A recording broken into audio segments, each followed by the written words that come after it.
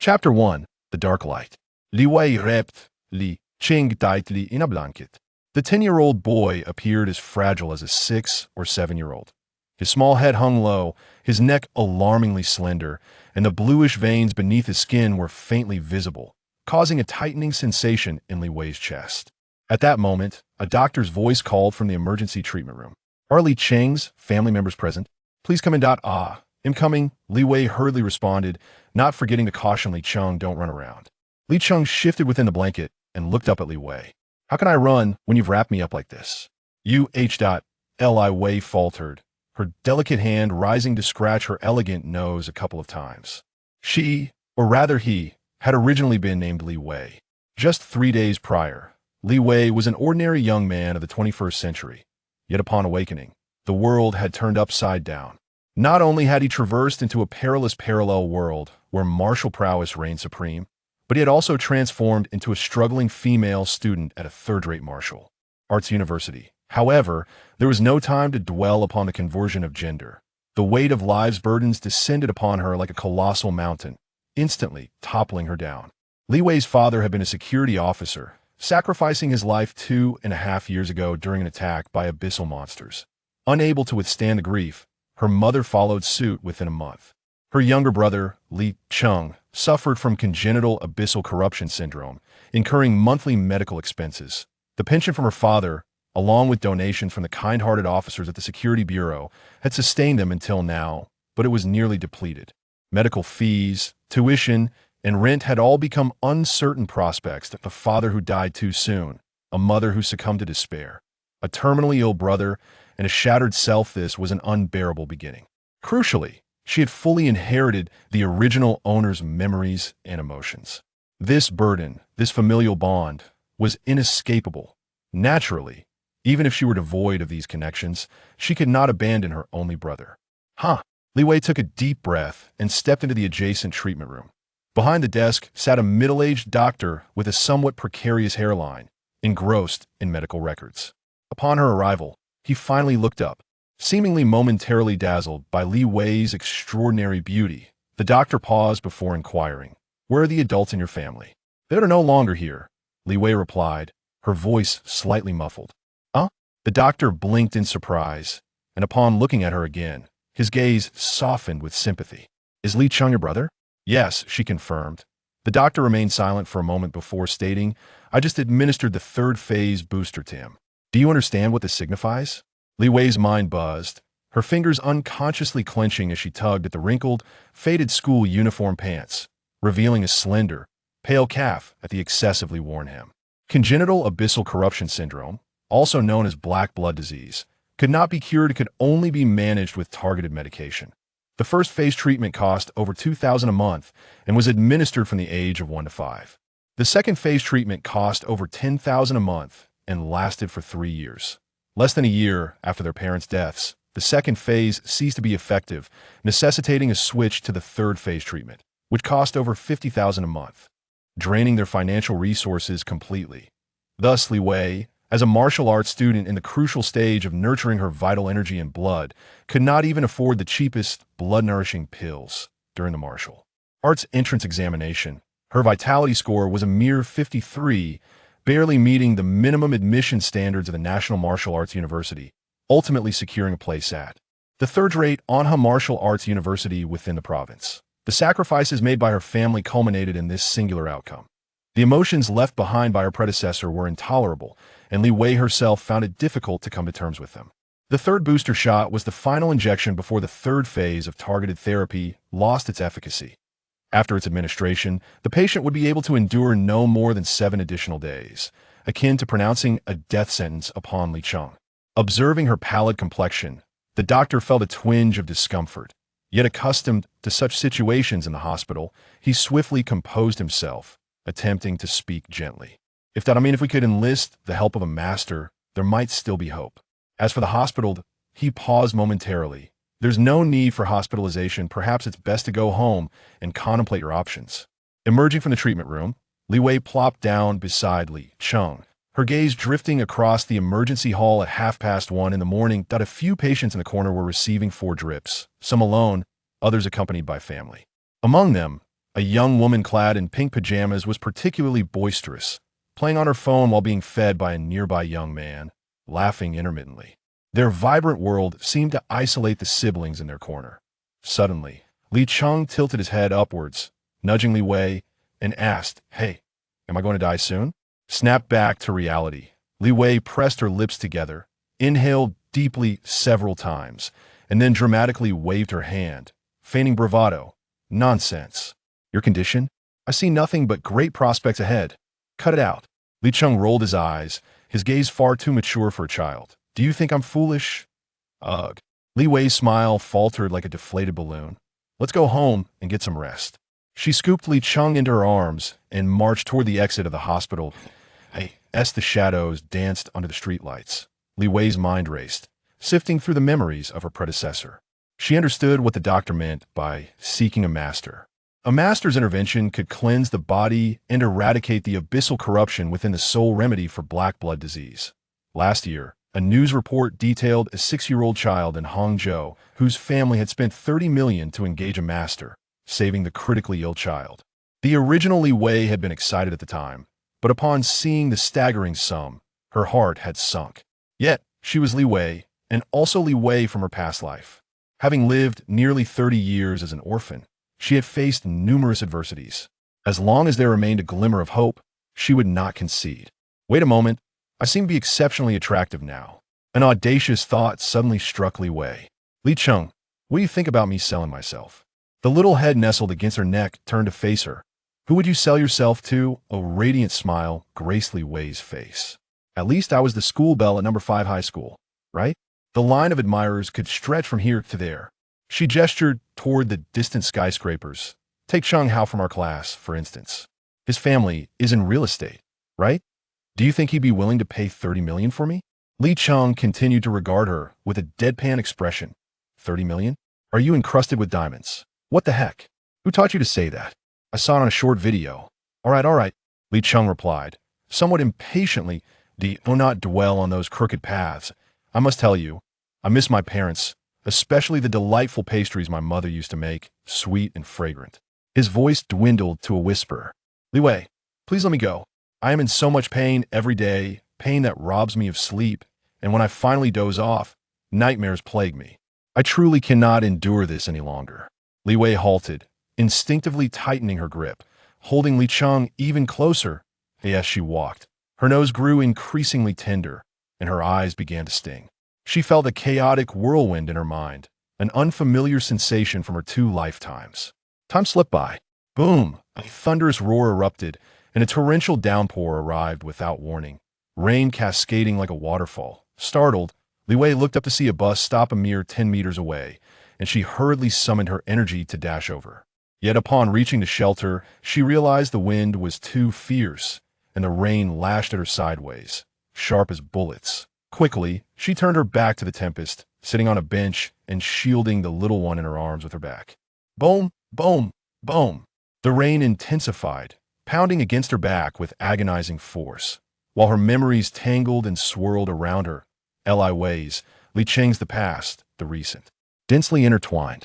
Suddenly, a phrase echoed in her mind. "A frayed rope breaks at its weakest point. Misfortune seeks out those who suffer." In this moment of melancholy, raindrops from her hair mingled with her eyes, bringing a sour sting that felt suffocating. Fortunately, the rain was swift to arrive and equally swift to depart, ceasing within 20 minutes. As the clouds dispersed and the moon peeked through, a cool light washed over the ground once more. Li Wei wiped the water from her hair and was about to rise when she heard an I-O alarm from the end of the street. Turning her head, she saw a black SUV leading the charge, followed by an ambulance, speeding like the wind. Initially indifferent, it seemed of no concern to her. However, as the vehicles passed the bus stop, a wisp of black light shot from the ambulance, piercing into Li Wei's forehead with a swift whoosh. Her eyes widened, fixated on a sudden barrage of information that appeared before her. Detected Abyss Essence, absorbed. High Martial Auxiliary, activated. Name, Li Bei Li Sheng. Realm, Quasi-Warrior. Vitality, 53. Combat Technique, none. Mental Method, National High School Blood Nourishing Guidance Technique, 9th, Revised Edition, non-upgradable. Abyss Essence, 357. In an instant, Li Wei's gloomy spirits brightened, and a smile crept onto her lips. I knew it. How could a transmigrator possibly lack a golden finger? Chapter 2. Enhancements, Bones Resounding.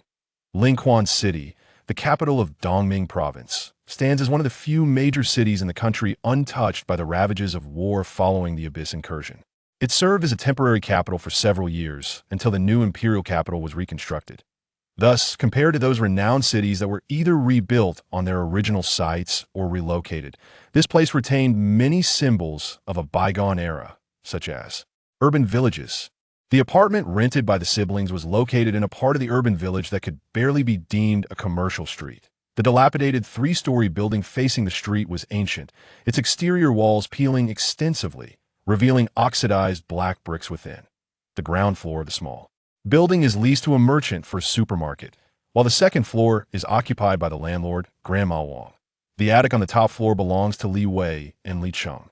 To ensure their respective privacy, the staircase on the interior side has been partitioned, creating a narrow, independent stairwell that faces the street. Ascending to the third floor in the dark, Li Wei cradles Li Cheng in one arm, while using the other to turn the key and unlock the door. As the old security door creaks open, a familiar musty odor of damp walls wafts in. Turning on the ceiling light, which is missing its lampshade, she surveys the diminutive space of less than 20 square meters. Li Wei beams with a silly grin. Her perspective transformed, everything appears vivid and beautiful. Rather than immediately exploring her newfound abilities, she first uncovers the damp blanket and, disregarding Li Cheng's protests, strips the little boy down to his bare skin and places him into the modest, luxurious bathroom, showering him with warm water. When Li Wei returns Li Cheng to his small bed, his expression resembles that of a child who has endured the torment of many giants. Ha ha ha! She chuckles as she draws the bed curtain, before retreating to the bathroom for a quick wash herself. Dressed in her cartoon-themed cotton nightgown from when she was 14, she sits cross-legged on the bed, glancing at the clock to find it nearly 3 in the morning. Stretching her limbs, she becomes aware of a tightness in her chest. Unable to resist, she looks down and notices how the faded cartoon character on her nightgown is stretched round, causing her face to flush. She quickly shakes her head to clear her thoughts and takes a deep breath while focusing on the system panel. Disregarding the personal information section, she fixates on the entry for Abyss Essence. 357, recalling the dark light that burst forth from the ambulance. That light must be what is referred to as Abyss Essence. She muses. The black light emerged only after the ambulance arrived, suggesting that my system can absorb essence only within a certain radius. She ponders the distance between herself and the ambulance. It should be around 8 or 9 meters, perhaps 6 or 7. I can test it later. I was too shocked at the time to pay attention to the distance. Next, what exactly is Abyss Essence? She wonders. Given its name, it must be related to the Abyss. 2 centuries ago, following the invasion of the Abyss, countless fissures appeared on the surface, through which monsters emerged, threatening the entire human world. Eventually, as the number of martial artists grew stronger, humanity managed to stabilize its position. These fissures were either destroyed by the martial artists working together or controlled and opened for exploration by all martial artists. However, to enter and test how to acquire essence, one must first obtain a formal martial artist certificate issued by the Martial Arts Alliance. Li Wei curls her fingers in frustration, anxiously pondering, I am not yet a formal martial artist. I cannot enter the Abyss fissures. Moreover, without any combat techniques or practical experience, venturing into the fissures would be tantamount to courting death, stuck at a dead end. No, let me approach this from a different angle. She pulls her pinky out from between her toes and, absent-mindedly, inhales its scenta, the smell of soap. Leading the way in front of the ambulance was a black SUV, adorned with a blue-gray emblem depicting a cross shield with twin blades, undoubtedly belonging to the Rift Investigation Bureau. The Rift Investigation Bureau is clearing the path with their official vehicle. Those aboard the ambulance must be their personnel.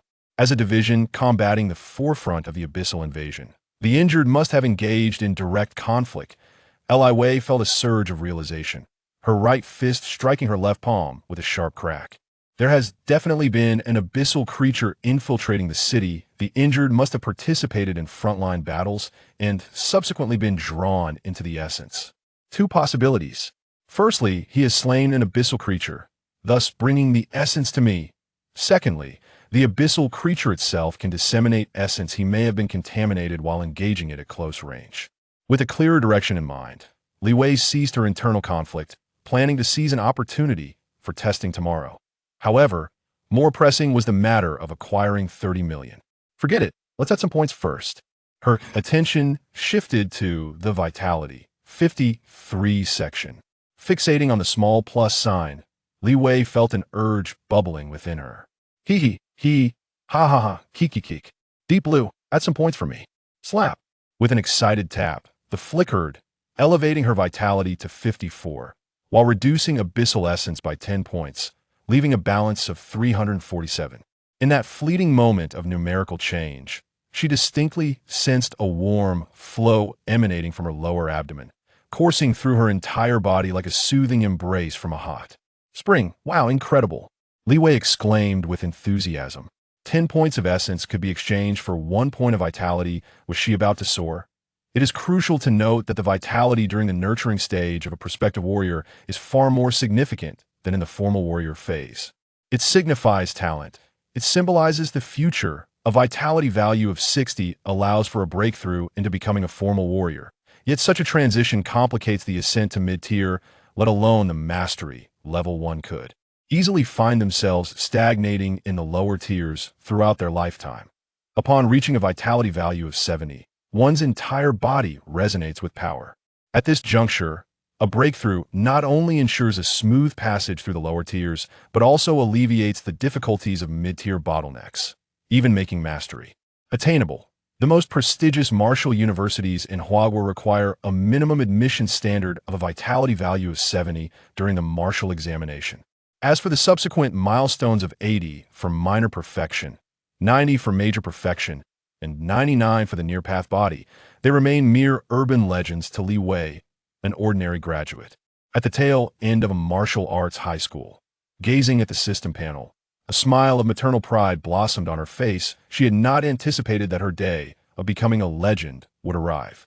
Deep Blue continued to add points. Bang, bang, bang. Vitality surged to 69. Abyssal essence. 197. Li Wei's fair skin suddenly flushed crimson, her damp hair billowing without wind, as the remaining moisture rapidly evaporated. Then 70. This time, the essence decreased by 30 points. In an instant, it felt as though something within her shattered. Boom, boom, boom. Starting from her tailbone, the sound of 26 bowstrings snapping erupted.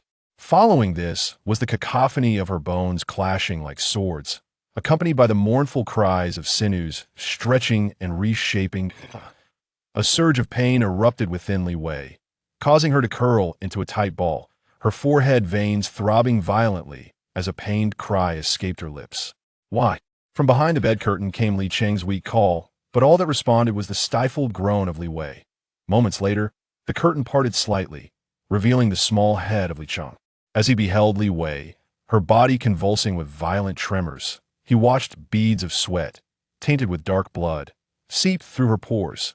The once worried expression on Li Cheng's face transformed into a blank stare, his features shifting through various emotions before settling into astonishment.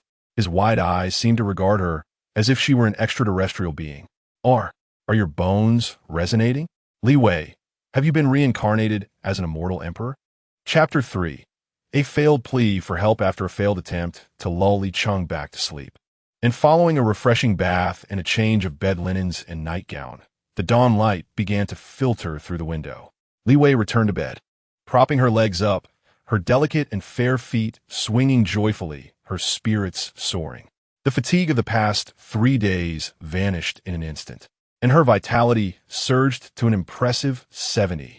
If this were the 5th high school, she would undoubtedly be the top student. Who could have imagined that, with a mere touch of her newfound abilities, she could traverse the arduous path that those elite students had labored over for 3 years? In a word, exhilarating. Reflecting on the grievances endured during her 3 years of high school, Li Wei felt a strong urge to do one thing: seek out an authoritative institution to assess her vitality, capture the results in a screenshot, and flaunt it in the WeChat group of Class 11, senior year. Unfortunately, Li Cheng's precarious state took precedence, and she lacked the inclination for such frivolities. Alas, 30 million. Where could she possibly procure that? Just as her moment of elation faded, she felt disheartened once more. While her newfound abilities were indeed remarkable, they could not resolve her immediate dilemma. They could neither catapult her to the status of a master nor conjure 30 million in cash. Even the source of the abyss essence remained shrouded in mystery. She glanced once more at her status panel. Name, Li Wei, realm, apprentice warrior, vitality, 70, combat techniques, none, meditation method, National High School Students Vitality Cultivation Technique, 9th Revised Edition, non-upgradable, abyss essence, 167, fixating on her vitality score. A sudden epiphany struck her.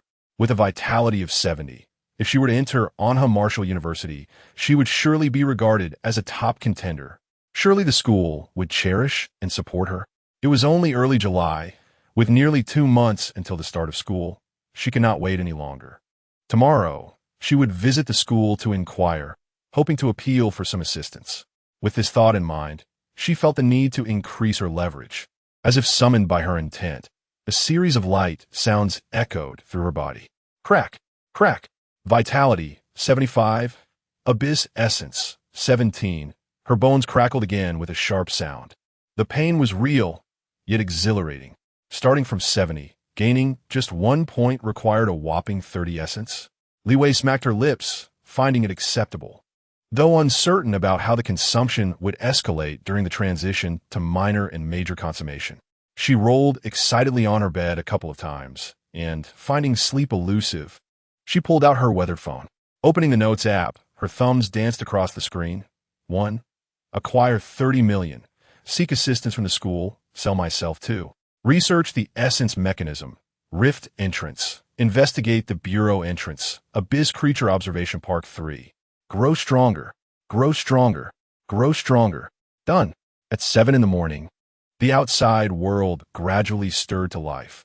The urban village awakening from its night's slumber, a cacophony of sounds intertwining. Li Wei quietly slipped out of bed, awkwardly fastening her bra, and rummaged through her wardrobe for a black floral dress left by her mother, slipping it on without even combing her hair before heading out to buy breakfast. The style of the dress appears somewhat antiquated, and the fit is less than ideal. The shoulders and waist are a bit too loose, while the bust is rather snug. However, her astonishing beauty and figure effortlessly evoke a vintage magazine aesthetic. As soon as she stepped onto the street, she attracted the curious glances of the elderly passers-by. Li Wei's cheeks flushed with embarrassment, wishing she could simply vanish into the ground. If it weren't for the fact that her summer school uniform had been thoroughly drenched the previous night, would she have felt such mortification?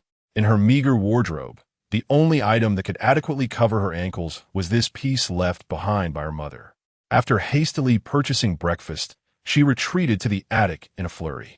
Once she had eaten in a haphazard manner, she roused Li Cheng, feeding him small bites. Today, I'm going to Anha Wu Da, so you won't be accompanying me. I'll take you to Grandma Wang S for the day, all right? Li Wei spoke gently, negotiating with him. Are you going to seize the opportunities of your past life? Li Cheng did not respond directly, but rather inquired about something else. A symbol of frustration seemed to pop up on Li Wei's forehead as she flicked his forehead. I've told you, I am not a reincarnated celestial emperor, nor am I a vengeful female protagonist. Can you think of something more sensible? Then why do you seem so tense? If you possessed such abilities, would you have struggled through high school? Li Cheng regarded her with disbelief. Oh, for goodness sake. Li Wei rubbed her temples, feeling utterly defeated in her rebuttal. After a moment, she exhaled deeply, deciding to let the topic rest. She dressed Li Cheng, extending her hand to test the morning breeze outside. It was approximately 20 degrees, still a bit chilly for him. She grabbed a thin blanket from the bed and wrapped him snugly from head to toe, leaving only his little face exposed. With her father's olive green canvas bag slung across her back, Li Wei carried Li Cheng downstairs and knocked on the security door of Grandma Wang's second-floor apartment. Footsteps approached, and the door opened. Upon seeing the siblings, Grandma Wang quickly ushered them inside. Li Wei beamed widely. Grandma Wang, I have an urgent matter to attend to today. Could you please take care of Li Cheng for the day? After 2 years of acquaintance, Grandma Wang had always treated them kindly. Leaving her brother there, Li Wei felt assured. Of course, coming quickly, Li Wei gently placed Li Cheng onto the bed in the inner room, tucked him in, and retreated with the elderly woman to the outer room. As she gazed at the frail little figure on the bed, a mere collection of bones, Grandma Wang's eyes reddened as soon as she closed the door. Unable to suppress her lament, how could your parents be so heartless? They left so cleanly, yet abandoned you two to suffer in this world. These words struck a chord within Li Wei, stirring the remnants of the original owner's emotions, causing her nose to tingle and her eyes to well up. Clearing her throat with a cough, she forcefully wiped her nose. Grandma Wang, I must be going now. I will come back to pick him up after I finish my errands this afternoon. I've already fed him breakfast. I'll need to trouble you for his lunch. All right, please be careful on your way. As she passed the shoe cabinet by the door, Li Wei, taking advantage of Grandma Wang's momentary distraction, swiftly retrieved a 50 yuan bill from her bag and slipped it into the drawer's crevice. With her current agility, the elderly woman would certainly not notice. Regrettably, she had only this modest sum of money in her pocket and could truly offer no more. Sir, I am indeed a freshman at Wu Da. Here is my admission notice for your perusal. Please, allow me to enter. I am in urgent need. I've told you, it is simply not permissible. The school year has yet to commence, and whether you are a newcomer or a returning student, entry is strictly prohibited. What if something were to be damaged? I cannot bear that responsibility. Could you perhaps assist me by calling a school leader? This matter is genuinely of great importance and urgency. Hey, you little girl. As a mere gatekeeper, how could I possibly have the authority to contact the leaders? If I possessed such capability, would I be here squabbling with you? Do you know how to reach the school leaders? The number on the admission notice goes unanswered. I don't know. Hurry along now. Any matters can wait until the school year begins. I must inform you, do not even think of climbing over the wall. There are cameras everywhere.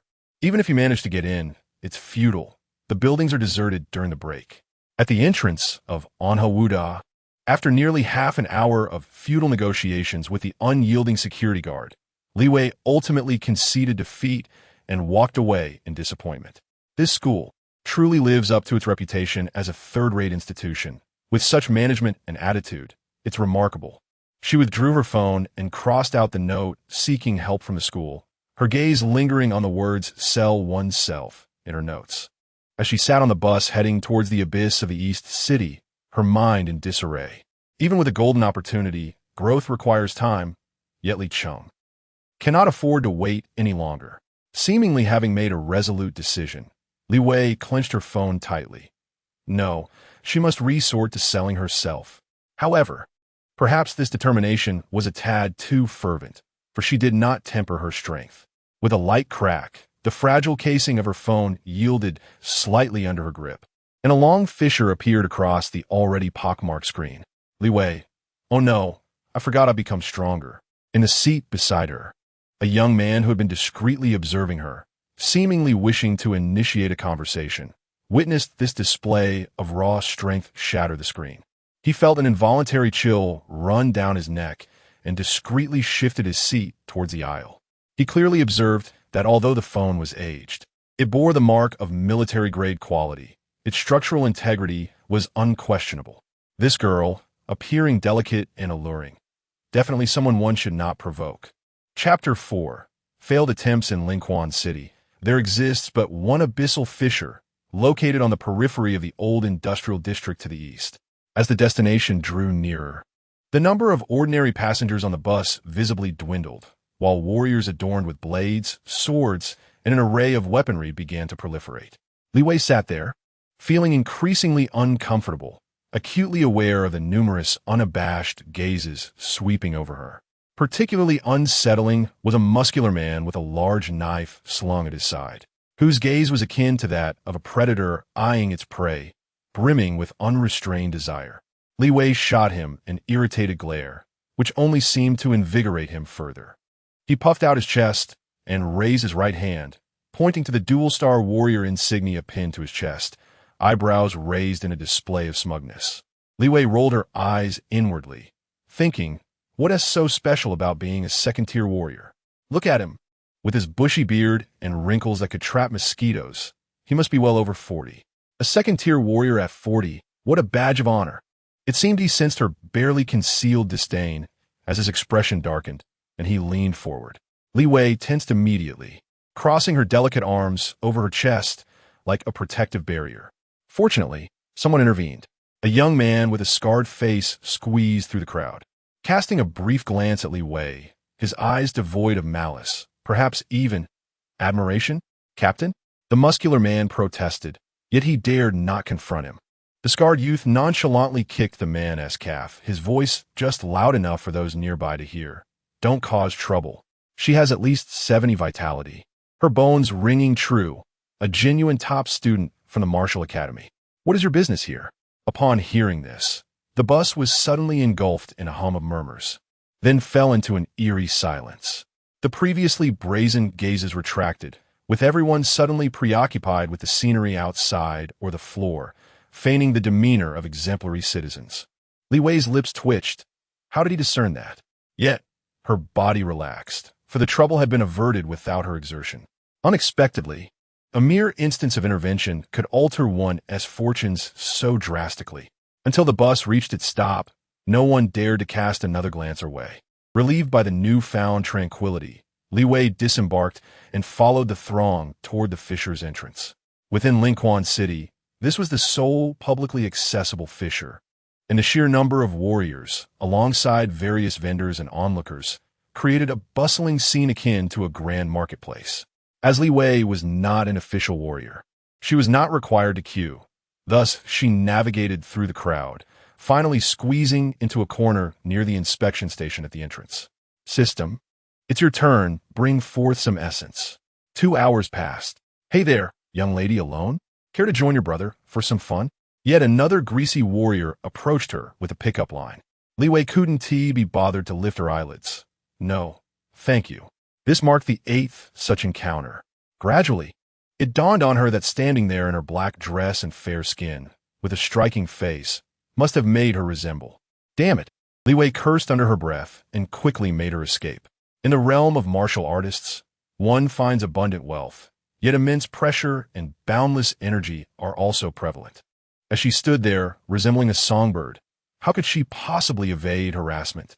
Upon reboarding the bus for her return journey, Li Wei gazed at the unchanging display of Abyss Essence, 17, and felt a wave of discontent wash over her.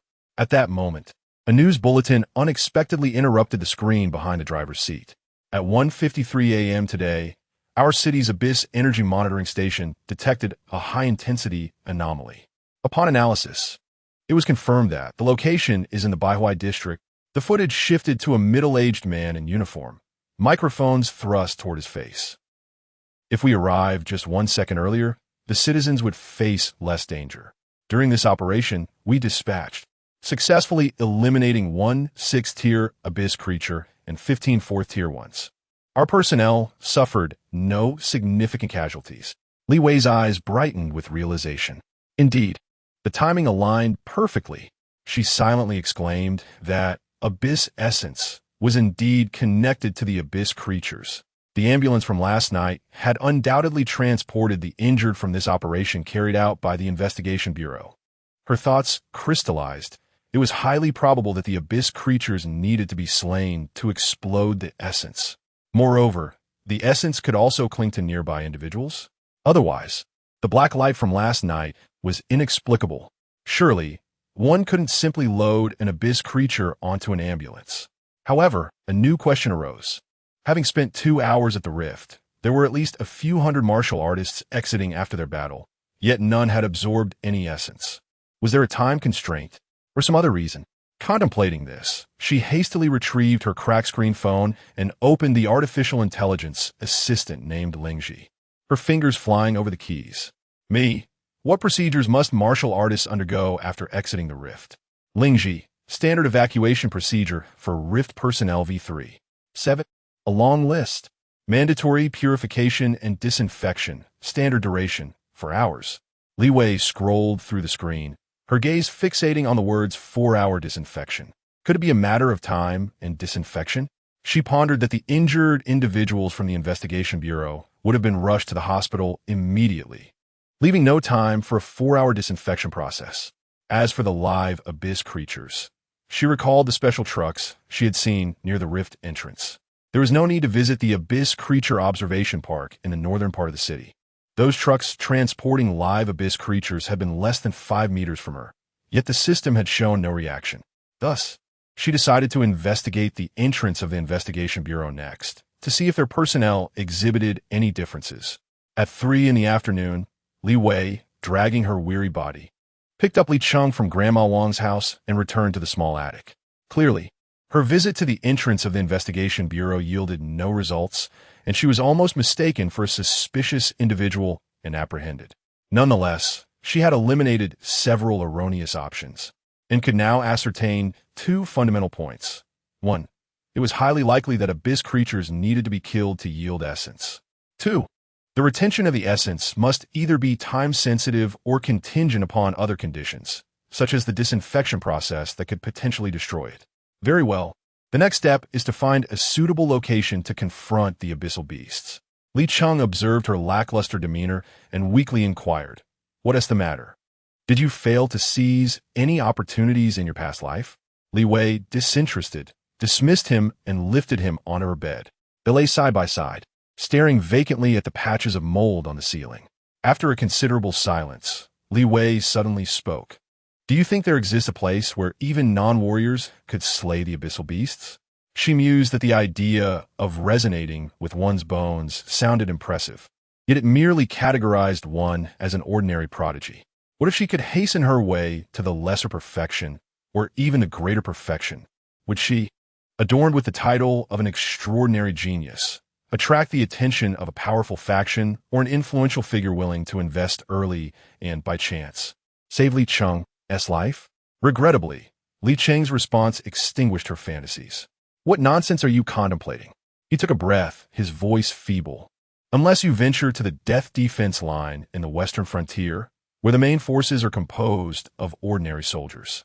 Li Wei paused, recalling relevant information from her memory. The Shifeng Mountain Pass, Abyssal Rift, one of the largest rifts in the world from which even 9th-tier abyssal beasts could emerge, was jointly defended by the Huagua and the Arctic Alliance.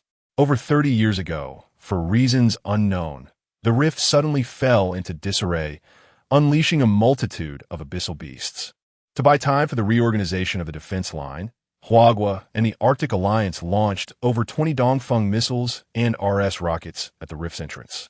Even the White Eagle Federation joined in, deploying strategic nuclear submarines patrolling the Indian Ocean to assist, launching 4 Trident missiles in succession. Dozens of nuclear warheads bombarded the area throughout the day, ultimately stabilizing the defense line for humanity. However, the original entrance to the rift could not be reclaimed. Under the protection of their nation's top-tier warriors, Huagua and the Arctic Alliance constructed a series of fortifications around the rift, employing a strategy of gradual encroachment. This protracted tug-of-war lasted over 30 years, resulting in countless casualties, thus earning the moniker Death Defense Line. Li Wei recalled the videos she had seen online, filled with overwhelming hordes of monsters and scenes of utter devastation. If only I could transform all of that into my abyssal essence. She felt saliva pooling in her mouth. Unfortunately, joining the military required a medical examination, scrutiny, and various procedures. By the time she reached the western frontier, it would be too late for Li Cheng. Once again, she retrieved her battle-worn phone, opened her contact list, and stared blankly into space. Chapter 5. Cheng Hao, a travesty to manhood. Damn it. In her previous life, Li Wei's wretched sense of responsibility, coupled with the original host's affection for her younger brother, led her to make a decision with little struggle. After all, having been orphans in 2 lifetimes, what else could she do when she finally had a biological brother? Could she bear to watch him perish? Moreover, she had a golden opportunity at hand. By manipulating the time difference, she could negotiate with that foolish benefactor, promising to repay once Li Cheng recovered. By then, with the system's immense power, it would be uncertain who would have the upper hand. Of course, she would not deceive him. Both money and favor would be returned with interest. Commencing the sale. As it turned out, Li Wei. She opened her contact list and scrolled for quite some time, only to discover that Cheng Hao was conspicuously absent from her classmates section. Indeed, although the original host had been pursued by that boy for 3 years, she had consistently rejected him and, naturally, did not retain his contact information. With no other option, Li Wei opened the blue bubble app named Lingshuan, found a class group, and prepared to send a friend request to Cheng Hao. However, I was kicked out of the group. Li Wei was taken aback. Had the original host's social standing deteriorated to such an extent? Wasn't she recognized as the school belle? Left with no alternatives, she returned to her contacts, her finger hovering over a name, Lu Feifei. She was the original host's deskmate, their relationship being neither particularly good nor bad. Yet at this moment, Li Wei could not think of anyone else to ask. Lu Feifei was academically proficient. During the final school assessment before exams, her vitality score reached 63. Later, it was rumored that she had gained admission to a prestigious university in the capital. While it wasn't one of the top 3 universities in Huagoa, gaining admission to such an institution from their small circle was quite an achievement. Furthermore, this girl had a wide social network, particularly enjoying interactions with the boys in class. She likely had Cheng Hao's contact information. Sigh, I really don't want to deal with these old classmates.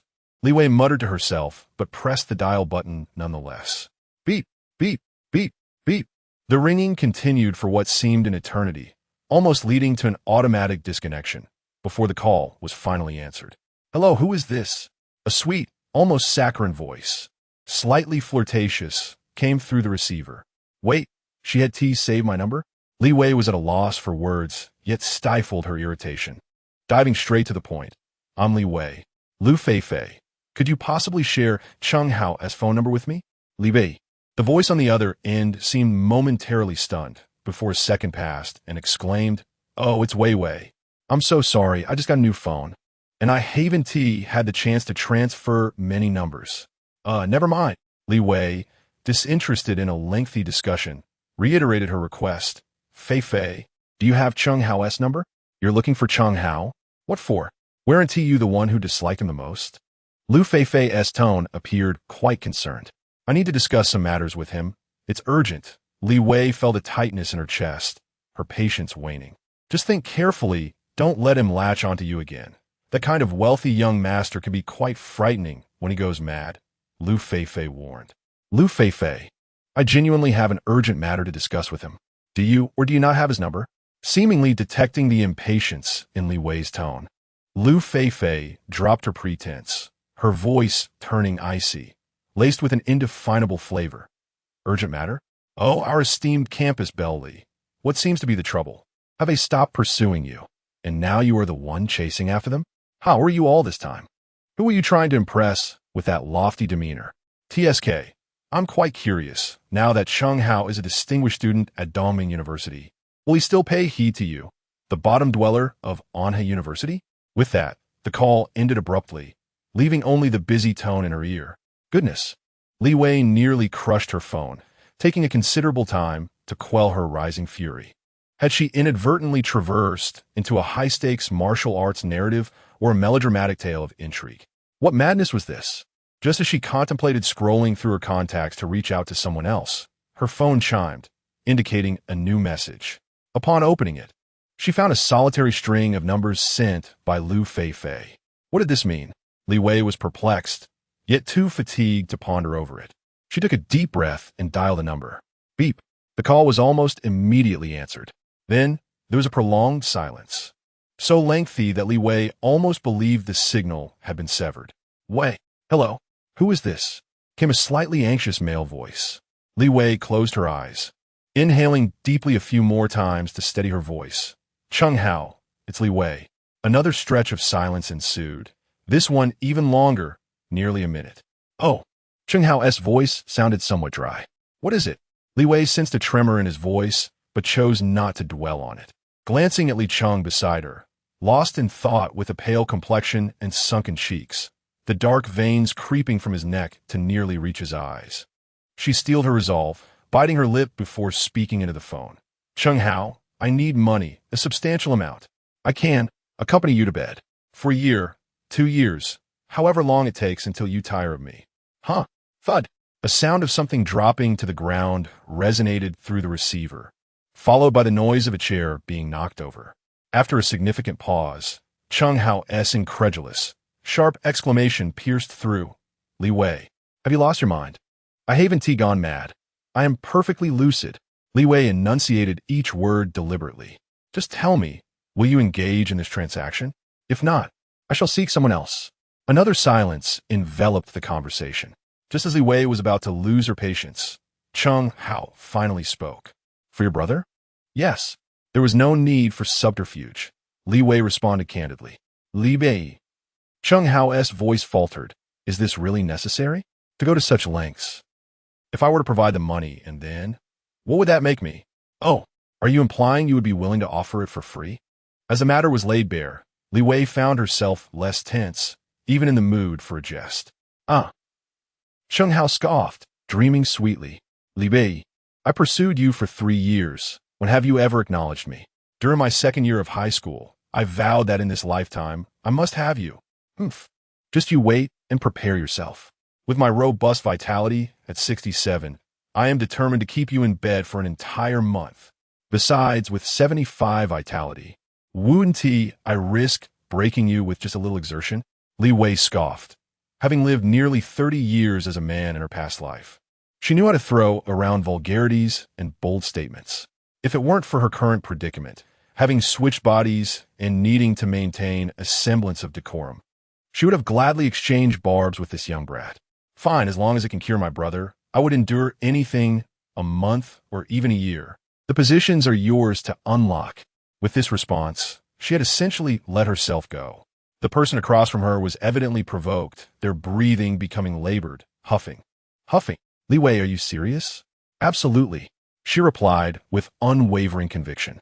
Chung Hao chuckled, his tone becoming more relaxed. All right, how much do you want? 30 million. Cough. 30 million? Are you adorned with diamonds or something? No, but why do your reaction and Li Chung's seem so similar? Goodness, are you negotiating your body while consulting your brother? Stop beating around the bush, just tell me if it's possible. An awkward silence lingered for half a minute. Chung Hao chuckled nervously. 30 million. Is a bit excessive, I can't decide that. Wait here, I'll ask my dad. Ask your dad? What will you say? That you want to spend 30 million on a woman?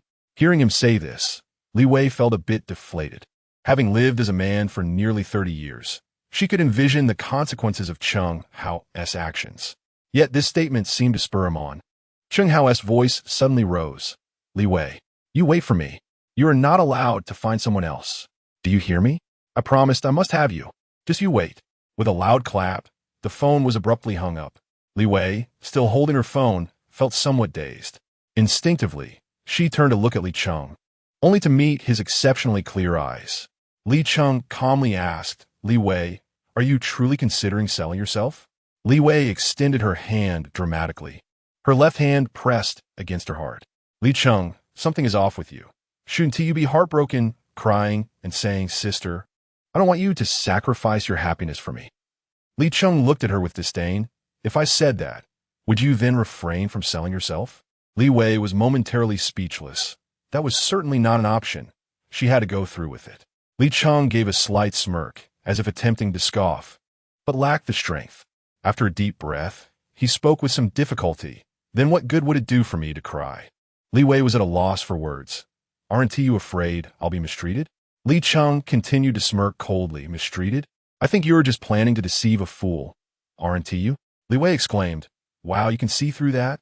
Li Chung's voice dropped lower, almost inaudible.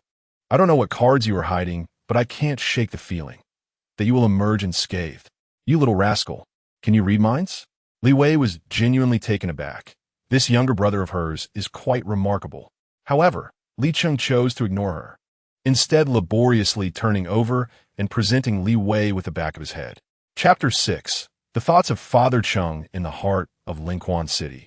At the grandest villa of the Hanhai Royal Garden, on the second floor in the study, a woman of unremarkable appearance, yet possessing an extraordinary demeanor, held Chung Hao's arms behind his back, pressing him against the side of a peachwood desk. Behind them, Cheng's father, slightly plump, brandished a leather belt, breathless and red-faced, unleashing a furious roar. Have you lost your mind? Instead of focusing on your training, you spend your days pining after women, and you dare to ask me for money? 30 million? When I married your mother, I only spent 300,000 on the bride price. Damn it, you make me furious. Do you think our family's money grows on trees? Just wait until I teach you a lesson. Once he finished shouting, catching his breath, Cheng's father lifted his bear-like arms once more. Stop. Don't hit me. Mom, let me go. Aren't you supposed to intervene? Cheng Hao struggled and wailed. Despite his impressive vitality of 67, he found himself utterly immobilized under his mother-esque grip. Upon hearing the mention of the 300,000 bride price, the woman cast a glance at Cheng's father, then softly patted Cheng Hao's back with one hand. My dear Hao, it's only because I'm your mother that I'm refraining from taking matters into my own hands. She chuckled. Cheng Hao shivered at her words. In their family, while his father was merely an ordinary man, his mother was a formidable fourth-tier martial artist. The stability of the Cheng family's real estate business over the years was largely due to her presence. If his mother were to intervene, the consequences would be far more severe than mere bruises. With a crack, the belt struck down again. Cheng Hao gritted his teeth, glaring defiantly. Cheng Dongsheng, go ahead. Hit me. Even if you kill me, you'll still have to come up with that 30 million. Cheng's father trembled with rage. You're still going to resist me? Do you wish for death? I swear I'll put an end to you right now. Crack. That's for your defiance. Crack. That's for chasing after women. Crack. That's for the 30 million. Crack. And that's for your lack of sense. Crack. Just a little vixen, and you've lost your soul. Do you have any ambition at all? Crack. Crack. Crack. You're such a fool. It would be better to end your life. Being a martial artist would only bring disaster. Cheng Hao had almost given up on his struggles. His father, though he could inflict pain, posed little real threat to him as a budding martial artist. However, upon hearing the latter remarks, his anger flared up instantly. She is not a vixen. I want to allow you to speak of her that way. A burst of laughter erupted from Cheng Qian, Cheng Hao's 14-year-old brother, who was peeking from the doorway, unable to contain himself upon hearing his brother's words. Cheng Hao turned, his eyes wide with fury. What is so funny? You think this is amusing? Cheng Qian? Just wait for me. Crack. You dare threaten your brother? Half an hour later, Cheng Hao lay sprawled on the sofa, his pants half down, as his mother applied medicine to him. Cheng's father and Cheng Qian sat on separate single sofas, observing the scene. The former wore a grim expression and inquired in a deep voice, Speak. Who is the woman demanding money from you? I am rather curious to see what sort of enchantress would dare to request 30 million. Cheng Hao let out a snort, pridefully turning his head away, ignoring him. You. Just as Father Cheng was about to erupt in anger, Cheng Qian beside him raised his hand, his face adorned with innocent exuberance. Dad, my brother has set that sister as his phone wallpaper. Last year, I caught him licking the screen in the middle of the night. Cheng Qian, you. Oh dear. Cheng Hao suddenly sprang up, attempting to cover his phone. But his vigorous movement aggravated the injury on his backside, causing him to collapse back down. This brief delay allowed Cheng's mother to swiftly retrieve the phone from his pocket. With a look of keen interest, she firmly grasped her eldest son's right hand and placed it on the screen to unlock it. Behind them, a plump and a slender head, one large and one small, leaned in closer. On the screensaver, a girl in a school uniform sat by the classroom window, one hand holding a pen while the other propped up her chin, her delicate brows slightly furrowed, seemingly lost in thought. Sunlight filtered through the ginkgo trees outside, casting dappled patterns around her, bestowing the space with a shimmering layer akin to rippling water. Though she appeared still within this play of light and shadow, she seemed to sway, vibrant and alive. She resembled a crystalline spring, a radiant moon, a gentle breeze, a waft of floral fragrance, a dewdrop at dawn. Cheng Qian gulped, staring blankly. No wonder he was licking the screen in the middle of the night. I would too. Oh dear wife, how awkward, how awkward. Look at you, old Cheng, gaining confidence. Now that you have me, you dare to swoon over another woman? Amidst this chaotic turmoil that lasted a minute or two, Cheng Hao seized the opportunity to reclaim his phone. At that moment, his face was flushed, a blend of anger, embarrassment, and self-satisfaction swirling within him. leaving his mind in a state of emptiness. The original image? Unedited? Father Chung resumed his seat on the sofa, his demeanor stern. Unedited, I assure you, it's the original. Chung Hao replied with certainty. What does she need 30 million for? Father Chung continued his inquiry. Chung Hao's eyes brightened as he raised his head. Do you agree? First, tell me what she needs 30 million for, Father Chung demanded, his tone growing more serious. Chung Hao deflated. But for the sake of the money, he admitted. Her brother has leukemia, a congenital condition. They need 30 million for treatment. Oh, Chung mother raised an eyebrow. 30 million. Is she seeking the help of a master? Yes. Chung Hao responded more honestly in front of his mother, lowering his voice. Huh. Father Chung scoffed. 30 million to hire a master? Have you been watching too much news? No, is that not possible? Chung Hao was taken aback, sensing that his father held deeper insights. To call you foolish while you refuse to acknowledge it. Father Chung wore a look of disappointment. The news only reported that the family produced 30 million in cash, but it didn't mention how much they relinquished behind the scenes. It certainly wouldn't clarify their connection with the master they sought. In a desperate bid to cure the affliction known as black blood disease, a master practitioner devoted himself entirely, engaging in the rigorous practice of cleansing and refining his essence for no less than 4 hours each day. A regimen that would span 2 to 3 months. Cheng's mother added, How? Do you believe 30 million is sufficient? Cheng's father interjected, Moreover, this is not merely a matter of finances. Acquiring such funds is no simple task. Which master does not possess easier avenues for wealth? To enlist a master for the treatment of black blood disease requires not only money, but also connections and goodwill.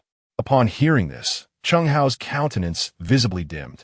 His very being seemed to flatten into a monochrome image.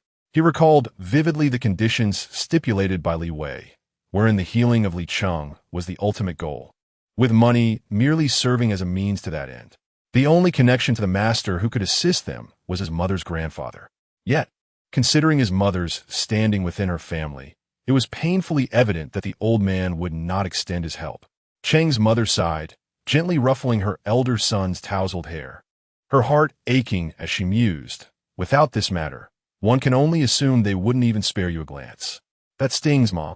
Chung Hao lamented, burying his face into the cushion, rendered silent by despair. Suddenly, Cheng's father inquired with grave seriousness, Call your white moonlight. I have something to discuss with her. Do you have a solution? Chung Hao abruptly sat up, his eyes wide with astonishment as he gazed at his father. Cheng's father shot him a stern look, his tone firm. This is not your concern. It pertains to a matter of greater significance, one that could elevate our family status, determine whether your mother can ascend to the 5th tier, and shape your future. Cheng's mother turned sharply to Cheng's father, as if she had recalled something pivotal. Are you referring to that esteemed individual? Indeed. Cheng's father nodded emphatically. Cheng's mother fell into a moment of contemplation, glancing at her son, who appeared lost in thought, her heart now genuinely aching for him. Chapter 7. The candidate Li Wei held her phone, the words of Chung Hao's father echoing repeatedly in her mind. It turns out that 30 million cannot change anything. So, can I sacrifice everything for Li Chung? She momentarily froze, her thoughts surging. She glanced at the nearly empty bottle of painkillers on the bedside table and at the small bed where a little figure curled up, barely asleep. The emotions of her original self surged within her, yet her resolve remained unwavering. Having occupied your sister's body, one must inevitably do something. The voice of Cheng's father resonated once more through the receiver. Li, if you find it difficult to decide, you may take a few days to ponder before responding. No need. Li Wei replied, I can. Huh? What did you say? I can. All right. Keep the lines of communication open and await my call. In the Chung family's villa, Chung Hao was on the brink of madness, his eyes bloodshot as he glared fiercely at his father. Chung Dongsheng, what exactly do you intend to do? Cheng's father cast him a sidelong glance.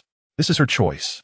If you do not wish for her to despise you for a lifetime, refrain from complicating matters. With that, he turned to his wife. Baozhu, take the 2 children outside. Though Cheng's mother was a formidable figure at rank 4, she was accustomed to following her husband's directives in significant matters. ignoring her eldest son's struggles and her youngest curiosity. She firmly grasped the collars of both and dragged them out.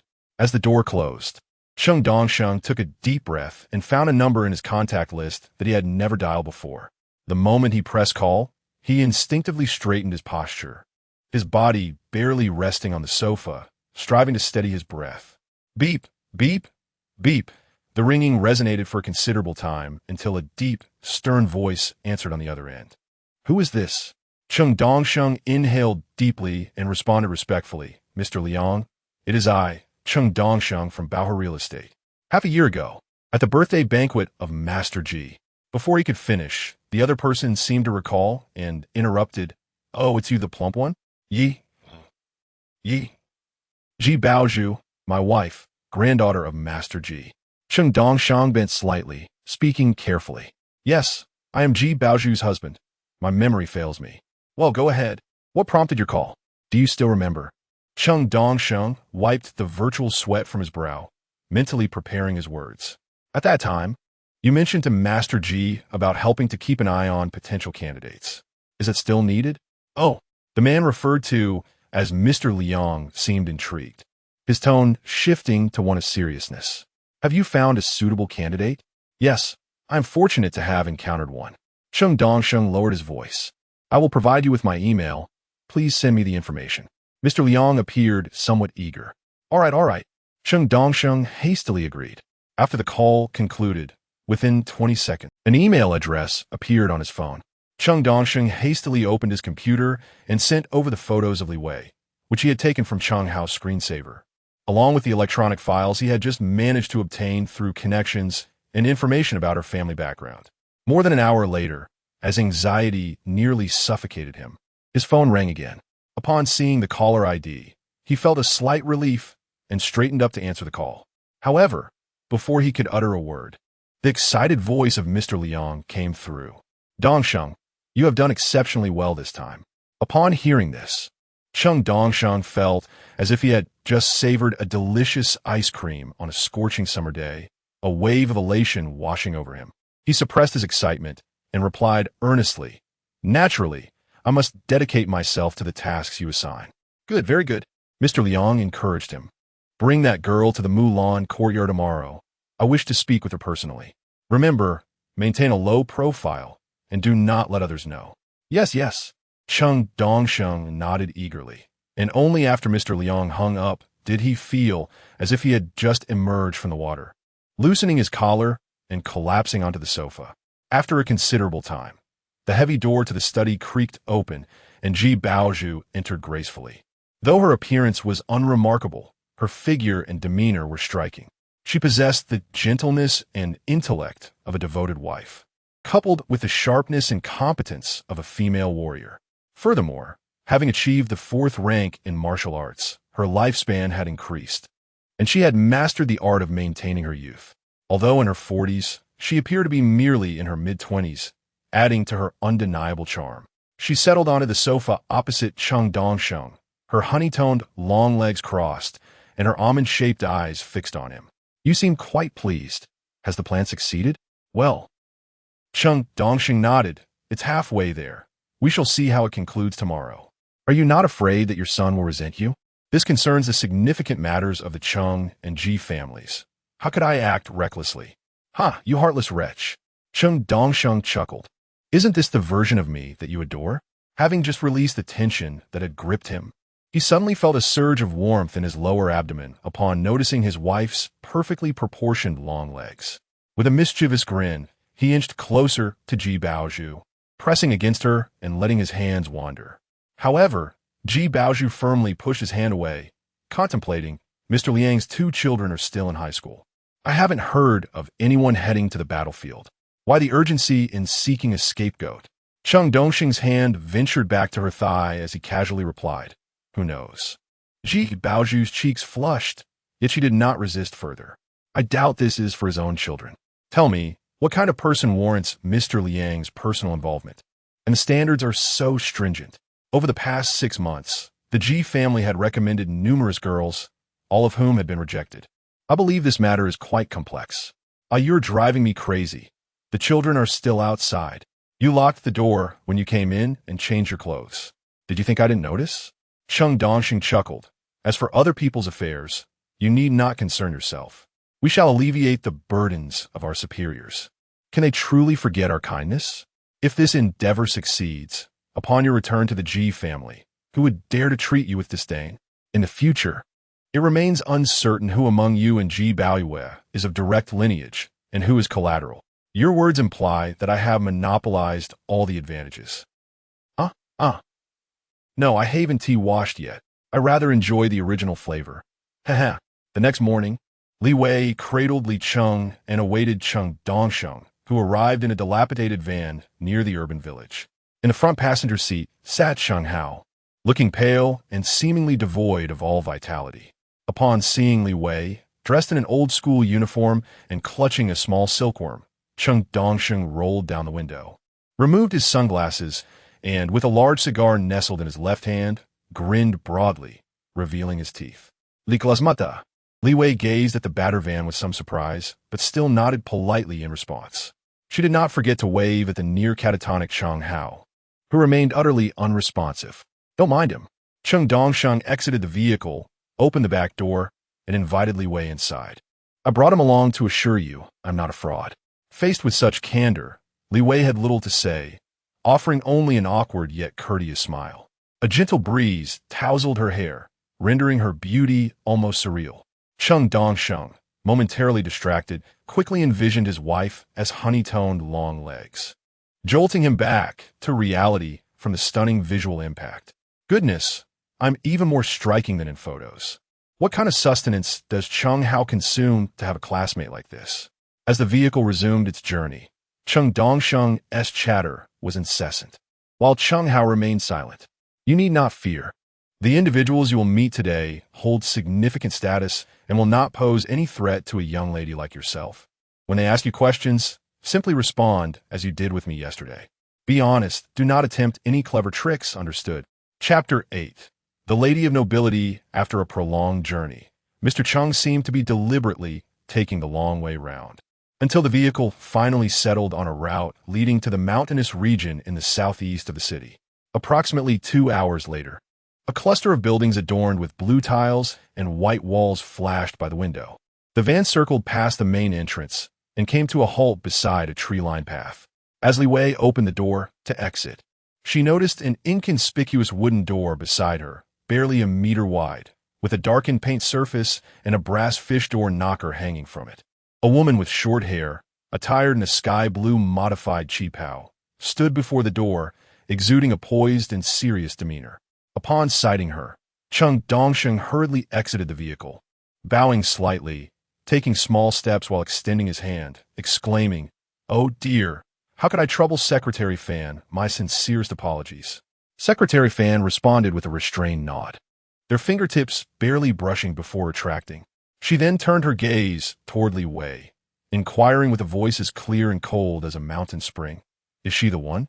"Indeed, this is Li Wei, a classmate of my son," Cheng Dongsheng began, but his words were swiftly interrupted. "Mr. Cheng, I shall escort her inside. You may return now. Additionally, Mr. Liang mentioned he would arrange a dinner with you afterward." Secretary Fan's tone was strictly professional, devoid of any sentiment. At the mention of the latter, Cheng Dongxing's expression brightened instantly, and he nodded eagerly, retreating into the driver's seat with keen awareness. Just as he was about to ignite the engine, Cheng Hao, who had been feigning indifference in the passenger seat, suddenly flung open the car door and stumbled out, positioning himself defiantly in front of Li Wei. With tears welling in his eyes as he gazed upon the person he had admired for 3 years, Cheng Hao stammered, "See, could you? Please, not. Go." Cheng Dongxing's heart sank at the sight of his son's distress, his face paling in alarm. From his vantage point, he could see Secretary Fan's brow furrow and her gaze sharpen, realizing that her foolish son was jeopardizing the situation. Just as Mr. Cheng was about to leap from the vehicle to silence his son, Li Wei's unexpected action left everyone momentarily dumbfounded. She handed Li Cheng to Secretary Fan, placing the tiny child into her arms. This sudden gesture left Secretary Fan momentarily bewildered, and the commanding presence she had just projected dissipated, rendering her somewhat at a loss for how to respond. With her hands now free, Li Wei turned to the oncoming emotional storm that was Cheng Hao, who looked at her with reddened eyes, on the brink of tears, stirring a rare pang of guilt within her. Oh dear, why do I feel like a heartless villain? Although it was never my intention, I cannot deny the discomfort I have caused him. Brother Cheng, Li Wei reached out, gently patting Cheng Hao's shoulder in a manner reminiscent of close friends. I truly regret this. Huh. Cheng Hao's tears hung precariously in his eyes, creating a somewhat comical expression. I must leave. Li Wei pointed toward the wooden door, her tone calm, yet resolute. My brother has little time left. This place is our last hope. No. Cheng Hao's frozen tears finally broke forth, his body shaking as he sobbed like a child, hunched over and unable to articulate his anguish. At that moment, Li Wei suddenly opened her arms and gently enveloped the still sobbing Cheng Hao in an embrace. The motion was somewhat clumsy, resembling the camaraderie shared between brothers. Cheng Hao was momentarily frozen, instinctively straightening his posture, inhaling the faint fragrance of the girl beside him, reminiscent of sunlight-dried bedding. He could feel the softness pressed against him, yet his hands remained rigidly at his sides, seized by tension. You. Cheng Hao stammered, his mind a blank canvas. Cheng Hao, thank you. And thank your father. Li Wei's voice was gentle, imbued with a sincerity she herself was unaware of. You both pulled me from the depths of despair when I needed it most, granting me a glimmer of hope. Her gratitude was genuine. Witnessing this foolish boy's tears, she instinctively wished to comfort him, devoid of any romantic sentiment, merely a manifestation of camaraderie. No, that's not it. Cheng Hao struggled to articulate, his thoughts in disarray. All right, Cheng Hao, Li Wei continued in a brotherly tone, you may give me a hug, pat my back, or wrap your arms around my waist, but no touching my chest or rear. As she spoke, even Li Wei, thick-skinned as she was, felt a blush creeping upon her cheeks. Yet, she resolved to make a small concession. This silly boy had pursued the original her for 3 years, and in the end, had not even brushed against her. Li Wei pondered, had she faced a similar scenario in her past life, she would have found it utterly stifling. Given that today might signify their final farewell, likely to part ways forever, she deemed it an opportunity to alleviate some of his regrets, albeit only slightly. Despite her boasting to her friends about how, if transformed into a woman, she would surely indulge her brothers, the unfortunate truth was that her companions were all on Earth, and she had never made such promises in this martial world. Xiao Cheng, this is all I can offer you. After all, you're not my brother from past life. To her surprise, as soon as Li Wei's heartfelt words left her lips, Cheng Hao felt not comfort, but a surge of sorrow, crying even more intensely. He abruptly broke free from Li Wei's embrace, as though he had suffered a great affront, covering his face and fleeing. In the blink of an eye, the speed of a budding martial artist allowed him to vanish at the end of the path. Cheng Dongsheng paused momentarily, then reacted quickly, starting the car and speeding after him, cursing under his breath, "You little rascal! What a disgrace! Youth!" Secretary Fan, cradling Li Cheng, seemed to hold a faint, elusive smile at the corners of her lips. She said nothing more, nor did she intend to return the child to Li Wei, turning instead to open a small door. Li Wei shrugged, feeling lighthearted, her hands stuffed into the pockets of her school uniform as she followed inside. After traversing several Moongate doors and winding along the corridor for about 10 minutes, surrounded by artificial hills and fragrant lotus ponds, the environment was serene and exquisitely elegant. At last, Secretary Fan halted outside a waterside pavilion. She opened the door to the pavilion and stepped aside, her demeanor surprisingly respectful as she gestured, "Please, you may enter. I shall take care of the child for now. The adjoining room has been prepared with suitable meals and toys, alongside professional caregivers, so there is no need for your concern." What is going on? This woman was previously so haughty before Cheng Dongsheng. Why has she suddenly become so courteous towards me? Li Wei felt perplexed, but given the circumstances, there was no point in hesitating. She exchanged glances with Li Cheng, who winked at her reassuringly. Taking a deep breath to compose herself, she stepped inside. The interior of the water pavilion was spacious, elegantly adorned with a subtle luxury that permeated every corner. A grand screen painted with ink-wash landscapes stood at the center, effectively separating the inner from the outer space. Through the daylight, she could discern two indistinct figures behind the screen, a man and a woman. Wasn't he it said that I would meet Mr. Liang? Why is there a woman as well? Suppressing her questions, she did not require prompting and proceeded around the screen. What am I afraid of? As long as it means saving Li Cheng, I will face whatever comes. However, upon catching sight of the two figures, Li Wei found herself momentarily stunned. The man seated as a guest appeared to be in his 40s, exuding a refined elegance with deep-set eyes, undoubtedly Mr. Liang, as mentioned by Cheng Dongsheng. Yet, it was the woman occupying the main seat who truly took Li Wei aback. With an oval face, petal-like lips, and eyebrows that held a hint of sharpness, her phoenix eyes emanated authority. She sat with impeccable posture in a walnut circle chair, her back straight and hands gracefully folded atop her knees. On her snow-white wrist, a pair of luminous jade bangles sparkled brilliantly, enhancing her inherent beauty. Her new Chinese-style long dress, black at its core, was adorned with gold thread embroidery of intertwining branches along the collar and hem, combining elegance with dignity. At first glance, one might believe she was under 30, yet the grace and poise she exuded hinted at a woman who had weathered the trials of life, suggesting an age of at least 40 or 50. Li Wei, lacking in eloquence, struggled to conjure elaborate descriptions, but if forced to summarize, the term queen had finally found a vivid and tangible reference in her mind. It was unfathomable to ponder what sort of celestial household could nurture such a stunning beauty. Just as Li Wei was lost in admiration, she noticed the beautiful woman subtly furrowing her brow, her delicate fingers lightly tapping the tea table. The sophisticated middle-aged gentleman immediately leaned in attentively, his demeanor reminiscent of how Cheng Dongsheng interacted with Secretary Fan. Without any pretense, the beautiful woman addressed the matter at hand. Her voice unique, akin to sandalwood imbued with the essence of the first snow, cold yet rich. Yu Chuan, she is exceptionally beautiful. Jiang Shui possesses only 5 or 6 parts of her charm. Her surname is Liang, and her name is Yu Chuan. Is she so esteemed that Cheng Dongsheng, this real estate magnate, shows her such respect? Wait, he is the chairman of the Education Coordination Committee of the Martial Arts Alliance of Dongming Province. To draw a parallel to my previous life, he is akin to the head of the Provincial Education Department. If he is so obsequious, then who is this beautiful woman? The Empress Dowager?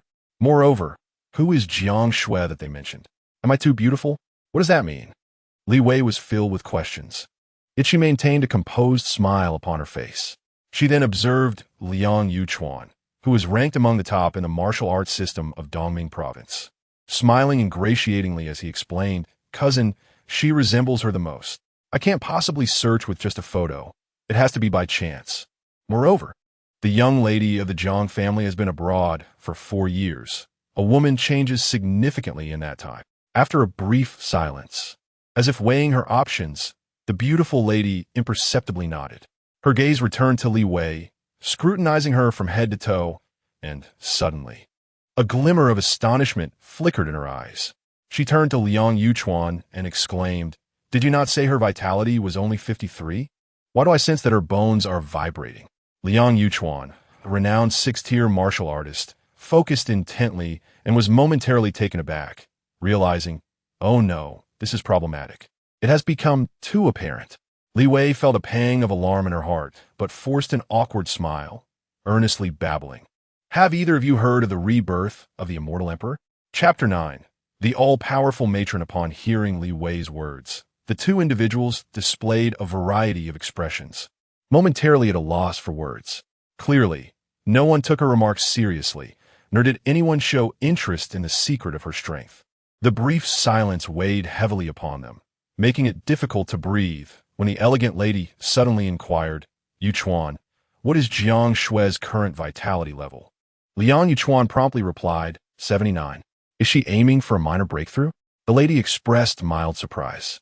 "Yes, she likely wishes to take a chance," Liang Yuchuan speculated. The lady nodded thoughtfully. "Then it seems fortune is on her side. Her appearance resembles about 5 or 6 parts. and her vitality is nearly equivalent. It was as if she were assessing an object, initially troubled by how to assist in enhancing her vitality. Indeed, Liang Yuchuan concurred, and once more, a silence enveloped them. Li Wei stood nearby, feeling as though she were a transparent ornament. What do these two mean? Are they speaking in riddles? After a moment, the lady turned to Liang Yuchuan and said, "You may step out for now."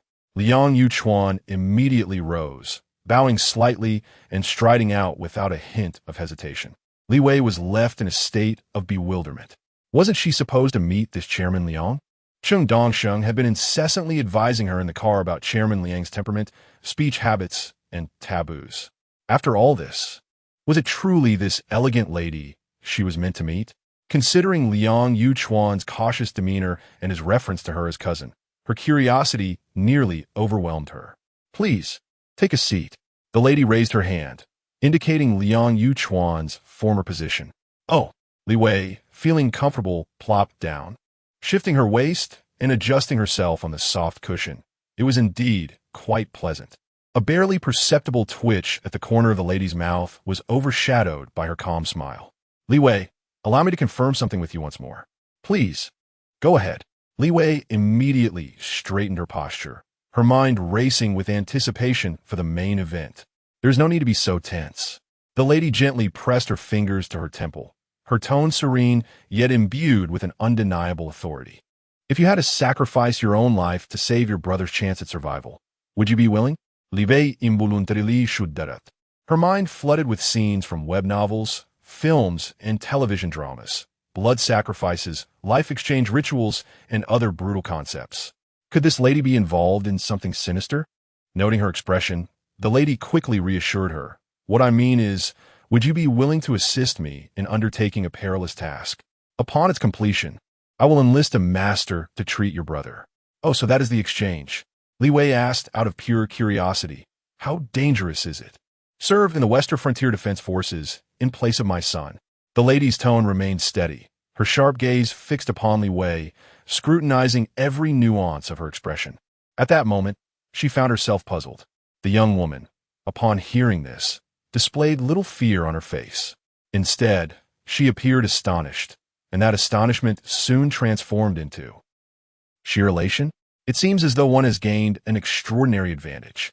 Then, ecstasy transformed into yearning. Of course, Li Wei longed for it, envisioning the overwhelming tide of abyssal creatures, scenes of them being relentlessly harvested by artillery fire in vast swathes. If she were to go, simply finding a trench or a bunker to squat in would be akin to passively accruing experience points.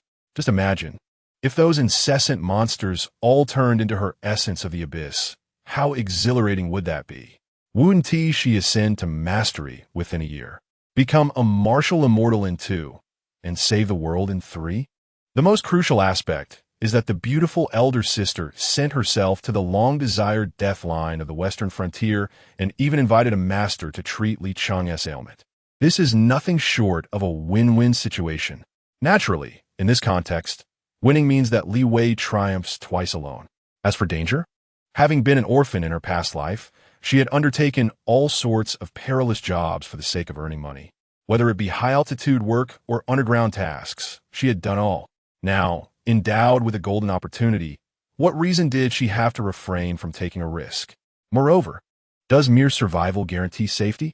Based on her years of experience with web literature, in such a high martial world, with enemies from other dimensions, if the protagonist does not rise to the occasion and turn the tide, relying solely on the locals would lead to certain doom.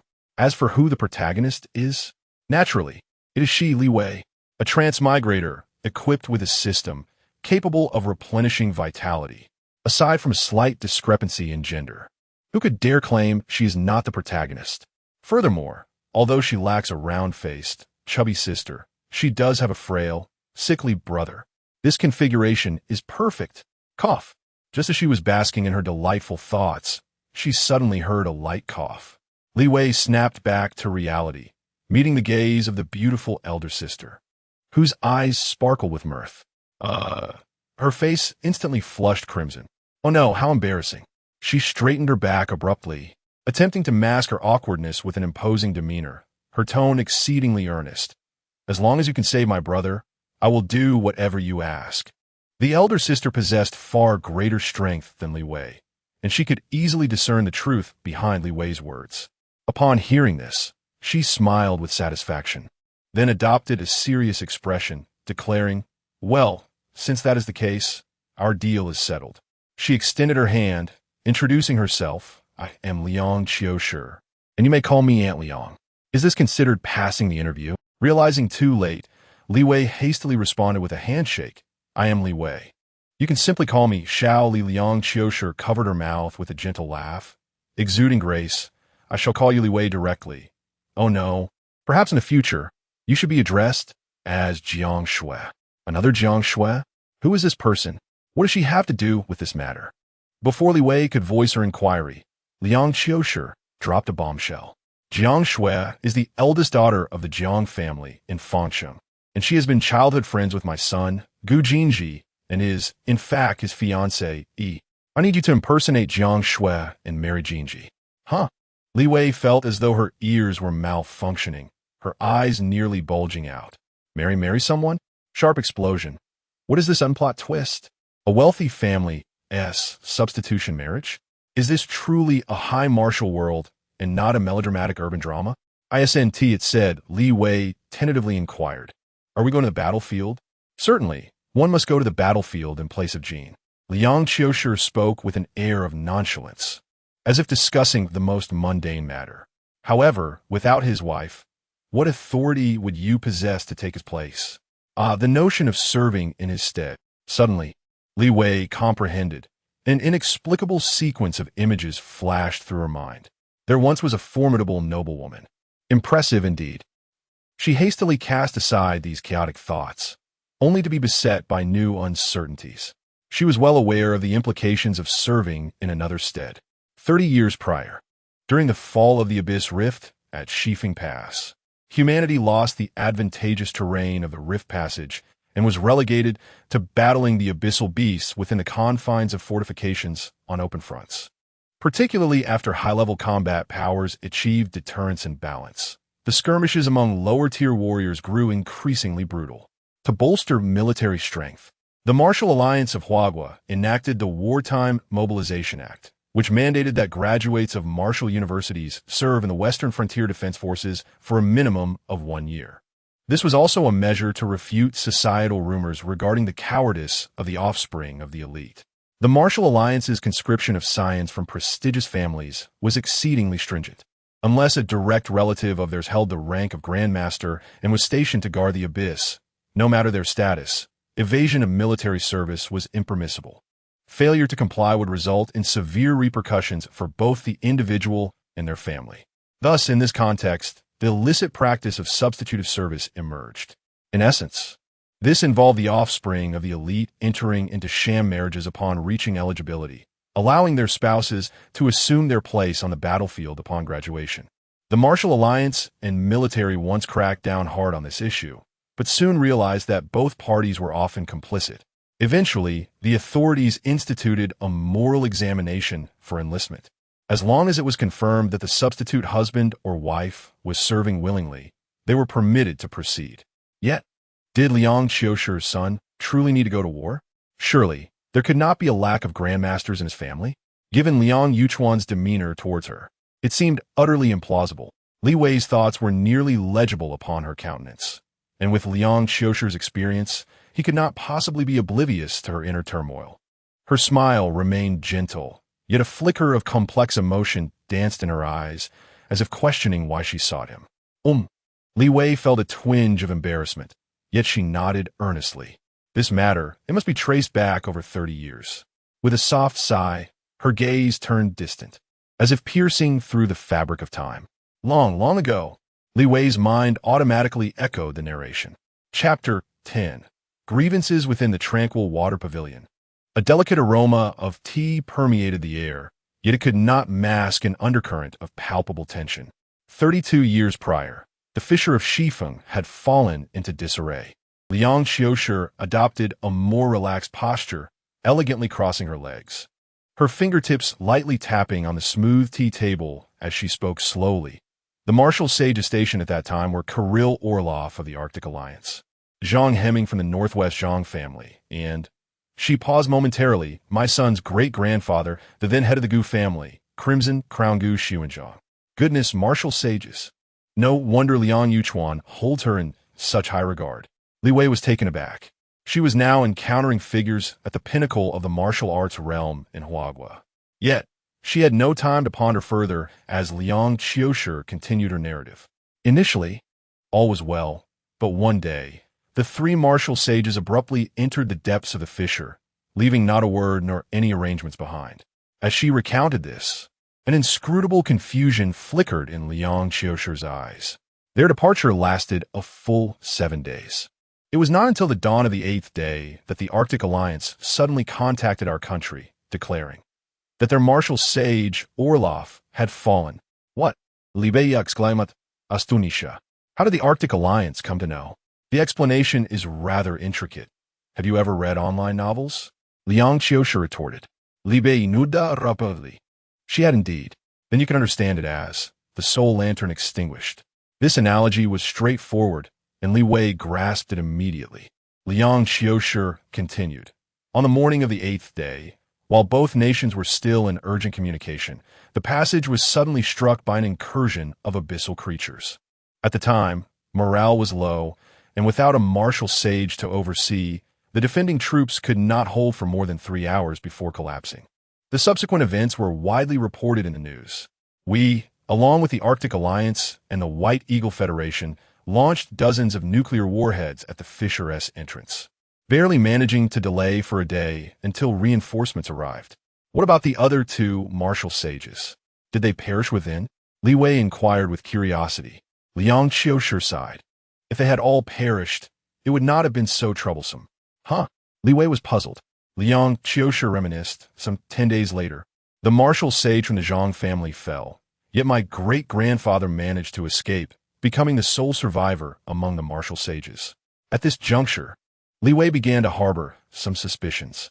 If 2 of the 3 martial sages had died, the one who survived might indeed become a target of resentment. Moreover, their negligence in duty was evident. The deceased would be forgotten in death, but as for the one who lived, even as a martial sage, he would surely need to provide an explanation. Otherwise, his situation would be precarious. So, Li Wei ventured, what did the martial sage Gu have to say? Liang Qiushi's expression darkened slightly. He was gravely injured when rescued, and has remained in a coma ever since. What transpired within the fissure remains a mystery to all. Well, this certainly complicates matters. With 3 sages and only 1 surviving, he is bound to be despised. Indeed, Liang Qiushi's next words confirmed Li Wei's suspicions. Since then, various parties have been accusing the Gu family. The Zhang family has firmly asserted that it was our Gu family's martial artist who caused the demise of their own. Li Wei blinka. Wondering if the Zhang family was attempting to deflect blame, evoke sympathy, or divert attention, Liang Qiushi offered a bittersweet smile, acknowledging the young girl's astuteness. Li Wei's lips twitched slightly. With a sigh tinged with melancholy, Liang Qiushi recounted how her father-in-law, in a bid to uphold the Gu family standing, hastily ascended to the rank of Grand Master, forsaking his own accumulation of strength. 5 years ago, during the cataclysmic battle at the Beihai Rift, he was gravely injured, nearly losing his standing, and now remains at home recuperating. Ironically, that same year, Zhang Hemming's eldest son, Zhang Lui, successfully attained the status of martial artist. Li Wei felt a pang of sympathy as Liang Qiushi continued, her voice trembling, her eyes glistening with unshed tears. The weight of their plight resonated with her. Wait, isn't my mindset akin to that of someone living in a basement, eating instant noodles, yet feeling sorry for a wealthy executive's stomach troubles? She shuddered, hastily regaining her composure. Seemingly lost in thought, Liang Qiushi expressed her sorrow. Neither my husband nor I possess any innate martial talent. We have merely relied on resources to attain our current level. It seems unlikely that we will ever reach the rank of Grandmaster. The direct lineage of the Gu family has been severely diminished, with a once prestigious martial arts family now lacking even a competent Grandmaster. How tragic, Li Wei lamented. Now she understood the gravity of Liang Qiushi's situation. No wonder someone of her stature was compelled to seek a substitute for service. With 2 generations of experts lost and a new generation unable to carry on, the Gu family was indeed unfortunate. However, Li Wei still struggled to comprehend why. In finding a substitute, she had to impersonate Jiang Shui. Aunt Liang, Li Wei ventured, wouldn't it be simpler if I just married your son directly? Why go through the trouble of having me disguise myself as someone else? Liang Qiushi smiled wryly. It's not that straightforward. Although substituting for service is an unspoken arrangement, it exists within a gray area, something that can be done but not openly discussed. Moreover, our family situation is distinct from others. 4 small families. As long as both parties agree, no one pays much attention. But now, the Zhang family is watching us closely. Just imagine, if Jinji were to marry someone casually, wouldn't the Zhang family seize the opportunity to blow the issue wide open? When that happens, under the scrutiny of public opinion, how could I possibly allow you to accompany Jinji to the western frontier? Li Wei was taken aback, unable to suppress her astonishment. Your son's animosity is quite formidable. Is the Zhang family truly intent on bringing him down? Liang Qiushi sighed. My son is simply too stubborn. I've always urged him to be discreet. Yet he insists on declaring that the martial way must be fought for, that he must forge ahead without hesitation. Not only is he the top scorer in the college entrance examination, but he is also the champion of the National Martial Arts freshman competition. Who else could the Zhang family target, if not him? Auntie, your tone. Are you sure you're not being a bit ostentatious? However, a champion of the martial arts freshman competition? That name seems somewhat familiar. Suddenly, she recalled that during her 3rd year of junior high, her school had organized a live viewing of the competition, and the name Gu Shen had once swept through the campus. At that time, her parents were still alive, and the young girl seemed to have been a fan of his. No wonder this name sounds so familiar. Impressive. Li Wei gave a thumbs up. Li Wei, I summoned you because you bear a resemblance to Jiang Shui, Jinji's fiancé, about 50 to 60%. Liang Qiushi's voice came as a whisper. To have you masquerade as Jiang Shui is precisely because she is the legitimate fiancé, betrothed since childhood, and thus the most suitable to marry Jinji at this critical juncture. In the capital's aristocracy, everyone knows that the eldest daughter of the Jiang family is madly in love with Jinji. Only someone like Jiang Shui, if an accident were to occur in the future, could reasonably demand to take her husband's place in the military, thereby silencing any gossip and leaving the Zhang family with no grounds for objection. You, Liang Qiushi, turned his gaze to Li Wei's face, asking in a solemn tone, Can you handle this? Gulp. Li Wei swallowed hard, feeling a bit dizzy. This matter was becoming quite serious. So, does that mean an increase in payment? Chapter 11. A fortuitous victory. Li Wei extracted a tissue, delicately assisting Liang Qiushi in wiping the tea stains from the corner of her mouth and her garment. Such a jest lightened the previously solemn atmosphere considerably. Aunt Liang, I was merely jesting. Please do not take offense, Li Wei said, her cheeks slightly flushed, reflecting on her impulsive behavior. Liang Qiushi's lips curled into a subtle smile as she shook her head in resignation. After attending to the stains, she regained her dignified composure. It is quite all right. Noticing her lack of anger, Li Wei breathed a sigh of relief, her demeanor becoming earnest. Aunt Liang, as I have reiterated, I am willing to do whatever it takes to ensure Li Cheng's recovery. Liang Qiushi's eyes sparkled with a hint of emotion as she gazed at Li Wei, seemingly suppressing a deeper sentiment. After a prolonged silence, she expressed with regret, Good child, I apologize. Li Wei felt a twinge of guilt. Oh dear, please do not regard me with such a remorseful gaze. I have emerged victorious, after all. Sigh, this is rather embarrassing. My accursed sense of shame. Clearing her throat, Li Wei tentatively inquired, Aunt Liang, I have a few questions. With an air of calmness, Liang Qiushi gently pinched the corner of her eye and replied, Please proceed. Does Jiang Shui have any family? Furthermore, she has been childhood friends with your son. If I were to impersonate her, would it raise any suspicions? Li Wei rubbed her fingers together, anxious about any unforeseen complications that might hinder her ascent to the battlefield. Liang Xiusher's fingertips traced the warm surface of her cup as she assured, I have already established communication with the Jiang family's influential elder. As for Jin Ji and the younger members of the Jiang family, you need not concern yourself.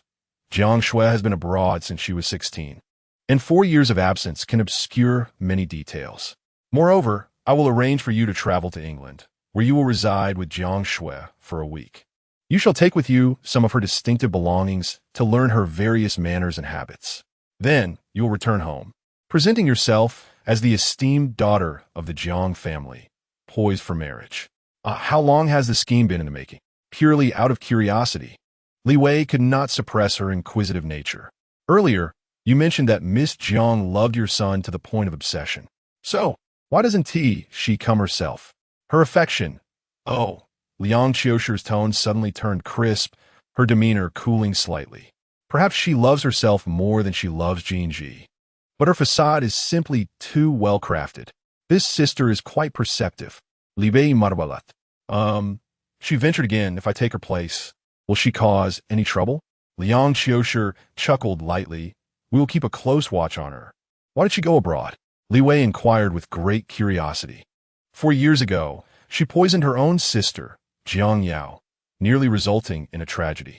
Coupled with her tumultuous behavior at home, the Jiang family decided to send her away, essentially exiling her, Liang Xiusher explained. What a tumultuous affair. Li Wei felt the weight of her responsibilities grow heavier. Observing Liang Xiusher still gazing at her, clearly awaiting further inquiries, she pondered and brought up Li Cheng.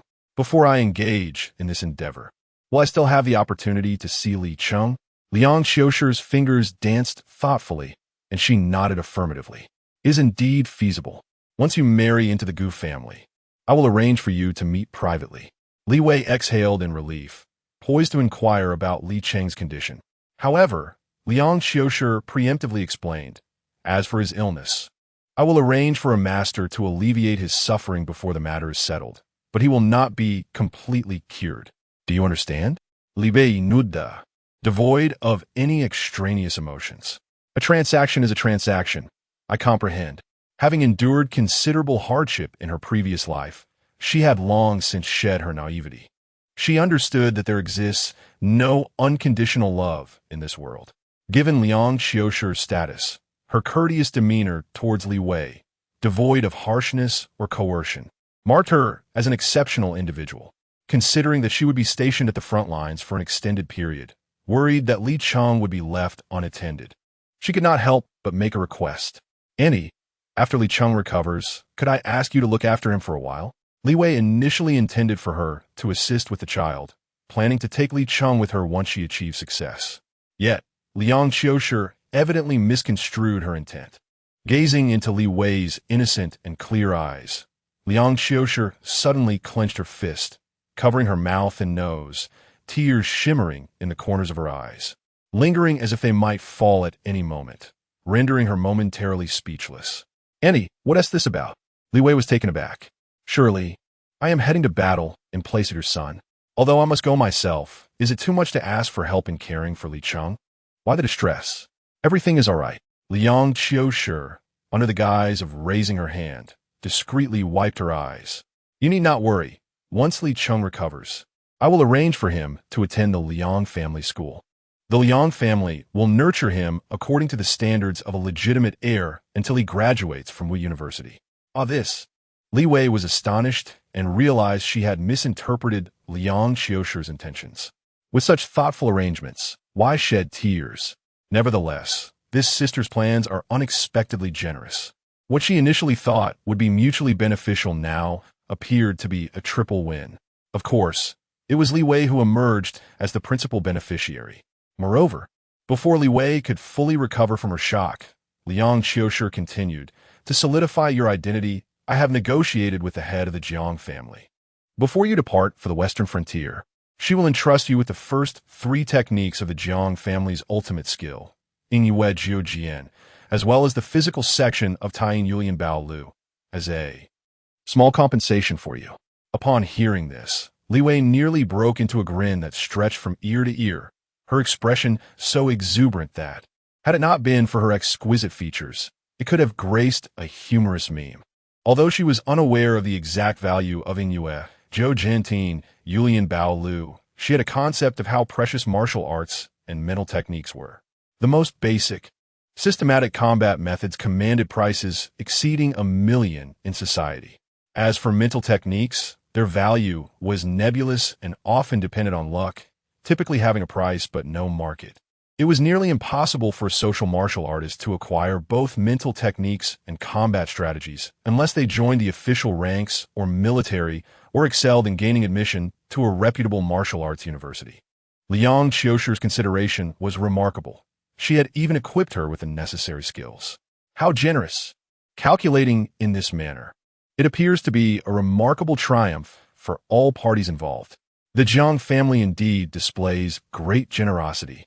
Li Wei raised her delicate and charming thumb, her smile illuminating her eyes, almost causing her front teeth to glimmer. The head of the Zhang family is also a master who has suffered setbacks. Liang Qiushu remained non-committal, stating that by masquerading as Jiang Shui to facilitate Jinji's enlistment, you are simultaneously representing two families according to the Mobilization Act.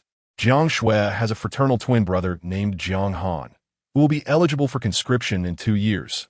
With your arrival, he shall be exempted from military service. Well, in this world, there truly exists no love without reason. Are there any other inquiries? Liang Qiushu sipped his tea, awaiting her response. Li Wei felt a bit shy, wrestling with her thoughts for a while, before finally asking the question. After marriage, will there be a need to share a bed? Ahem. Liang Qiushu cleared his throat, then, with a hint of exasperation, rubbed his forehead, stating, No, it is not required, but sharing a bed is essential. The Gu family undoubtedly has spies from the Zhang family. Thus, we must ensure they do not acquire any evidence of marital deceit. In both public and private, you must exhibit an affection for Jinji. Can you manage that?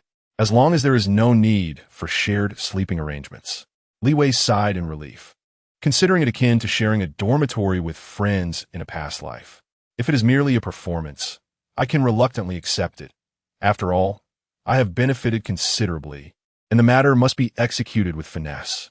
Additionally, Liang Qiushu seemed somewhat hesitant to voice his thoughts, taking a considerable time before finally articulating. The other members of the Gu family are unaware of my plan. You must keep this confidential, Li Bei. So, in the end, shall it be just the two of us putting on a show? Chapter 12. Farewell night, conversations in the profound embrace of the night.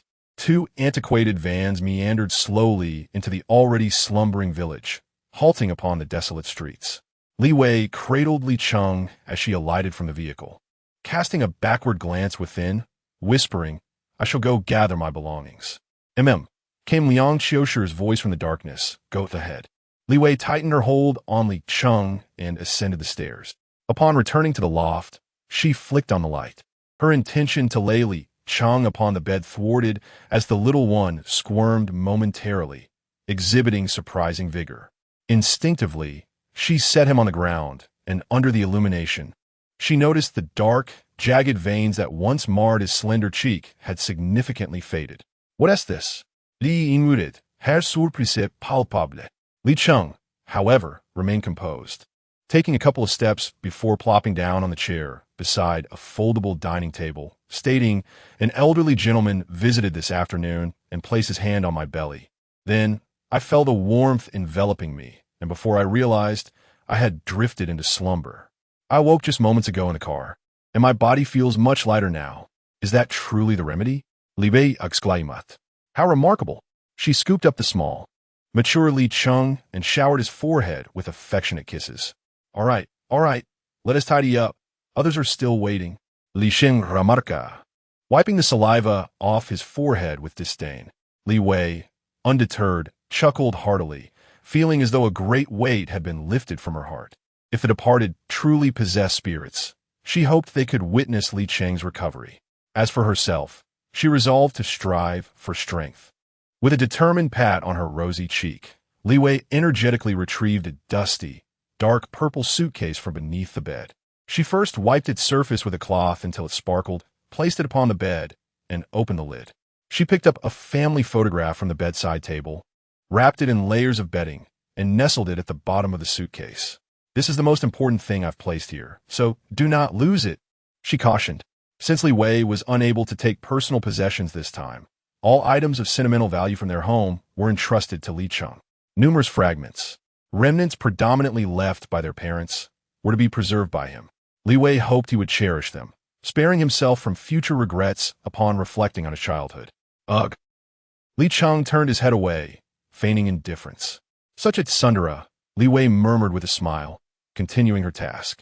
In the wardrobe, she found her father-esque uniform and a few of her mother-esque dresses. Oh, and in the small drawer below, there's an iron box containing my father-esque sheriff badge, their marriage certificate, diplomas, along with 5 various photo albums. Additionally, there was the identification card of their mother, preserved against the odds when a female officer, touched by their plight, had submitted a special request to retain it during the issuance of her death certificate. Each item was carefully placed into the suitcase, and with every addition, she reminded Li Cheng of its significance. Meanwhile, the little one had shifted his chair to the window, resting his arms on the sill, gazing silently at the towering buildings and neon lights beyond the village. Li Wei paid no mind to his demeanor. As long as he could hear her, that was sufficient. 20 minutes later, she had thoroughly searched every nook and cranny of the room, her suitcase nearly bursting at the seams. Finally, she settled back onto the edge of the bed, exhaling deeply. Just then, Li Cheng turned around unexpectedly and asked, "Where is your graduation photo?" Huh? Li Wei momentarily blinked in confusion before recalling that the original owner indeed possessed such a keepsake. After rummaging through her memories, she remembered that the photograph had been carelessly tossed atop the wardrobe by the original owner. The reason for such neglect was clear. The high school years had not bestowed upon the original owner any fond memories. Understanding this, Li Wei moved a stool over, climbed up, and after a bit of effort, retrieved the still dust-free, rolled photograph. Upon opening it, she beheld the original owner's somber yet radiant face in the corner, alongside a familiar boy with a silly grin. Surely it was Cheng Hao. Ah, the essence of youth. A sigh escaped from a soul nearing 30, akin to that of Secretary Fan. Enough with the self-indulgence, Li Cheng interjected.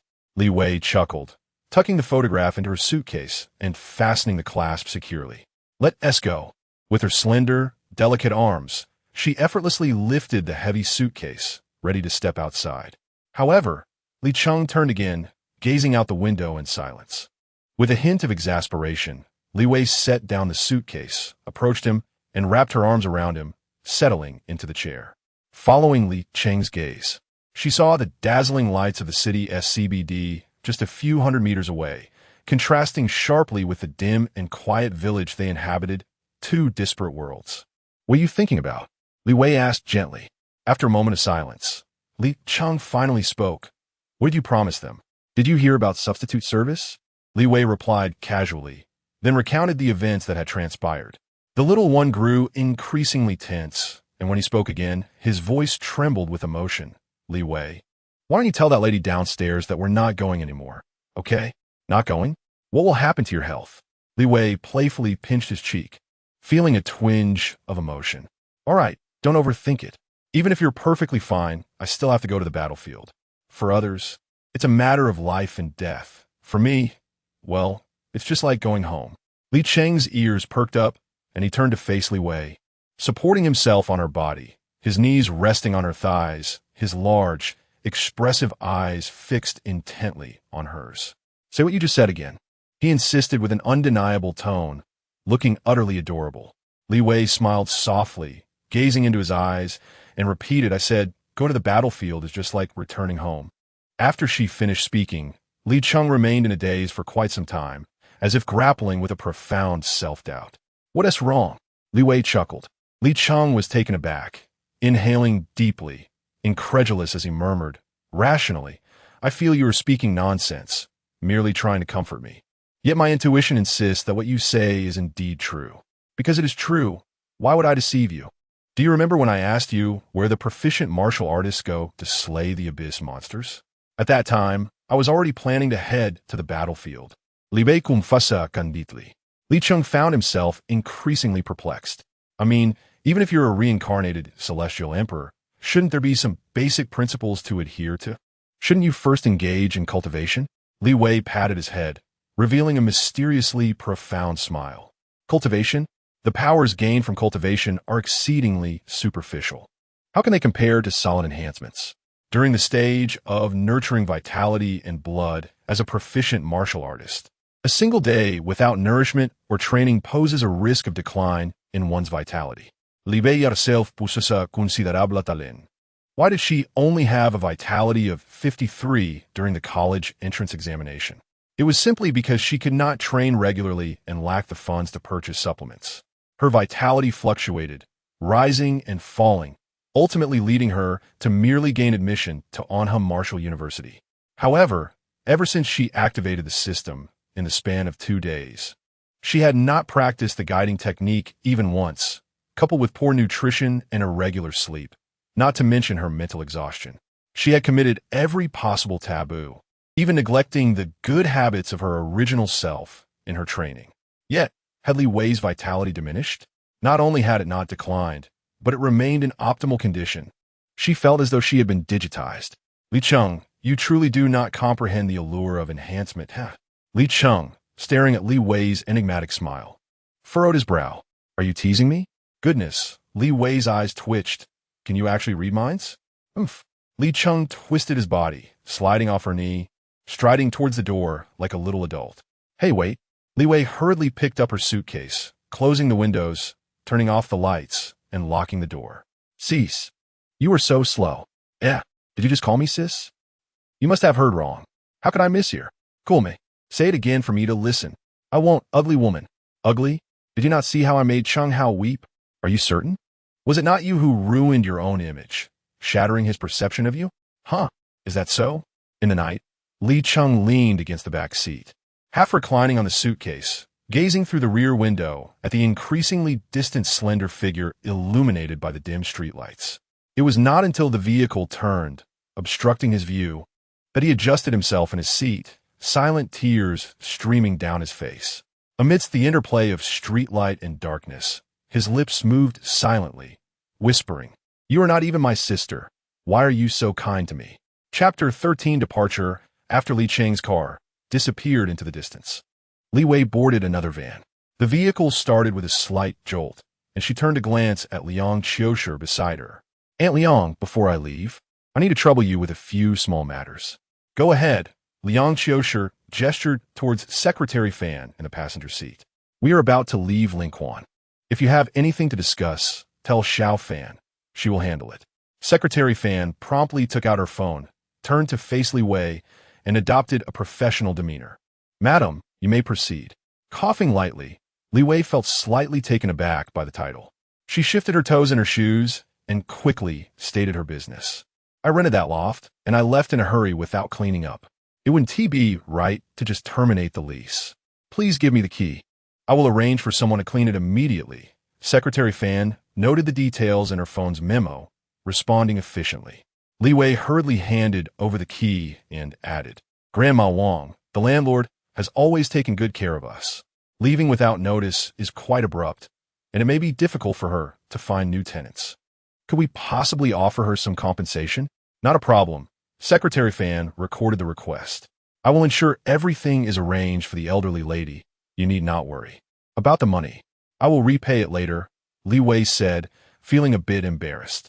You are too courteous. It's merely a small matter. Secretary Fan replied with a gentle smile. Li Wei pondered for a moment and chose not to insist further. In the future, when she had grown stronger, there would surely be opportunities to repay kindness. Finally, she broached her most pressing concern. If Li Cheng and I suddenly disappear, will it cause any trouble? Especially regarding Anha Wu Da, if I don't report in. This time, Secretary Fan did not respond immediately, but glanced at Liang Qiushi, hesitating. Liang Qiushi waved her hand, addressing Li Wei. There will be an incident that will render both you and your brother dead in the records, and the Public Security Bureau will not investigate. Over in the capital, we will arrange a new identity for Li Cheng, with the name remaining unchanged. And me? Li Bei Kirat Kotiosli. You are Jiang Shui. Liang Qiushi stated matter-of-factly. No, I mean in the future. Li Wei chocolate au quarterly. Once I return from the battlefield, I can't continue to bear the name Jiang Shui, can I? I'm going to grow stronger, not to face death. Liang Qiushi and Secretary Fan exchange a glance, their expressions somewhat complex, as if observing a fanciful child. Their demeanor seemed to convey, "Do you truly expect to return from the battlefield?" Silence enveloped the vehicle for a few seconds before Liang Qiushi finally spoke, her tone laced with subtle hesitation. "If you truly manage to return safely, I will arrange a new identity for you and restore your name." Li Wei made an okay gesture, decisive and straightforward. All right. 2 hours later, the van halted by the side of the national highway, where a massive container truck awaited. Liang Qiushi turned to Li Wei with a smile. "We have arrived." Li Wei was taken aback. "In this desolate wilderness, where they come?" "Arrived? Where? Exactly?" Liang Qiushi couldn't help but smile. "Don't be dazed. It's time for you to embark." "Embark? To the UK? How will I get there? By plane? Or intercontinental maglev?" Li Wei's heart skipped a beat as she gazed at the imposing truck, sensing an ominous portent. Liang Qiushi shook his head, stating, "Your itinerary must remain confidential. Public transportation is not an option." Li Wei, fixated on the colossal container truck that resembled a steel beast, pressed on with a hint of desperation. "What about a private plane?" "I do not trust the crew of a private plane," Liang Qiushi firmly refuted. "Your identity cannot be compromised. Otherwise, my plans would be in vain." Li Wei glanced at the silent driver in the front seat and hesitantly inquired, then. Liang Qiushi followed her gaze and reassured her, "Rest assured, everyone present today is one of our own." "All right, Xiao Fan, give her the supplies." Secretary Fan opened a briefcase and produced a tubular object the size of a relay baton, presenting it to Li Wei. Liang Qiushi took her hand and placed the tube in her palm, explaining, "This is a cryogenic protective agent specially designed for Martian travel. It takes effect immediately with no side effects." "Huh?" Li Wei began to speak, but before she could finish, a brown pill was thrust into her other hand. "This is a rare blood-nourishing pill to prevent excessive blood loss during your journey. Take it," Liang Qiushi said in a calm tone. "Oh." Li Wei did not ponder further and swallowed the pill without hesitation. She then looked down at the tube in her hand, beginning to piece together its purpose. Liang Qiushi, perceiving her hesitation, straightforwardly stated, "Utilizing the cold chain is the fastest and most discreet method. Just rest. You will wake up at your destination, where someone will be waiting for you." My goodness, do they truly regard me as frozen meat being expedited? Nevertheless, it is best to swiftly resolve matters with the Gu family and hasten to the battlefield to level up. Moreover, if I become the eldest daughter of the Jiang family, as a person of privilege, is there any way to procure some formidable monsters in advance? If so, then I might even have the chance to evolve before heading to battle. With these thoughts swirling in her mind, Li Wei became increasingly impatient. Holding the tube, she inquired, "How do I use this?" Secretary Fan pointed to the end of the tube marked with a red arrow. "Madam, aim this into your arm, press firmly, and with your thumb, press the button on the other end. It will automatically inject." "Understood." Li Wei rolled up her sleeve, locating the spot where she had received injections in her past life. She aligned the arrow and gently pressed the button with her thumb. A slight sting coursed through her upper arm, followed by a wave of icy liquid entering her body. Within moments, an overwhelming fatigue enveloped her, and the scenery before her began to sway and blur. "Hand, phone, don't lose it." She mumbled incoherently before her consciousness slipped into darkness. In the capital of Huagua, at the Zhang family villa, Zhang Yansheng, the second son of the current family head, the ninth-tier martial immortal Zhang Lui, sat cross-legged on the mat in the pavilion. The garden was alive with the chirping of insects, and the air was filled with the fragrant aroma of sandalwood, creating an atmosphere of tranquility. After a stick of incense had burned down, Zhang Yansheng slowly opened his half-closed eyes and calmly inquired, "Uncle Lin, how is the matter of finding a scapegoat for Liang Yuchuan's nephew progressing?" Outside the pavilion, an elderly man known as Uncle Lin entered, shaking his head. "It remains unclear. The Liang family has managed the Dongming province with an iron grip. Our people are positioned too low to uncover anything substantial." "Who has he approached?" Zhang Yansheng inquired further. Uncle Lin shook his head once more. In the past 6 months, Liang Yuchuan has circulated rumors at various gatherings, promising benefits, and the number of individuals involved is overwhelming. Thousands, making it impossible to monitor. Zhang Yinxing pressed. Who has he met recently? Uncle replied. He is a master of refining the spirit. Unless one is a grandmaster, no one can follow him. What about his secretary? Any recent developments? Zhang Yinxing asked. Yesterday, Fanny Fong accompanied Liang Yuchuan to the Mulan courtyard, which is under the Liang family's control. Our people dare not approach. However, someone did see Shen Yinchuan, the old master from Dongming Wu University, returning to the city from the direction of the courtyard in the afternoon. Zhang Yinxing smirked coldly. The education commissioner meeting with the president of Wu University? How reasonable. Continue to keep watch. I refuse to believe he would go to such lengths for a mere nephew. Uncle quietly reminded him. There are reports suggesting that this nephew is likely the illegitimate child of Liang Yuchuan and his sister-in-law. Zhang Yinxing's expression darkened, and he fell silent for a while. After a moment of contemplation, he seemed unwilling to relent. What about Liang Qiushi? The inside report indicates that Madame Gu has been preoccupied with the preparations for Gu Jinji's wedding. Uncle responded. Is that all? Zhang Yinxing questioned, skepticism evident in his tone. Yes, Uncle affirmed confidently. What of her twin sister, Liang Chunhua? She is currently in seclusion at the Liang family ancestral home on Dongyue Mountain, personally guarded by the Grand Master of the Dongyue Sword, which means, thus, we still cannot uncover anything? Well, splendid, seamless indeed, Zhang Yinxing remarked with a sardonic laugh. Inform that brat Zhang Pengcheng to stop his reckless escapades outside and return immediately. Understood. Uncle bowed in acknowledgement.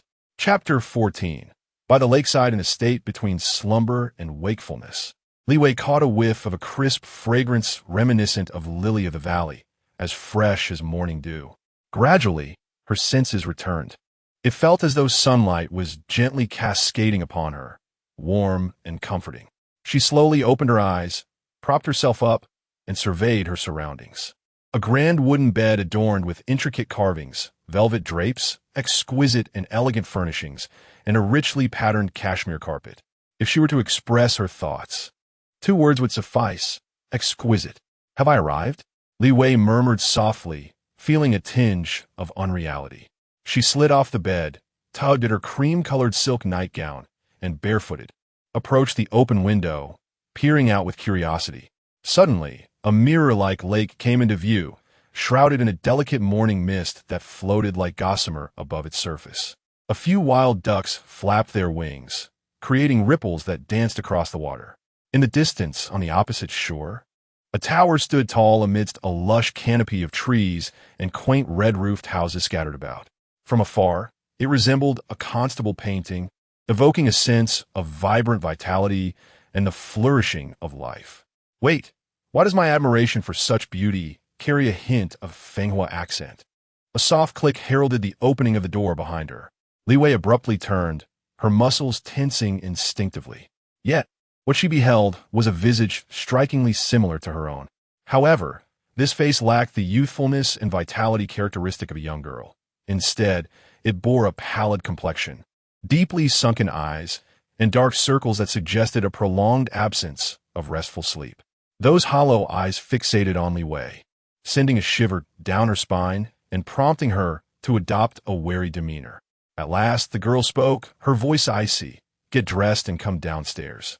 With that, she turned and departed, her dark gray home attire accentuating a gaunt silhouette. Notably, her knees and ankles appeared particularly pronounced, as her slender calves made her bones stand out in an almost awkward manner. Is she Jiang Shui? What has happened to her? Before Li Wei could ponder further, 2 English women, clad as maids, entered, each carrying a tray laden with garments and toiletries. They cast a brief glance at Li Wei, said nothing, and departed, leaving an air of aloofness in their wake. Oh my, what a temper! Half an hour later, Li Wei and Jiang Shui sat facing each other on wicker chairs beside the lawn. Both donned identical dark gray home dresses, styled in a manner that appeared rather matronly, their expressions mirroring each other's lack of emotion. Nearby stood a middle-aged butler, his expression stern and serious, suggesting he was of Chinese descent, making conversation seem a daunting prospect. The English maids had vanished, leaving the expansive estate enveloped in an eerie silence.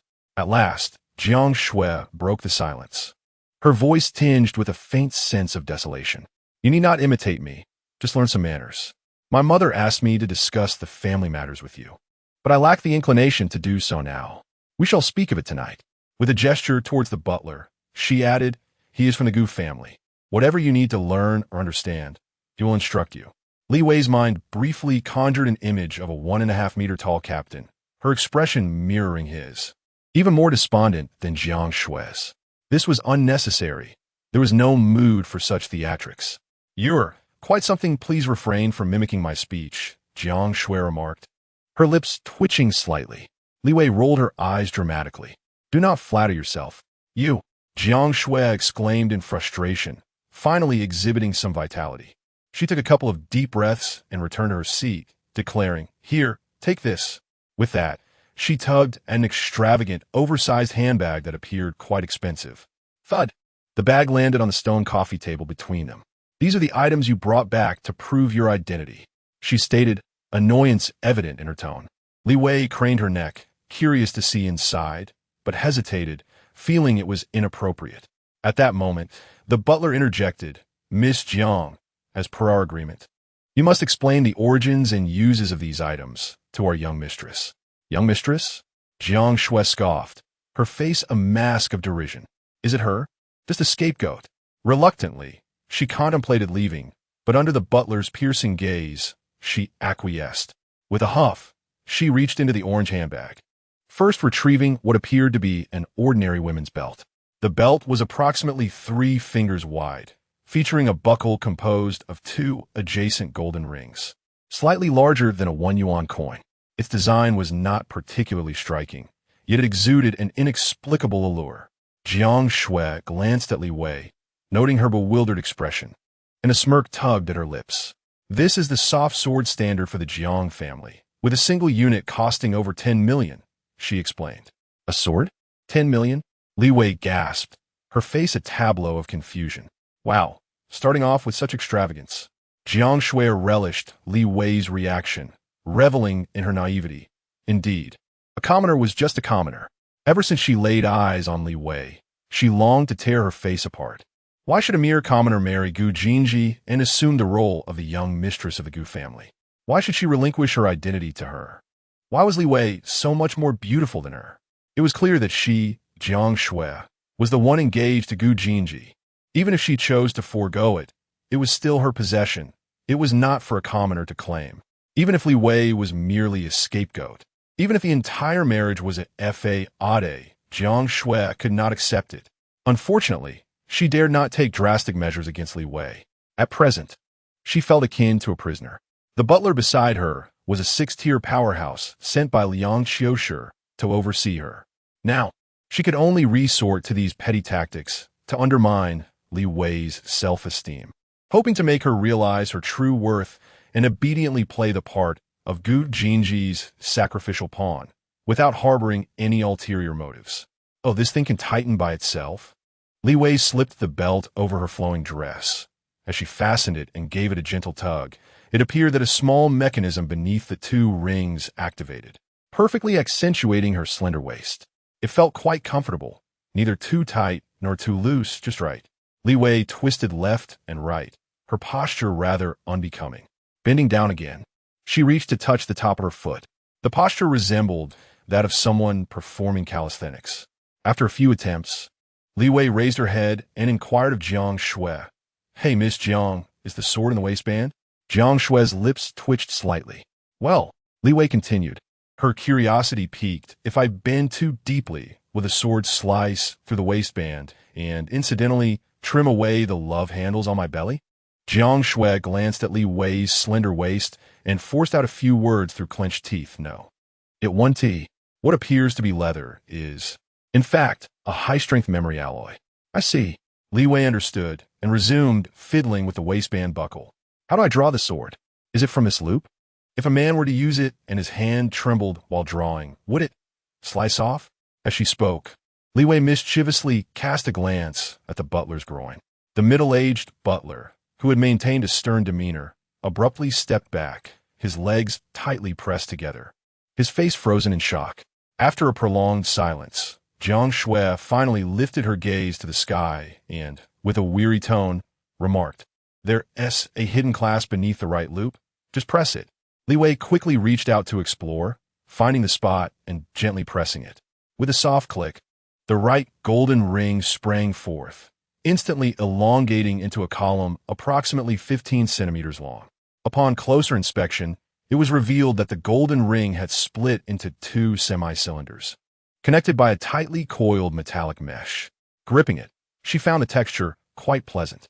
"Wow, how marvelous!" Li Wei pressed down on the top, applying force until the golden ring closed once more, the column retracting as if it had never appeared. Click! She pressed the hidden clasp again, and the sword hilt sprang out once more. Click! It closed. Click! It sprang out again. The sensation, the position. With one hand gripping the sword hilt and the other on her hip, legs apart, she gazed pensively at the distant lake, reminiscing about the glory of her younger brother in her past life, feeling inexplicably melancholic. "Isn't it fun?" Jiang Shui suddenly asked. "Absolutely," Li Wei replied without a moment's hesitation. "You've never played with it, have you?" Jiang Shui pressed further. Li Wei fell silent. Chapter 15. The Initial String. The cold pools sunk in jade under Jiang Shui's perfunctory guidance. Li Wei tentatively grasped the hilt of the sword and gently flicked it to the right. A soft sound echoed, pop. The golden ring on the left sprang apart from a distance, transforming into a guard resembling the numeral 3.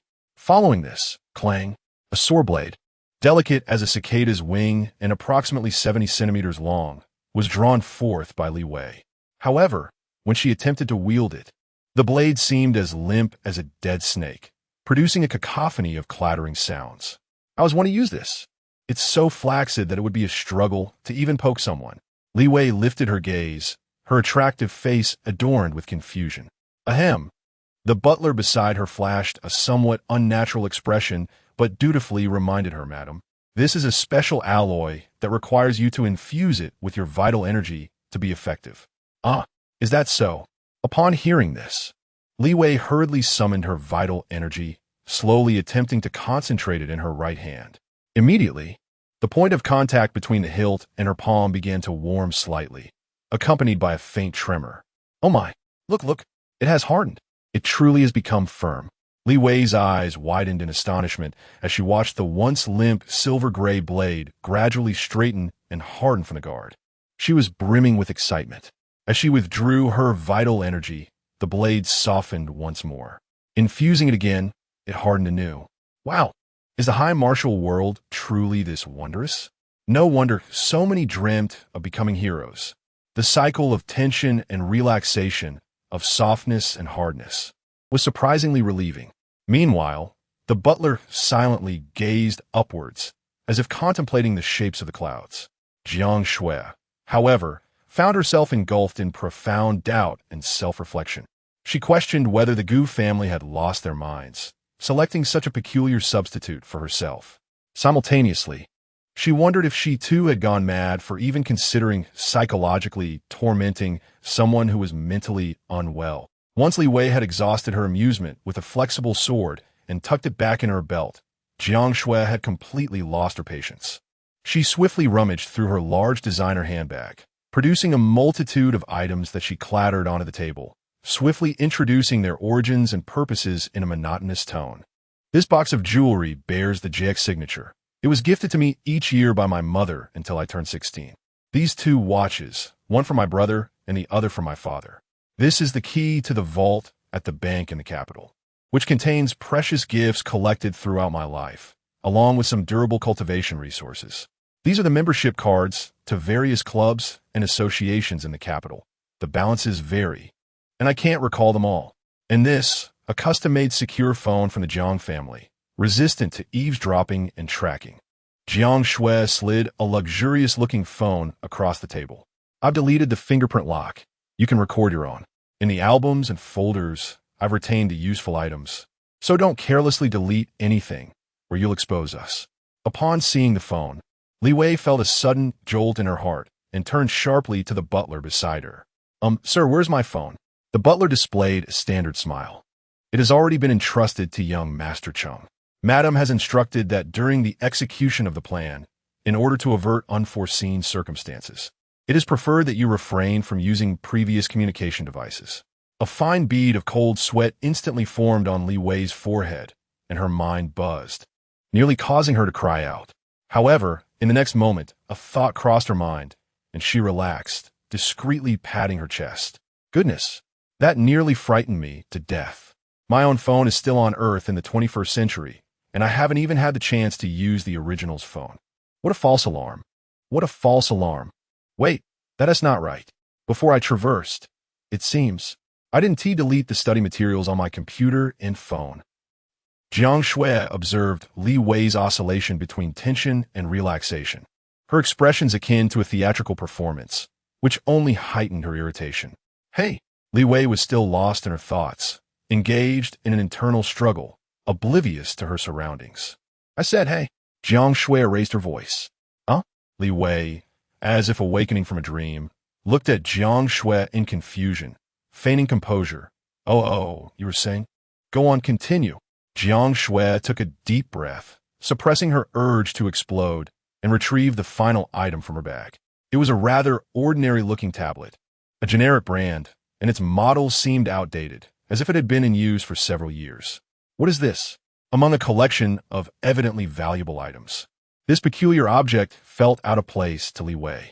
Yet Jiang Shui wore an expression of disdain for Li Wei's ignorance, sneering.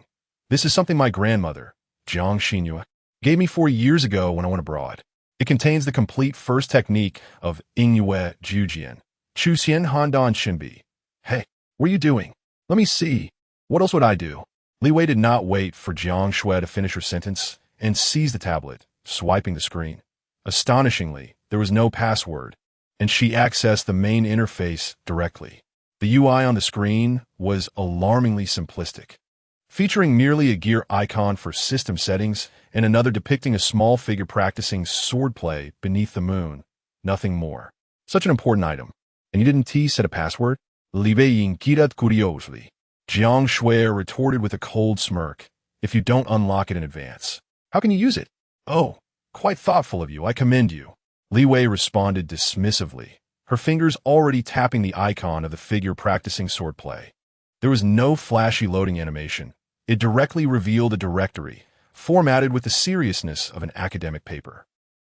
This is not what I envisioned from a martial arts manual. Part 1, Overview Chapter 1, Characteristics of Han-Dan, Chinbi 04, Section 1, Detailed Explanation of High-Speed Characteristics 05, Section 2, Detailed Explanation of Silent Characteristics 13, Section 3, Intent to Kill, Shielding 22. Part 3, Application of Force. Part 7, Footwork, Chapter 1, Sword Techniques and Agile Movements 394, Chapter 2, Footwork and Qi Blood Circulation 401. Part 12, Chu Xian, the Embryo of Sword Intent. Goodness, is this the first technique of Yingyue Jujian? A total of 849 pages. It might be thicker than the Xinhua dictionary. Wait, something seems to be flashing. It was at this moment that Li Wei recalled her system and hastily concentrated her mind to bring up the panel.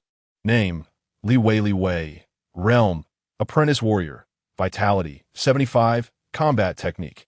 Initial String, Cold Pool Sunken Jade, 0. 1 recorded. Mental Method, Folded, Essence of the Abyss, 17. Li Wei gazed at the change in the Combat Technique section, her eyes first widening in surprise and then brightening with excitement. She tentatively swiped on the tablet, flipping to the next page. Combat Technique, Initial String, Cold Pool Sunken Jade, 0. 2 recorded. This truly works. She hardly paid attention to the dense text on the tablet. But with each page turned, the progress bar of the system recording was visibly increasing. Swish, swish, swish. Li Wei's fingers began to move across the screen with frenzied speed, as if powered by an electric motor. 03. 04. 11. 39. Jiang Shui observed Li Wei in her trance-like state, the corners of her mouth curling into a smirk. I say, you ought to slow down. This thing is merely an identification proof for you to bring back as a report. dreaming of truly mastering cold pools sunk in jade? Just wait until you return and let Jiang Xinyue enlighten you. She paused, a glimmer of amusement in her eyes, and leisurely added, "Oh, by the way, if Jiang Yao, that little brat, insists on seeking a sparring match with you upon your return, just kneel and beg for mercy. Don't worry. She knows her limits and will only keep you bettered in for a few days at most." Li Wei's pace of swiping through the screen accelerated, her fingers nearly leaving trails in the air. She had no time to heed Jiang Shue's incessant chatter. Whatever she said was like the wind passing by, falling on deaf ears. 37-2. "Hey, I'm talking to you. Are you even listening?" What had Jiang Shui ever been so disregarded? Her temper flared, and her voice suddenly rose. Li Wei, somewhat irritated by the noise, retorted without looking up, "Shut up. Can't you see I'm busy learning this sword technique?" 45-7. Learning sword technique? Is that what you call it? Learning through willpower? Or merely scanning with your eyes? Jiang Shui was both amused and infuriated, crossing her arms as she observed coldly. Seeing that Li Wei continued to ignore her, Jiang Shui could not help but cast a sidelong glance at the butler, sarcastically saying, "Your Madame Gu is truly remarkable, finding a once-in-5,000 years genius for the scapegoat." The butler felt somewhat awkward and attempted to persuade her, "Madam, upon returning home, the head of the Zhang family will impart his teachings to you. There is no need to learn these techniques now. We have less than 7 days, and there are many customs and etiquette that you need to grasp quickly." Li Wei interjected, "Just wait, I will master it soon." Butler, 69-9. 73-4. Jiang Shui continued to sneer, while the butler wore an expression of bewilderment mixed with awe. 89-592. 199. 9100.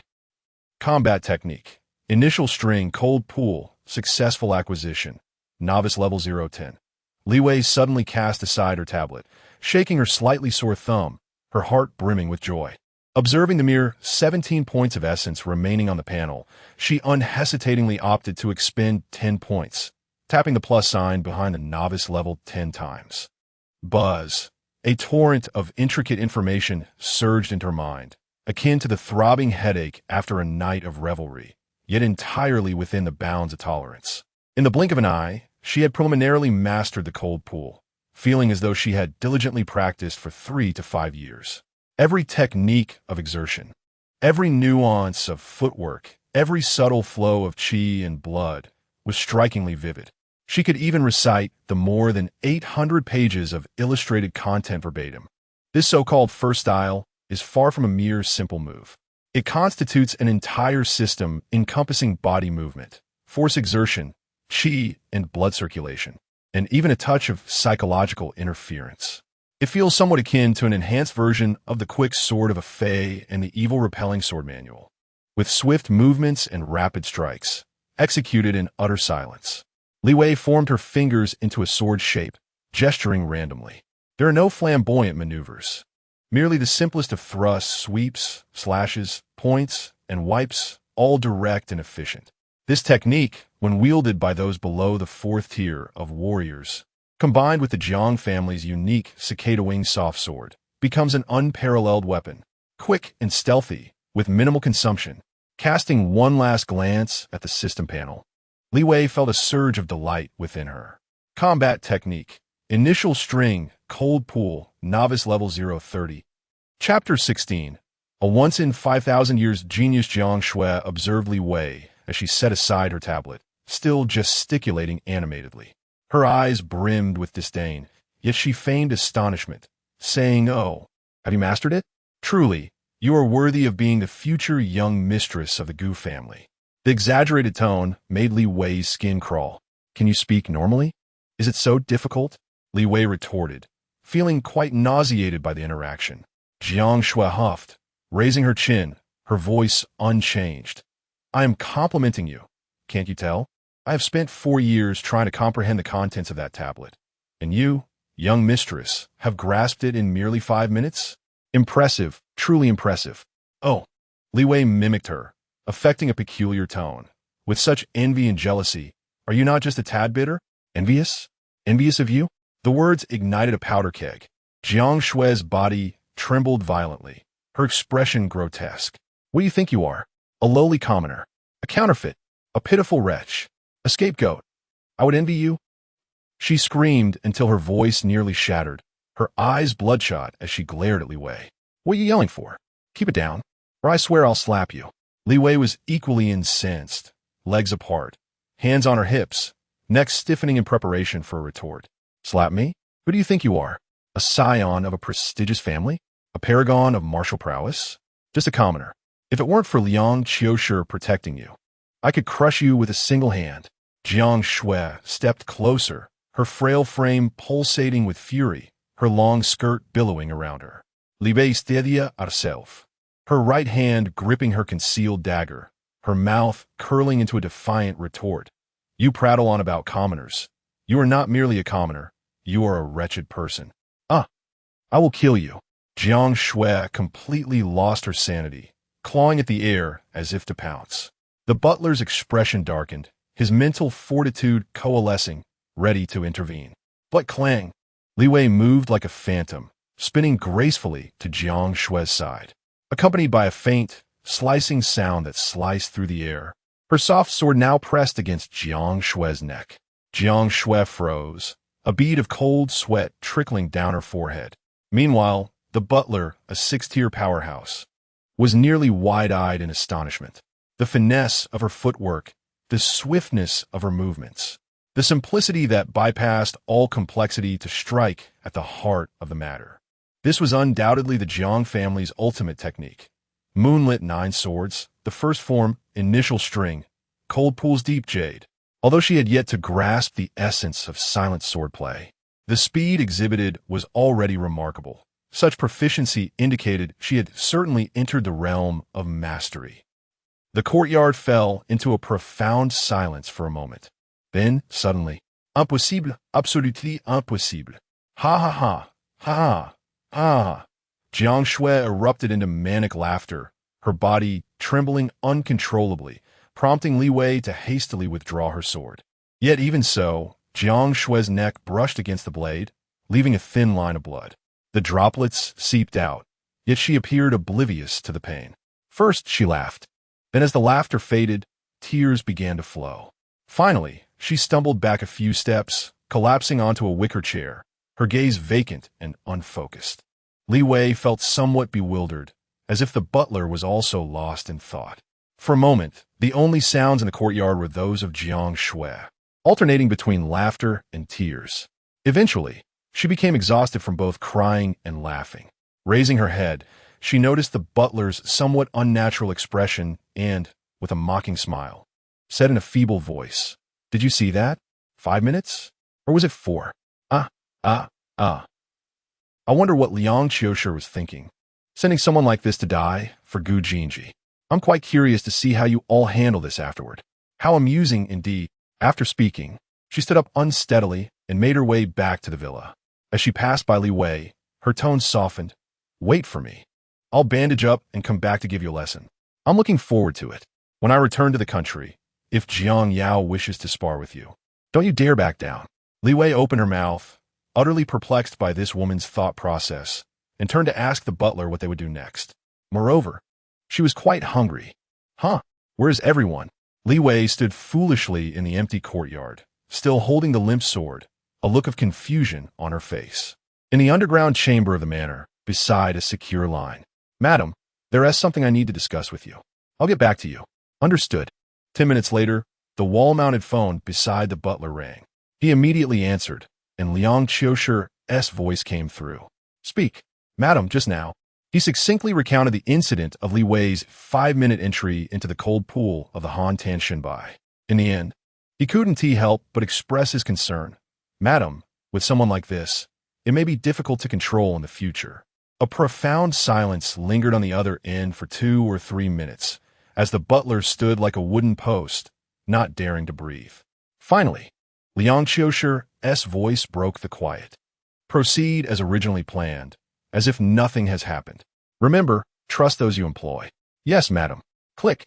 "Is it your grandmother? She looks younger than your mother." "Stop babbling. Look at the big screen and pay attention. If you call the wrong person later, the consequences are on you. Your father's surname is Tang, so why do you have a surname Jiang? The Jiang family has always been matriarchal. The children take the mother's surname. Didn't you hear me call Jiang Xinyue grandma instead of maternal grandmother?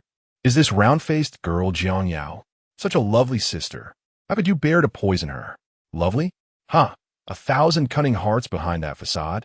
I didn't poison her. She poisoned herself and framed me. Huh. You were framed just like that? Heh. I merely wanted to escape marriage, and I was just playing along. You're ruthless. Why does your brother look different from you? Aren't you twins? Have you heard of fraternal twins? Idiot. Keep insulting me. Sorry, can you put the sword down first? Dongming Province, Dongma Mountain Area, Liang family ancestral home, Back Mountain. Liang Yuchuan slightly bowed before the thatched cottage and spoke. Master, the electronic imagery data of Li Wei has been destroyed by hackers, and all physical graduation photos have been taken away for processing. We have located a portion of a non-network storage devices, but it remains uncertain whether we have retrieved all of them. Consequently, our network surveillance is currently at the highest alert level. Should any new photos or videos emerge, we will track and eliminate them at the earliest opportunity. Her classmates from both junior and senior high, teachers, neighbors from the past 5 years, as well as friends and colleagues of her parents, Li Xinghai and Wei Xiaoyu, have all been intervened with by those in the divine refinement realm to obscure and diminish memories related to Li Wei. However, such interference typically lasts only 3 to 6 months and is inherently unstable. In that moment, silence enveloped the air, as if the world had come to a standstill, until a gentle breeze wafted through, accompanied by a soothing male voice resonating from within the cottage. This is inconsequential. The key issue lies with the biological characteristic records. Furthermore, the academic and household registrations. Thankfully, there are no physical files now, unlike in my time. Otherwise, it would indeed be far more troublesome. In an instant, the surrounding foliage rustled. The chirping of insects and the songs of birds filled the air, breathing life back into the entire forest. Yes, the academic and household registrations have already been arranged for modification, and it is anticipated that everything will be resolved within 3 days at the latest. Liang Yuchuan exhaled in relief and hurriedly continued. Her biological characteristics, such as the newborn's footprints, the iris data from martial arts entrance examinations, and access fingerprints, have all been altered at the earliest opportunity. Indeed, the soothing male voice concurred. Alteration is the correct course. Outright destruction would be too conspicuous. Expedite the conclusion of this matter, and subsequently send her biological characteristics to the Jiang family, prompting them to take action as well. As long as we substantiate the evidence corresponding to her identity, what does it matter if someone recognizes her? This world is not devoid of individuals with similar appearances. Liang Yuchuan responded, Understood. Yuchuan, you have performed admirably this time. You flatter me. Liang Yuchuan bowed once more. His left hand, which was clasped behind his back, trembled slightly in excitement. Chapter 17. Learning and Returning Home Day 1. The day was filled with chaos. Li Wei and Jiang Shui clashed, leading to a one-sided display of physical prowess from Li Wei, who swiftly subdued Jiang Shui. In the span of a single day, Li Wei barely managed to familiarize herself with Jiang Shui's extensive social circle, which comprised nearly 100 individuals. If not for the invigorating exercise, Li Wei's mind would have been overwhelmed. The mere task of distinguishing the little red hearts beside photos of close friends and noting their varying degrees of intimacy could have rendered her utterly incapacitated. Fortunately, both lunch and dinner were splendid, and Li Wei savored the local delicacy, meat from mutated beasts. The taste was rather delightful, and upon consumption, a warm sensation enveloped her body. Through the steward's narration, she also learned for the first time that mutated beasts and abyssal creatures were not the same. One was edible while the other was not. Moreover, after 2 centuries of high martial arts dominance, the wild mutated beasts had been eradicated, leaving only artificially bred varieties. Day 2. The etiquette class, which sent Li Wei into despair, commenced. The carefree demeanor she exhibited while besting Jiang Shui the previous day was in stark contrast to her current predicament. Balancing a hefty dictionary and donning high heels, she awkwardly practiced her walk, while Jiang Shui sat nearby with a chair, laughing heartily. This time, she had learned to simply chuckle without mockery, lest she find herself under the threat of a blade.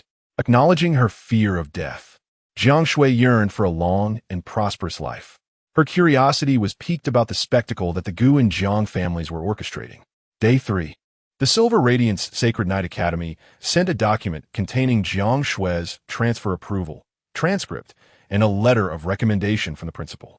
As Gu Jin's fiancée, Jiang Shui would be transferring back to the homeland to continue her education at the prestigious Qingyun Martial University in the capital. The original owner had toiled for 3 exhausting years to gain admission to Anhum Martial University. Yet Jiang Shui had the fortune to effortlessly transition to the nation's foremost martial university. Although it was all a facade, it was still rather ironic. Even more astonishing to Li Wei was the photograph included in the documents. Her own. Had foreigners participated in the Gu family's deception? Day 4. The embassy sent Jiang Shui's renewed passport, which also bore Li Wei's photograph. Upon receiving the small booklet, she felt somewhat dazed. If the Gu family, a somewhat crippled martial celestial lineage, possessed such influence, what must the true top-tier powers be like? Day 5. Mrs. Sterling, the head maid and part-time etiquette instructor, was in despair. She lamented to the steward that Li Wei was the only person capable of turning champagne into foul sewage. Jiang Shui erupted in laughter upon hearing this remark, only to join Li Wei in practicing the wall-sitting method, quickly donning a mask of agony. Day 6. Li Wei, now adept at walking in high heels, no longer slips or instinctively covers herself when wearing skirt.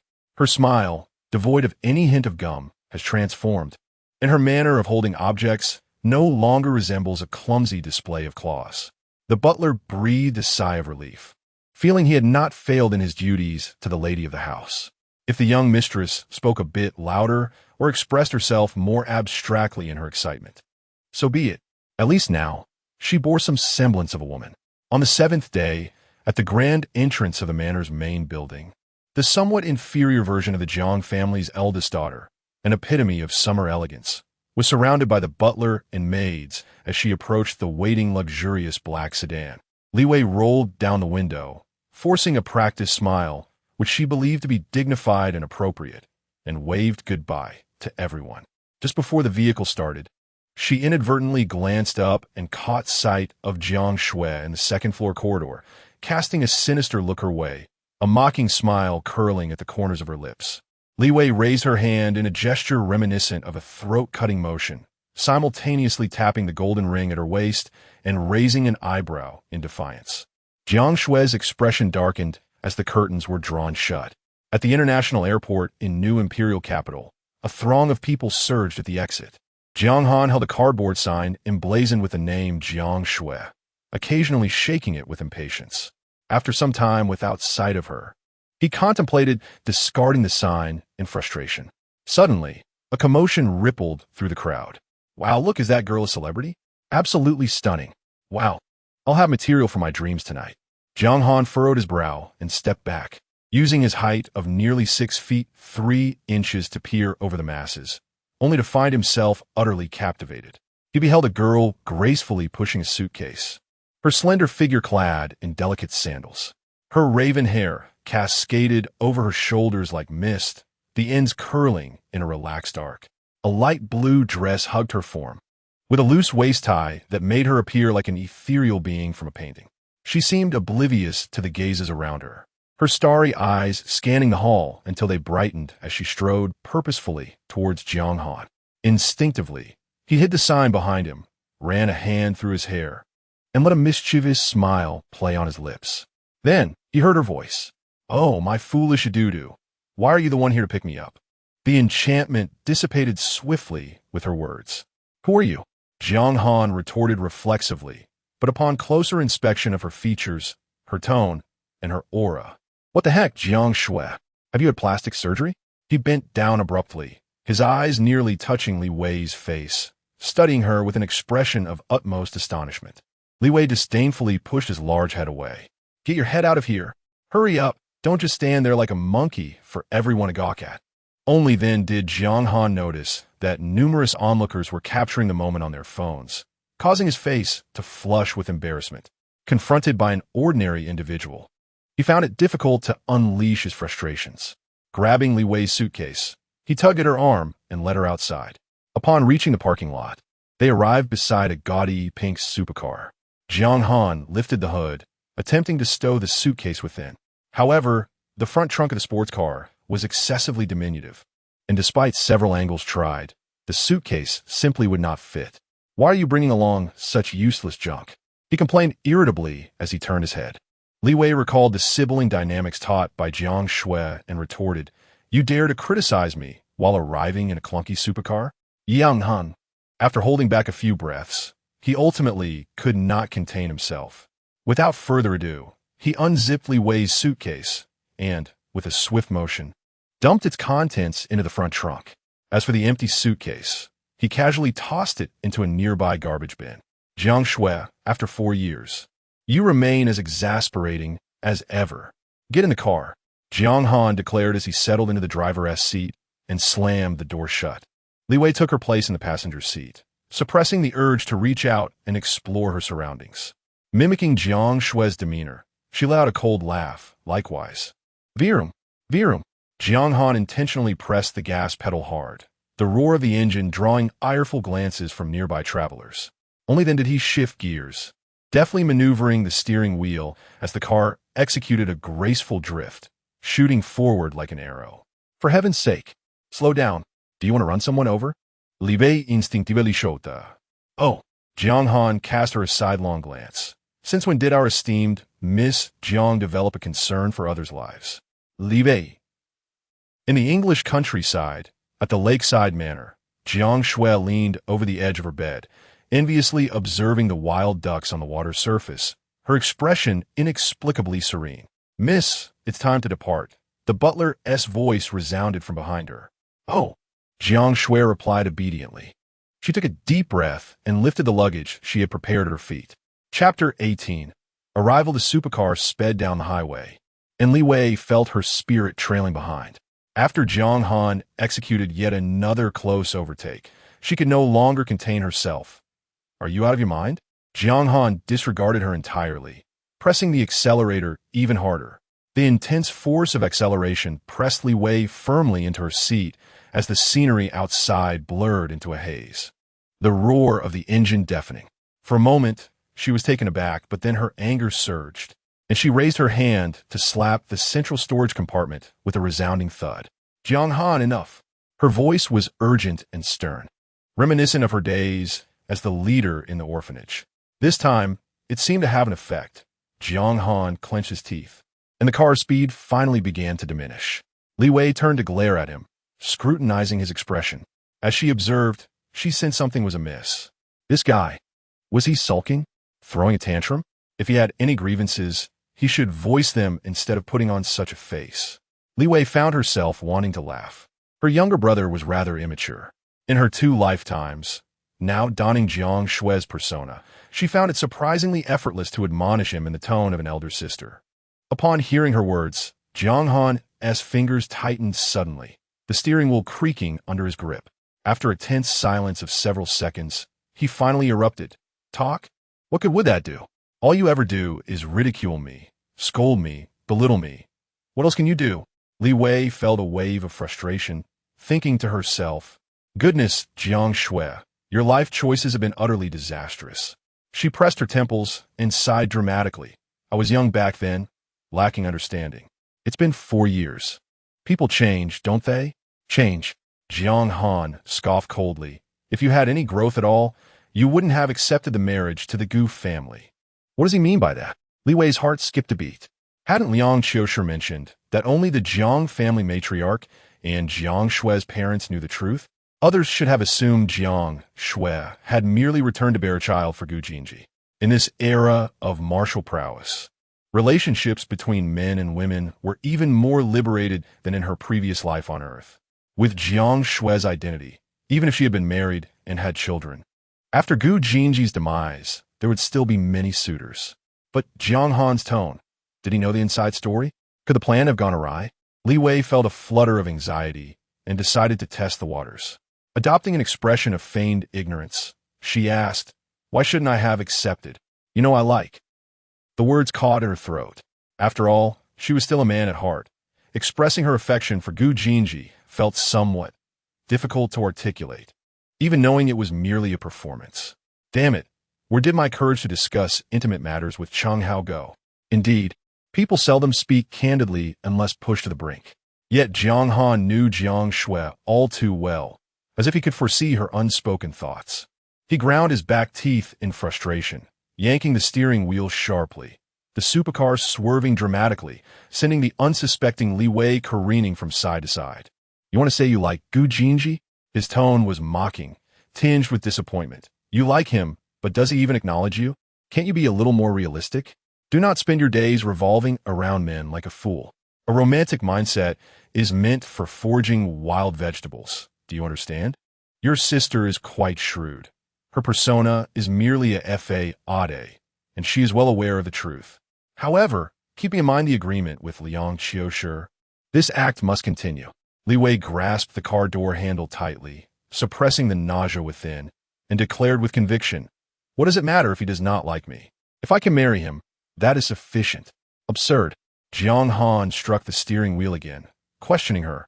"Have you not considered why, if this marriage is legitimate? Our parents chose you over Jiang Yao. I am the one engaged to Jin Ji. Libe mimica, Jiang Shui e Satuna." Pinching her voice and exaggerating her expression.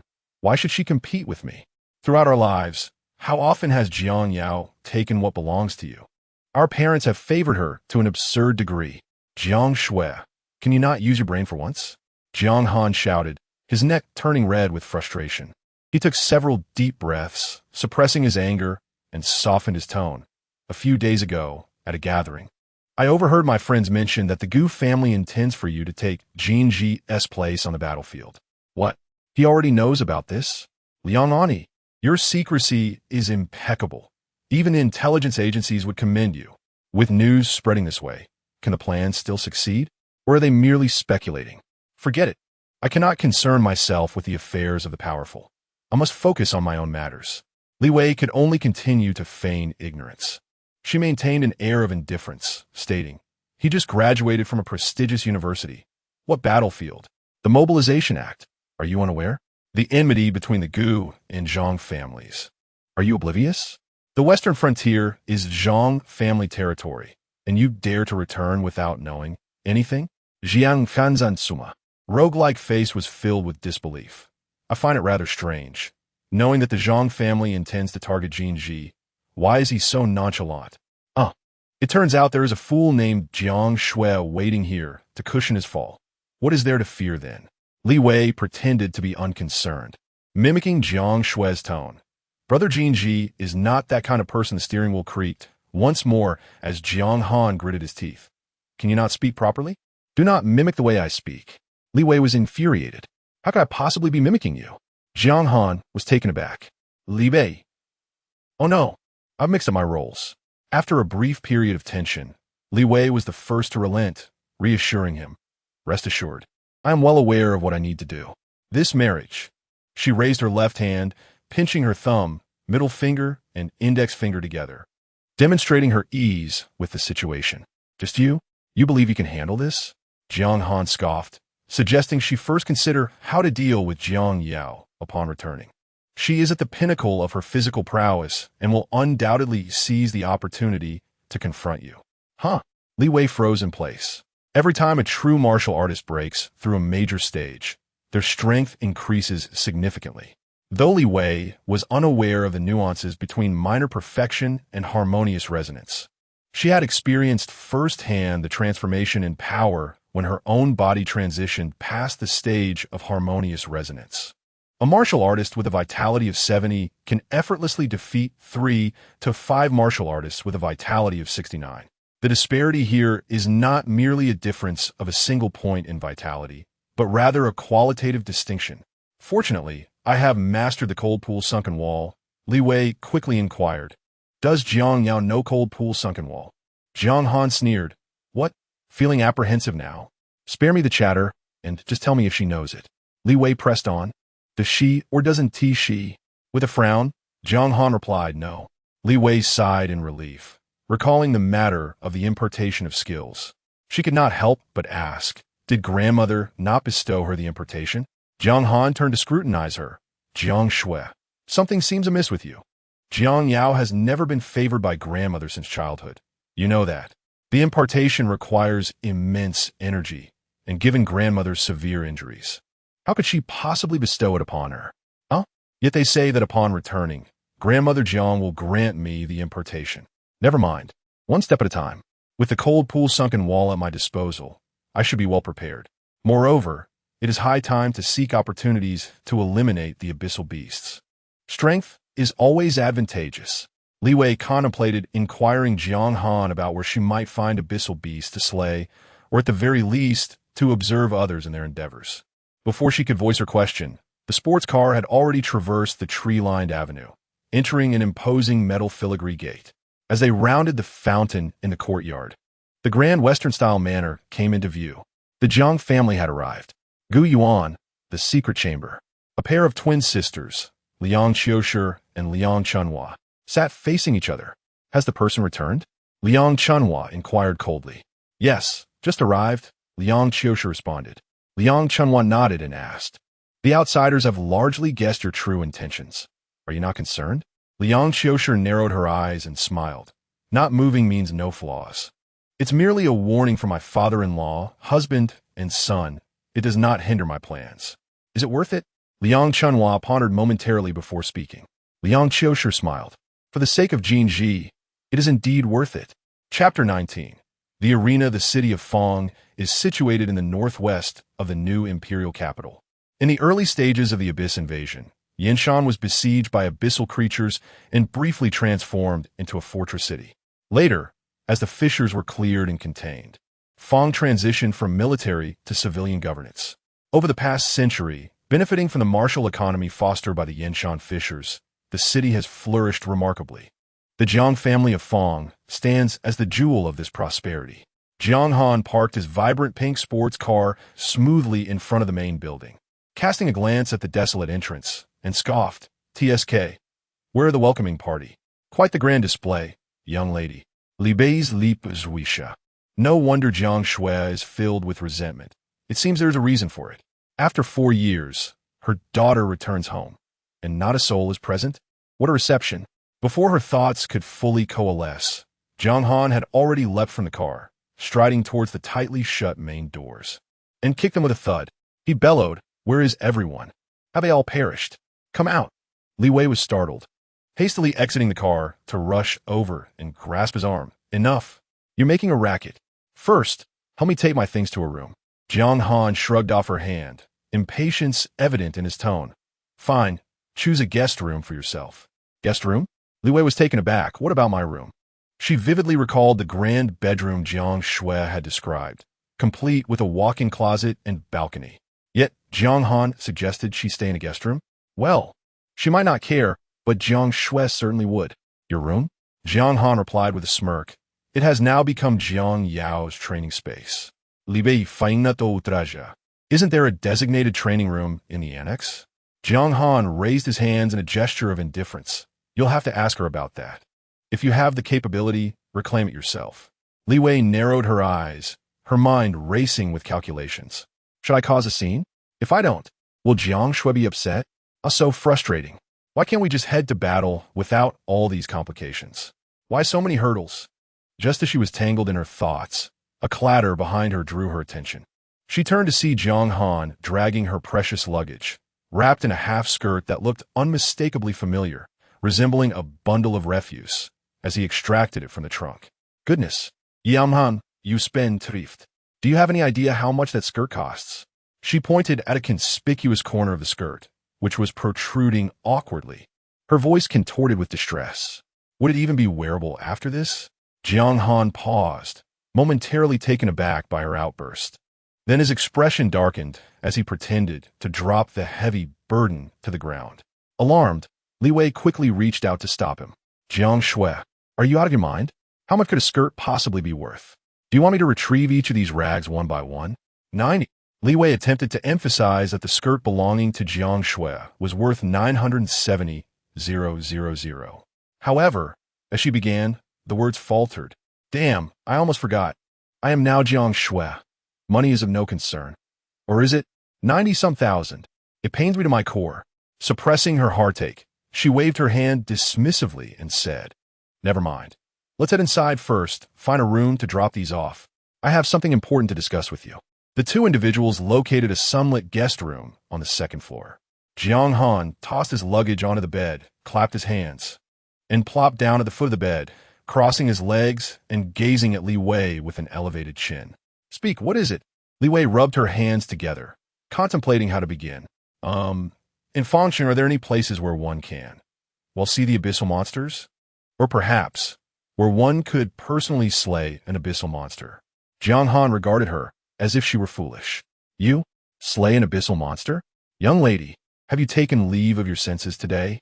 Taking a deep breath to suppress the urge to punch him, Li Wei forced a smile she deemed sweet, clasped her hands together, and softened her voice.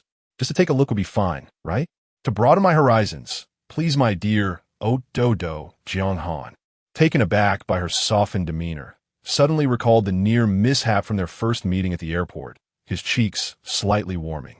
He inhaled deeply, forcing himself not to glance at Li Wei's face, and awkwardly replied, In a few days, the Investigation Bureau will handle a detained 6th-tier abyssal monster. The matter is overseen by my 4th uncle. If you wish to see, I can arrange it. Say. Li Wei perked up, excitement radiating from her. Okay, I'll contact him tonight. Yang Han reminisced. Yet, Li Wei remained unsatisfied. She sought not just a grand feast, but also to indulge in smaller delights. Well, aside from 6th tier, are there any more continual sources? Continual sources? Jiang Han found it difficult to comprehend Li Wei's phrasing. I mean, places where abyssal monsters die continuously. Or perhaps those lesser beings that aren't tiered, let me slay them myself. Can tierless abyssal monsters exist outside the rifts? Jiang Han scoffed.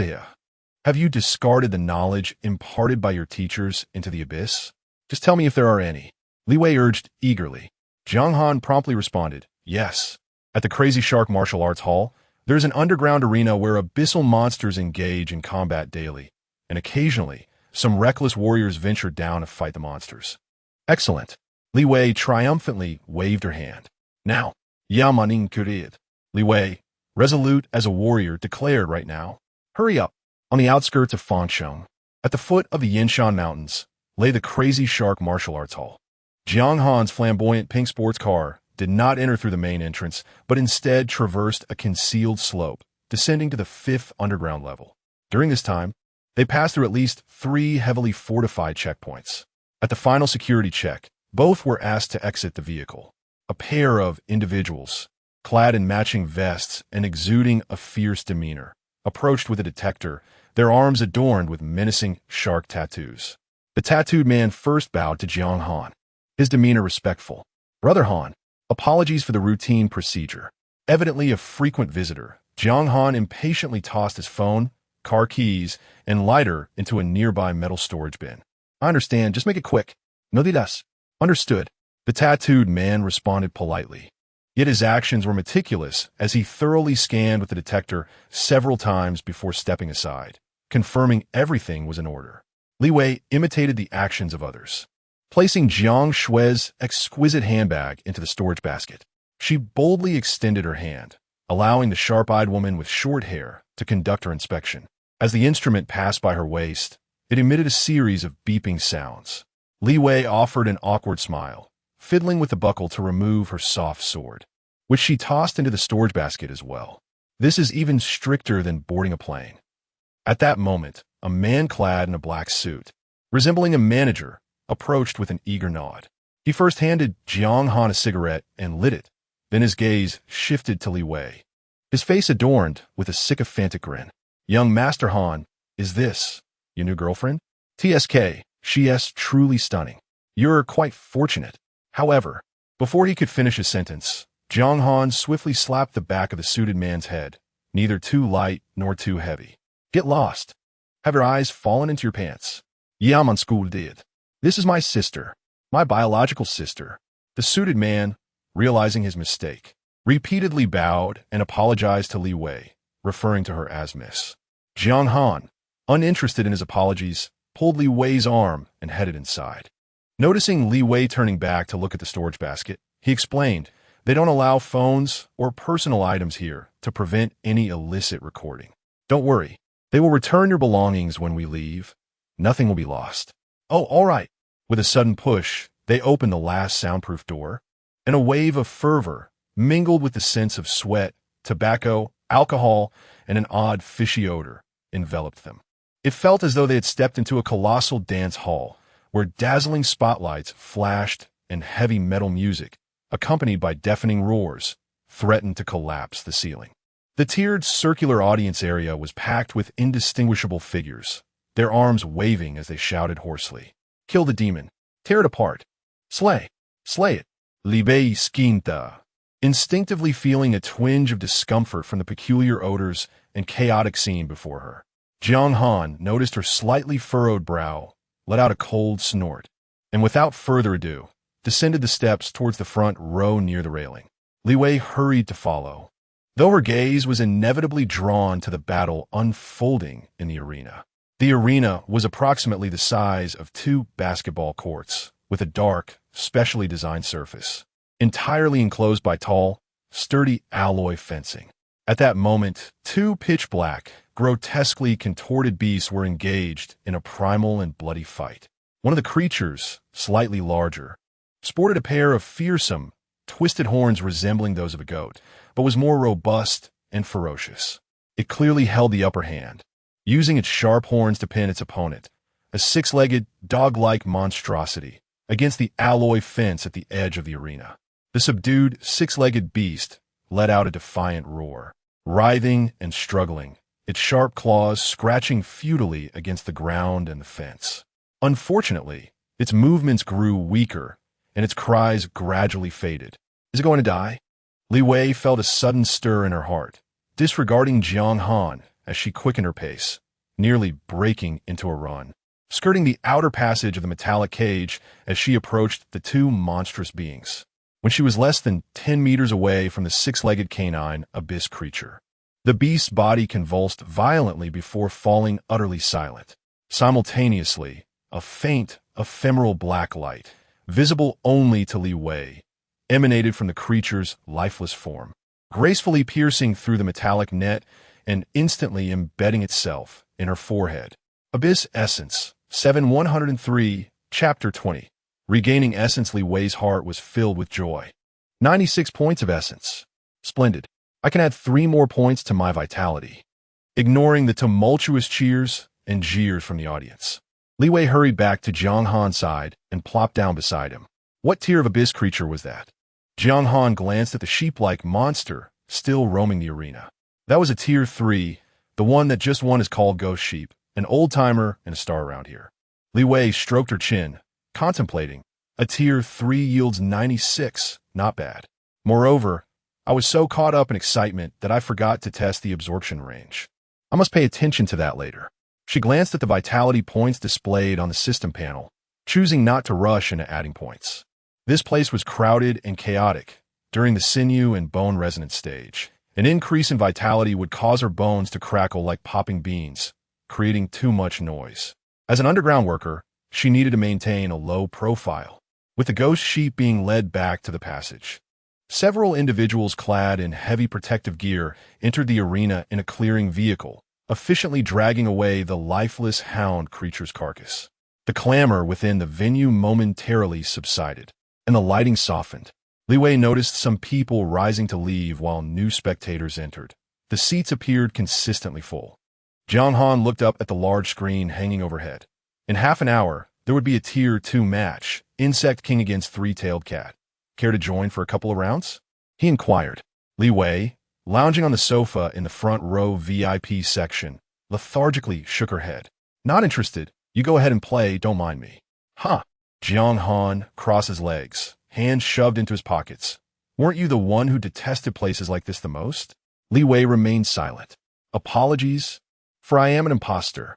Noticing her lack of response, Jiang Han cast her furtive glances, increasingly sensing something was amiss. He pondered the abrupt change in Jiang Shui, but the more he thought about it, the angrier he became, as if he had stumbled upon a troubling possibility. His expression darkened as he suddenly grasped Li Wei's shoulders, forcefully turning her to face him. Their eyes met, and Jiang Han's voice carried a chilling undertone. Jiang Shui, tell me the truth. Are you trying to acclimate to the battlefield in advance? Did you already know what the Gu family was plotting? Did you willingly take Gu Jinji's place to die? Unbeknownst to them, as Jiang Han settled into the VIP section, someone behind recognized him. A young man in a floral shirt adorned with earrings was seated in the row behind them, eavesdropping on their conversation while swiftly typing on his phone. Flowered Pants' biggest fan, Big Brother. Your future wife and your brother-in-law are at my venue. Flowered Pants' biggest fan. Holy crap. Your wife is stunning. She is a true sight to behold. Flowered Pants' biggest fan. I'm serious. For her sake, you must take down that bunch from the Zhang family. Just think, if something were to happen to you, someone else could take your place, sleep with your wife, and even harm your child. How could you stand for that? Absolutely intolerable, my brother. Flowered Pants' biggest fan. Hey, where are you? Respond, please. Most adored Flowered Shorts. Would you like an unedited photo of your wife? I could take one for you. Gu Jinji. Mind your own business. Most adored Flowered Shorts. Really don't want it? Gu Jinji, if you have time for this, you might as well go and cultivate. Most adored Flowered Shorts. TSK. Such a paternal tone. Suddenly, the young man with ear studs overheard Jiang Han's question. Jiang Shui, tell me the truth. Do you wish to adapt to the battlefield in advance? Have you known all along what the Gu family is scheming? Did you willingly choose to die in Gu Jinji's place? He snapped to attention, instinctively covering the phone's microphone while pressing for a voice call, simultaneously minimizing the call interface. His fingers moving with the speed of a cramp. Most adored Flowered Shorts. Brother Da. Hurry. There's juicy gossip. Listen. Beep. The voice call connected, and a mischievous grin spread across the young man with ear studs face as he stealthily extended his phone from a gap in the sofa's backrest, then held his breath. Li Wei found herself gripped by Jiang Han's shoulder, trying to twist away, but surprisingly could not break free. She suddenly recalled that this guy had already reached the first stage of the skin membrane realm.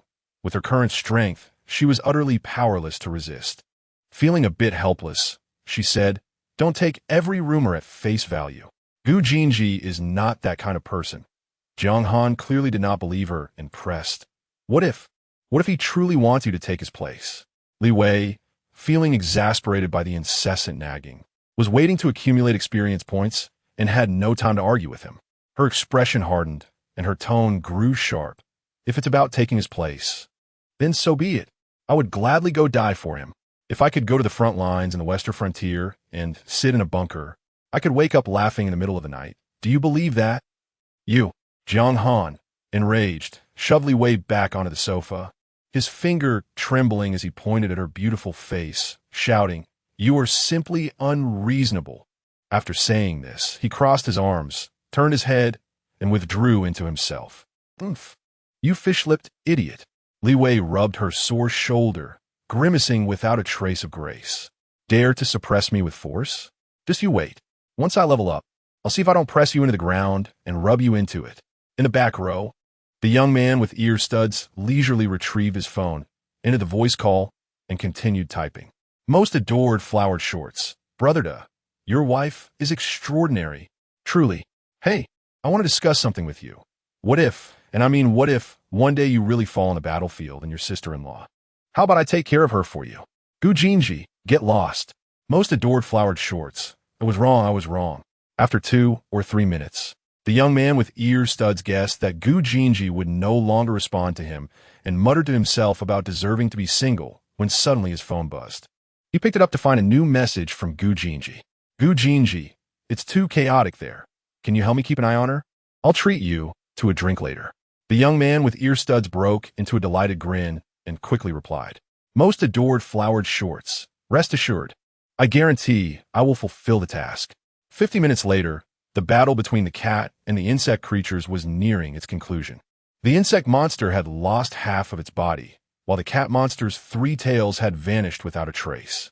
At this moment, the insect creature clamped its jaws tightly around the waist of the cat creature, which futilely clawed at the insect's hardened shell with its front paws. Li Wei refrained from approaching, enduring the tension. Eventually, the cat creature struggled a few times, letting out a mournful cry before collapsing. Li Wei's eyes brightened as she rose to her feet under Jiang Han's bewildered gaze. She maneuvered along the corridor toward the scene.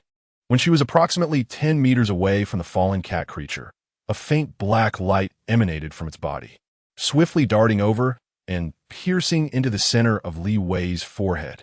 Abyss Essence, 103-131. Li Wei quietly inhaled, realizing, this time it's 28 points.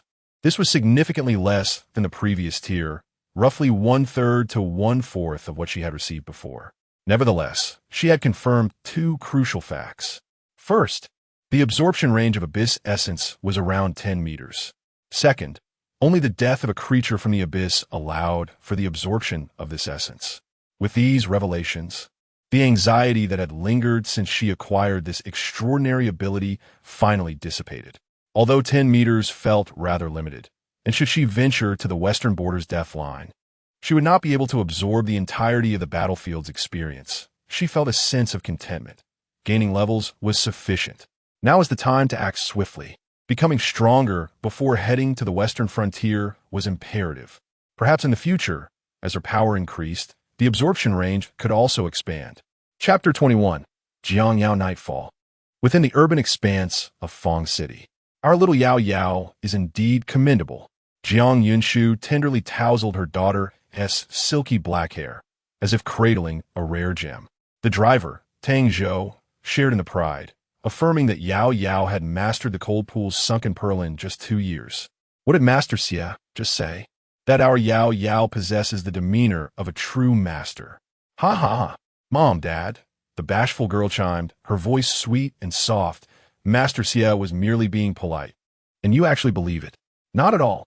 Jiang Yunshu feigned a serious demeanor, though her eyes shimmered with uncontainable pride. Your brother has been training since he was 16. And where has that gotten him? He hasn't even touched the threshold. Yet you've achieved so much in just 2 years, surpassing your grandmother's pace when she was your age. Tang Zhou interjected seamlessly. Your mother speaks the truth, Yao Yao. While modesty is commendable, excessive humility can be detrimental. As martial artists, we must possess the necessary vigor. Do you understand? A rosy hue adorned Jiang Yao's cherubic face as she nestled against her mother's arm, burying her face in Jiang Yunshu's neck. I'll listen to you both.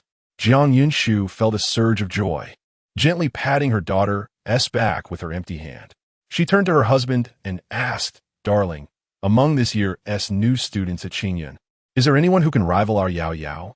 With her small perfection realm and the cold pool's sunken pearl, do you think she can secure a place in the upcoming martial arts competition at Wu University?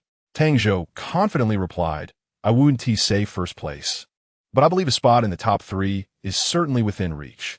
It's a pity that the young prodigy from the Yun family is enrolling this year as well.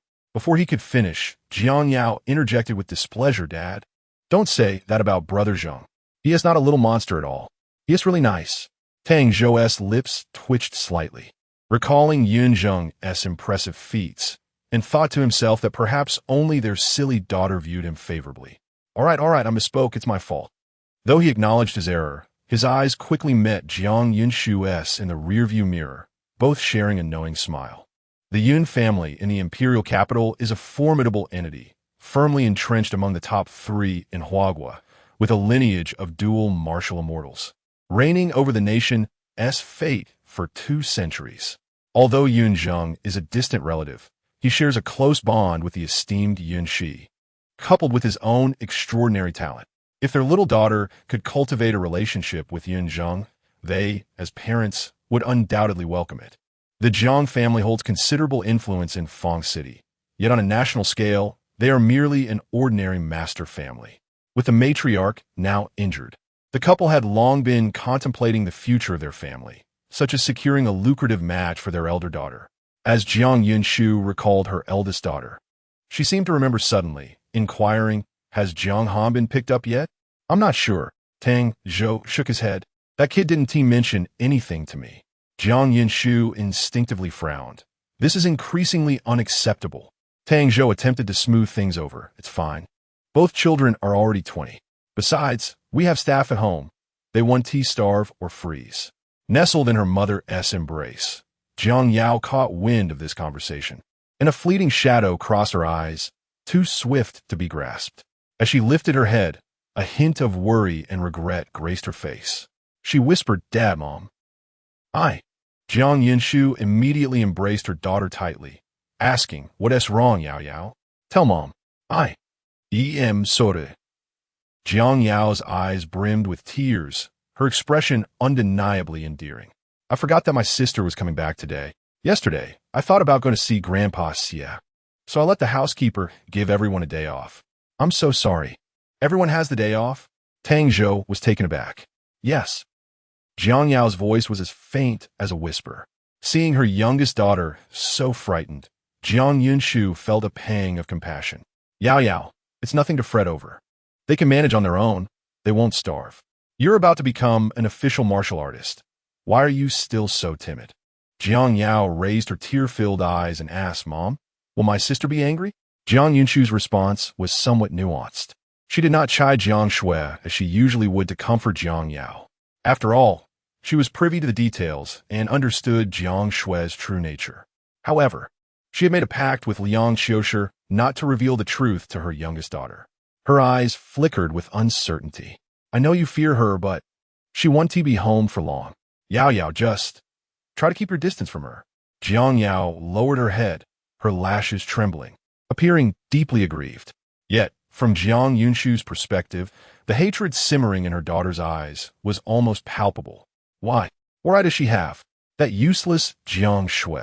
How dare she marry brother Jinji just because she was born 2 years earlier? She dismisses the rumors circulating outside as mere fabrications. Someone like brother Jinji would never allow his woman to take his place in death. And as for the Zhang family wanting to harm brother Jinji, that's preposterous. It is nothing but a fairy tale told to deceive children. Brother Jinji is the cherished gem of the Gu family, a top-tier genius. Who would dare to lay a finger on him? No matter how audacious the Zhang family may be, would they dare to provoke old Master Gu? Before his injury, Qi Mian Gu Xuanzhang was ranked 5th on the martial immortal list. What is that newly emerged Zhang Lui compared to him? Merely ranked 19th at the bottom.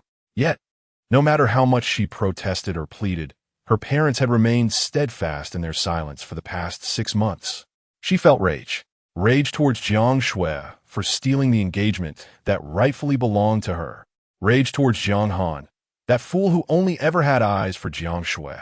Rage towards her grandmother. Though she could have imparted knowledge to her, she insisted on making her endure 2 years of hardship before mastering the Han Tan Shun Bai. Always so cold, never showing her any affection. She also harbored resentment towards her parents for granting such a splendid marriage to Jiang Shui, for being martial arts failures themselves, causing her to suffer humiliation. If she could marry brother Jinji, would she need to curry favor with that little madman Yunzheng? Would she need to follow Yunxi around like a shadow every day? Jiang Shui. Jiang Yao's hidden hand clenched tightly, her nails digging into her flesh, bringing a sharp pang of pain. If she dares to return, she should not blame me for being ruthless. Unbeknownst to her, she mused. If Yunzheng were to render you a cripple, would the Gu family still want you? A cold, sly smile crept upon her lips as she relished the thought. Seizing the moment while her parents conversed on other topics, she swiftly retrieved her phone and crafted a message to send. To Yaotai beneath the moon, brother Zheng. Sister has returned, and I am filled with trepidation. In the arena of Fangcheng. Return home. Li Wei's eyes widened in disbelief, as if observing a fool, her gaze leaving Jiang Han utterly speechless. You have lingered here all day, and yet you refuse to go home? Jiang Han pondered the peculiar nature of his sister, with hands placed firmly on her hips and legs apart. Li Wei's stance betrayed the futility of her 7 days of etiquette training. Return your head. If you wish to go, then go on your own. Wait until you slay the 6th-tier abyss creature before you call for me. Jiang Han's eyes widened in shock. Have you lost your mind? Li Wei discreetly glanced at her system panel. Abyss Essence, 352 delightful. Onward. She shot Jiang Han a sidelong glance, feigning nonchalance. It's better to refrain from inquiring too much about worldly affairs.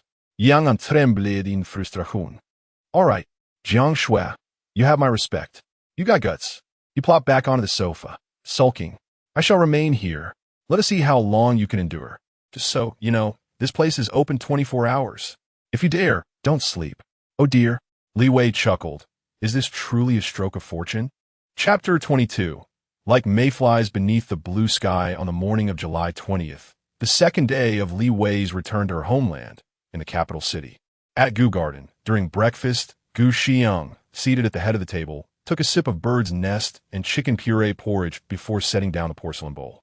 His brow furrowed in deep thought.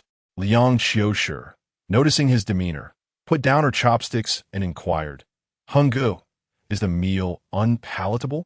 Gu Xiang intertwined his fingers on the table, closed his eyes momentarily, and upon reopening them, directed his gaze toward his wife.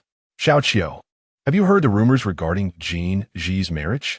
Liang Qiushi's expression remained unchanged as her eyes briefly flitted to their eldest son, who was engrossed in his meal, and then to their younger son and daughter, who appeared indifferent yet were clearly chewing at a slower pace. With a slight movement of her lips, she replied in a steady voice, It is merely baseless speculation from the Zhang family. Do not take it to heart, Hunggu. Gu Xiang tapped his fingers on the table, his gaze lingering on his wife's face for several seconds. Finally, he gently asked, Sister Chunhua has been in seclusion for half a year, hasn't she? Liang Qiushi lowered her gaze, her hand holding the soup bowl, pausing almost imperceptibly. Remembering her husband's inexplicable advances the previous night, a hint of warmth colored her cheeks, accompanied by a flicker of relief. Has he become suspicious? Fortunately, I reverted in time. Otherwise, I would surely have been exposed last night. The elders and children in this household are all shrewd and obstinate, if they were to discover my intentions.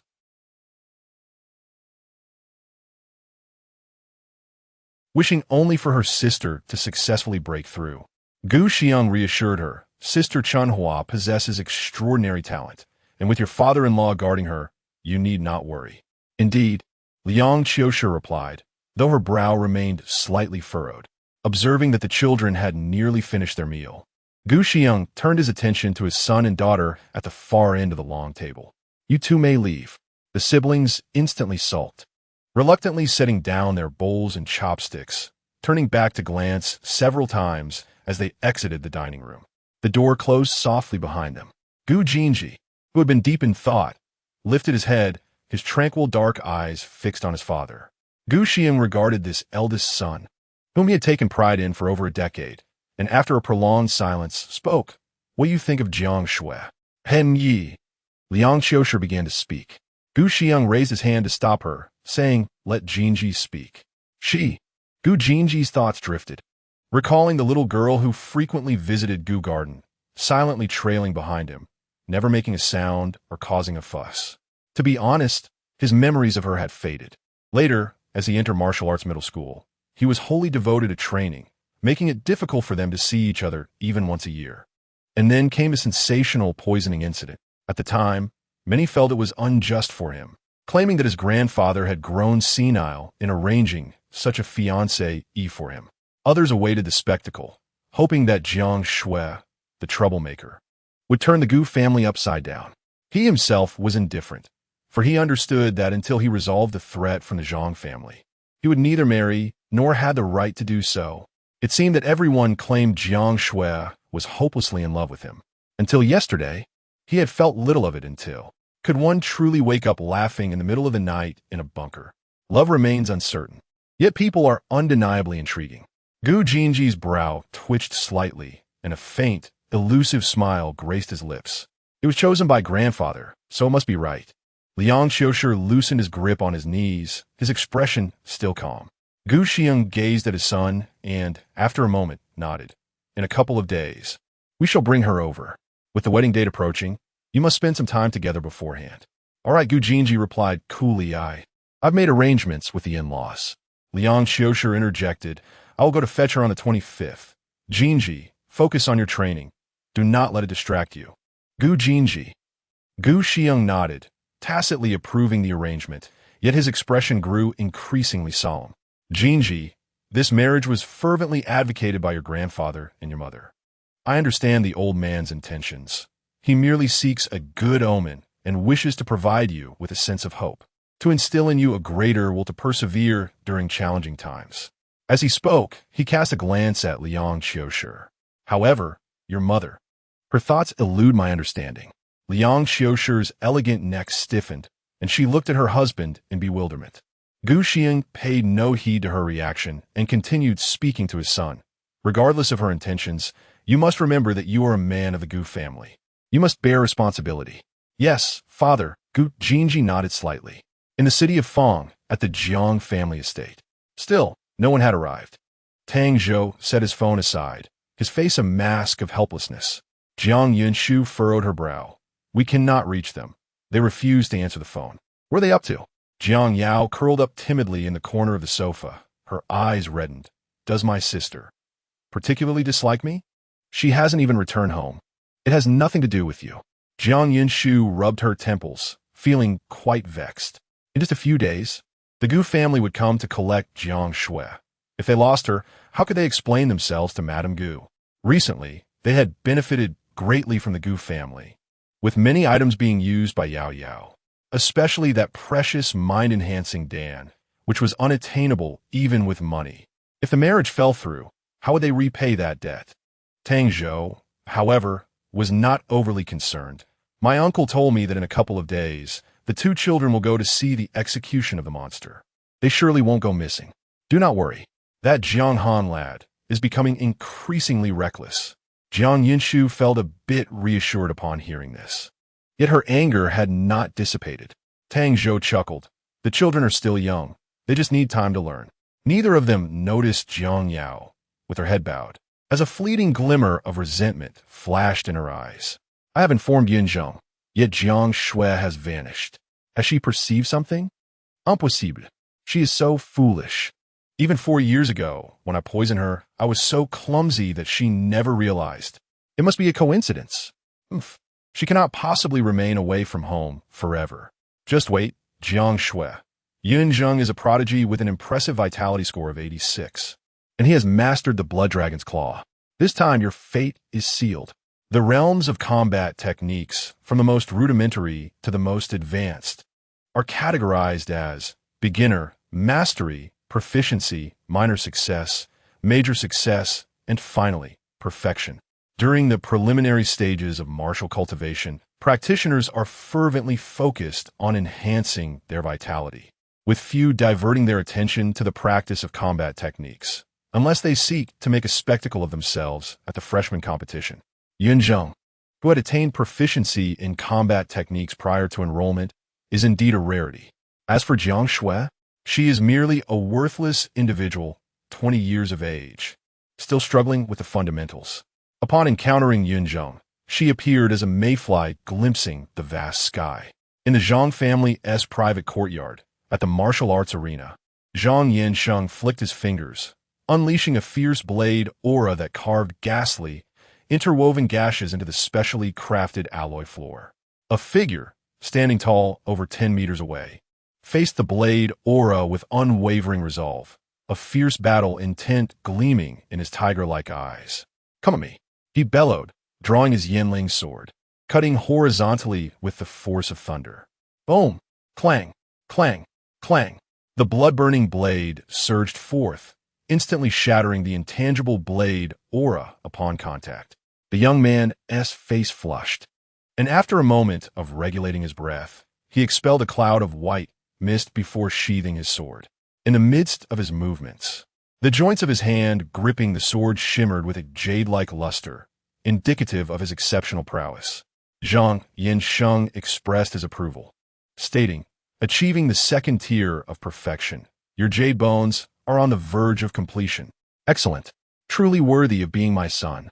Yet, a trace of regret crossed his face as he continued, alas, your physical form is only just at the peak before becoming a martial artist. If only you could advance further, you would attain a body of extraordinary caliber. The young man's lips tightened, his sun-kissed skin as solid as rock. When Shun Yaoqi broke through to martial artist, his vitality was merely 96. Even with the same peak, had we been of the same age, it remains uncertain who would be superior. Ayu. Before graduation, you're the only one at the 4th tier in all of Huagua, Zhang Yinsheng teased. You have quite the audacity to compare yourself to the foremost of the younger generation. With that, he beckoned the young man to take a seat beside him. Peng Cheng, when do you plan to advance? The young man, Zhang Peng Cheng, lazily settled onto a cushion beside Zhang Yinsheng, replying, My J-bones have yet to reach their limit. I still need to refine them further. Gu Jinji reached the 3rd tier 3 months ago. Do you believe you could defeat him? Zhang Yinsheng inquired. After the freshman competition, he had resigned himself to complacency. Zhang laid his sword across his knees, casually drawing a segment of the blade, its gleaming edge reflecting his fierce brows. A mere point difference, yet worlds apart, Zhang Pengcheng scoffed. Gu Jinji now sees me as a mayfly glimpsing the vast sky. Chapter 23, 2 Days Swish. What? Zhang Pengcheng sheathed his knife and looked at his father with a bold expression. You call me back in such haste just to deal with him? Zhang Yinsheng, maintaining an impassive demeanor, replied, Oh, have I wronged you? Who was it 4 years ago that, after losing to Gu Jinji in the freshman competition, ran home in despair? Zhang Pengcheng's face flushed slightly, and he retorted defiantly, just a bit of hardship. Ah. Zhang Yinsheng's eyes narrowed, his expression indifferent. He is getting married. You know? Oh, Zhang Pengcheng responded nonchalantly. Let him marry. What does it have to do with me? Zhang Yinsheng gazed at his son, sighing inwardly. The Zhang family was filled with brutes, his father, his brothers, and now his son. Ultimately, he bore the weight of it all. He couldn't help but suggest, have you considered what might happen if Gu Jinji sends his wife to take his place in the military? Without a moment's hesitation, Zhang Pengcheng shook his head. He is not that kind of person. Cough, cough. Zhang Yinsheng nearly choked on his own saliva, his expression twisting slightly. I should never have married my distant cousin. Damn it. Intermarriage within the clan is a curse. He regained his composure, glaring at the oblivious Zhang Pengcheng, his voice lowering. You need not concern yourself with who he is. You only need to understand that Gu Jinji must die. Interrupted before his father could finish. Aren't you tired of scheming? If you want him dead, I will challenge him directly. One strike, and it will be over. Fool. Zhang Yinsheng raised his hand and slapped the back of his son's head, irate. If it were that easy to kill him, would I need you? Rubbing his head, Zhang Pengcheng retorted, Are you that idle? Why are you fixated on that guy? What happened 30 years ago is unknown to outsiders and you. Silence. Like the roar of an ancient giant or the lament of a dying star. The ground fissured like a spider's web, and the metallic walls vibrated ominously. The explosive force of Zhang Yinsheng's fury pressed Zhang Pengcheng to the ground in an instant. Glaring at his son, whose forehead was bulging with veins and drenched in cold sweat, Zhang Yinsheng gradually reined in his ferocity, clenching and then relaxing his fists. Do not speak such words again.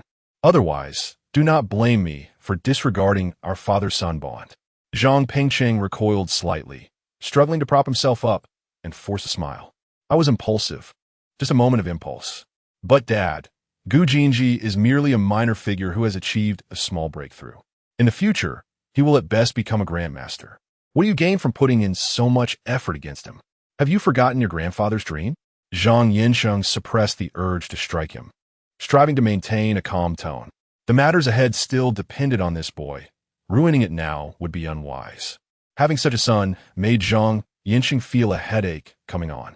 Zhang Pengcheng sat up, spitting out a mouthful of blood. You're getting old and confused. Do you truly believe that Gu Jinji can bring our Zhang family to ruin? Does he possess such capability? Zhang Yinsheng forcefully pushed his son back to the ground, seething with anger as he proclaimed, The Wu Xian shall not be insulted. Zhang Pengcheng flipped over, lying flat like a salted fish, and nonchalantly responded, All right, as you say. I shall comply. With a long sigh, Zhang Yinsheng wearily waved his hand and said, The Gu and Zhang families have been engaged for 20 years. We have no justification to intervene. However, I will not permit Gu Jinji to wed smoothly. On the day of the wedding, I will send people to restrain the experts from the Gu family. When the bride and groom toast, seize the opportunity to provoke them using your peer status. Jiang Shui. I have investigated. Her personality is obsessive, and her temper is fiery. As long as she cannot contain her anger, feign being provoked, and eliminate her with a swift strike. In that moment, only Gu Jinji will be able to stop you. Whether you succeed depends solely on your own abilities. Pingqing, do not let me down. Zhang Pingqing scoffed. The Gu family dares to send us an invitation? Zhang Yansheng replied with a cold laugh. As unwelcome guests, they certainly come uninvited. On July 22nd, at noon, within the Jiang family estate, Jiang Yao lay back on the luxurious carpet of her bedroom, desperately suppressing the various pains coursing through her body, all while maintaining a facade of joy and satisfaction. The youth atop her, having exerted himself for 2 hours, slowly raised his head, a cruel shadow of a smile gracing his otherwise unremarkable, dark face. Your blood grows more enticing, little Yao. He licked his lips, his words sending shivers down her spine. Tears shimmered in Jiang Yao's eyes, caught in a state of wanting to cry. Zhengji, you're hurting me. Not being obedient, are we? Yin Zheng suddenly extended his hand, lightly tracing his right index finger along Jiang Yao's slightly cherubic cheek. Though his movements and expression exuded utmost tenderness, Jiang Yao felt a chill envelop her. She trembled, feigning shyness, too afraid to meet Yin Zheng's gaze. Suddenly, he transformed his finger into a claw, gripping her delicate neck. Jiang Yao's eyes widened in horror, her arms instinctively rising, fingers digging into the back of Yin Zheng's hand. Her gaze filled with pleading disbelief. Ooh, ah, crack, crack. Her nail scratched at Yin Zheng's hand, leaving no mark behind. She attempted to pry open his fingers, only to discover she lacked the strength to do so. It's the binding effect of the blood dragon claw. Jiang Yao felt despair wash over her as tears streamed down her cheeks, until the pressure around her neck eased and fresh air rushed back in. Goo. Jiang Yao gasped desperately for breath, trembling as she coughed. Yun Zheng supported his head with one hand, reclining beside her, watching the scene before him with keen interest, laughing with unrestrained delight. As Jiang Yao gradually regained her composure, he spoke in a tone reminiscent of soothing a child. Little Yao, this is your punishment. Next time, do try not to be so careless. Upon hearing these words, Jiang Yao instinctively recoiled, her voice strained. Yes, I'm sorry, Brother Zheng. Yao truly did not deceive you. Sister has really returned to the country. Oh, Yin Zheng embraced her gently, offering comfort. I must have misunderstood you. Now, can you tell me where she is? I don't know either. Jiang Yao's voice trembled violently.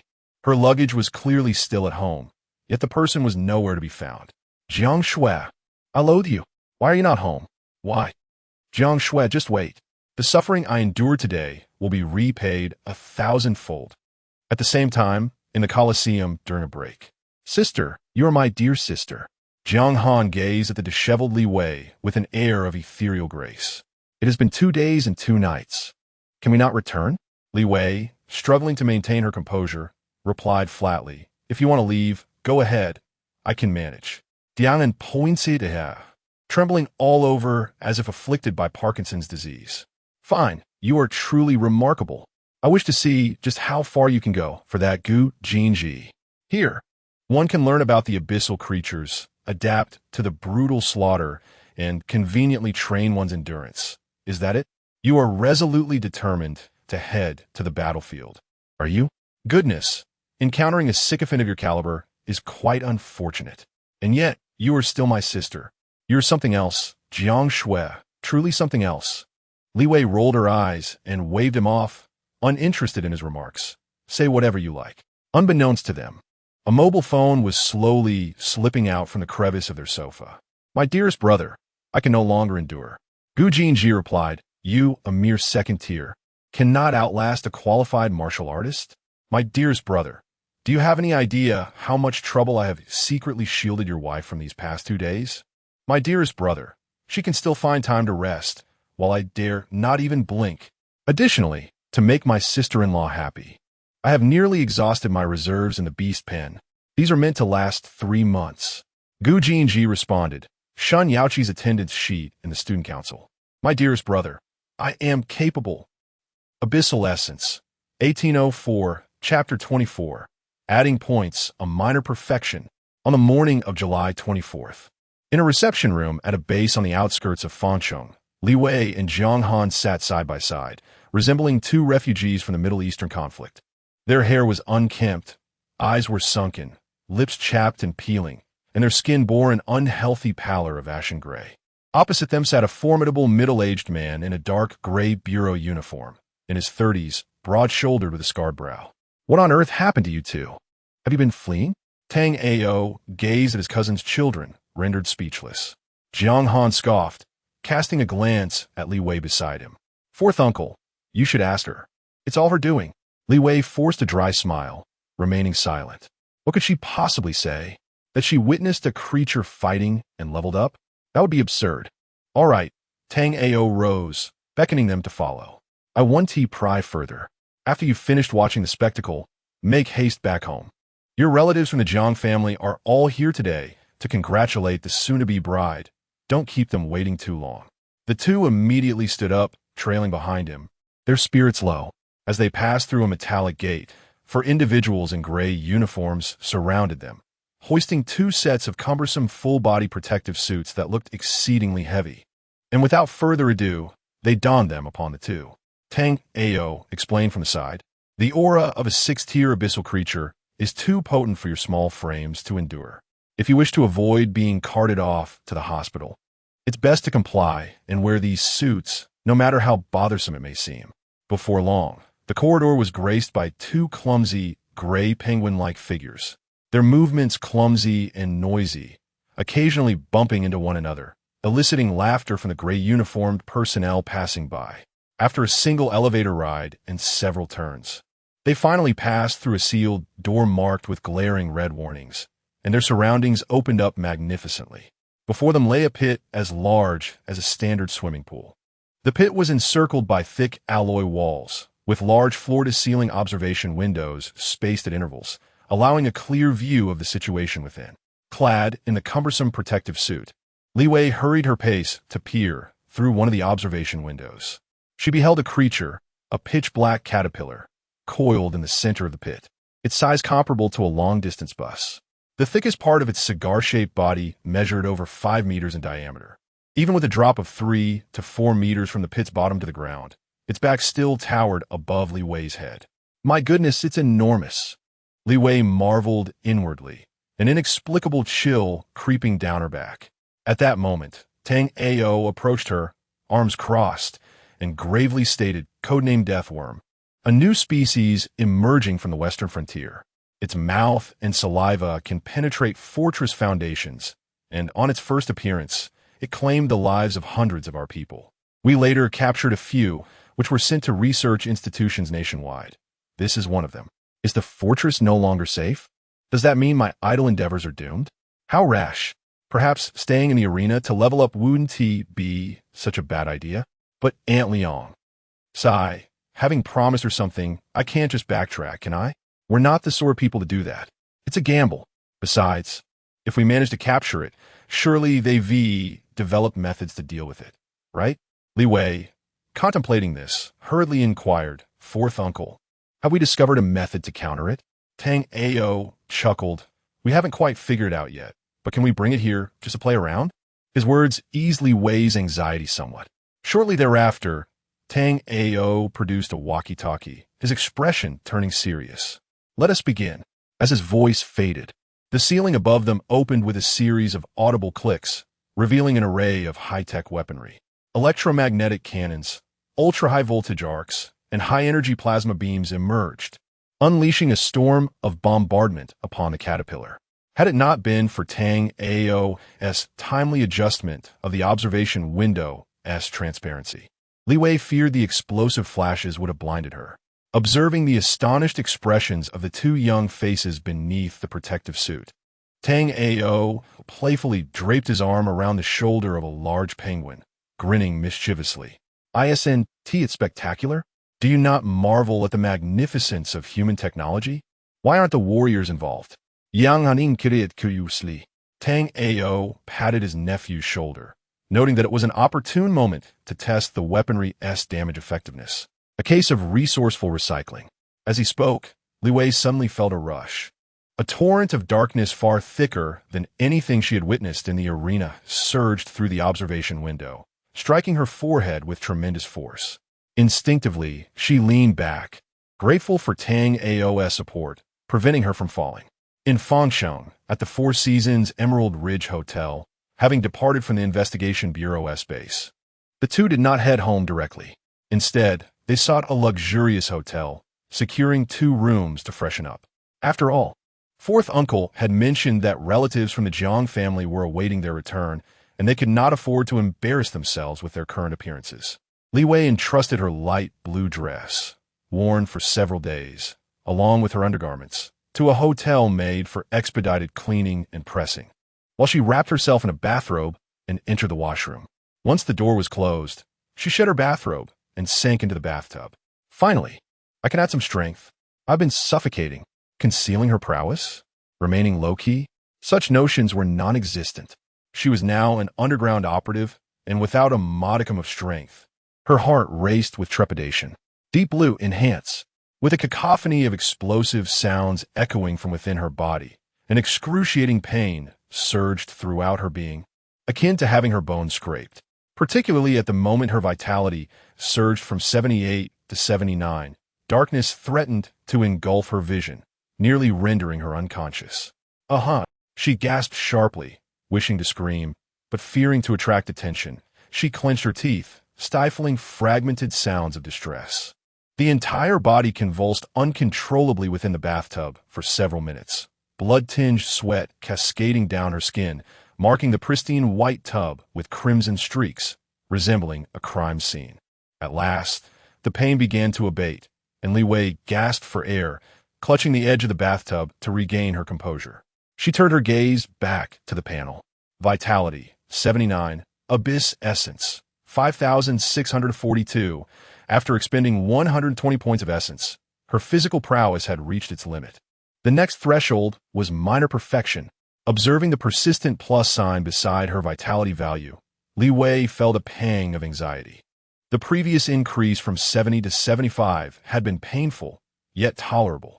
Who could have anticipated that the final 4 points would feel akin to a torturous execution?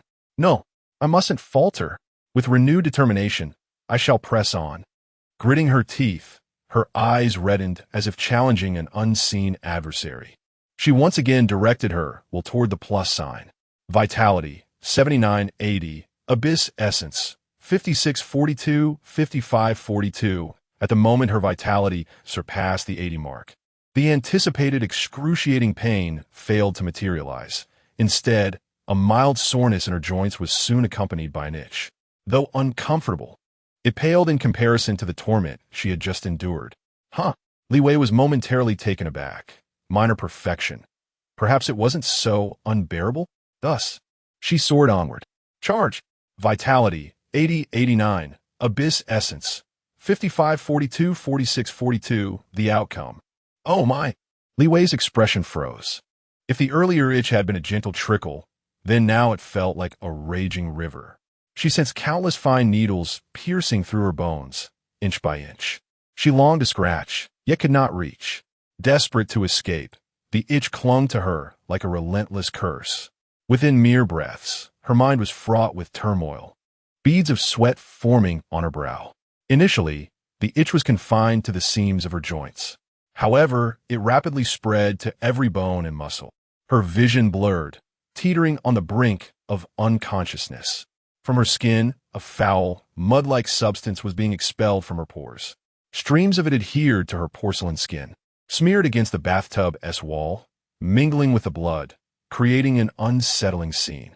Nearly half an hour later, Li Wei finally ceased her struggles, lying in a thin layer of sanguine mud, resembling a lifeless body. I might perish. Yet, the agony of 4 sleepless nights seems to have vanished. Why do I feel somewhat revitalized now? Chapter 25. Fill it up. Li Wei sprang from the bathtub with the agility of fish leaping from water, muttering to herself, "Roused from my deathbed, I can still add a little more." Ah? Thud. Hiss, oh dear. She had completely overlooked the blood and mud beneath her feet. With a slip of her heel, she tumbled back down, wincing in pain. What on earth?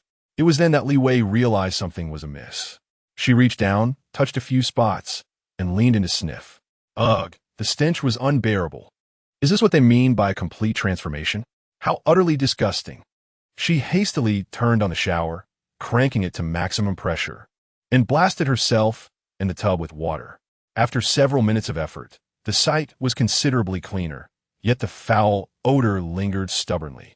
Reluctantly, Li Wei squeezed out a generous amount of fragrant body wash, coating herself and the inner walls of the bathtub, followed by another thorough rinse.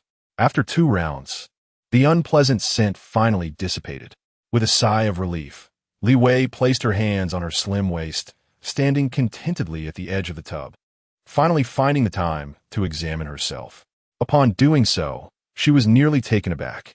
Her original physique had been splendid, but after the death of her parents, the weight of life had pressed heavily upon her. Over the years, she had grown haggard, her skin showing various subtle blemishes. Had it not been for her youth and martial arts training, she likely would have lost her beauty long ago. But now, what did she behold? Her skin was as smooth as the finest white jade, her pores almost imperceptible. She pressed her hand to her chest and leaned closer to the mirror. The reflection revealed a young girl whose lips resembled freshly plucked cherries, plump and dewy. Her entire body appeared as though it had been meticulously sculpted. Slap! Li Wei smacked her forehead, miscalculating the force and causing her head to buzz. Fortunately, it's not merely a superficial enhancement. My strength has soared as well. I came to be a master, not just a pretty face. She attempted to swing her fist, exerting minimal effort, yet the whoosh of the wind echoed. It felt as though her strength had doubled compared to when her meridians resonated. Calming herself, she began to focus on her senses. The natural patterns of the marble countertop, the nearly invisible scratches at the edge of the mirror, the trajectory of each cotton thread on the towel hanging nearby. Additionally, the faint footsteps from the neighboring room, the muffled sound of service carts' wheels rolling over the carpet in the corridor, and a lingering trace of the odor she had thought she had thoroughly washed away. In that moment, the world before her became startlingly vivid. What a rush! Li Wei felt a surge of excitement. The sensation of growing stronger was truly addictive. I can continue. I want to achieve complete perfection. I desire the body of a true master. Her emotions surged like never before. She recalled her high school homeroom teacher, who often insisted that in the initial stages of martial arts, one should accumulate as much vitality as possible, warning against rushing into breakthroughs. The teacher used the example of the martial arts freshman competition, explaining why first-year martial artists were not allowed to participate. True genius does not manifest in the first year of university. Those with even a modicum of talent and ambition, aspiring to tread further along the path of martial arts, typically spend 1 to 2 years accumulating credits, exchanging resources, and nurturing their vitality upon entering the martial university. Students who achieved a vitality score exceeding 60 during their college entrance examinations, provided they are sufficiently diligent, can easily attain a harmonious resonance of sinew and bone before their 3rd year. For those endowed with superior talent, achieving a minor perfection is not merely a dream. It is only when their vitality ceases to ascend that they contemplate a breakthrough. There are indeed instances like Jiang Shui, feeling stuck at a score of 79 and on the cusp of minor perfection, stubbornly refrains from breaking through, often until graduation. This underscores the significance of nurturing one's vitality for aspiring martial artists. At that time, the homeroom teacher could scarcely articulate why higher vitality is preferable, repeatedly alluding to having a solid foundation, great potential, and superior aptitude, albeit in vague terms. Yet, Li Wei remembered, others might have reached their innate limits, unable to progress despite abundant resources. But she was different. She had a knack. It was merely a matter of enduring some pain. She would grit her teeth and push through. Today, Li Wei was determined to behold the vistas from the highest peak. With a swift motion, Li Wei rolled back into the bathtub, sprawling out as her eyes gleamed with excitement, slightly reddened, her fists clenched tightly. Vitality, 89 100. Non-upgradable. Abyss Essence. 4642 1642 642. Her hand slipped, unintentionally registering an additional point. Oh no, now she had a headache. And wasn't the maximum supposed to be 99? Li Wei barely had time to exclaim this before darkness enveloped her, plunging her into unconsciousness. Time seemed to stretch indefinitely. In a daze, she glimpsed a faint light. It was minuscule, reminiscent of solitary firefly. Instinctively, she yearned to approach and seize it, but at that moment, a resounding explosion erupted, and the light burst forth, flooding her surroundings with an overwhelming brilliance. She witnessed the genesis of two lives, gradually taking shape amidst warm nurturing. She heard the cries of two mothers in labor, felt the suffocating pressure, followed by the first breath of air, tinged with the metallic scent of blood. He struggled to turn. She endeavored to crawl. He clung to the cold railings of an orphanage. Learning to walk, she frolicked in a park, chasing friends across the grass. He gazed out the window, watching a family of three revel in laughter. She playfully poked her baby brother in the cradle, bursting into giggles. He was growing. She was growing. The sun set and rose again. The moon waned and waxed. Flora underwent cycles of flourishing and withering, while the city transformed at an astonishing pace. Until one fateful day, he closed his eyes and she opened hers. Two sensations, two memories, merging into one. Li Wei slowly rose from the bathtub. She did not brace herself with her hands, nor did she feel any exertion in her waist or abdomen. It was simply a thought that propelled her to sit up, and so she did. The movement of her body felt like origami, sudden and peculiar. She was entirely oblivious, unconsciously glancing at the display. Vitality, 100, non-upgradable. Gradually, her thoughts began to coalesce. 100. She murmured, her voice ethereal and imbued with an indescribable allure. Strangely, as she spoke, the water droplets clinging to the bathtub's wall began to tremble slightly, as if infused with life. What is happening to me? The acute sensitivity of Li Wei allowed her to perceive the extraordinary transformation within herself. She contemplated standing, and the bizarre scene from moments ago reoccurred. Her entire being pivoted on her heels, her legs straightened upward, and she effortlessly stood upright, her movements startlingly crisp and fluid. She extended her hand, commanding the droplets to coalesce, flow, and gather at the tips of her pale fingers. A bead of water, the size of a soybean, floated upon her fingertip, resplendently clear. Suddenly, Li Wei felt an uncanny connection with everything around her. With a mere thought, she felt omnipotent. In the blink of an eye, the world transformed into 4K. No, it transcended mere 4K. It was a complete immersion, a profound submersion into another realm. Goodness, I can even recall the posture I was in when I first emerged from the womb. And I was born in a university women's restroom. I mustn't dwell on this. The more I think, the more tragic it becomes. Far worse than poor Li Wei herself. But what is my current state? If a vitality value of 99 represents the path of the body, what does 100 signify? The essence of the Tao, a union with the heavens? And why am I able to manipulate water? No, it's not merely controlling water. She dispersed the droplets from her fingertips, contemplating the need to breathe. Indeed, a gentle breeze seemed to stir around her, a refreshing essence rushing eagerly into her mouth and nose. This sensation, as if the universe has become my parents, it's quite exhilarating. Just as she reveled in the moment, a sudden pressure throbbed at her brow, and her temples pulsed alarmingly. Li Wei stumbled, nearly falling again. She shook her head, the feeling of unity with the cosmos dissipating swiftly, leaving her heart feeling hollow. Yet, she remained calm, adjusting her bathrobe and settling onto the toilet in a meditative posture, steadying her mind and seeking clarity. Soon, her spirit was irresistibly drawn to her brow. In the murky depths, she glimpsed a tranquil pool. Where is this? As her emotions stirred, the mirror-like surface rippled with waves. In an instant, that mystical sensation returned. Just for a moment, it felt as if her brain were being stirred with a sharp instrument, causing a pain so intense she nearly fainted. She tilted her pale face upward, slumping against the lifted toilet seat, a wry smile of resignation gracing her lips. Through this experience, she gained insight. The enigmatic state she had just encountered was one she could access at will. However, with her current strength, she could hardly sustain it for long. Yet this was sufficient. Her power would inevitably grow, would it not? One day, she would transform this active skill into a passive ability. Li Wei envisioned this future, her smile broadening with delight.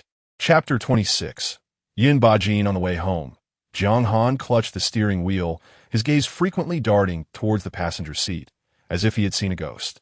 Well, the changes after the enhancement are too drastic, it startled him. Ah, my talent, which has nowhere to be placed. Li Wei tilted her head, gazing out at the cityscape, yet her keen perception was acutely attuned to Jiang Han's every movement. At last, Jiang Han blurted out, "Have you had plastic surgery again?" Li Wei, speechless, replied, "Did you not notice my unrestrained demeanor and ethereal grace? Why fixate solely on the notion of surgery? Let me emphasize once more. Li Gu. I am Jiang Shui, have not undergone any surgery." Jiang Han wore a skeptical expression, but also realized that they had only spent less than 2 hours at the hotel. Who could possibly undergo surgery at such rapid speed, with such remarkable results? If it were not surgery. Screech. The vibrant pink supercar suddenly came to a halt, its tires screeching against the asphalt, leaving black marks in their wake. The SUV trailing behind nearly had a heart attack. Had it not been for the considerable distance, a rear-end collision would have been inevitable. As for Li Wei, she remained as steady as a mountain. The immense inertia from the car's abrupt stop seemed to have no effect on her, her body not swaying even slightly. Upon witnessing this scene, Jiang Han's suspicions were confirmed. Ignoring the cacophony of honking from behind, he widened his eyes and exclaimed, "Are you in minor perfection?" TCH. Li Wei dismissed him with indifference. "Minor perfection? My dear brother, your perspective is rather limited, isn't it? Do you comprehend that my vitality value is at 100? Just saying it might give you a shock." In the latter part of the journey, Jiang Han appeared to be engulfed in profound self-doubt. Was it merely a few days of watching monsters battle? How could Jiang Shui achieve a breakthrough so effortlessly? During the college entrance examination years, Jiang Han's vitality value was 79, and his future seemed bright. Yet what followed? After 2 arduous years in university, despite all the resources poured into acquiring credits, his vitality value remained stagnant. It was only a little over half a month ago, during a holiday home, that he discovered all the resources at home had been utilized by Jiang Yao. He felt disheartened at that moment and, gritting his teeth, chose to break through to become a martial artist. Now, to hear that Jiang Shui had attained minor perfection, the more he pondered, the more frustrated he became, feeling as though the world was filled with malice towards him. Deep within the Jiang family estate, a serene grove enveloped an elegant courtyard. Inside the main room of the courtyard, a captivating woman in a red dress reclined on a chaise lounge, a 7-petaled red lotus swaying upon her forehead, enhancing her enchanting allure. However, this stunning beauty was currently indulging in potato chips with little regard for decorum. On the projection screen opposite her, a popular comedic variety show was playing. The graceful lady widened her beautiful eyes, engrossed in the program, occasionally bursting into hearty laughter, scattering crumbs of chips everywhere. Suddenly, as if her interest had been disrupted, she raised a perfectly shaped eyebrow, her expression growing cold as she muttered, "That little madman from the Yin family has quite the audacity, doesn't he? Does he truly believe I cannot wield a sword?" She seemed to want to sit up, but after struggling a couple of times, she languidly slumped back down. "Let the younger generation handle their own affairs. My injuries have yet to heal. Indeed, they remain severe and require careful recuperation. Ever since my mother vanished, the Jiang family seems to have declined with each passing generation. The eldest, though seemingly intelligent, has been ensnared by his own cleverness. The second is merely a fool, and the youngest is a source of constant distress. Alas, the Jiang family is doomed, utterly doomed." She lifted the packaging bag and poured its contents into her mouth, shaking it meticulously to ensure not a morsel was wasted before casting the empty bag aside.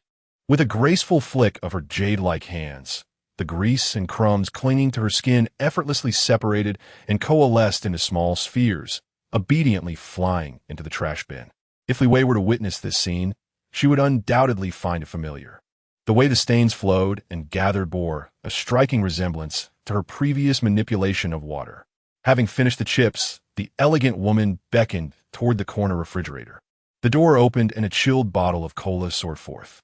The cap twisted off in midair and gently landed in the trash.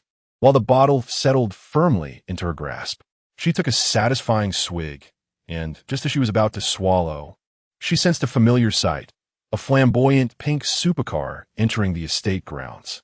Oh, the granddaughter and grandson have returned. A spectacle awaits, she mused. However, I must step out shortly.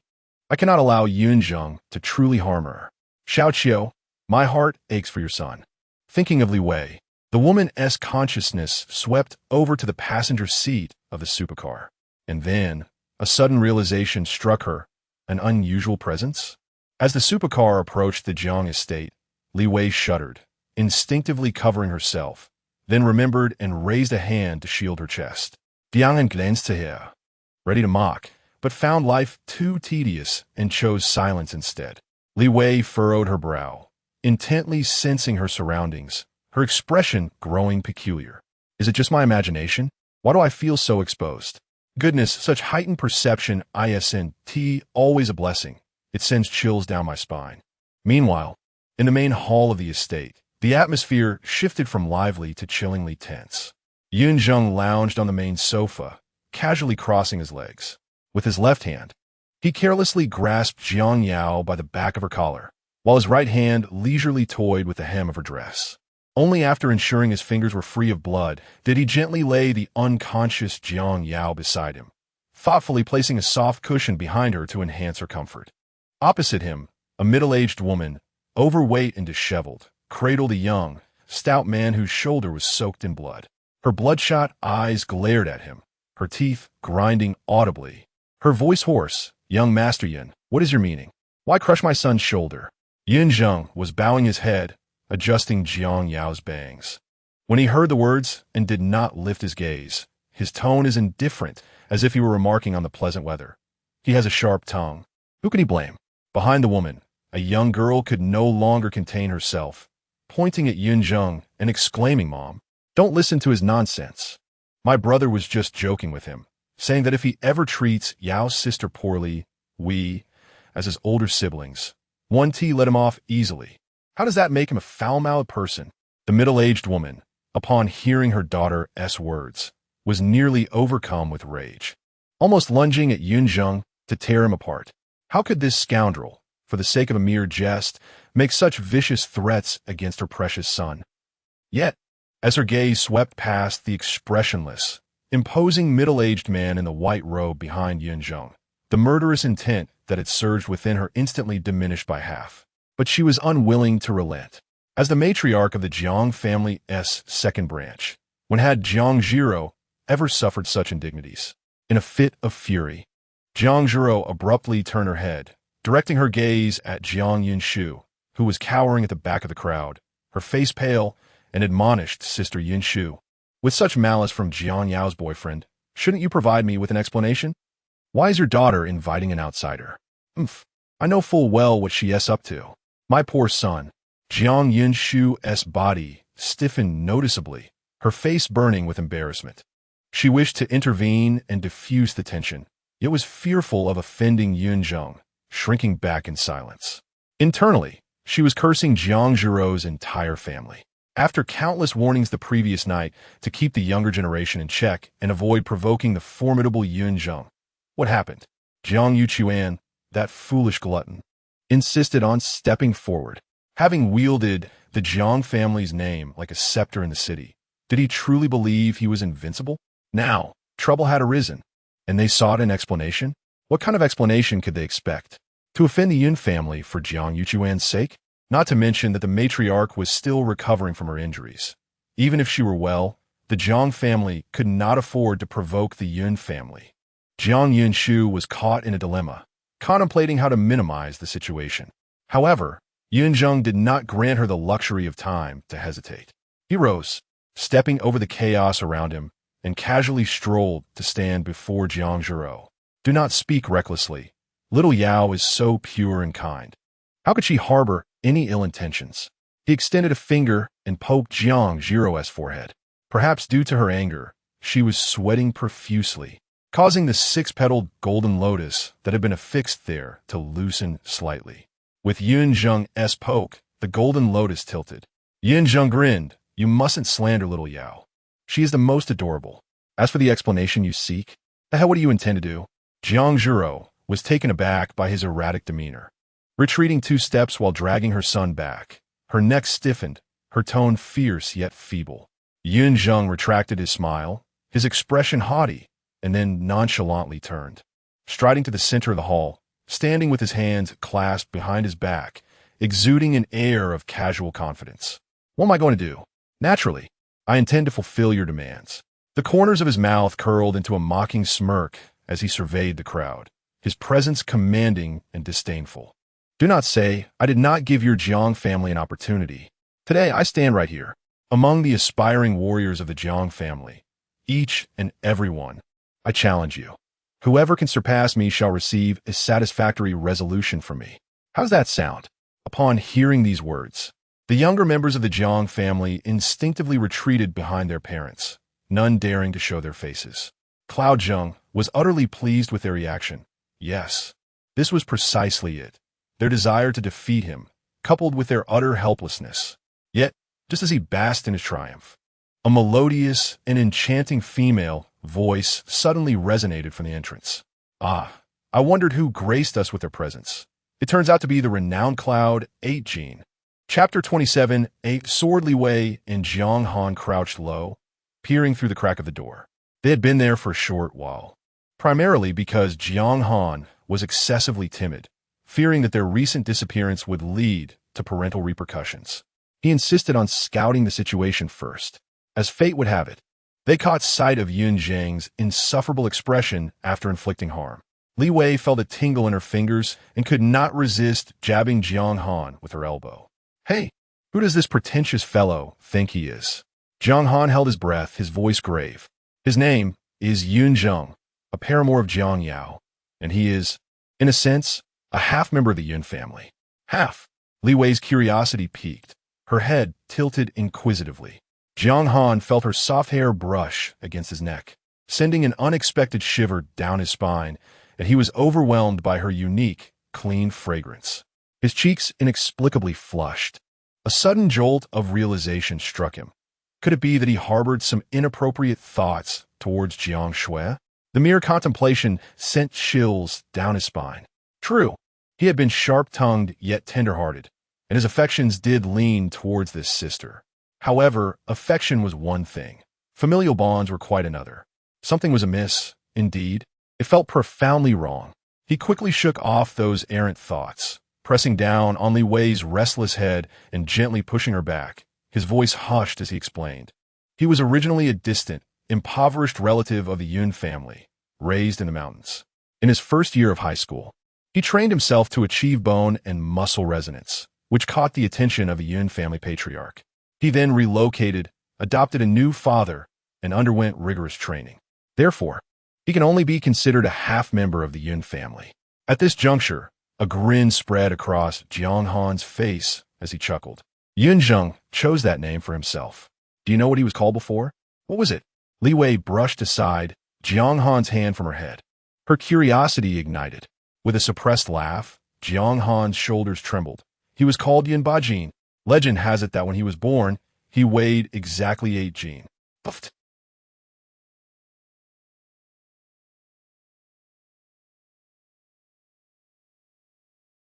Jiang Han puffed with pride, struggling to regain his composure. That guy is just a show-off, and many people dislike him. There's always someone eager to unearth his past. Eventually, it came to light. Li Wei blinked in surprise. Doesn't anyone dare to confront him? Jiang Han scoffed. The young lady of the Yun family protects him. If it weren't for Yun, she's shielding him. A fool like him would have been beaten to death countless times. Yun, she. The name struck a chord with Li Wei, and as her mind whirled, she recalled. Yun Shi, the eldest daughter of the Yun family, ranked second on the martial immortal list of Hua country. The sword immortal, granddaughter of the legendary Yun Sheng, a princess descended into reality. That day, when Jiang Shui spoke of interpersonal relations, her photograph had adorned the top of the adversary list, marked with 5 black hearts, a quintessential enemy among foes. Of course, whether the young lady of the Yun family recognized the figure of Jiang Shui remained a matter of speculation. At this moment, in the hall, Yun Zheng was poking Jiang Zhirou's forehead, embarking on his flamboyant display. Upon witnessing this scene, Li Wei's eyelids twitched uncontrollably, and she couldn't help but exclaim, "Can I kill this Yun Bajin?" Jiang Han was momentarily taken aback. Was the Yun family so easily provoked? Just as he intended to dissuade her, he felt as though his throat was constricted, rendering him utterly speechless. His eyes widened in terror, a fine sheen of cold sweat forming on his forehead. Li Wei, oublió sto Jiang, fans arurdiao, was about to inquire further when, without warning, a sultry yet languorous female voice echoed in her mind. Oh dear, killing him might be too extreme. How about just dislocating one of his arms? Who? Li Wei's hair stood on end, that unsettling sensation of being watched resurfacing. She instinctively stepped back twice, whirling around to scan her surroundings, but the entrance was desolate. There was not a single shadow in sight. As she searched frantically, that voice reverberated in her mind once more, tinged with mockery. "It's me, Jiang Xinyue." Li Wei was taken aback, her body frozen in place as she murmured in disbelief, "Grandma? Oh, my dear granddaughter." Jiang Xinyue's tone retained a hint of irreverence, but swiftly shifted to urgency. "Enough of the pleasantries. Hurry inside and deal with him. That boy from the Yun family is being insufferably pretentious. I can't bear it any longer. If you don't hurry, the situation will spiral out of control." With a sense of duty instilled, Li Wei felt elated. After all the hesitation with Jiang Han, she had merely wished to uncover this person's true nature. Now, with a masterful figure backing her, what was there to fear? She boldly stepped forward, ready to kick open the door. Yet, upon reflection, she realized this was still her home, and her expression stiffened, awkwardly retracting her foot. Clearing her throat, she pushed open the door, her mind racing as she swiftly accessed the system panel. Combat technique, initial string, cold pools, deep reflection, entry level 30-30 mastery, 0-100. Essence of the Abyss, 642-612. Combat technique, initial string, cold pools, deep reflection, mastery 100-100, proficiency 0-300. Essence of the Abyss, 612-512. Combat technique, initial string, cold pools, deep reflection, proficiency 300-300, minor achievement 0-1000. Essence of the Abyss, 512-212. How satisfying! In a single breath, she elevated the first form of Moonlit Nine Swords, cold pools, deep reflection, to a minor achievement, an overwhelming wave of insights flooding her mind like a burst dam. The magnitude of information surpassed that of her initial entry-level training by more than tenfold. Strangely, however, Li Wei felt no burden. The esoteric knowledge seemed intrinsically hers, flowing seamlessly into comprehension. Could it be that I have become completely desensitized to pain? Or perhaps the transformation brought on by exceeding 100 in vitality? Yet at this moment, she had no time to ponder further. At that moment, she distinctly heard Yun Zheng's provocative declaration. "Don't say I didn't give the Jiang family a chance. Today I stand right here. Any of you Jiang family's aspiring warriors, one and all, if anyone can surpass me, I shall provide you with a satisfactory explanation. How about that?" Li Wei suppressed the urge to cover her face in exasperation and replied in a tone that was as calm as possible, yet laced with evident mockery. "Oh, I thought a distinguished guest had arrived. It turns out to be the renowned Yun Bajin, Yun Zheng," reveling in the limelight and exuberantly flaunting himself, suddenly froze, swiftly turning around. As he gazed at Li Wei, his eyes were stained a deep crimson, exuding an unfathomable rage. The words "you seek death" seemed to be squeezed from between his teeth, laden with boundless malice and murderous intent. Crack! In an instant, the ceramic tiles shattered as he lunged toward Li Wei like an arrow released from its bow, his hands transforming into claws, the tips glowing ominously with a dark red hue. "Ah! Be careful! Quickly dodge!" As Yin Zheng made his move, chaos erupted among the Jiang family members in the hall. Recognizing the familiar features of the girl at the entrance, some quick-witted individuals deduced that it was Jiang Shui. After all, she was one of their own, though trepidation lingered. A few instinctively gasped aloud. However, the middle-aged man in the white robe, who had silently followed Yin Zheng, suddenly narrowed his pupils upon catching sight of Li Wei. This was dire. There was a formidable expert, just as he intended to intercept the frenzied Yin Zheng. He was horrified to find his body frozen as if encased in ice, utterly immobile. Jiang family master. The white-robed man's eyelids twitched violently, his heart sinking to the depths of despair. Without regard for his pride, he immediately cried out in a desperate plea, "Spare me."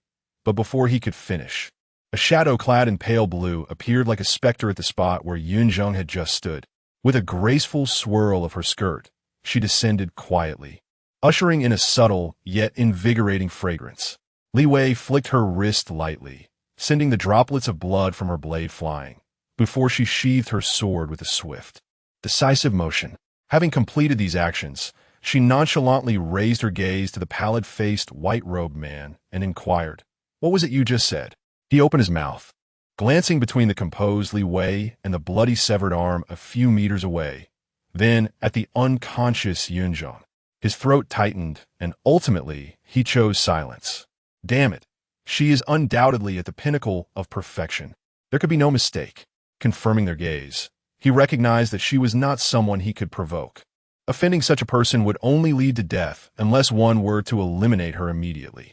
Would the Jiang family risk offending a talent of this caliber for a mere guest? It was unthinkable.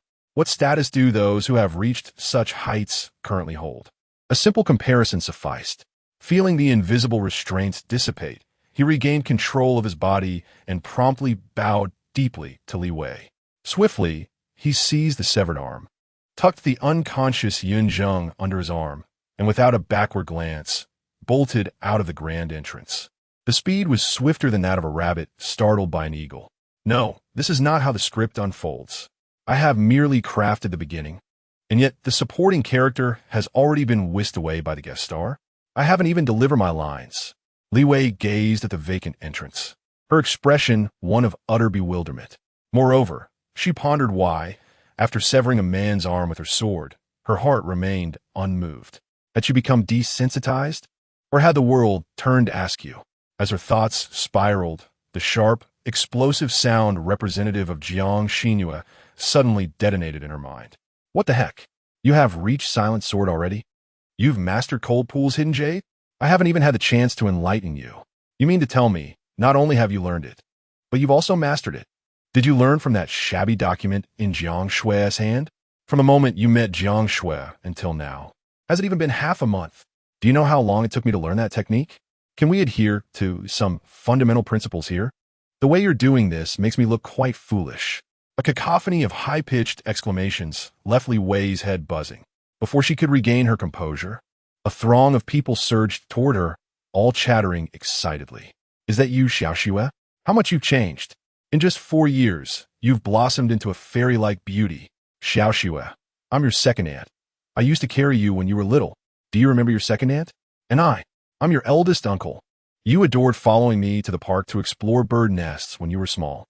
Sister Xiaoxue, it's me, Lele, the one who always trailed behind you. You look stunning, so beautiful and fierce. I admire you so much. Sister Shui, are you at the minor or major completion stage now? I saw that Yin Zheng fellow in front of you. He looks as fragile as paper, ready to crumble at a mere touch. That move earlier was indeed Cold Pool's Hidden Jade, right? Silent Sword. You've undoubtedly reached the minor completion stage.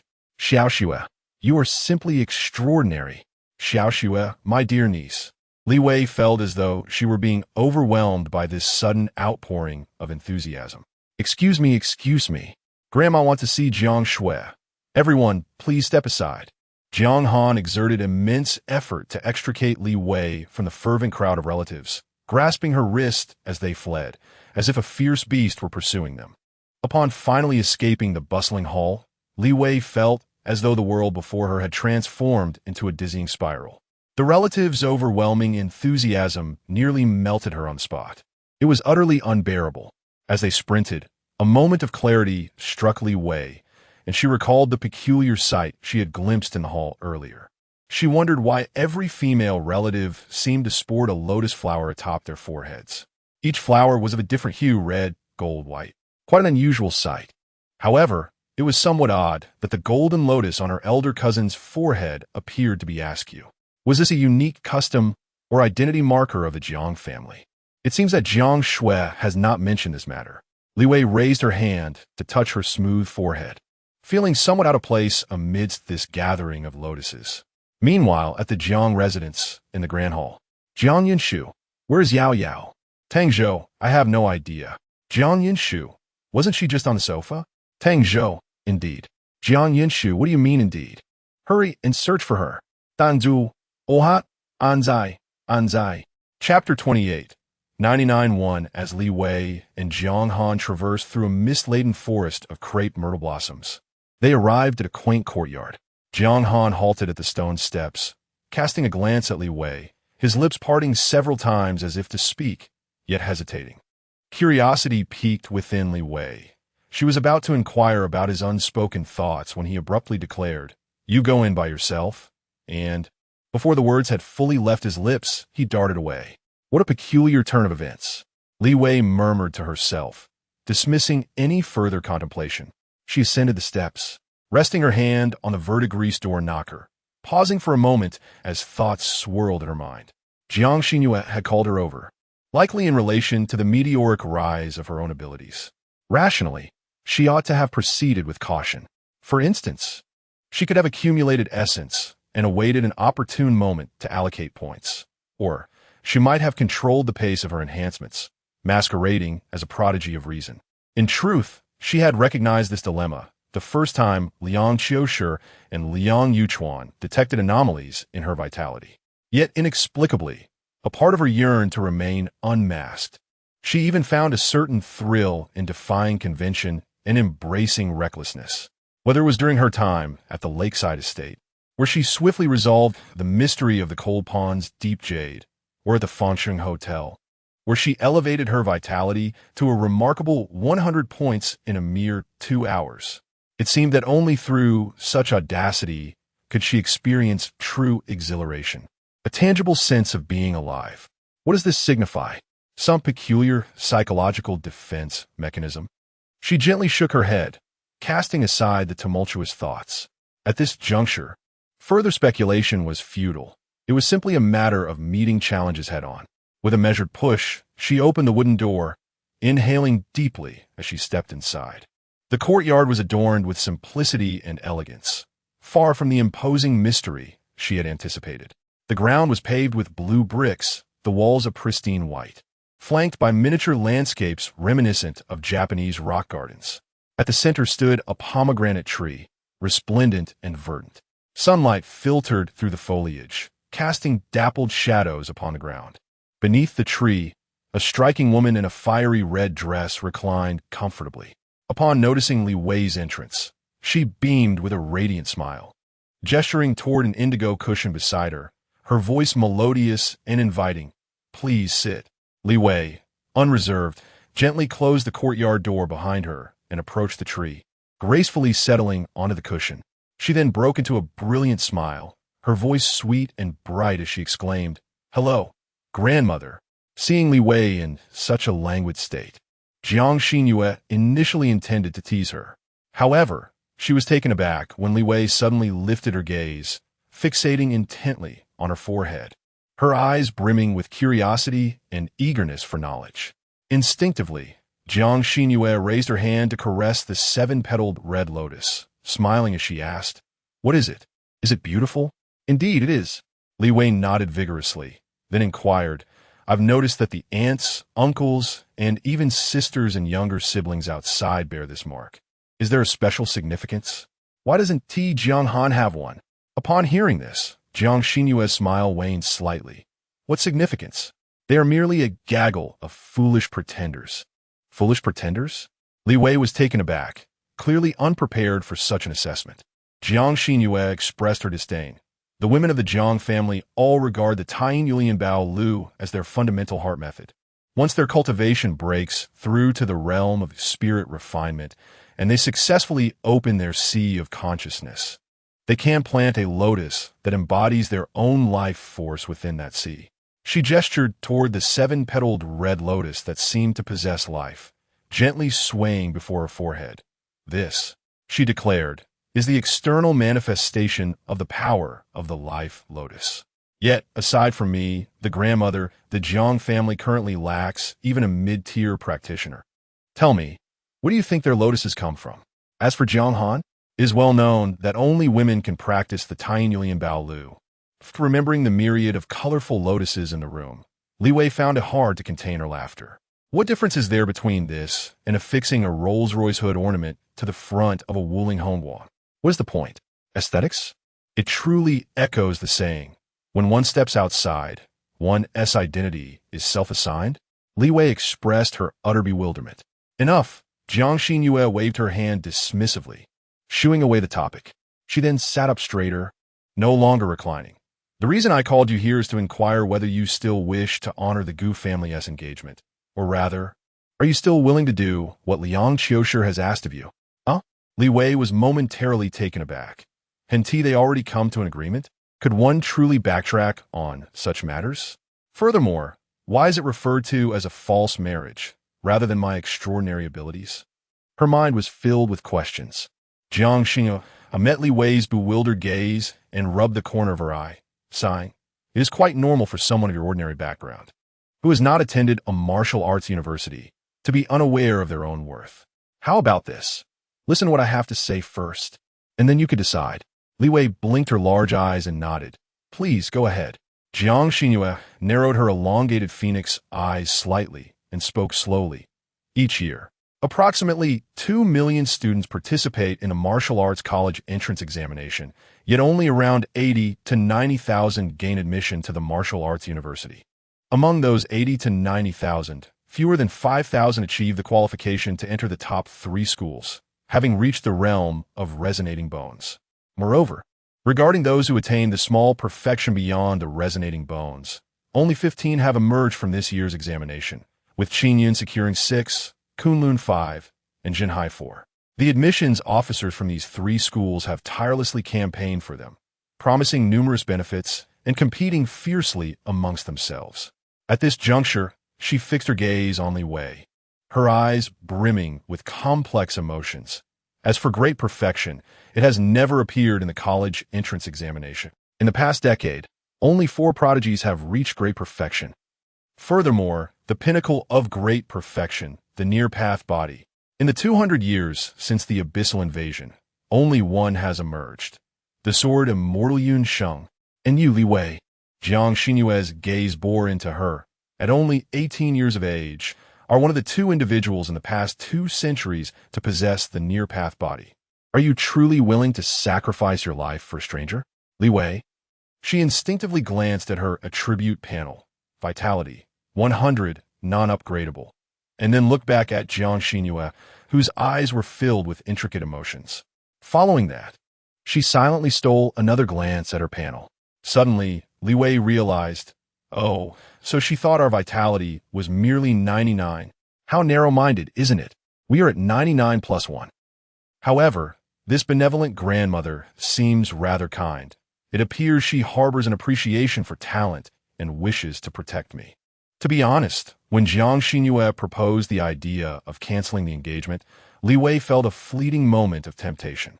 After hearing about the entangled grievances between the Gu and Zhang families, and witnessing the 6th-tier abyssal creature earlier that morning, she increasingly sensed that the prospect of idly fishing on the front lines was far from the leisurely endeavor she had initially imagined. Yet in life, many matters cannot simply be reduced to calculations of gains and losses. Meeting Jiang Xinyue's gaze, Li Wei chuckled, revealing a row of small white teeth. I've already promised Aunt Liang. I cannot go back on my word. Besides, my brother's life depends on her assistance. Jiang Xinyue, however, pressed on relentlessly. I can seek out Liang Qiushi and bring your brother back. I will personally administer treatment, ensuring his safety. I can officially recognize you as my god-granddaughter. And from this moment forth, the entire Jiang family will be your staunchest support. You may reclaim your original identity, whether as a Li or a Jiang, according to your own wishes. All that I have learned in my lifetime, including the complete Yulian Yue Jian, as well as the 4-season sword array left by my mother to suppress the Jiang family's fortunes, I shall impart to you without reservation. Good granddaughter, Jiang Xinyue's tone carried an unprecedented allure. Do give it some serious thought, shall you? Li Wei felt her heart racing, nearly salivating. Goodness, is it fair to put one through such a test? She pressed firmly against her chest and took several deep breaths to steady her emotions. If it weren't for my golden finger, I would probably be affirming how astutely you judge character right now. Alas, ultimately, I cannot overcome this internal barrier. She lifted her head, meeting Jiang Xinyue's gaze, gritting her teeth and speaking with a twinge of pain. Grandmother, I am indeed tempted. However, as the old saying goes, one should not forget the well digger when drinking water. Wouldn't you agree? In my direst moments, it was Aunt Liang who extended a helping hand, and without her, my brother would likely have perished long ago. She swallowed hard thus. I must fulfill the task Aunt Liang entrusted to me. If I can return alive from the battlefield, I will come back to be your granddaughter. Cough. Granddaughter. Upon hearing her words, Jiang Xinyue's expression shifted through surprise, scrutiny, and regret, ultimately settling into profound approval.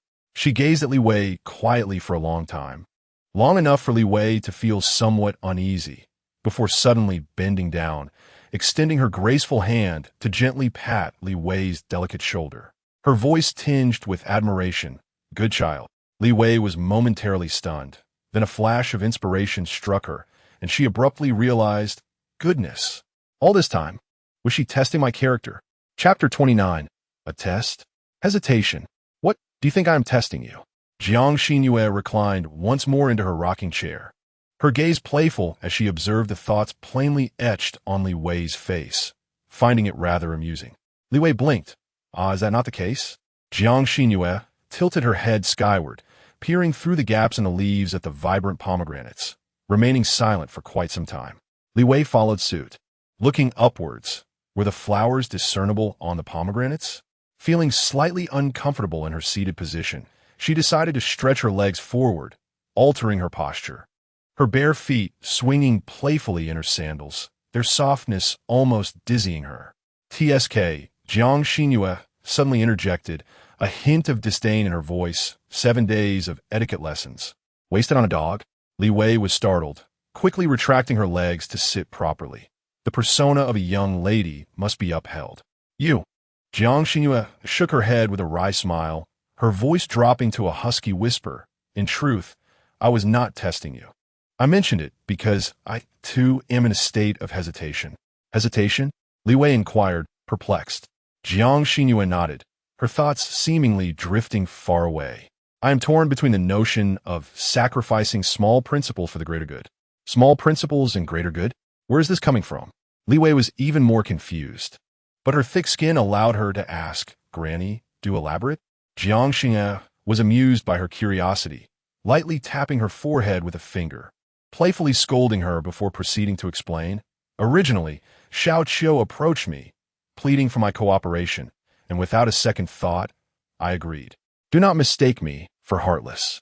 In my view, exchanging a mere 53 in vitality for that lad Gu Jinji is worth it. Li Wei stroked her chin and surprisingly nodded in agreement. Indeed, he is the national competition champion. Not quite. This girl seems a bit muddled in her stance.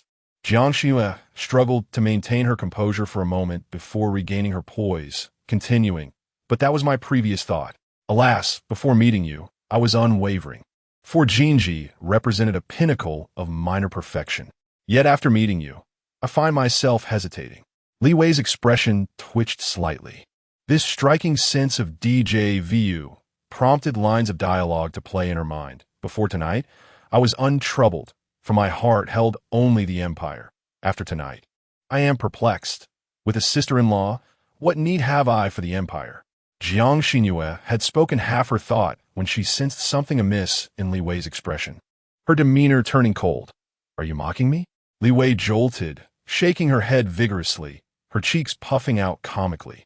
No, Granny, you misunderstand. With a flick of her finger, Jiang Xinyue unleashed a subtle wave of energy.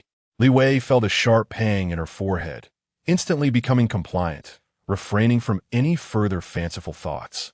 Umph. Jiang Xinyue snorted. Exasperated, "You lazy creature, do you understand what the path of the near at 18 signifies?" Li Wei, cradling her reddened forehead, shook her head, grinning through the pain. Jiang Xinyue raised an eyebrow. Take Gu Jinji, for instance. During his freshman competition, he had a vitality of 89 and achieved minor mastery in the Gu family swordplay. Let us assume his strength at that time was a mere 1. Yet you, at present, possess a strength of 3. Li Wei smiled with a crooked mouth, sitting cross-legged and embracing her arms, disregarding the swelling on her forehead, proudly displaying her posture. Jiang Xinyue's lips twitched again as she suppressed her urge to strike. Gritting her teeth, as she said, "The pathway body can actively enter into heaven and humanity resonance. Under the enhancement of heaven and humanity resonance, both your combat prowess and cultivation speed will experience a remarkable increase." To put it into perspective, Gu Jinzizi, with a minor breakthrough, possesses a strength of 10, whereas your breakthrough will yield a strength not of 30, but of 50 or even higher. At this moment, your peers are still recuperating, with so-called prodigies like Yun Bajin barely reaching a strength of 1. Upon becoming a martial artist and benefiting from the enhancement of heaven and humanity resonance, your realm will soar. Following the pace of that old fellow Yun Shang, you could ascend to the 4th tier in about 2 years. Beyond the 4th tier, your strength would effortlessly surpass 1,000. But what about your contemporaries? Having just completed their recuperation, achieving Gu Jinzizi's level during the new student competition will be quite commendable. Li Wei listened with delight, thinking, am I truly that formidable? No, Grandma was too conservative. I am even more impressive than she imagined. This is a hidden gem of 99-1. Moreover, I possess a system. 2 years to reach the 4th tier? Too slow, far too slow. I shall procure some essence later to deliver a small protagonist shock to this world. She pondered. Is the heaven and humanity resonance? She mentioned the same mystical state I entered at the hotel. Just as she was about to inquire further about the heaven and humanity resonance, Jiang Xinyue shifted the conversation back to the main topic, her tone growing somber. Therefore, I must emphasize that I was not testing you earlier. I would not hesitate to exchange Gu Jinzizi for a laggard. However, to exchange pathway body for Gu Jinzizi might verge on criminality. Upon hearing this, Li Wei chuckled. But it sounds to me like you have indeed decided to make the exchange? A hint of helplessness flashed across Jiang Xinyue's face, followed by a wry smile and a shake of her head. Even masters are human, after all, and possess their own selfish desires. Who does not harbor a little selfishness? Li Wei, unfazed, leaned in closer, her eyes sparkling with curiosity. By the way, Grandma, what exactly is your relationship with Aunt Liang? Why are you so inclined to help her? Jiang Xinyue shot her a sidelong glance, her tone surprisingly indifferent. Her father is my ex-boyfriend. Huh? Li Wei's jaw nearly dropped to the floor. The revelation was simply too exhilarating. Jiang Xinyue added, when Liang Xiushi was studying in the imperial capital, she lived with the Jiang family, and I took her as my goddaughter.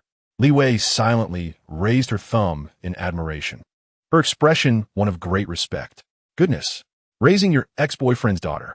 This grandma is truly a remarkable woman. No wonder she is so devoted to helping Aunt Liang. It turns out there is this connection.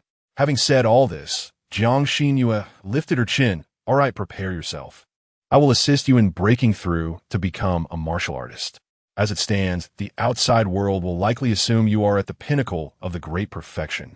If you were to venture out flaunting the pathway body, it would lead to troublesome consequences. Once you break through, your foundation will no longer be detectable. Remember, do not flaunt yourself excessively in public. The world is not composed of individuals as accommodating as I am.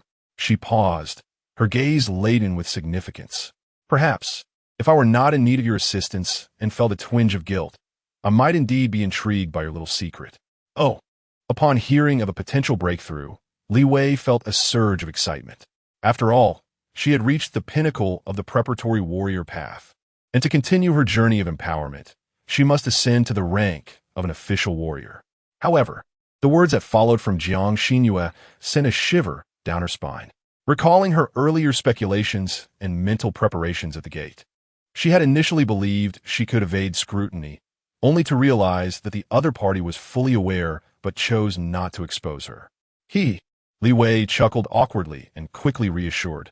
I certainly won't disclose anything. You can rest assured. Moreover, I will safeguard your grandson's life. I will ensure that everything is handled splendidly for you and Aunt Liang.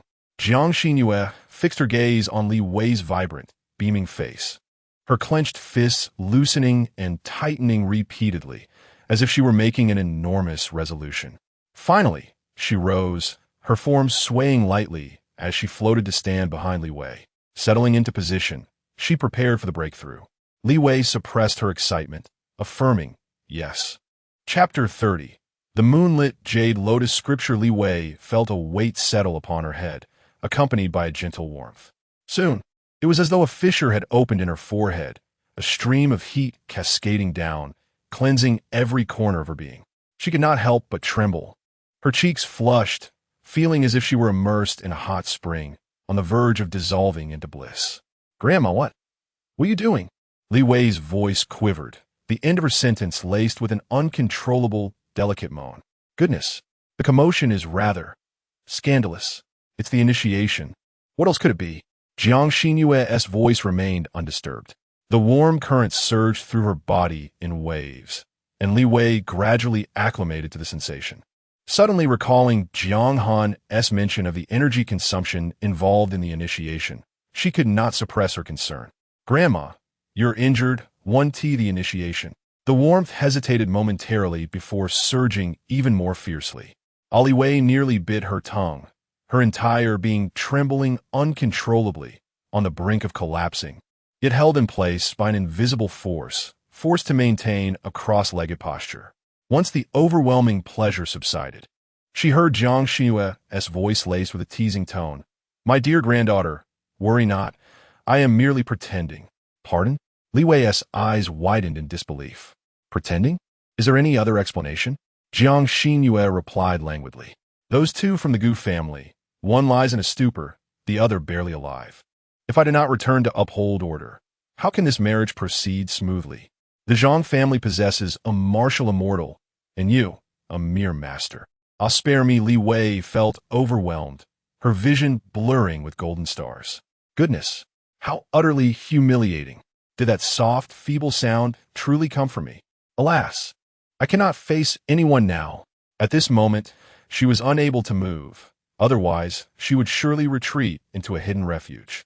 As the wave of sensations subsided, Li Wei gasped for breath, her hair damp with sweat, clinging to her cheeks, her neck and eyes flushed in an unusual hue, appearing somewhat disheveled.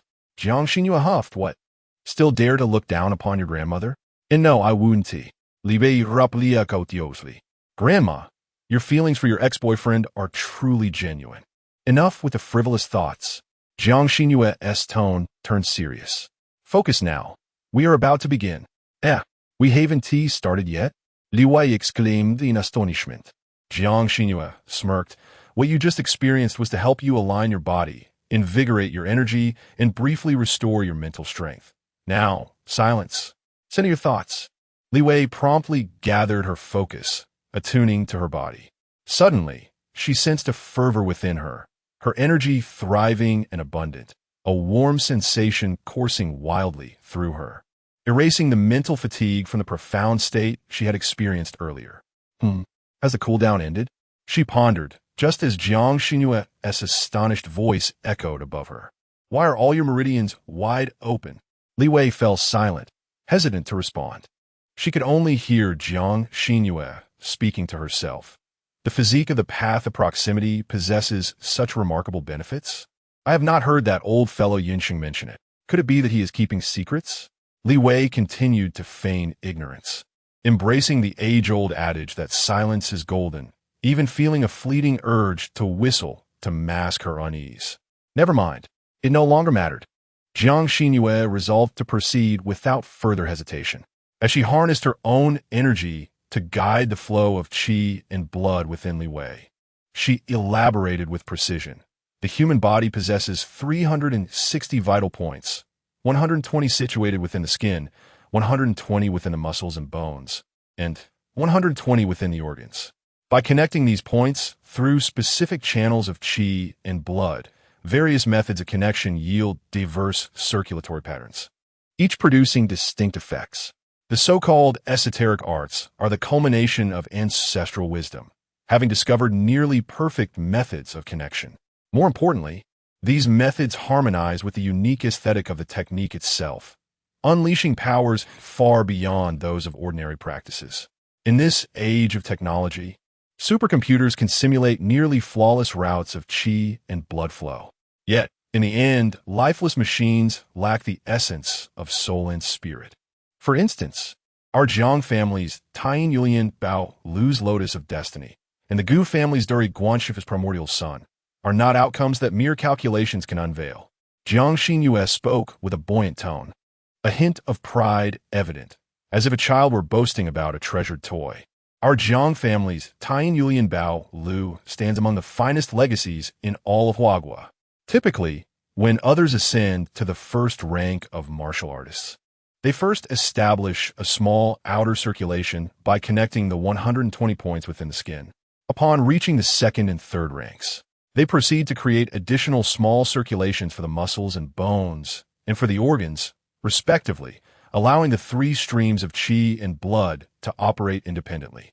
It is only upon breaking through to the fourth rank that one forcibly merges these three distinct circulations, utilizing the explosive force of that moment to burst open the lower dantian. However, the Taiyin Yulian Bao Lu is unique. From the outset, it focuses on the entirety, connecting all 360 points to form a complete and unified grand circulation, with the lower dantian positioned as the central node of this network. Here, the points serve as soil, the channels as roots, and the central node resembles a lotus buried deep within the silt. Once sufficient accumulation occurs, the lotus node will break free from the mud, manifesting the lower dantian. The subsequent ascents to the fifth and sixth ranks involve the roots and stems continuously growing, lotus leaves unfurling, and flower buds coalescing, culminating in a magnificent bloom upon the waves. The breakthroughs and realms come as a natural progression, with an exceptionally solid foundation. Li Wei lista captivata. Unable to suppress her curiosity. So, grandmother, what is the price? Jiang Xinyue paused momentarily, her tone tinged with irritation. The price? The price is that before the birth of the Lotus of Destiny at the sixth rank, this flawed technique offers no enhancement whatsoever, and is even inferior to the commonplace practices available in the market. Li Wei inquired, is there an enhancement to the technique? Jiang Xinyue scoffed twice, exasperated of course. Let us discuss the concept of great sun visualization from the Gu family. In the first stage, one's vital energy and blood naturally possess a burning effect, making a punch akin to roasting meat. Upon reaching the fourth stage of refining essence, one can even condense a phantom of the great sun in the lower dantian. At this point, frustration surged within Jiang Xinyue. That scoundrel Gu Litong. He has always favored seeking me out for sparring during his martial arts training. Am I to confront him head-on? Should I strike him with a lotus root? Will I become a fried lotus root dish instead? Do you have any idea what I endured back then? This infuriates me. Truly infuriates me. Li Wei's eyes twitched. What a story. Who is Gu Litong? Is he also from the Gu family? It seems he belongs to the same generation as my cheap grandmother. Could he be Aunt Liang's father-in-law, the injured grandmaster? Moreover, is his power lesser before the sixth stage? Not a problem at all. We shall swiftly ascend to the sixth stage. We have our advantages. While she was lost in thought, her complexion suddenly paled, the rosy hue of her skin fading away in an instant, beads of sweat cascading down like raindrops. It hurts. Every inch of her body felt as if countless heated needles were piercing through her, the pain nearly causing her to lose consciousness. In her daze, Jiang Xinyue's voice seemed distant. Hold on. We are beginning to take root. As Jiang Xinyue firmly restrained Li Wei's trembling form, she cautiously guided Li Wei's vital energy with her own, meticulously opening up the delicate meridians. Threads upon threads, 360 roots were forcibly awakened. They intertwined and connected, swiftly and precisely forming a complex and aesthetically unique network of blood vessels. At first, everything proceeded smoothly. However, when the central node was established, Jiang Xinyue was left dumbfounded. Just as all the meridians were connected, Li Wei's vital energy surged as if it had found an outlet, rushing frantically towards the node. This phenomenon, impossible. She has only just become a martial artist. How could her vital energy possess the momentum to impact the lower dantian? Her mind was in turmoil, fearing for Li Wei's safety, and she hastily increased the flow of her true essence, attempting to suppress the restless vital energy. Yet, as her consciousness delved deeper to investigate, the entirety of the node finally crystallized within her perception. The lower dantian was partially open. Jiang Xinyue emitted a sharp, explosive sound. Chapter 31.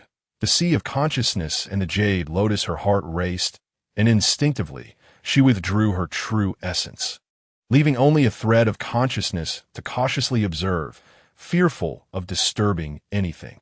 In the next moment, she beheld an astonishing sight, a tender, jade-like lotus root emerging from the soil within Li Wei's partially opened lower dantian. 360 slender roots, as fine as hair, greedily siphoned the boiling life force from Li Wei's body. Under the ample nourishment, the lotus root grew at a visibly rapid pace, its segments rising, leaves unfurling, and delicate stems extending upward as if imbued with life. In merely a few breaths, a hint of tender green lotus leaves materialized in the similarly half-open middle dantian, fragile and ethereal, yet exuding an indescribable sense of comfort.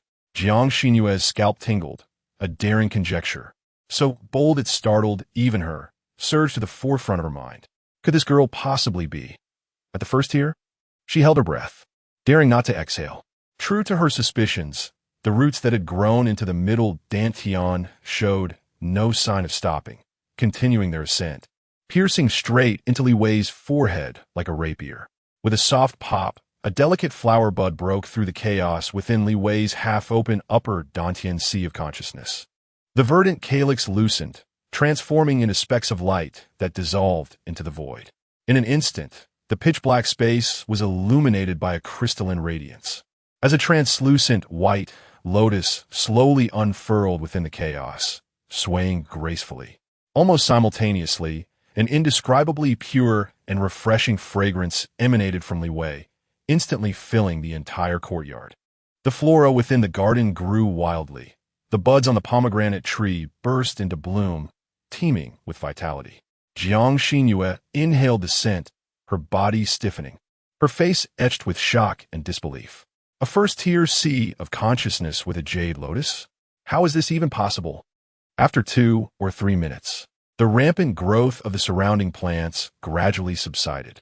The once serene and elegant courtyard was now in disarray, with tiles upheaved and walls cracked.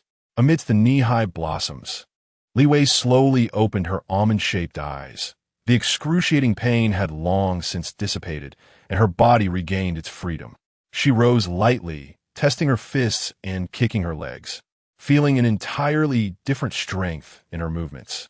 She sensed that if she had previously been capable of breaking through walls, she could now easily dismantle a small villa.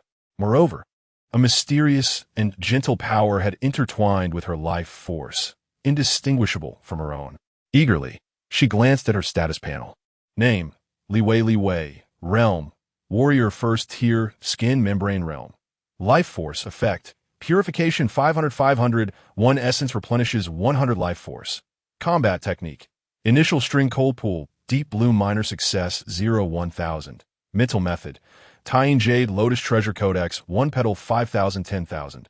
Slightly Abyss Essence 212. This. The effect added after Life Force. Could this be the enhancement grandmother spoke of? And why can't I allocate points to the Life Force limit? Is the essence only usable for replenishing consumption? The elevation of 1's realm seemingly necessitates the enhancement of martial arts techniques. Moreover, why does the Tane Jade Lotus Sutra possess an initial experience of 5,000 for a single petal? How peculiar. Driven by curiosity, she decided to invest a modicum of essence into the Tane Jade Lotus Sutra. Mind technique, Tane Jade Lotus Sutra 5001 10,000. Essence of the Abyss, 212 211. Vitality, effect, purification 500 500. 1. Fixating on the decimal fluctuation of her vitality limit, Li Wei felt a surge of excitement.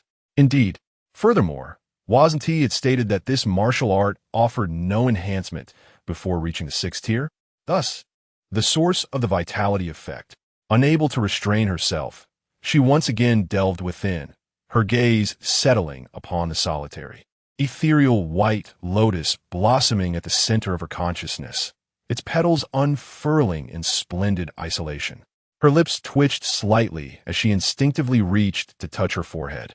"Stop touching it, just look." Jiang Xinyue handed her phone over. Li Wei accepted it, unlocked the screen, and activated the camera, switching to the front-facing lens. Instantly, a vivid reflection appeared on the screen, revealing a white lotus petal, exuding a halo of sacred radiance, nestled upon her forehead, seemingly divinely bestowed. Curiously, she gently rubbed it with her fingertip, feeling its smooth and delicate texture, indistinguishable from the surrounding skin. Yet, upon deeper perception, a palpable sense of connection coursed through her, as if a thread of blood tied her to it. She could even summon it with her thoughts, causing it to sway gently. Li Wei's shoulders slumped in resignation. Damn it, am I going to have to sport this thing whenever I go out? How overly delicate. What's wrong? Jiang Xinyue snatched her phone back, her voice somewhat hoarse. You've gained a tremendous boon, yet you complain? You've even wrecked my garden. Only then did Li Wei notice the chaos surrounding them, feeling a tad embarrassed as she scratched her head and chuckled awkwardly. It's just a petal on my forehead. I'm not quite used to it yet. Well, take your time to adjust. Jiang Xinyue kicked the wooden lounge chair, now sprouting tender shoots, and, after a moment of silence, chose to sit cross-legged amidst the blossoms. Her crimson dress bloomed amidst the vibrant flowers, reminiscent of the blooming spider lily, enchanting and beautiful. Observing this, Li Wei mirrored her posture, sitting cross-legged opposite Jiang Xinyue, and cautiously inquired, "Grandma, what on earth is happening?" Wu Da Zhun had said that one must reach the 6th tier to awaken their innate lotus. Jiang Xinyue inhaled deeply, suppressing the urge to express her frustration, and replied with a hint of irritation, "All 3 of your dantian are in a semi-open state. I've lived for so long and have never encountered such a phenomenon. Strictly speaking, you now possess certain traits of 6th-tier warrior. It's merely a matter of insufficient power accumulation." Wait, so you're saying I merely need to allocate points to soar? The notion of power accumulation seemed trivial to her. Phew, I'm ready to take off. Li yi shao tut internali, her simile blosoming inja singli. Jiang Xinyue gazed at Li Wei with a complex expression. The legacy of the Jiang family was brought forth by my mother from the depths of a chasm in her youth, encompassing numerous ancient texts that chronicle the lineage's history. Your situation? Jiang Xinyue still found it hard to believe. Not only has this never occurred within the Jiang family, but it has not even been recorded in the origins of our heritage. Li Wei responded, "Doesn't that prove your teachings are exemplary?" Feigning anger, Jiang Xinyue retorted, "Cease your prattle and listen to me." "Oh." Li Wei replia. Jiang Xinyue tilted her head to gaze at the pomegranate blossoms ablaze with fiery orange hues, her expression wistful. Initially, I had agreed with Xiao Qiu to impart only the corporeal segment of the Taiyin Yulian Balu to you. Yet, unexpectedly, this technique has evolved to perfection within you. Since it is the will of destiny, allow me to elaborate on this fateful lotus. So you never considered me for the intermediate level. Was all that grandiloquence regarding planting the jade lotus in the sea of consciousness merely for show? Li Wei inwardly scoffed, yet remained attentive. Jiang Xinyue continued, speaking slowly. According to the ancient texts of our legacy, the fateful lotus manifests in 4 distinct colors, each possessing unique and wondrous properties. The red lotus governs slaughter and karmic retribution. The golden lotus embodies protection and fortune. The black lotus signifies devouring and destruction, while the white lotus represents purification and creation. My mother, Jiang Wantong, my aunt Jiang Wanyin, and I ourselves have all manifested red lotuses after reaching the 6th tier. As for your white lotus, Jiang Xinyue paused, looking at Li Wei with complexity in her gaze. It is the rarest of the fateful lotuses. Its purifying power holds unparalleled restraint over abyssal beings. Its creative force is shrouded in mystery. My mother speculated that should one achieve mastery based on the white lotus, they might possess the ability to conjure creations from nothingness. Li Wei's lips twitched. Primarily, the implication of this white lotus is rather unfavorable. Jiang Xinyue dismissed her nonsensical remarks and shifted the conversation. Ahem. It's best to cancel the marriage with the Gu family. Huh? Li Wei was about to object when suddenly her vision darkened, and she collapsed, completely losing consciousness. Chapter 32. Zheng Yi's ill-advised notion on the night of the 24th in the imperial capital, within the opulent private room on the top floor of the Weiming Club. The air was suffused with a subtle, expensive fragrance, isolating the space from the city's clamor outside. Gu Jinji, donned in understated casual attire, sat across from a young man in a floral shirt adorned with ear studs, who leaned forward, his hands eagerly rubbing together, his eyes sparkling with anticipation. "Where is it?" the young man in the floral shirt inquired, brimming with excitement. Gu Jinji, concealing his fatigue, retrieved a hard-shell folder from the nearby sofa and nonchalantly tossed it across the table. "Careful," the floral shirt youth exclaimed as he caught the folder, opening it with caution to extract a slightly crumpled A4 sheet. His gaze fixated on the printed table filled with dense signatures, and he trembled with exhilaration. "Ah, my goddess! My goddess!" he exclaimed, clutching the A4 paper as if it were a beloved maiden. Gu Jinji raised a hand to his brow, thumb and middle finger pressing at his temples, utterly exasperated. Clearing his throat, the floral shirt youth lingered with the paper before finally coughing twice, regaining his composure. "Brother, I cannot thank you enough," he declared, clasping his fists together. Gu Jinji, his lips pressed tightly, maintained a stern expression. "Zheng Yi, compose yourself."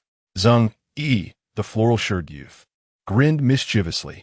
"Don't be so serious. What if you scare your future wife after marriage?" He then shifted his position, moving closer to Gu Jinji, wrapping an arm around his shoulder. "I must tell you, your wife is stunning. Were it not for my goddess Shan, I would certainly vie for your affection." With a display of dramatic emotion, he recited, "Once you have traversed the vast seas, no other waters will suffice. Apart from Wushan, no clouds compare." His eyes sparkled with adoration. Gu Jinji's jaw, chiseled like stone, tightened. Frowning, he brushed Zheng Yi's hand from his shoulder, distancing himself further. "Enough jesting. I have some inquiries to make." Zheng Yi retreated to his side, feigning injury. "I thought you genuinely invited me for a drink." Ignoring the banter, Gu Jinji pressed on. "You claim to be a master of love.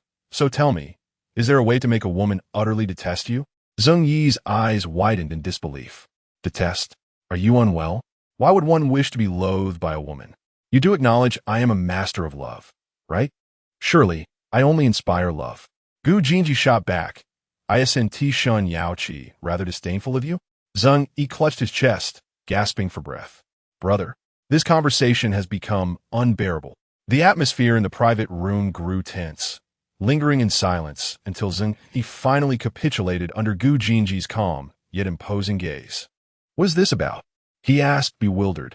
"Is Yushi bothering you again?" "Not Yushi." Gu Jinji shook his head. "It's Jiang Shui." "Huh? Your wife?" Zheng Yi was taken aback. "Aren't you two on the verge of marriage?" "Brother, what is happening here?"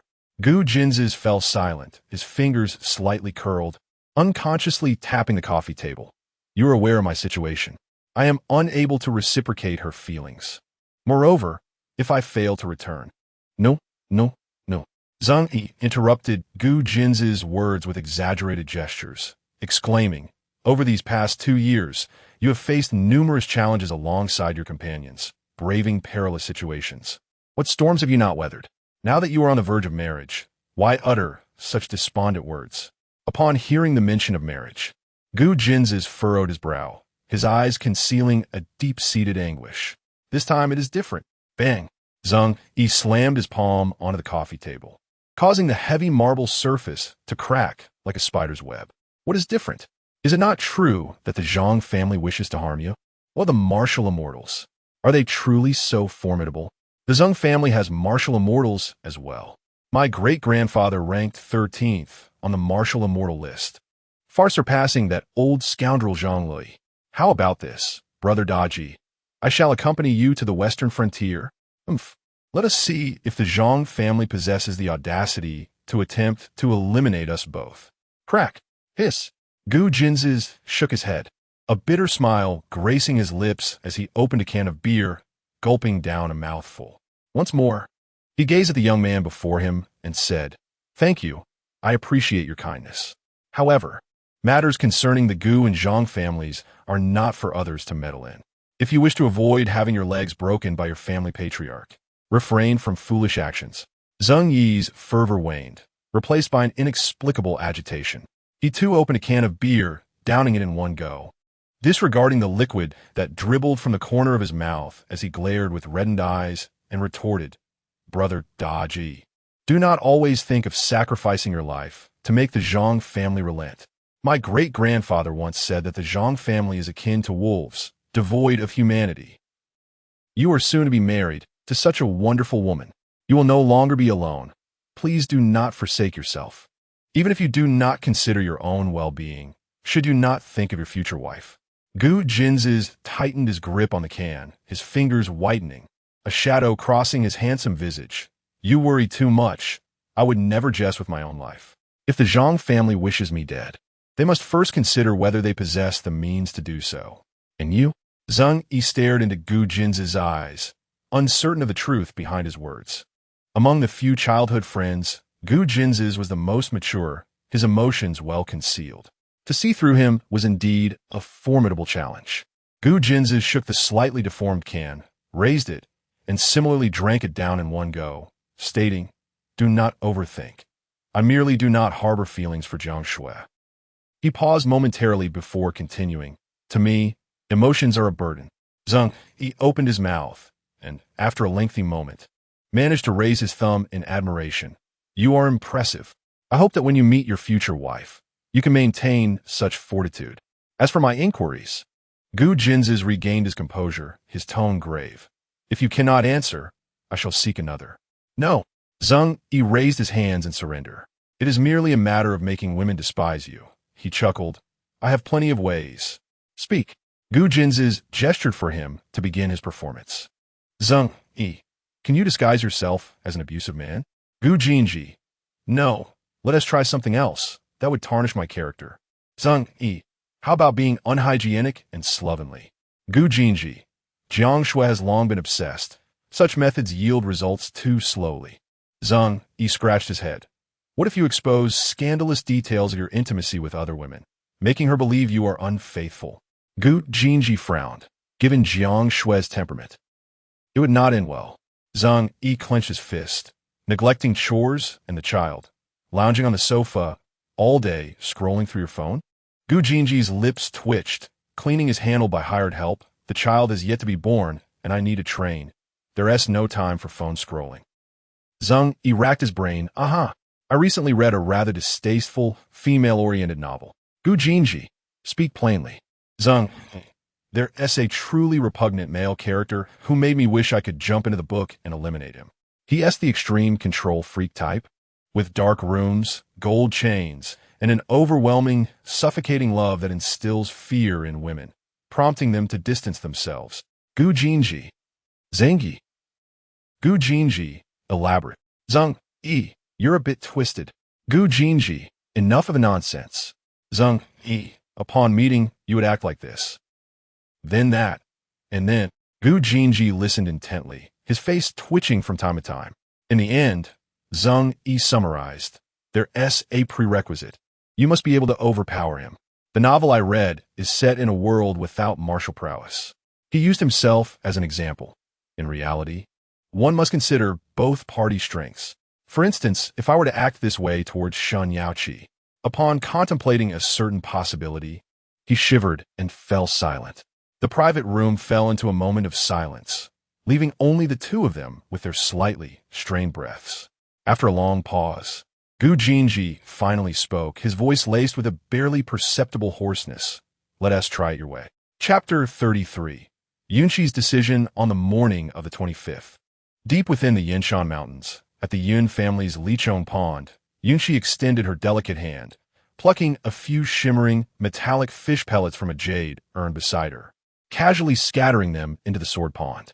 With a splash, the surface of the water rippled, and 3 elongated sword carps, their scales glimmering with iridescence, swiftly converged, jostling and fiercely biting each other. Yunqi gazed intently at the water, an expression of rare anticipation gracing her exquisite features. The sword carps in this Lichong pond were nurtured by her grandfather, Yunsheng, through the essence of sword intent, each one possessing extraordinary abilities.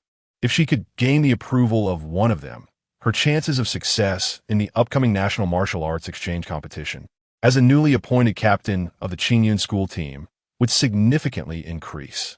Therefore, during the nearly month-long holiday, she had devoted her time entirely to this endeavor, neglecting even the school's training sessions. As the struggle in the water intensified, she gently drew her fingernail across her index finger. A drop of crimson blood silently fell, precisely landing at the center of the 3 sword carps' fierce contest. However, as the blood spread, the 3 sword carps abruptly halted, as if encountering their nemesis.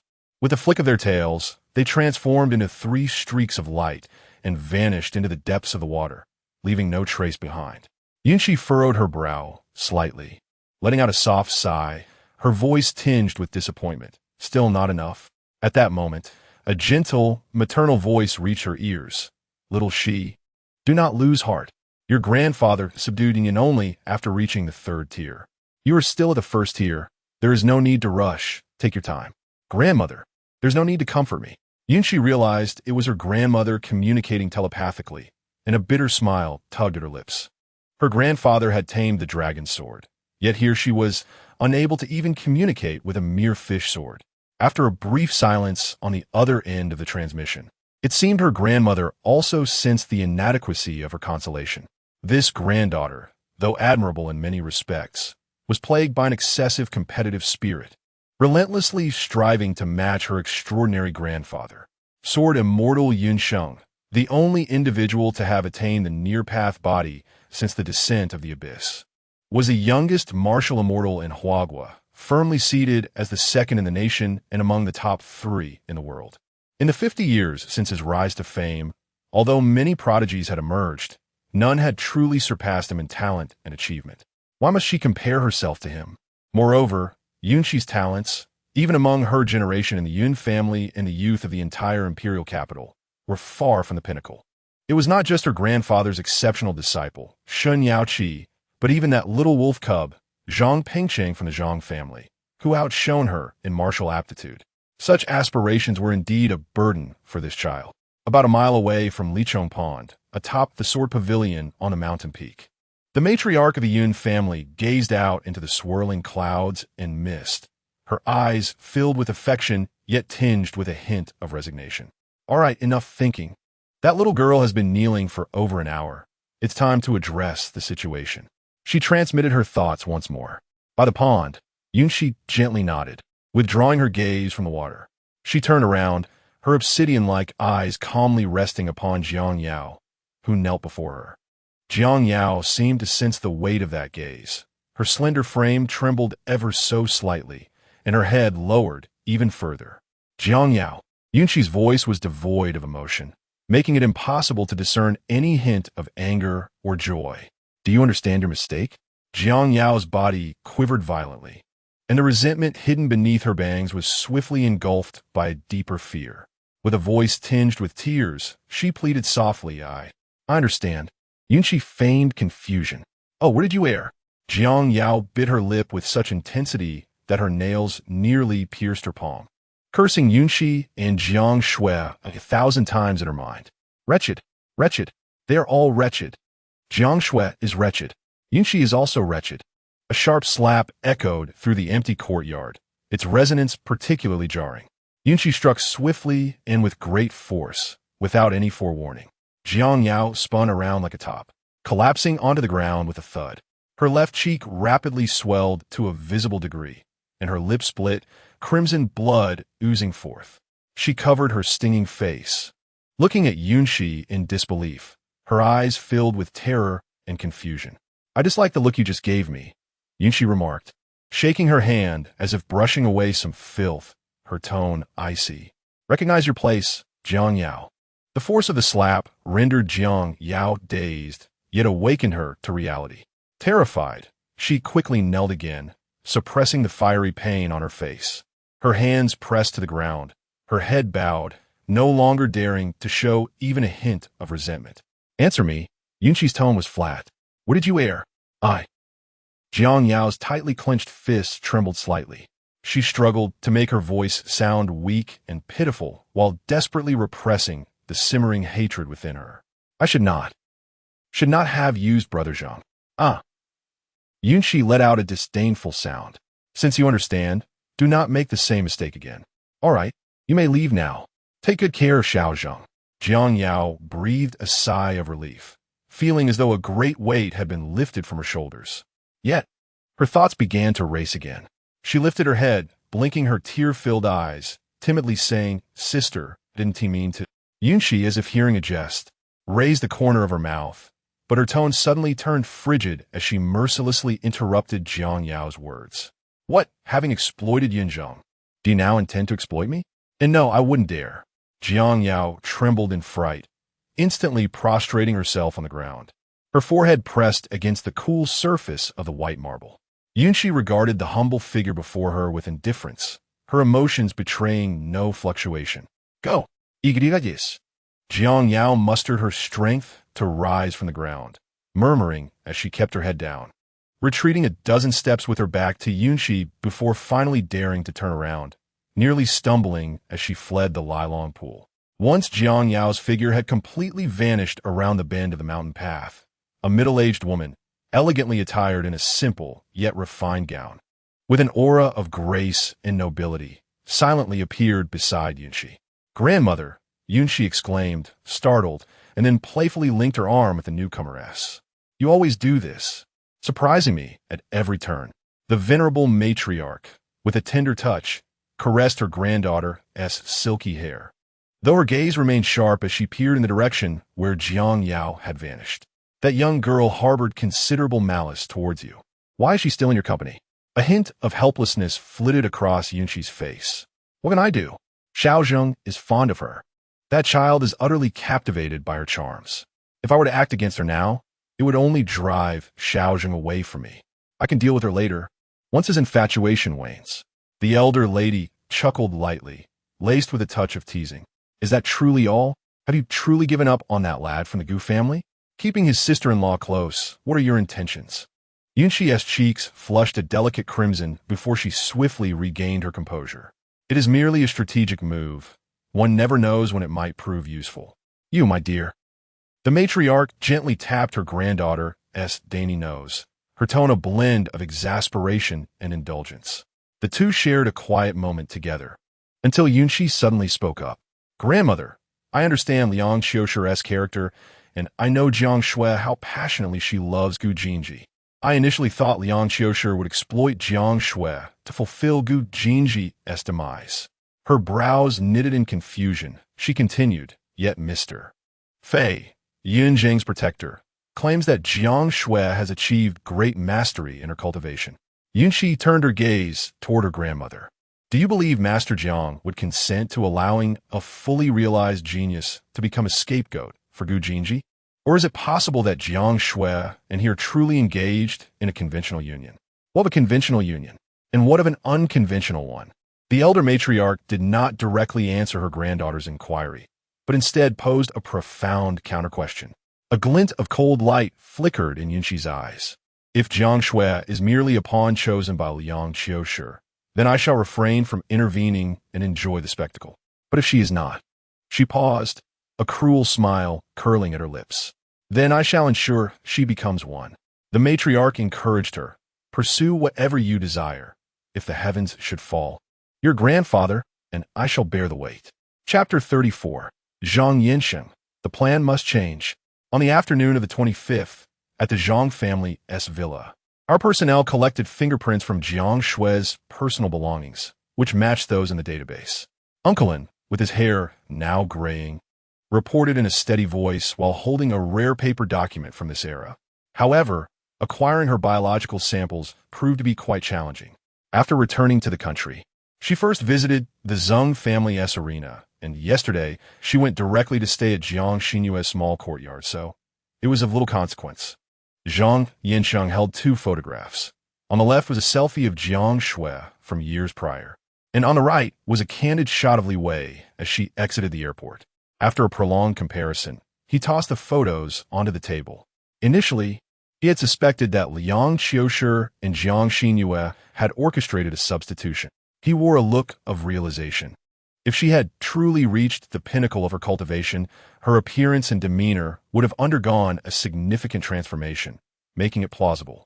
Seated diagonally across on the sofa, Zhang Pengcheng, who had been idly toying with his fingers, snatched the photo, glanced at Jiang Shui's image, and flicked it away with a casual gesture. His gaze was firmly fixed on the blue-dressed figure on the right, a smirk of keen interest playing at the corners of his mouth. Zhang Yinsheng ignored him and turned to Uncle Lin, inquiring, "Is the information reliable?" Uncle Lin affirmed. What the Yun family has stated should hold true. Moreover, the ability to sever Yun Zheng's arm serves as further evidence. Zhang Yinsheng pressed on. What if she has already become a formal martial artist? Our insider within the Jiang family is a third-tier martial artist, Uncle Lin explained. While she may not discern whether Jiang Shui has achieved great perfection, she would undoubtedly recognize if Jiang Shui were to engage as a martial artist. Great perfection. Jiang Xinyue has concealed her cards well. Zhang Yinsheng nodded, his gaze returning to the photographs as if piecing together a puzzle. Could it be that this was merely a normal marriage? It seemed unlikely. It did not align with Liang Qiushi's typical style. Suddenly, he asked, "Uncle Lin, which school did Jiang Shui attend in the UK?" Uncle Lin sifted through the documents. The Silver Glimmer Holy Mark Knight Academy, Dragonlance Division. The Dragonlance Division. Zhang Yinsheng pondered. Isn't the principal someone named Wallace? Alan Wallace, Uncle Lin added. That is correct.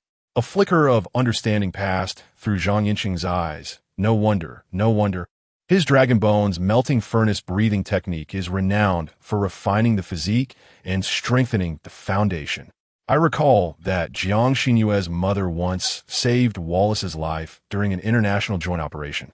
Correct? Indeed, Uncle Lin confirmed. With a decisive fist striking his palm, Zhang Yinsheng exclaimed, "It all aligns. It all connects." Oof.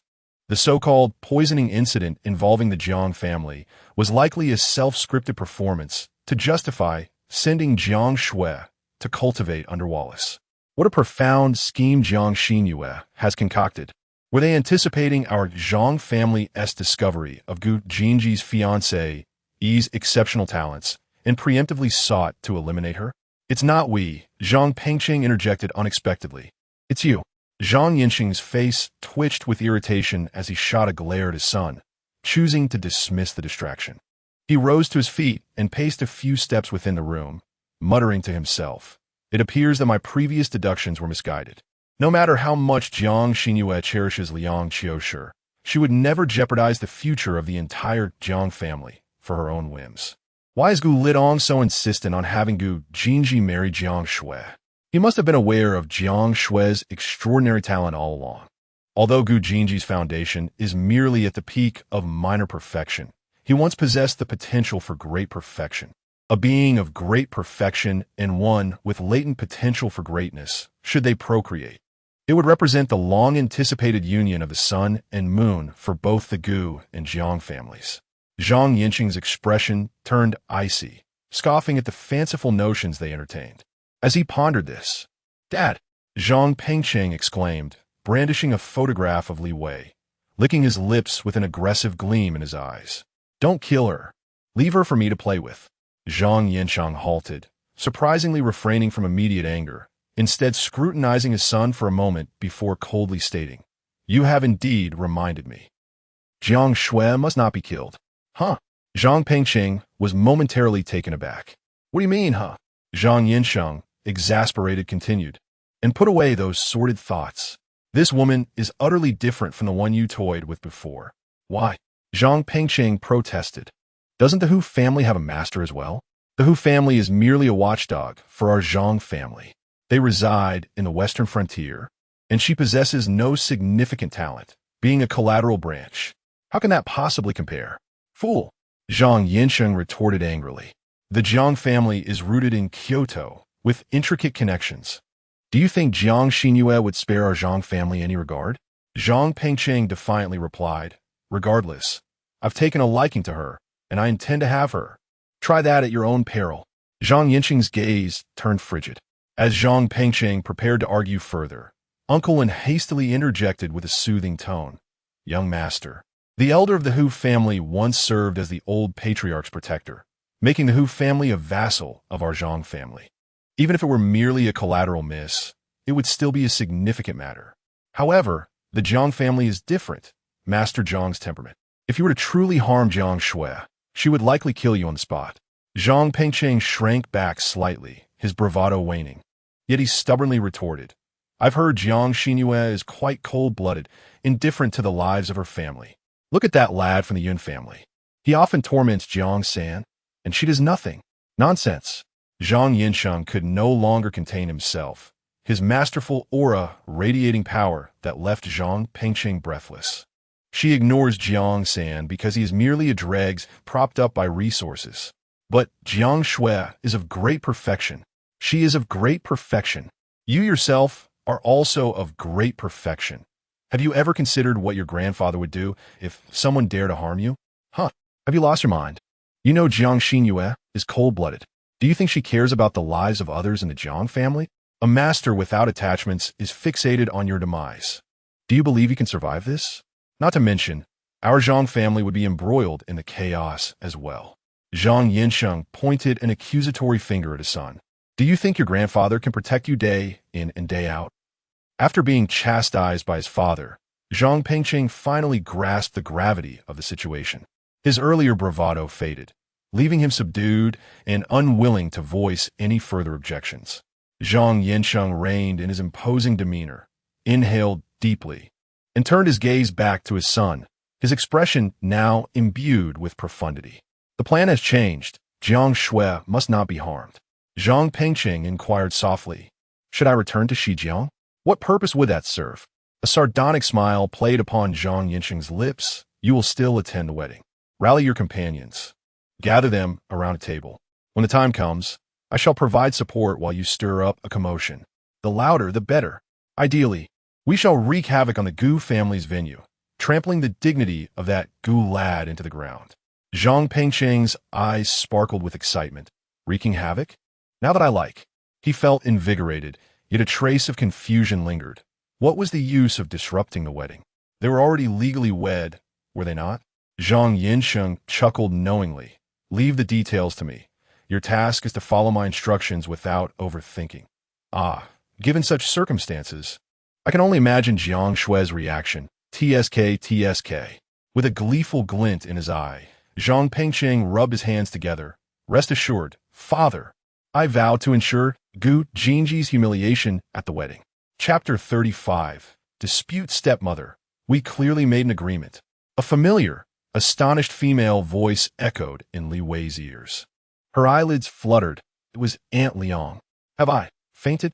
Just as the thought crossed her mind, the haze dissipated, leaving her mind astonishingly clear. What remarkable physical resilience I possess. Attempting to rise, she found herself seemingly cemented to the ground, her body rigid and immovable. Her throat felt as though an invisible hand had seized it, rendering her voiceless. What is happening? She felt somewhat bewildered. Outside, Jiang Xinyue's voice resonated. Xiao Qiu, you are losing composure. Liang Qiusher's voice, however, rose several octaves, sharp and somewhat jarring. Losing composure? How can I not? Li Wei is mine. What authority do you have to detain her? It was as if she had thrown caution to the wind, her words tumbling forth at a rapid pace. For this matter, my sister forcibly suppressed her realm to come to the capital to assist me.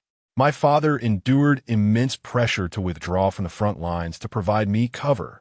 My cousin even sullied his name, claiming his nephew is his son, causing turmoil within the household. And you? How can you simply renege on our agreement? What on earth? Have my step-grandmother truly gone this far? A wave of dread washed over Li Wei, her eyes widening in alarm as she struggled to break free. Yet her body remained as still as a finely crafted doll. This is disastrous. My reputation as a reliable and honest young gentleman is on the verge of being tarnished. Oh, dear grandmother, you have truly placed me in a dire predicament. Cough, cough. Jiang Xinyue's voice remained unhurried, exuding a languid quality. Yet every word was crystal clear. Xiao Qiu, do you know that Li Wei is of the near-path body? Regardless of the body type, she is someone I sought out. At this point, Liang Qiushi's voice abruptly halted, followed by an incredulous, urgent question. What did you say? Jiang Xinyue articulated each word deliberately, as if striking Liang Qiushi's heart. Li Wei is near-path body. A profound silence enveloped the room.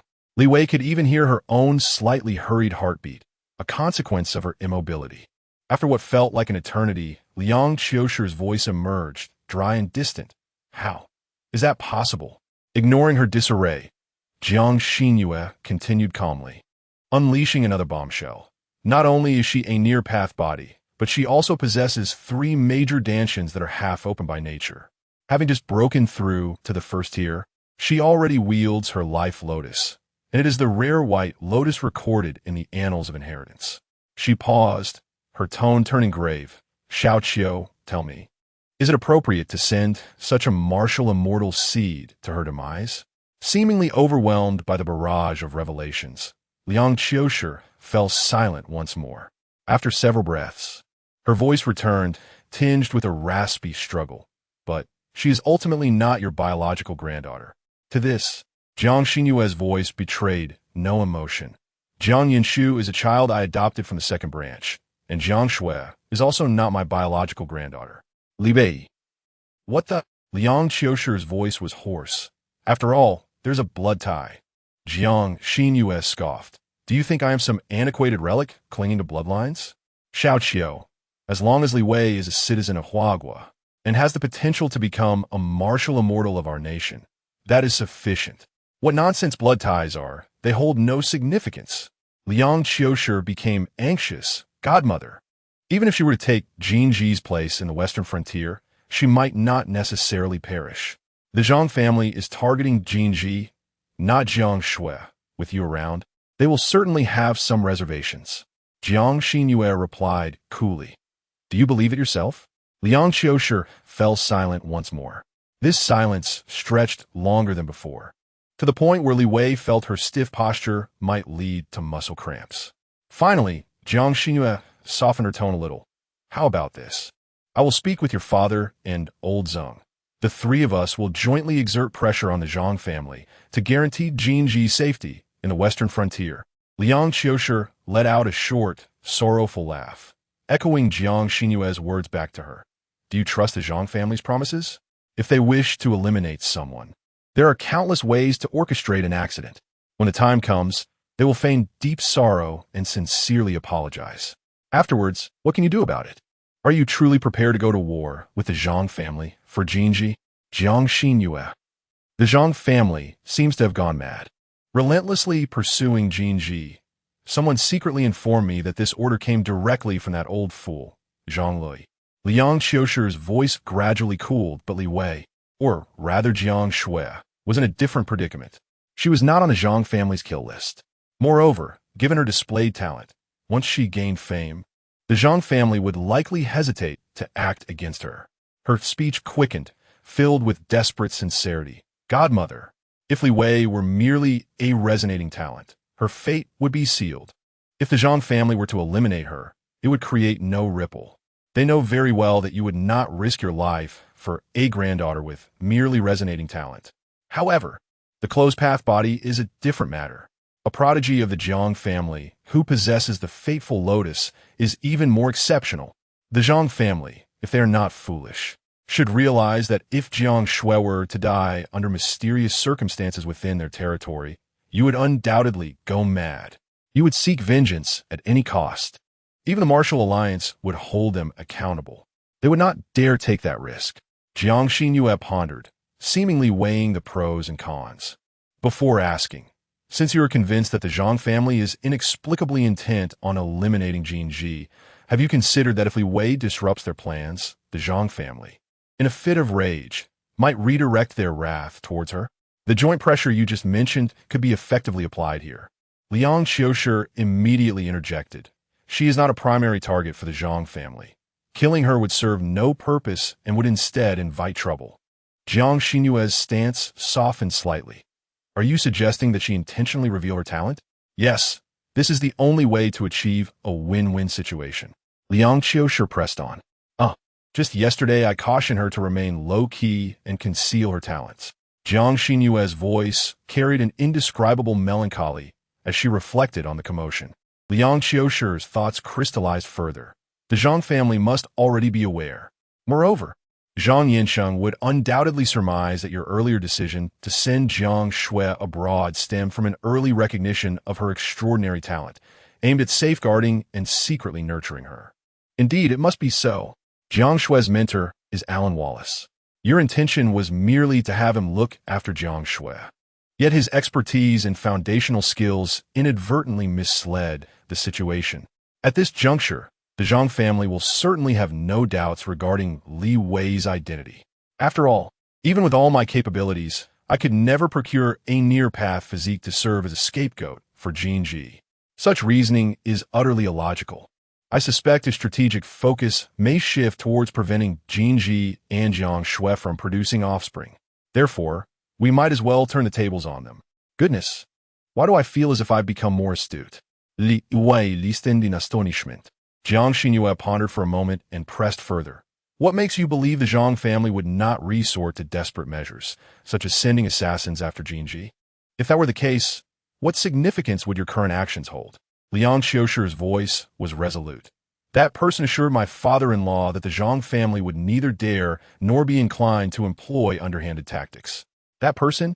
Who might that be? Li Wei's curiosity was piqued. Aunt Liang's tone suggests she possesses a sort of immunity. That person has intervened personally?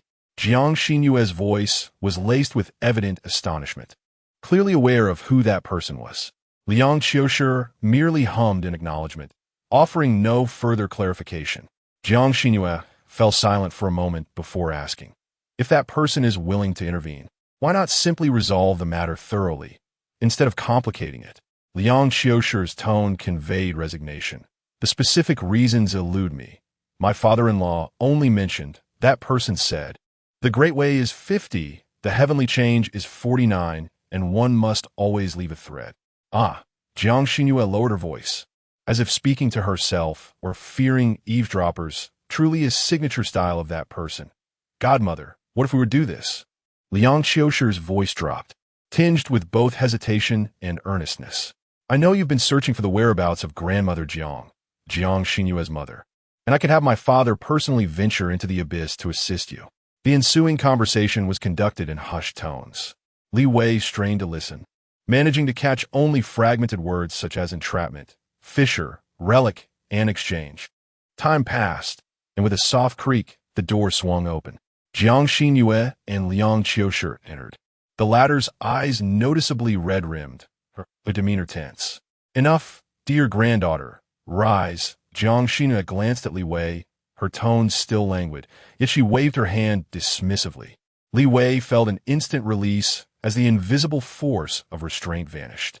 With a surge of energy, she sprang from the bed, her vigorous movement nearly sending her tumbling forward. Upon noticing Liang Qiushi's reddened eyes, she bashfully scratched the back of her head, offering a somewhat foolish grin. Jiang Shui observed her carefree demeanor, raising a hand to massage her throbbing temples, and sighed. I have conferred with Xiao Qiu about this matter. It is of great significance, and ultimately it must depend on your own will. Before Jiang Xinyue could finish her sentence, Li Wei resolutely interrupted her, extending her hand in a classic gesture of determination, her expression remarkably steadfast. Liang Qiushi's tense demeanor visibly relaxed, his gaze toward Li Wei filled with gratitude and warmth, as if he had finally shed an immense burden. Jiang Xinyue sighed once more, looking at Li Wei. Have you truly made up your mind? This is not to be taken lightly. Li Wei nodded vigorously, retracting her hand and giving a thumbs up, proclaiming emphatically, "To speak is to act. That is the essence of my martial way." Chapter 36. Setting off again, Li Wei sat in the plush rear seat of a luxurious business car, rolling down the window and casting her gaze over the crowd of onlookers bidding farewell. Her unfamiliar parents stood at the forefront, surrounded by others, eager to approach yet hesitating, their smiles appearing forced. Li Wei could even sense a hint of supplication in their restrained expressions. In any case, their performance was utterly lacking. In contrast, the members of the Jiang family, with their spirited demeanor, fixated their intense gazes upon the delicate white lotus imprint on her forehead, making her feel like a husky lost among wolves. Relying on her significantly enhanced memory, Li Wei endeavored to recognize the faces before her, smiling and waving goodbye, her lips nearly frozen in a grin. During this time, she instinctively searched the crowd, yet failed to spot Jiang Han. Wasn't he perfectly fine earlier? How could he not show his face at such a crucial moment? This fellow had assisted her immensely, and she hadn't even had the chance to express her gratitude properly. Oh well, there will be opportunities to meet again, she thought. At last, the vehicle set in motion, the window rose, severing her connection to the outside world.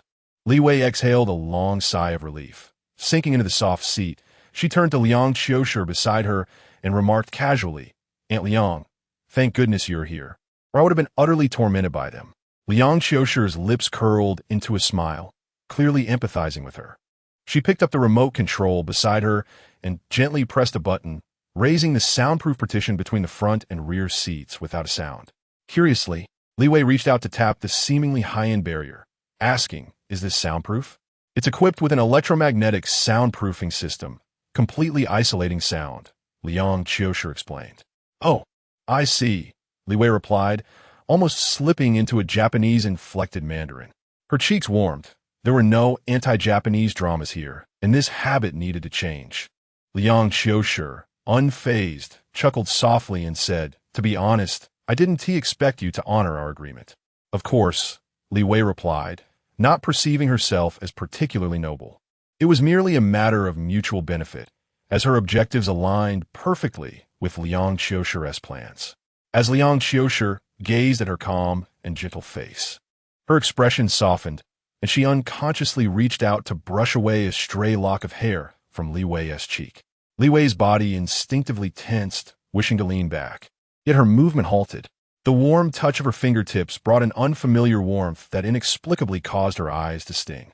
The small figure by the orphanage window, observing the harmonious scene of a happy family, seemed to manifest before her once more. He too had once imagined what life would be like with parents. The memories of her original self held answers, yet each recollection was accompanied by unspeakable anguish. In that moment, Liang Qiushi's tender gesture caused the two blurred faces of mothers from her memories to gradually overlap, one being the mother of her original self, and the other an ordinary, slightly plump woman outside the orphanage. A warm tear unexpectedly slipped from the corner of her eye.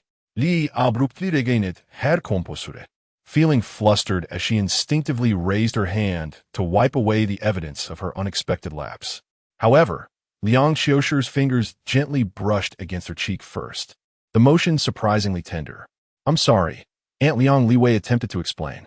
In the next moment, to her astonishment, Liang Qiushi enveloped her in an embrace, her warm chin resting atop Li Wei's head, her voice laced with barely perceptible emotion. "Li Wei."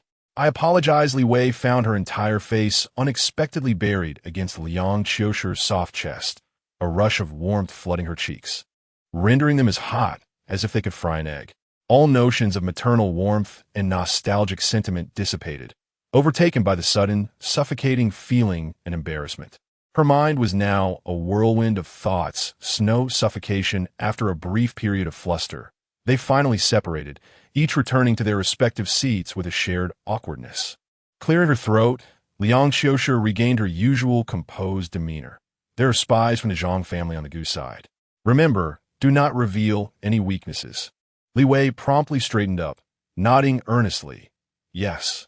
Do not suppress your abilities. Perform as necessary," Liang Qiushi added, still somewhat concerned, reiterating her caution. Li Wei nodded once more. "Understood."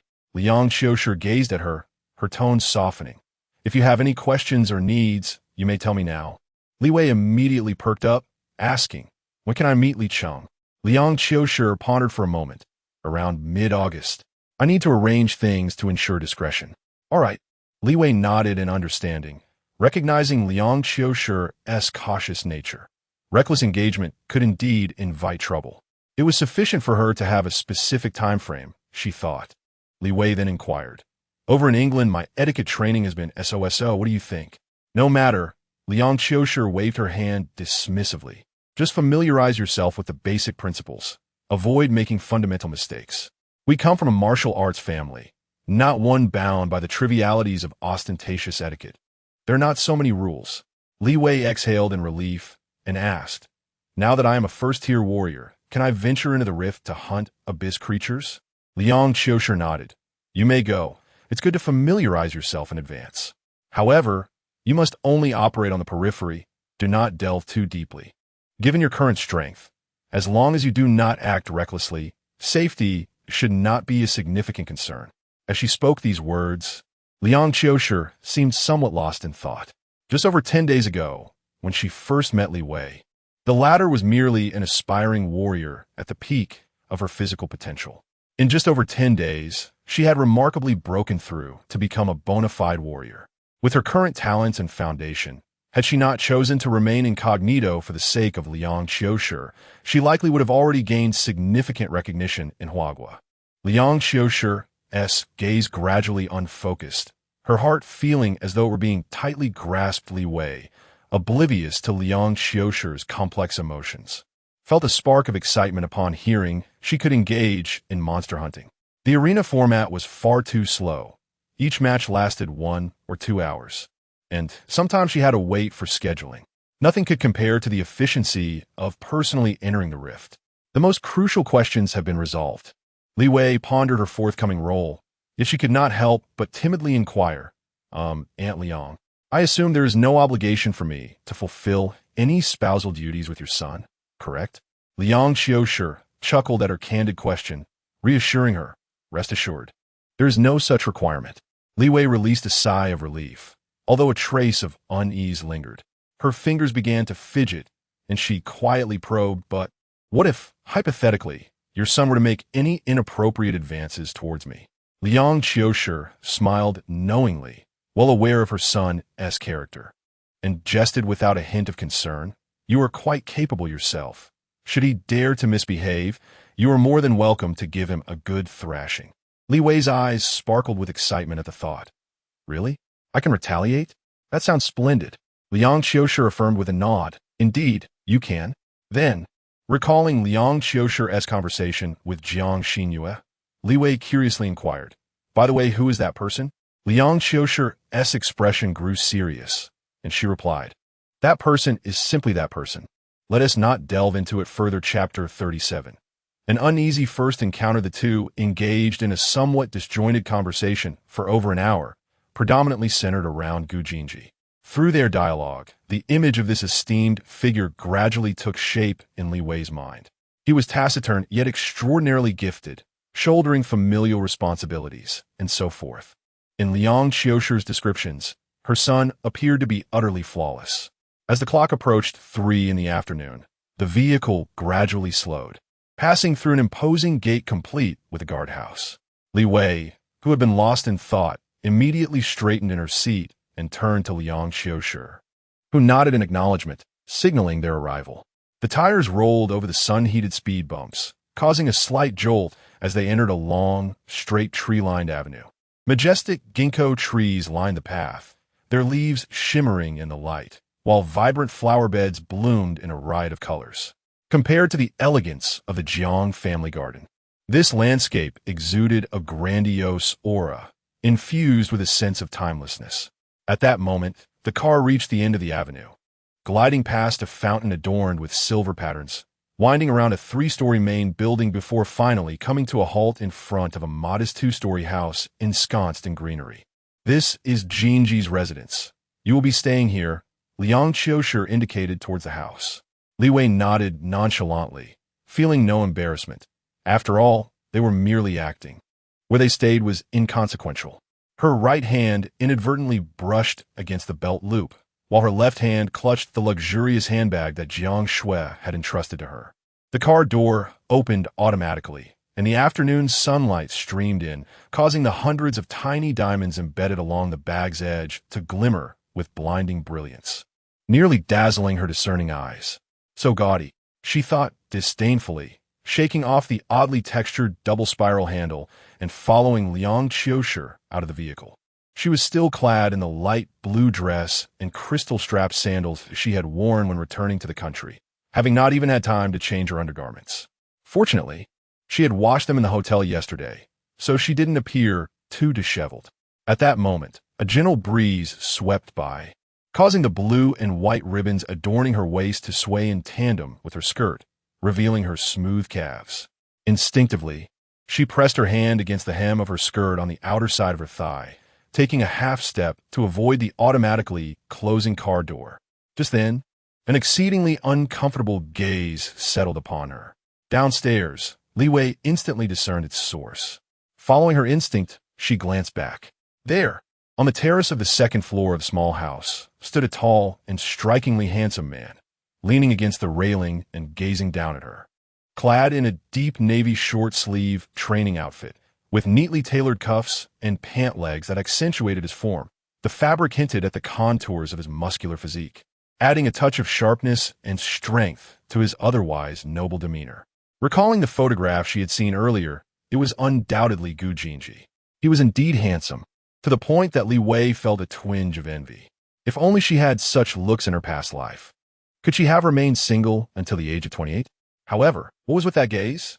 It held scrutiny, an almost imperceptible allure, but predominantly exuded an unsettling, dampened intensity that made her uncomfortable.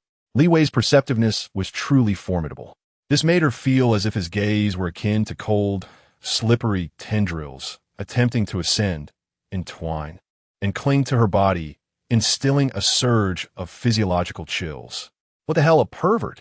Li Wei instantaneously erupted, her reflexes outpacing rational thought. Clang! The mechanism of her waist buckle emitted a soft click, and her soft sword unsheathed in response. A glimmer of azure light flashed like a startled swan, and in the next moment, Li Wei's figure had appeared like a specter on the second-floor terrace. What are you staring at? The icy edge of her sword firmly rested against the man's shoulder, her delicate face radiating menace, her almond eyes wide with fury. The man, poised to reach for the long knife leaning beside him, froze mid-motion, his entire being seemingly paralyzed, his gaze still lingering with a mix of scrutiny and confusion. The atmosphere upstairs and downstairs instantaneously solidified. Liang Qiushi had just unfurled an exquisite lace parasol, while the driver bent down to retrieve luggage from the trunk. Nearby, the gardener's scissors snipped the air with a crisp sound, having cut nothing. Crack! Liang Qiushi's parasol slipped from her grasp, hitting the ground with a sharp sound, pulling her back from her stupor. Aishua, quickly put down the sword. He is your Jinji brother. In the small building's living room, all the servants had been dismissed. Only Liang Qiushi, wearing a strained expression, Gu Jinji, whose demeanor was as frigid as ice shards, and Li Wei, who looked utterly bewildered, remained. After holding back for quite a while, it was Liang Qiushi who finally broke the silence. Ahem. She cleared her throat, forcing a smile. Jinji, Aishua just wants to show off a bit in front of you. Look at her skills, so nimble. She's merely teasing you, don't take it to heart. As she spoke, her confidence waned, her voice dwindling, and her smile grew increasingly rigid. Faced with her son's cold visage akin to an ancient Greek marble sculpture, she surrendered, turning her attention to Li Wei, her eyes filled with encouragement. Aishua, you haven't seen Jinji in so many years, shouldn't you catch up? Li Wei understood that it was her time to step forward. Though she felt a bit awkward, she resolved to maintain her persona, no matter what. Recalling the drama she had watched, she endeavored to muster a coy expression and shifted her posture towards Gu Jinji. To her astonishment, Gu Jinji subtly shifted as well. Umfaza, Li Wei inshakluze. Gu Jinji continued to shift. Li Wei moved again. Gu Jinji responded in kind, until she had cornered him to the end of the couch, with nowhere left to retreat. You think you can compete with me? Li Wei smirked, brazenly wrapping her arm around Gu Jinji's shoulder, appearing as if they were the best of pals. Liang Qiushi wanted to cover her face, but restrained herself. Gu Jinji wished to shake off this woman's grasp. Yet at that moment, a clear and ethereal fragrance wafted to his nostrils, causing him to freeze momentarily. Li Wei pondered what she should say to salvage Aunt Liang's precarious service plan. Frustrated, she thought, what a lack of words. You, man, have successfully captured my attention? No, that's too much. Little one, do not think you can escape my grasp. Why did I not watch more romantic dramas before? The more she struggled to find the right words, the more anxious she became. Her mind flooded with memories of the dramas she had previously watched. Sifting through them one by one, in her panic, she became somewhat irrational. You can wait for Sister Shui at home. She would be pleased. But the way you look at her, she does not like it. Liang Qiushi. She discreetly covered her face, feeling her blood pressure rise. Gu Jinji. He snapped back to reality from the fragrance of the girl, expressionless as he brushed aside Li Wei's hand and moved to the single sofa. Clearing her throat, Liang Qiushi attempted to change the subject. Jinji, you are unaware that Grandma Jiang recognized Shui's extraordinary talent 4 years ago and quietly sent her abroad for careful training, even keeping it from me. As she spoke, she displayed just the right amount of sentimentality. Shui has also made great strides. After 4 years of cultivation, she has recently broken through to become a formal warrior. Alas, when she used to visit our home, she was just this tall. Liang Qiushi lifted her hand, indicating a height slightly above the sofa's armrest. Who would have thought, in the blink of an eye, she has blossomed into a young lady with such promise? Not long ago, after confirming Li Wei's agreement to continue with the engagement, Jiang Xinyue and Liang Qiushi had aligned their narratives. Jiang Xinyue was certain that the guardian from the Yun family could only discern that Li Wei was at the peak of her foundational cultivation. To avoid complications arising from the revelation of her innate talent, they agreed to publicly acknowledge Li Wei as a first-tier warrior who had broken through from the peak of her foundational stage. After all, a genius at the peak level was already enough to make the Zhang family wary, and there was no need to provoke them further. As for the faint white lotus mark on Li Wei's brow, outsiders would not comprehend the mysteries of the Taiyin Yulian Bao Lu. And with the Jiang family's internal support from a host of lotus spirits, it was unlikely to draw excessive attention. Listening to her mother's words and recalling the dazzling sword light from earlier, Gu Jinji felt somewhat dazed. The peak level? A flicker of surprise crossed his eyes, quickly transforming into understanding. No wonder she was so formidable. Although he still found the sharpness of that sword beyond comprehension. The explanation of her peak status made sense for now. He looked at Li Wei again, his gaze clear and no longer sticky. Her earlier intentions seemed to have utterly failed. Miss Jiang, shall we head to the training ground for a trial? Li Wei's eyes brightened at his words, eager to engage. Certainly, Mr. Gu. That is precisely my intention. He calls me Miss Jiang. Is it acceptable for me to refer to him as Mr. Gu? Brother Jean, I am unable to fulfill that request. However, recalling the infuriating glare from earlier, she felt a twinge of doubt and could not resist issuing a warning. Hey, if you continue to look at me like that, humph. As she spoke, she raised her tiny fist, believing herself to be quite imposing, though in reality, she appeared rather endearing. Gu Jinji felt a bit awkward and replied softly, I apologize. Liang Qiushi sat alone in the living room, lost in thought for quite some time. She envisioned countless scenarios regarding the evolution of their relationship after their first encounter. Yet, she never anticipated that they seemed to have become acquainted through conflict instead. Had they even arranged a duel? Could this truly be a generational gap?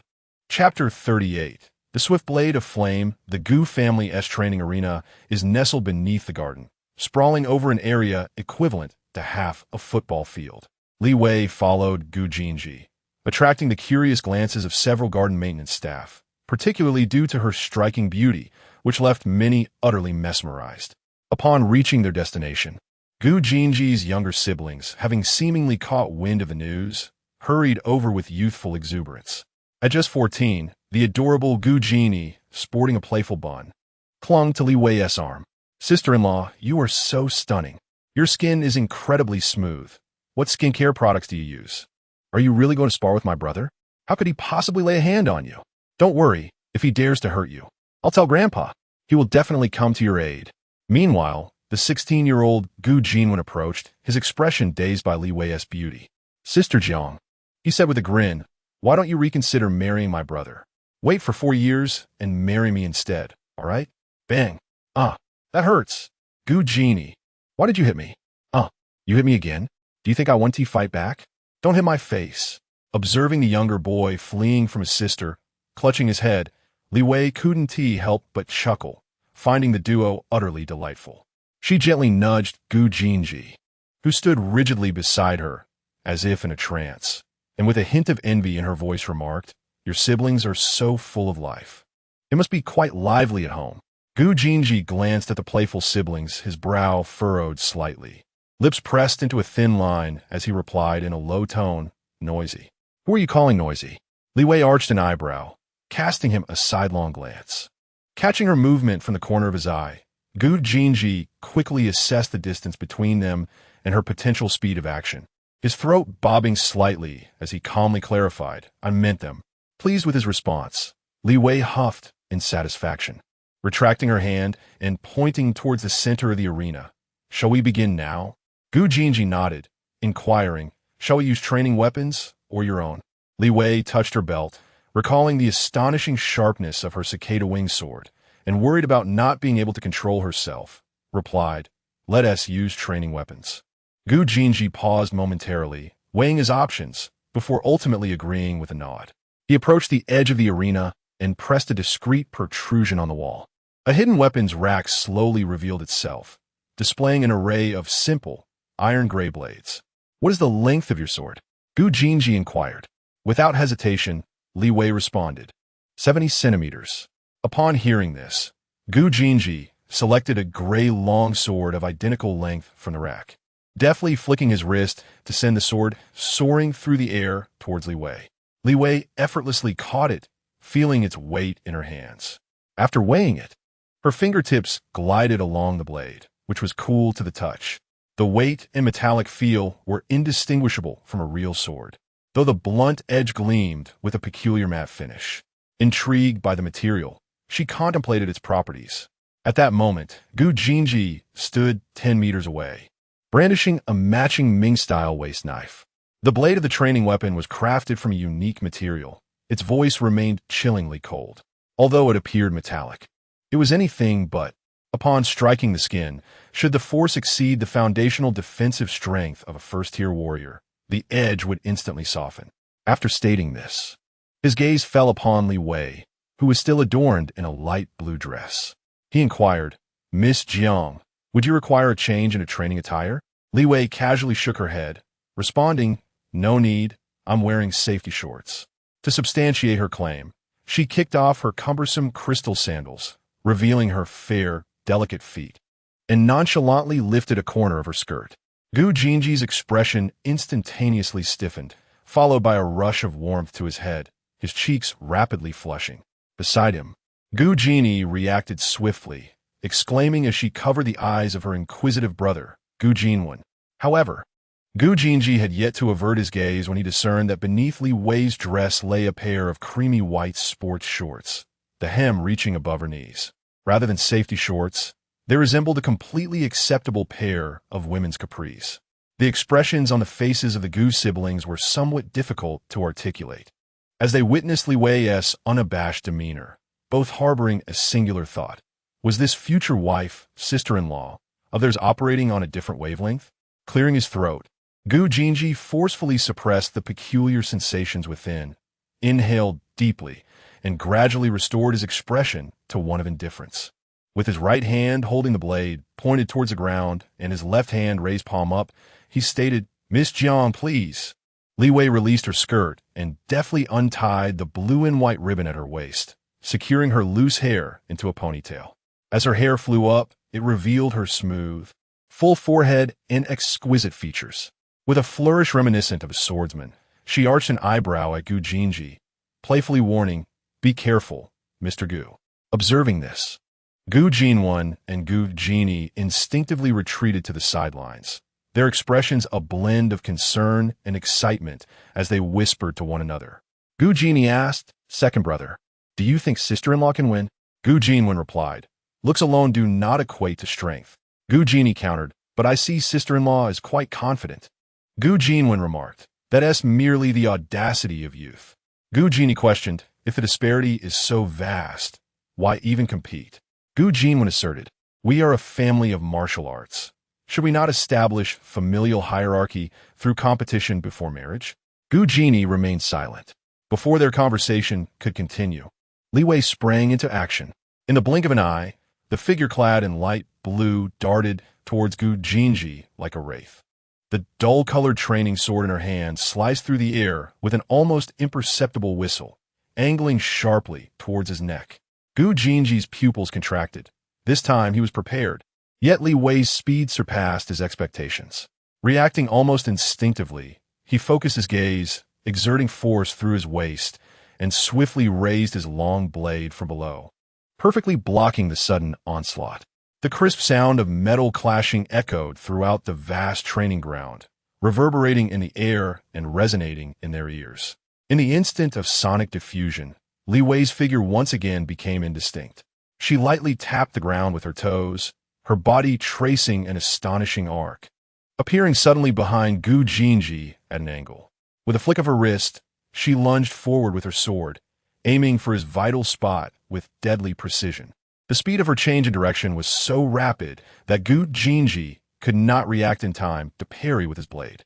In a moment of desperation, he let out a low growl, his internal energy surging forth, and using his feet as a pivot, he spun his body at high velocity. The long knife in his hand swept through the air, its gleam coalescing into a solid silver barrier that enveloped him entirely. Good grief. Are you cosplaying as an orc sword master? Li Wei was momentarily taken aback by this sudden whirlwind technique, letting out a startled cry as she retreated swiftly to evade the blade's reach. Yet as soon as she landed, still unsteady, Gu Jinji abruptly halted his spin. With a fierce roar, his internal energy erupted without restraint, exceeding its previous intensity. A scorching and violent wave of energy radiated outward from him, warping the very air as if it had been ignited. Li Wei felt as if she had been thrust in front of a massive steel furnace, her skin searing with pain. The Gu family's great sun visualization? Goodness, how ferocious! Boom! The blazing crimson aura engulfed the blade in an instant. Gu Jinji propelled himself forward with explosive force, his long knife raised high, aiming a downward strike at Li Wei. Li Wei's eyes widened, her pupils narrowing sharply, and with a flick of her toes, her azure form transformed into an elusive shadow, narrowly avoiding the fierce blow. Simultaneously, her sword danced with the swiftness of a torrential downpour, the sharp tip slicing through the air with a series of minute detonations. Blast it! I can't suppress the sound of the sword. It seems that to achieve a silent effect with the frozen abyss, I still need to pair it with the cicada wing-soft sword. Thoughts racing, Li Wei's offensive grew increasingly fierce and swift. Gu Jinji's blade struck empty air, and he caught a glimpse of a flurry of sword shadows descending upon him. Using his keen hearing and battle instincts, he managed to parry a few strikes. But Li Wei's speed was astonishing, her movements utterly unpredictable. She darted left and right, her angles of attack defying logic. Forced to spin again, he conjured another fiery whirlwind, the intense light of his blade forming a rotating ring of fire that pushed Li Wei's onslaught back. This scene left the onlooking Gu family siblings in sheer disbelief, their eyes nearly popping out. Gu Jinwen rubbed his eyes vigorously, incredulous as he clutched his sister's arm. Did I just see that correctly? My brother, the national champion, is being overwhelmed. Genie, pinch me, am I dreaming? Gu Jinwen cried out in pain. You really pinched me? Gu Genie blushed furiously. Sorry, I got too excited. Gu Jinwen, bewildered, asked, What are you so excited about?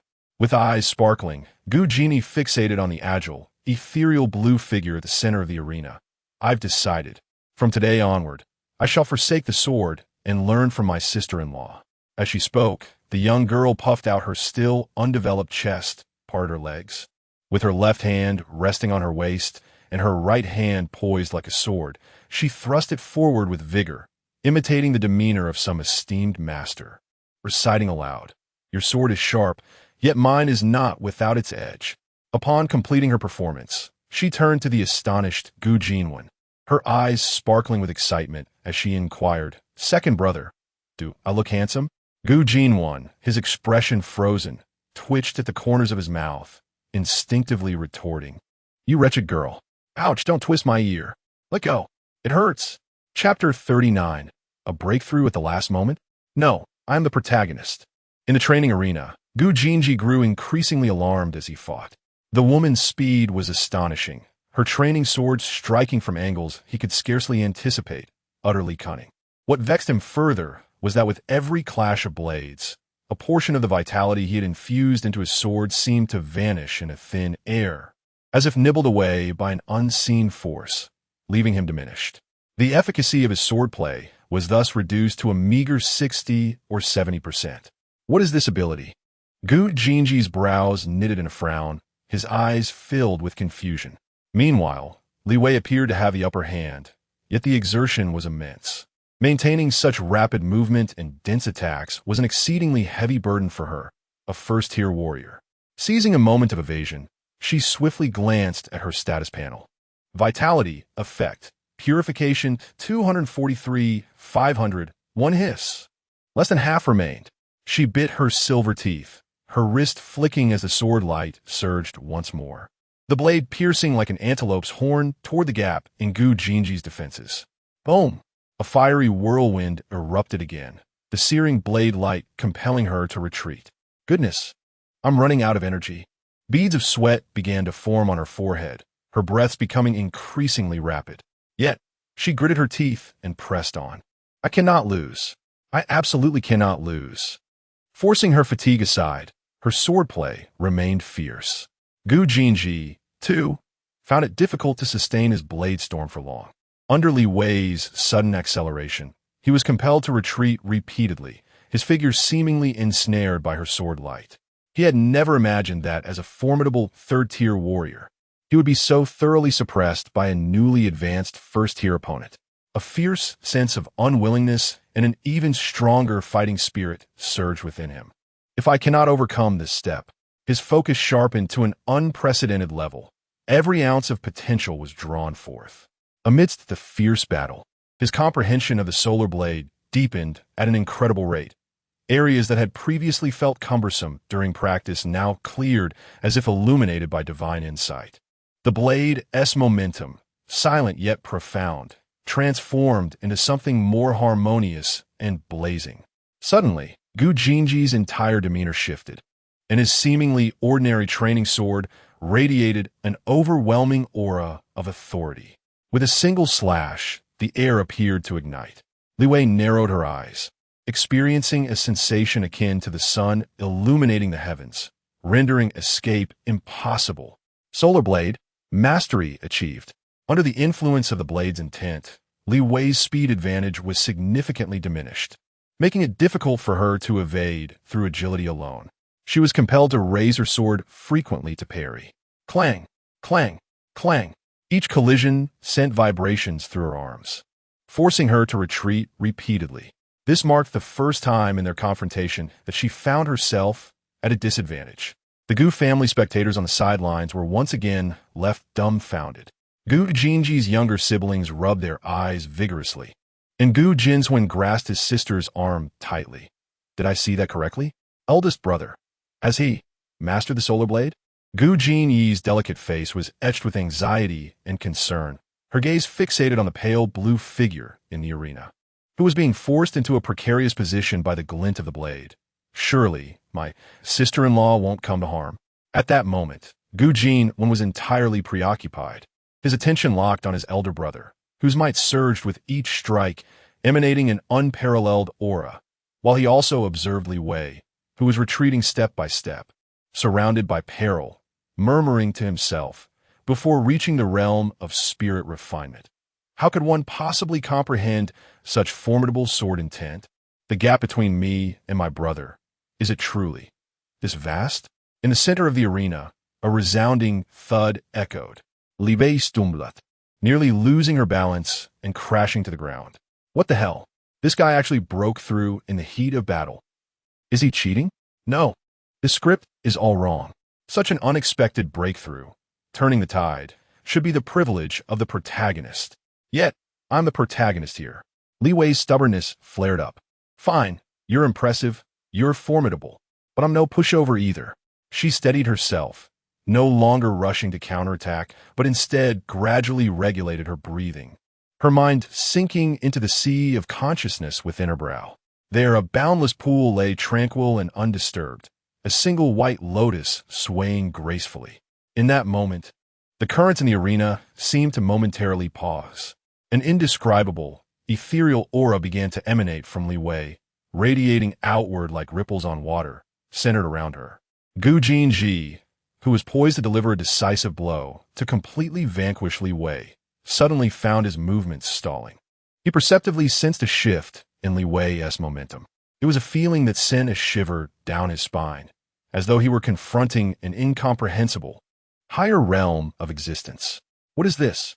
Gu Jinji's heart raced, yet his extensive experience prevented him from halting his assault. His combat instinct screamed at him to conclude this battle immediately. Delaying would invite disaster. He summoned his recently perfected sword intent to its zenith. The crimson blade, surging with the ferocity to obliterate all, descending upon Li Wei with ferocious intent. Yet, as she slowly lifted her head, Li Wei displayed no trace of panic. A subtle smirk, tinged with mockery and absolute confidence, graced her lips. Let me show you what 99-1 truly means. In the next instant, her aura underwent a dramatic transformation. Everything around her became astonishingly clear within her perception. The flow of air, the subtle fluctuations of energy, the anxious expressions of Gu Jin 1 and Gu Jin E at the sidelines, even the intricate circulation of qi and blood within Gu Jinji, every minute contraction of his muscles, all was laid bare before her, as if she held the reins of control. With a mere flicker of thought, the surrounding currents naturally cradled her body, as if she were a fish in water, deftly dissipating part of the force from Gu Jinji's blade, while simultaneously infusing her sword with additional propulsion. Gu Jinji, in sheer astonishment, realized he was seemingly battling the entirety of the arena itself. The blade he wielded was subtly deflected by an inexplicable current, resulting in a slight deviation in angle. Meanwhile, Li Wei's thrusting sword, executed with exceptional speed and precision, was imbued with an overwhelming momentum that rendered him utterly uncomfortable, constrained in his movements. What is this? Unity of heaven and man. Her expression just now, that resolute gaze, seemed to indicate she voluntarily entered the state of unity of heaven and man.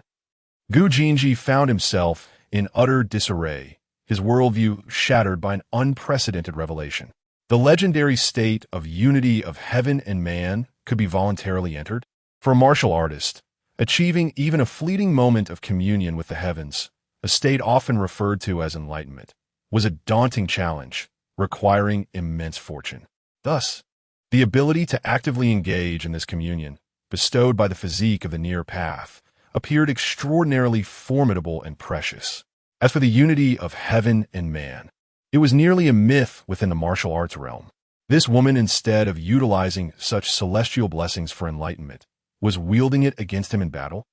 Li Wei, however, paid no heed to the disintegration of Gu Jinji's values. Under the enhancement of her self-styled invincible state, 99-1, her form became increasingly elusive. Her swordplay transcended mere speed and cunning. It embodied an enigmatic rhythm. Each strike she delivered, each step she took, was executed with effortless grace and ease. On an unseen attribute panel, the progress bar for her martial technique was rapidly advancing. Martial technique, initial string cold pools submerged jade, minor achievement 0-1000. Martial technique, initial string cold pools submerged jade, minor achievement 101,000. Martial technique, initial string cold pools submerged jade, minor achievement 601,000. As the state of unity of heaven and man persisted, a vivid white lotus began to emanate a soft glow from her brow, pure and sanctified. A translucent image of a white lotus emerged, swirling as if adorning her with a floral crown. This is the manifestation of the innate lotus, a phenomenon exclusive to those in the Jiang family's divine refinement realm. Is that thing on her forehead real? Gu Jinji was utterly stunned. He felt that the emotional turmoil he had experienced over the past decade paled in comparison to the events of this single day. However, with the presence of the unity of heaven and man as a backdrop, he found himself strangely composed regarding the emergence of the innate lotus. His complexion paled, increasingly relegated to a passive stance. Gu Jinji understood that he could no longer afford to delay. I'll give my all. He poured the remaining vitality within him unreservedly into the blade. Buzz! The blade trembled violently, and a fierce light radiated with an indomitable resolve, cleaving toward Li Wei. Li Wei, equally unyielding, concentrated her vitality and the forces of nature at the tip of her sword.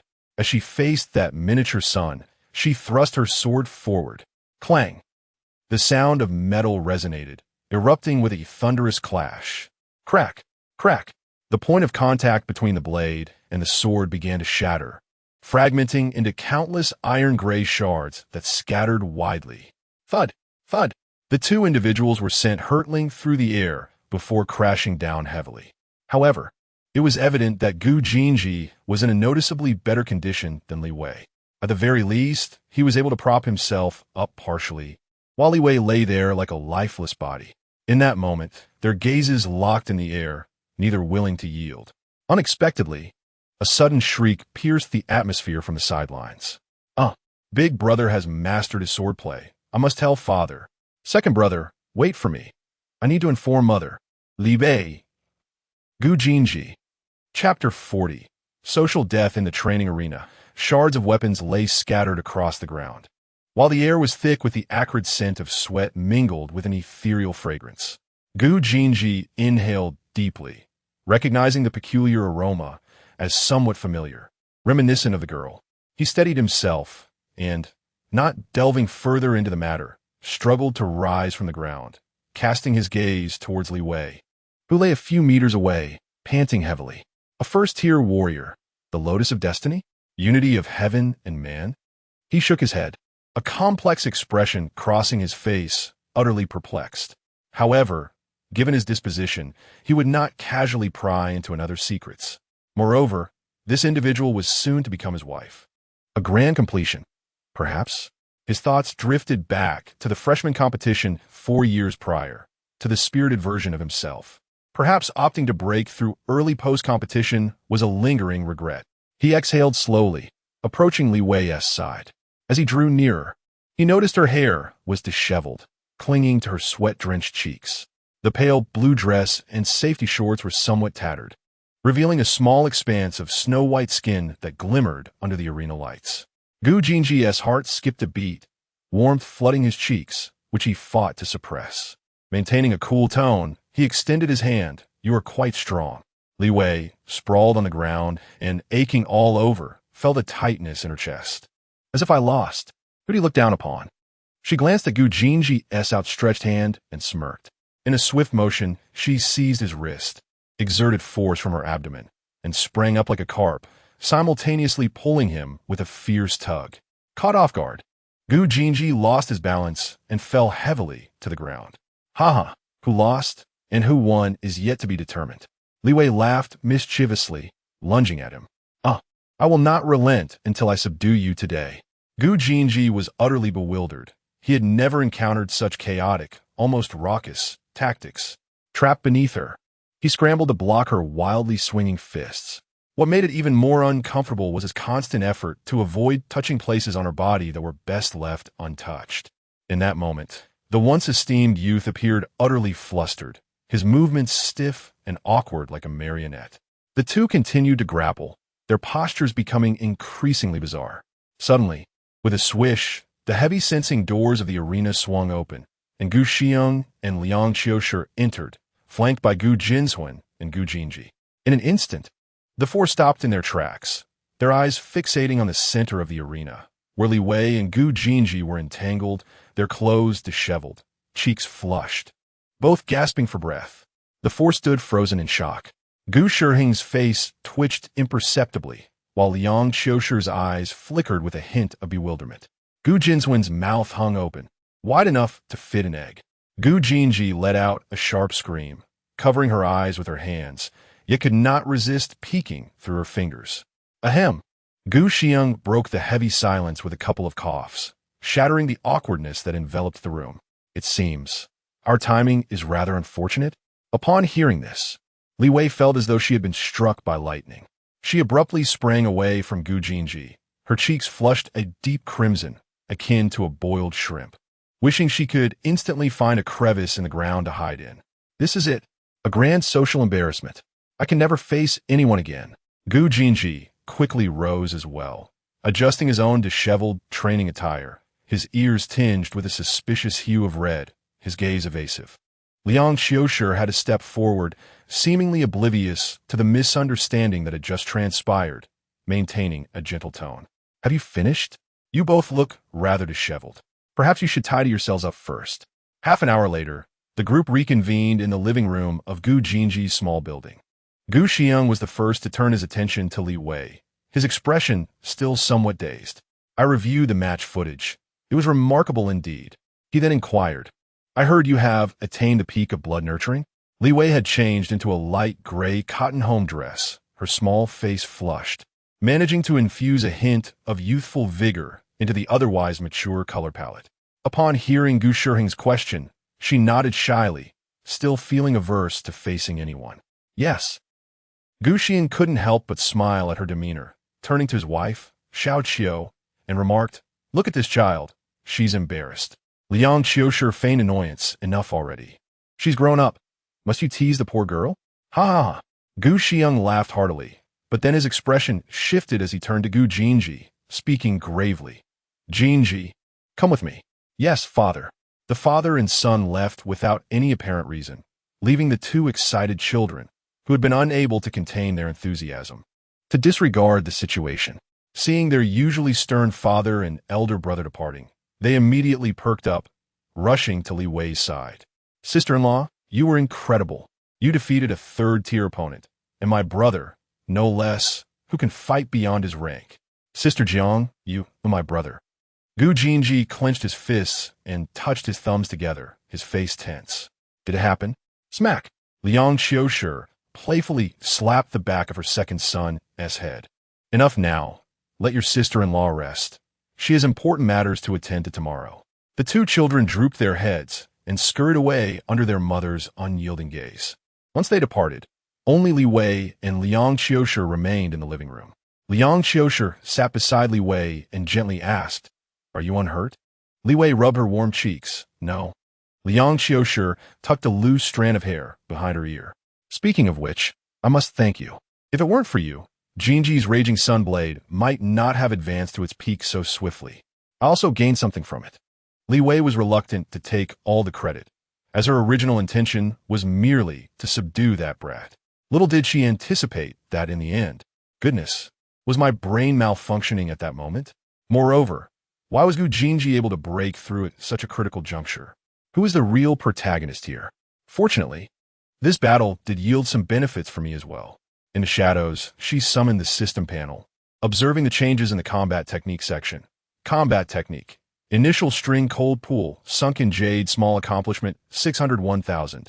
She mused, so practical combat can indeed enhance the progress of combat techniques. It is not solely reliant on skill points. I wonder, can practice sessions also advance the progress bar? Perhaps I shall test this shortly. However, diligently training alone pales in comparison to the Wind Spirit Moon Shadow sect. Liang Qiushi gazed at Li Wei, whose expressions fluctuated adorably, unable to resist caressing her long hair. Tomorrow, you shall participate in the formal martial artist assessment at the Martial Alliance. Noting the lingering confusion in Li Wei's eyes, she stated earnestly, Did we not agree this morning? Showcase your prowess, elevate your reputation. This way, the Zhang family will tread carefully. She added, however, during the assessment, you must conceal the special effect of the near-path body. Understood? Li Wei quickly nodded, feeling a slight easing of her inner shame and embarrassment.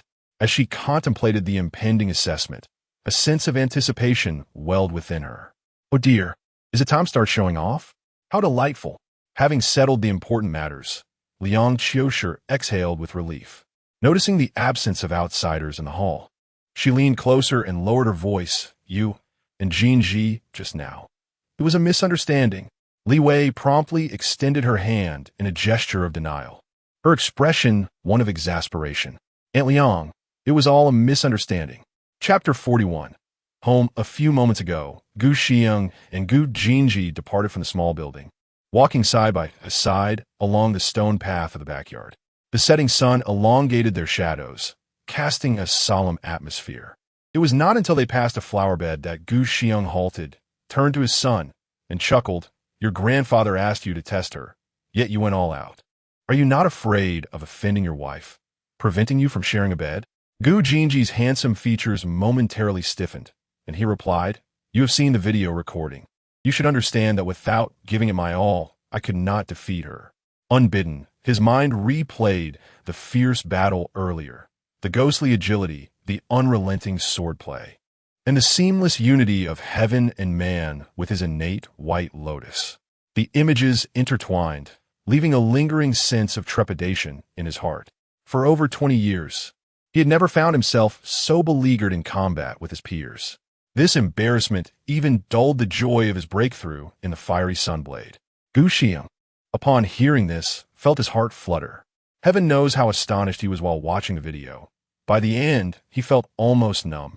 A first-tier fighter nearly defeated by a third-tier, with that third tier being a prodigy like Gu Jinji, who inherently possessed the ability to combat above his level. Your grandfather and your mother have certainly found you a little monster, he remarked with a wry smile.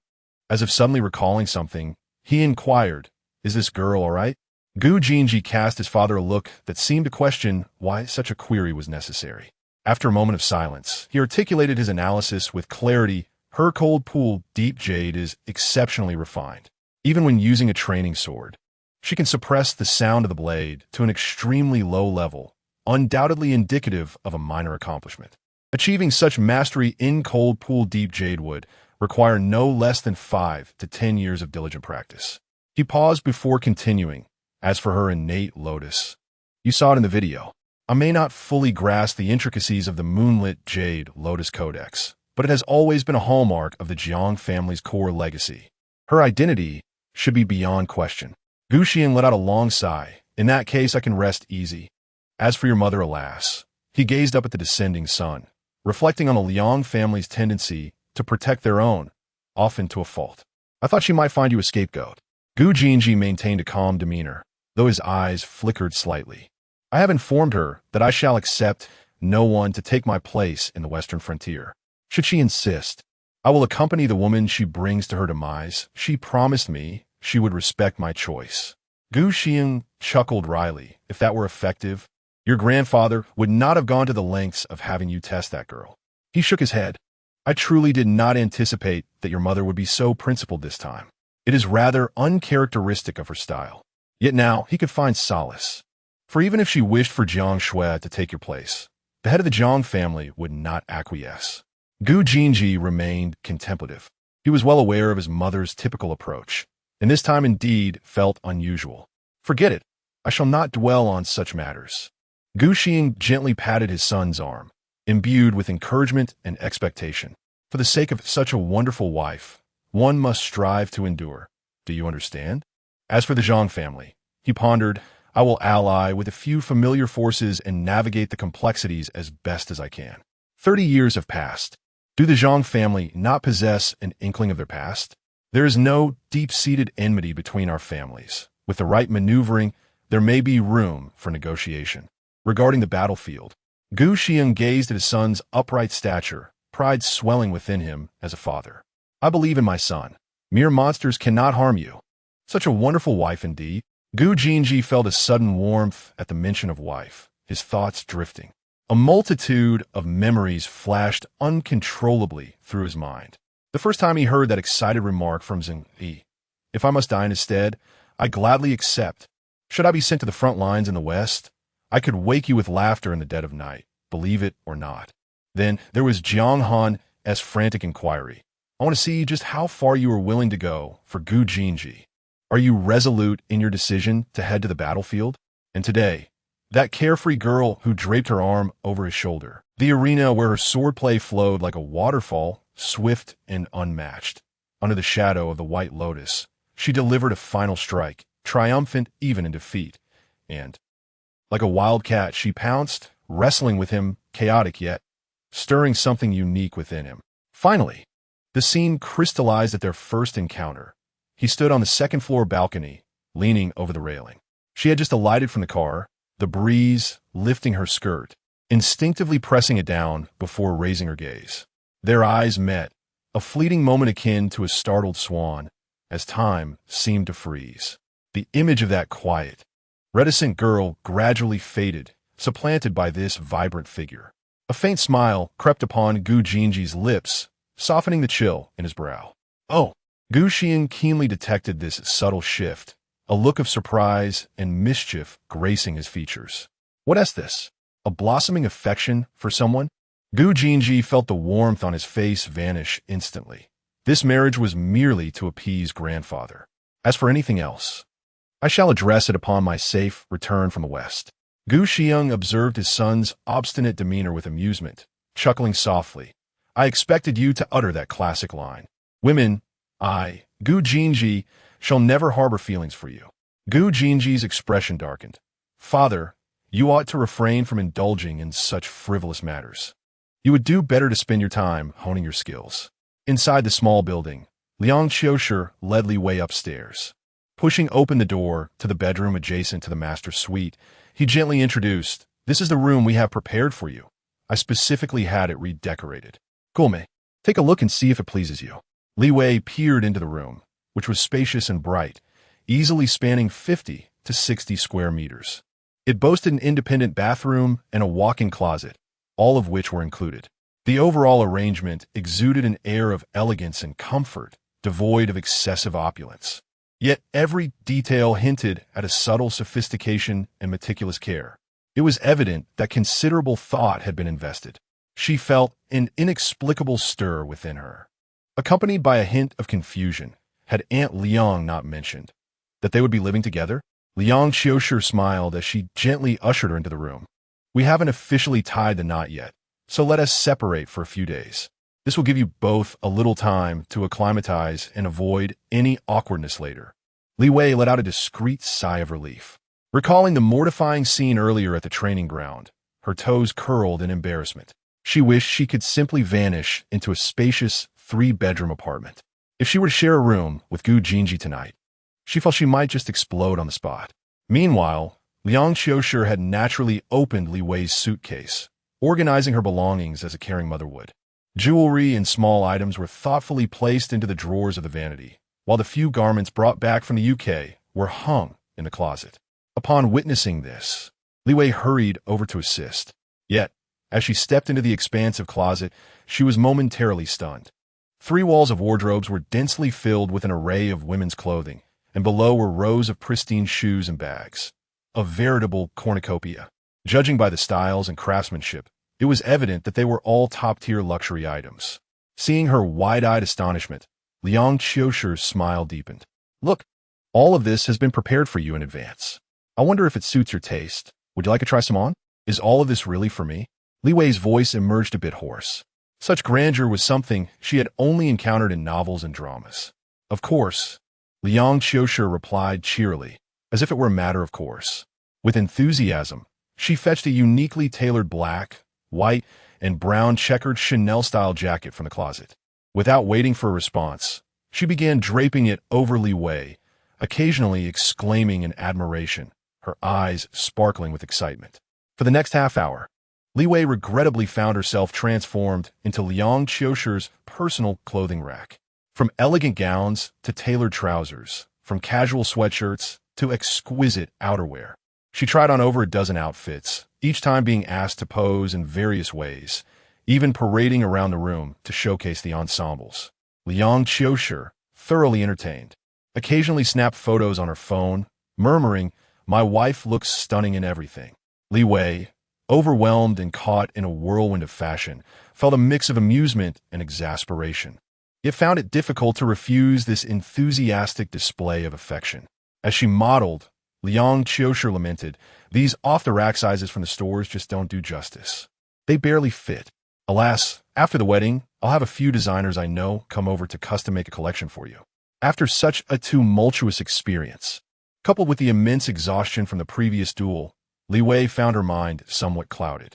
Amidst Liang Qiushi's gentle laughter and bustling presence, an extraordinary yet unfamiliar emotion quietly took root within her.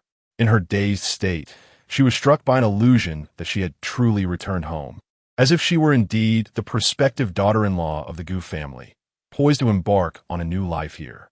The moment this thought emerged, Li Wei felt as if pricked by a needle, jolting her back to reality. "No, this is wrong. Wake up, Li Wei. Everything is a facade, merely an act. I'm not Jiang Shui. I am Li Wei. I will inevitably leave this place. This is not my home." The intense self-reproach liberated her from the ephemeral sense of belonging. "Aunt Liang, I feel a bit tired." She interrupted Liang Qiushi's enthusiasm, her voice tinged with an almost imperceptible weariness and detachment. It was only then that Liang Qiushi realized the toll the duel had taken on Li Wei, having been so caught up in her own joy that she had overlooked it.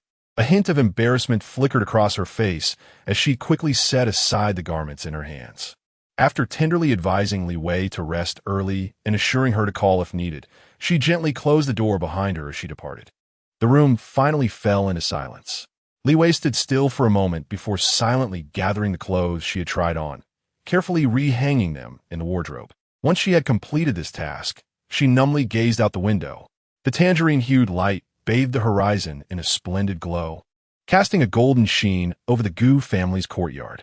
An inexplicable sense of loneliness surged within her, silently engulfing her heart.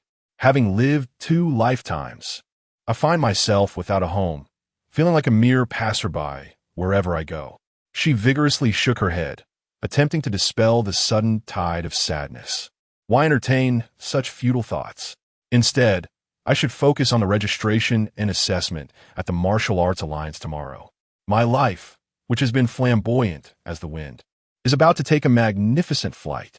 Chapter 42, The Death of Reputation, second bloom as the sun sank below the horizon. Li Wei gradually extricated herself from the clutches of solitude, initially intending to retire for the night.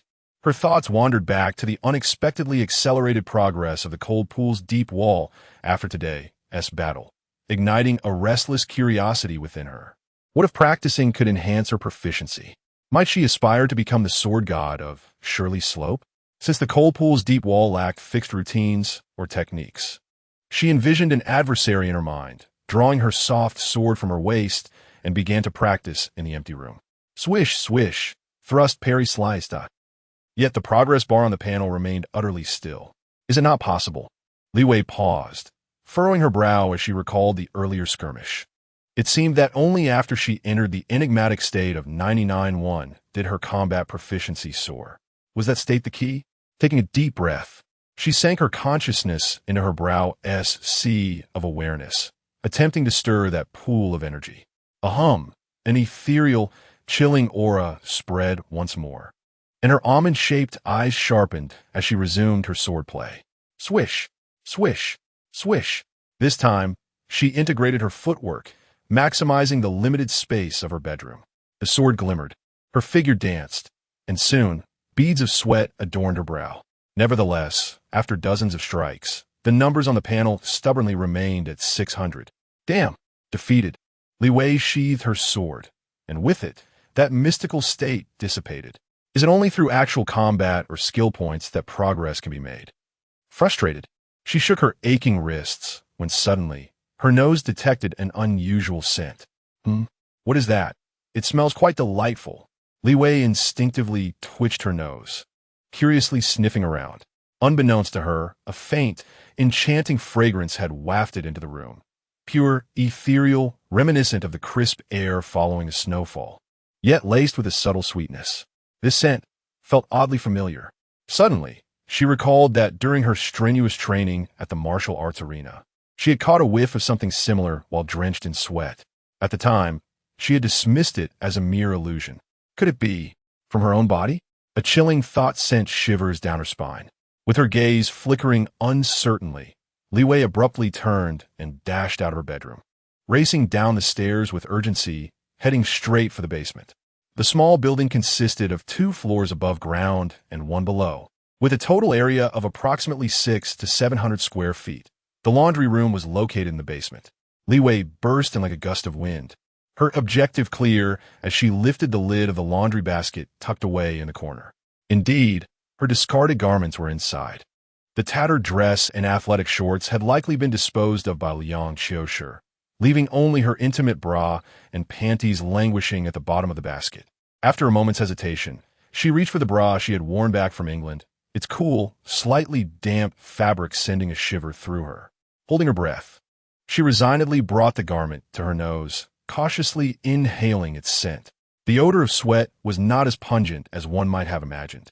Instead, a distinctly discernible, pure, and ethereal fragrance lingered, identical to the scent previously detected in the bedroom. Being intimate apparel, the aroma was even more pronounced. What? Is my sweat fragrant? Could it be due to the Tying Jade Lotus Treasure Codex? No way. After the disappearance of my adorable little brother, now even the masculine scent of sweat is being stripped away? Will this cultivation technique ever yield results? Li Wei's eyes widened as she held her intimate garment, engulfed in a wave of astonishment. At that moment, the light at the laundry room entrance suddenly dimmed, and a tall figure emerged silently. Gu Jinji was about to call Li Wei for dinner, having searched through the empty bedroom and descended to the basement, only to stumble upon this scene. Li Wei, with her back to him, held a piece of lingerie to her nose, her expression peculiar, seemingly. Sniffing? What are you doing? He asked hesitantly, lost in the overwhelming shock of the transformation of his masculine essence into a fragrance. Li Wei was entirely oblivious to the nature of what she held, forgetting that it was indeed her own. Upon hearing his voice, she abruptly turned, her eyes lighting up upon seeing Gu Jinji. Like a lifeline, she thoughtlessly thrust the garment beneath his nose. You must smell this. Isn't there a hint of fragrance? The soft, damp fabric nearly brushed against his nostrils, carrying the unique, crisp aroma that had stirred his senses during the day.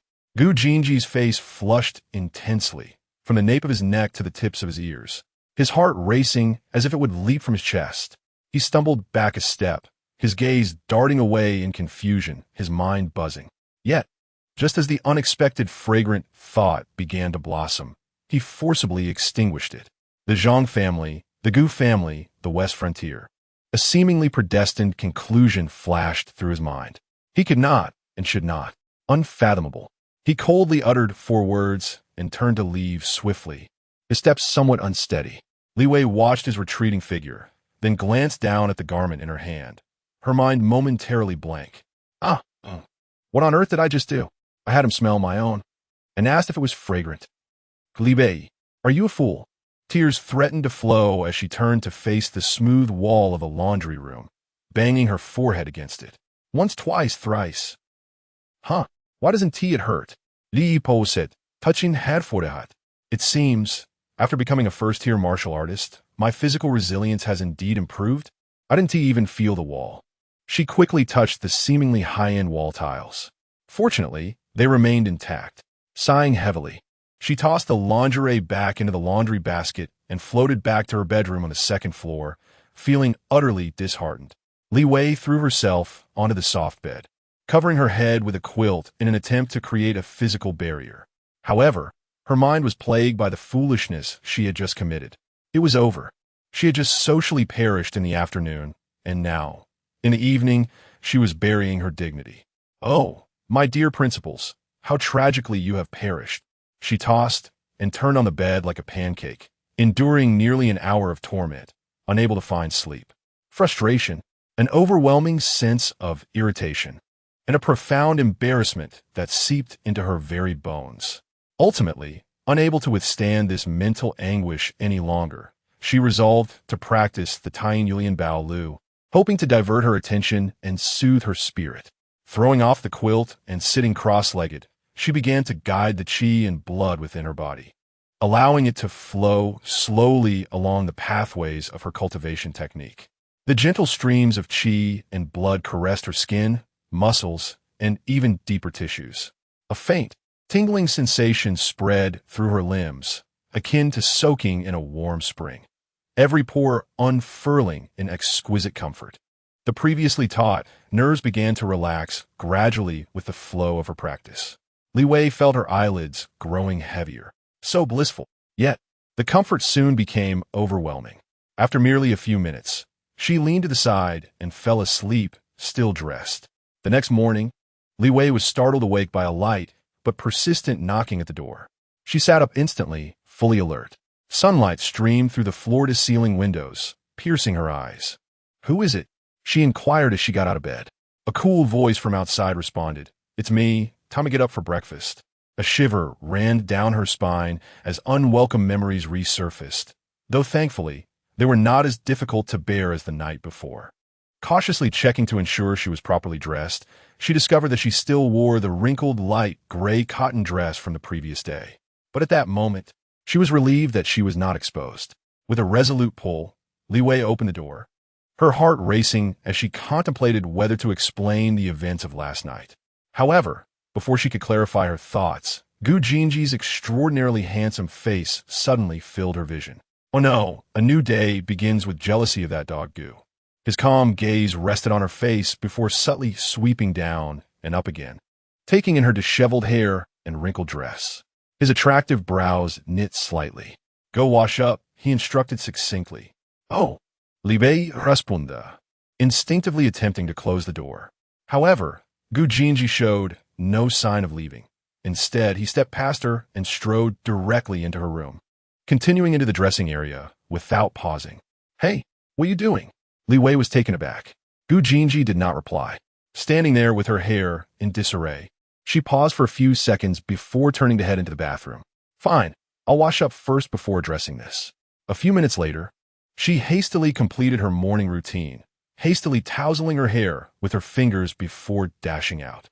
At that precise moment, she spotted Gu Jinji standing at the entrance of the cloakroom, holding a pure white dress resembling a shirt. Upon seeing Li Wei emerge, he handed her the dress, urging her to put it on. She was slightly bewildered. Did he really feel the need to dictate what she wore? Li Wei had initially intended to don sports attire, considering she had an assessment to attend. However, witnessing Gu Jinji's insistence, she, a newcomer, hesitantly accepted the dress and retreated to the bathroom. As she changed in front of the mirror, the dress's tailored cut accentuated her graceful figure, though its somewhat formal style gave off a slightly academic vibe.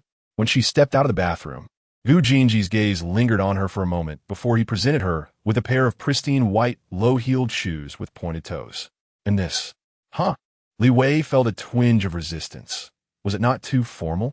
Gu Jinji regarded her with an expression devoid of emotion, yet his words struck her like a thunderclap. "This is perfect. We're going to the Civil Affairs Bureau to take photos and obtain our marriage certificate today. Afterwards, we shall visit the bridal shop." Li Wei, a marriage certificate, a wedding dress. Today, her mind buzzed, engulfed in a haze of confusion. Weren't we supposed to be flaunting our prowess at the Martial Arts Alliance? How did it come to this? The previous emperor had barely begun his venture before meeting an untimely demise. Was her aspiration for a glamorous life about to conclude before it even began? Chapter 43. Obtaining the marriage certificate. Once Li Wei had prepared herself, the two of them walked out of the small building, one after the other, silently making their way toward the main building. The morning light was soft and gentle. Inside the dining hall of the Gu family's main building, only Liang Qiushi sat elegantly at the long table, savoring her meal. A maid occasionally attended to her, clearing away used plates and providing warm towels, exuding an air of opulence. The breakfast was exquisite, resembling works of art, with each portion delicately crafted and beautifully presented. Li Wei had never encountered such meticulous fare. Yet, at that moment, she found herself devoid of appetite.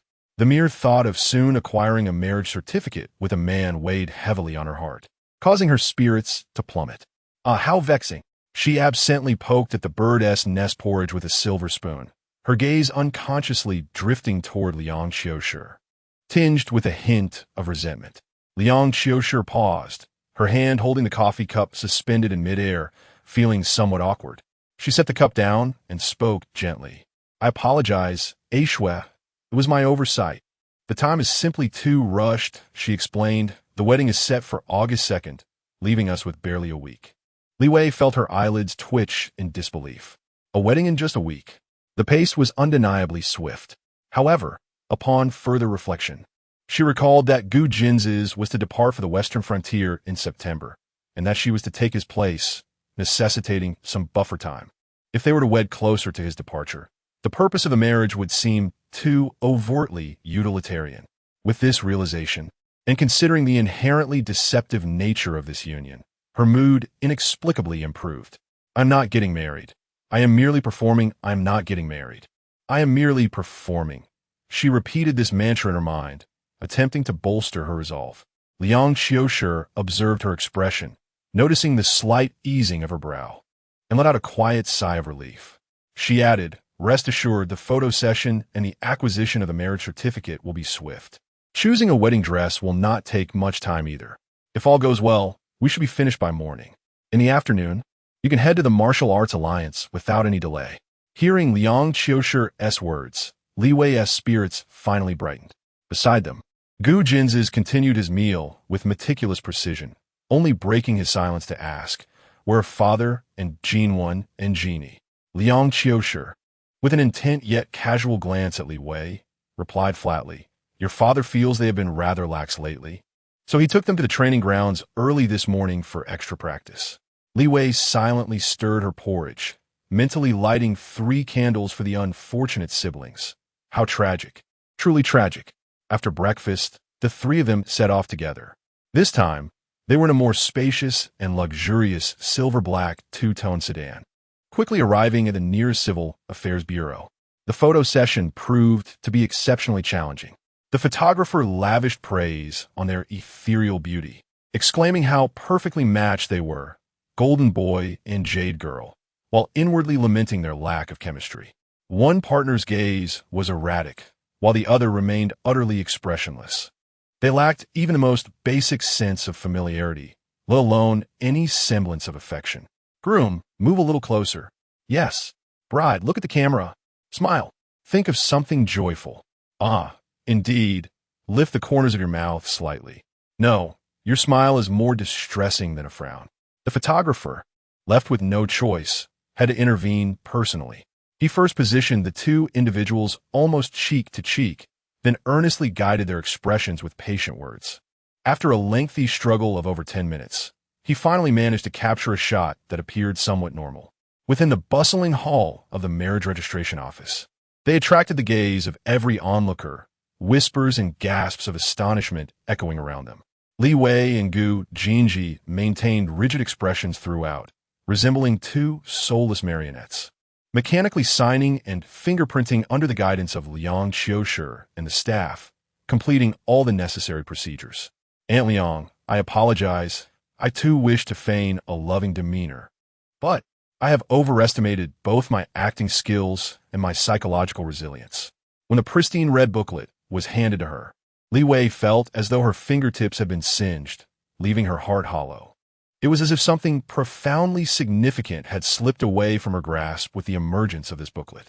Goodness, if former acquaintances were to see my marriage certificate and discover that I am the one with long hair donning a dress, what will become of my dignity? Clutching the marriage certificate, she vacantly followed Liang Qiushi and Gu Jinji out of the Civil Affairs Bureau. The luxurious car did not return to the Gu family estate, but instead continued northward, entering the opulent commercial district of the capital. At 10:30 in the morning, the vehicle glided into the underground parking lot of the Tianquan International Commercial Center. Beside a reserved VIP parking space stood a young woman clad in a sharp business suit, adorned with gold-rimmed glasses, awaiting their arrival. Upon seeing the trio exit the car, she promptly approached and respectfully bowed. Madam, young Master Gu, Miss Jiang, please this way. Under the young woman's guidance, they ascended in a private elevator directly to the 78th floor. The elevator doors slid open silently, revealing a spacious area imbued with artistic elegance, where the expansive floor-to-ceiling windows framed the vibrant skyline of the city. The words cloud lace were gracefully inscribed in elegant gilded calligraphy on the frosted glass wall at the entrance. A woman in a cream-colored gown, exuding grace and warmth, approached them, her impeccable smile illuminating her features. Aunt Liang, Jinji, she greeted Liang Qiushi and Gu Jinji with familiarity.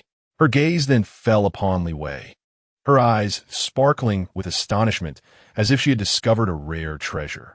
You must be Miss Jiang. I am Lin Shuang, the owner and chief designer of CL. Please come in.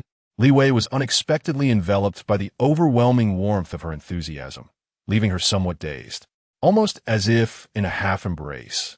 She was ushered into the more intimate VIP fitting area. In the ensuing moments, Li Wei once again encountered that paralyzing fear of being dressed up, perhaps even more so than before. Lin Shuang treated her as if she were a living muse. She excitedly presented a series of exquisite wedding gowns for Li Wei to try on, continuously expressing her admiration. Absolutely perfect. This one seems tailor-made for you. No. This one is even better. The shoulder design accentuates your collarbone beautifully. The hairstyle must complement it as well, to enhance that ethereal quality. Li Wei felt as though she was on the verge of suffocation. While these wedding dresses were undeniably stunning, each radiating an enchanting allure, they were also a significant challenge to her sensibilities. They ranged from deep V-necks plunging to the navel to entirely exposed backs, or sheer fabrics hinting at the body's curves. There were even designs that artfully concealed key areas with delicate lace and scattered gems, leaving the rest nearly bare. Internally, she screamed, "What is the difference between wearing this and being naked?" Cough, Sister Lin. Li Wei attempted to maintain her decorum. ISNT. The fabric a bit too scant? And that back opening is so large, one T at reveal. Well, is there, perhaps, something a bit more traditional, a tad more conservative?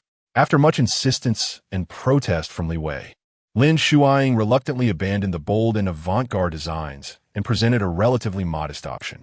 It was a vintage, long-sleeved, off-the-shoulder wedding gown, adorned with exquisite handcrafted lace patterns at the neckline and cuffs. The waistline was perfectly cinched, flowing into layers of lustrous satin that exuded elegance and grandeur. While it still accentuated her figure alluringly, it at least covered what needed to be concealed. "This one will do," Li Wei exclaimed, feeling as if a great weight had been lifted. Lin Shuang and Liang Qiushi exchanged a glance, a mix of resignation and amusement reflected in their eyes. Meanwhile, Gu Jinji, having tried on his suit, remained seated on the couch in the lounge. When Li Wei emerged in the wedding dress, reluctantly pushed forward by Lin Shuang and Liang Qiushi, he was momentarily transfixed.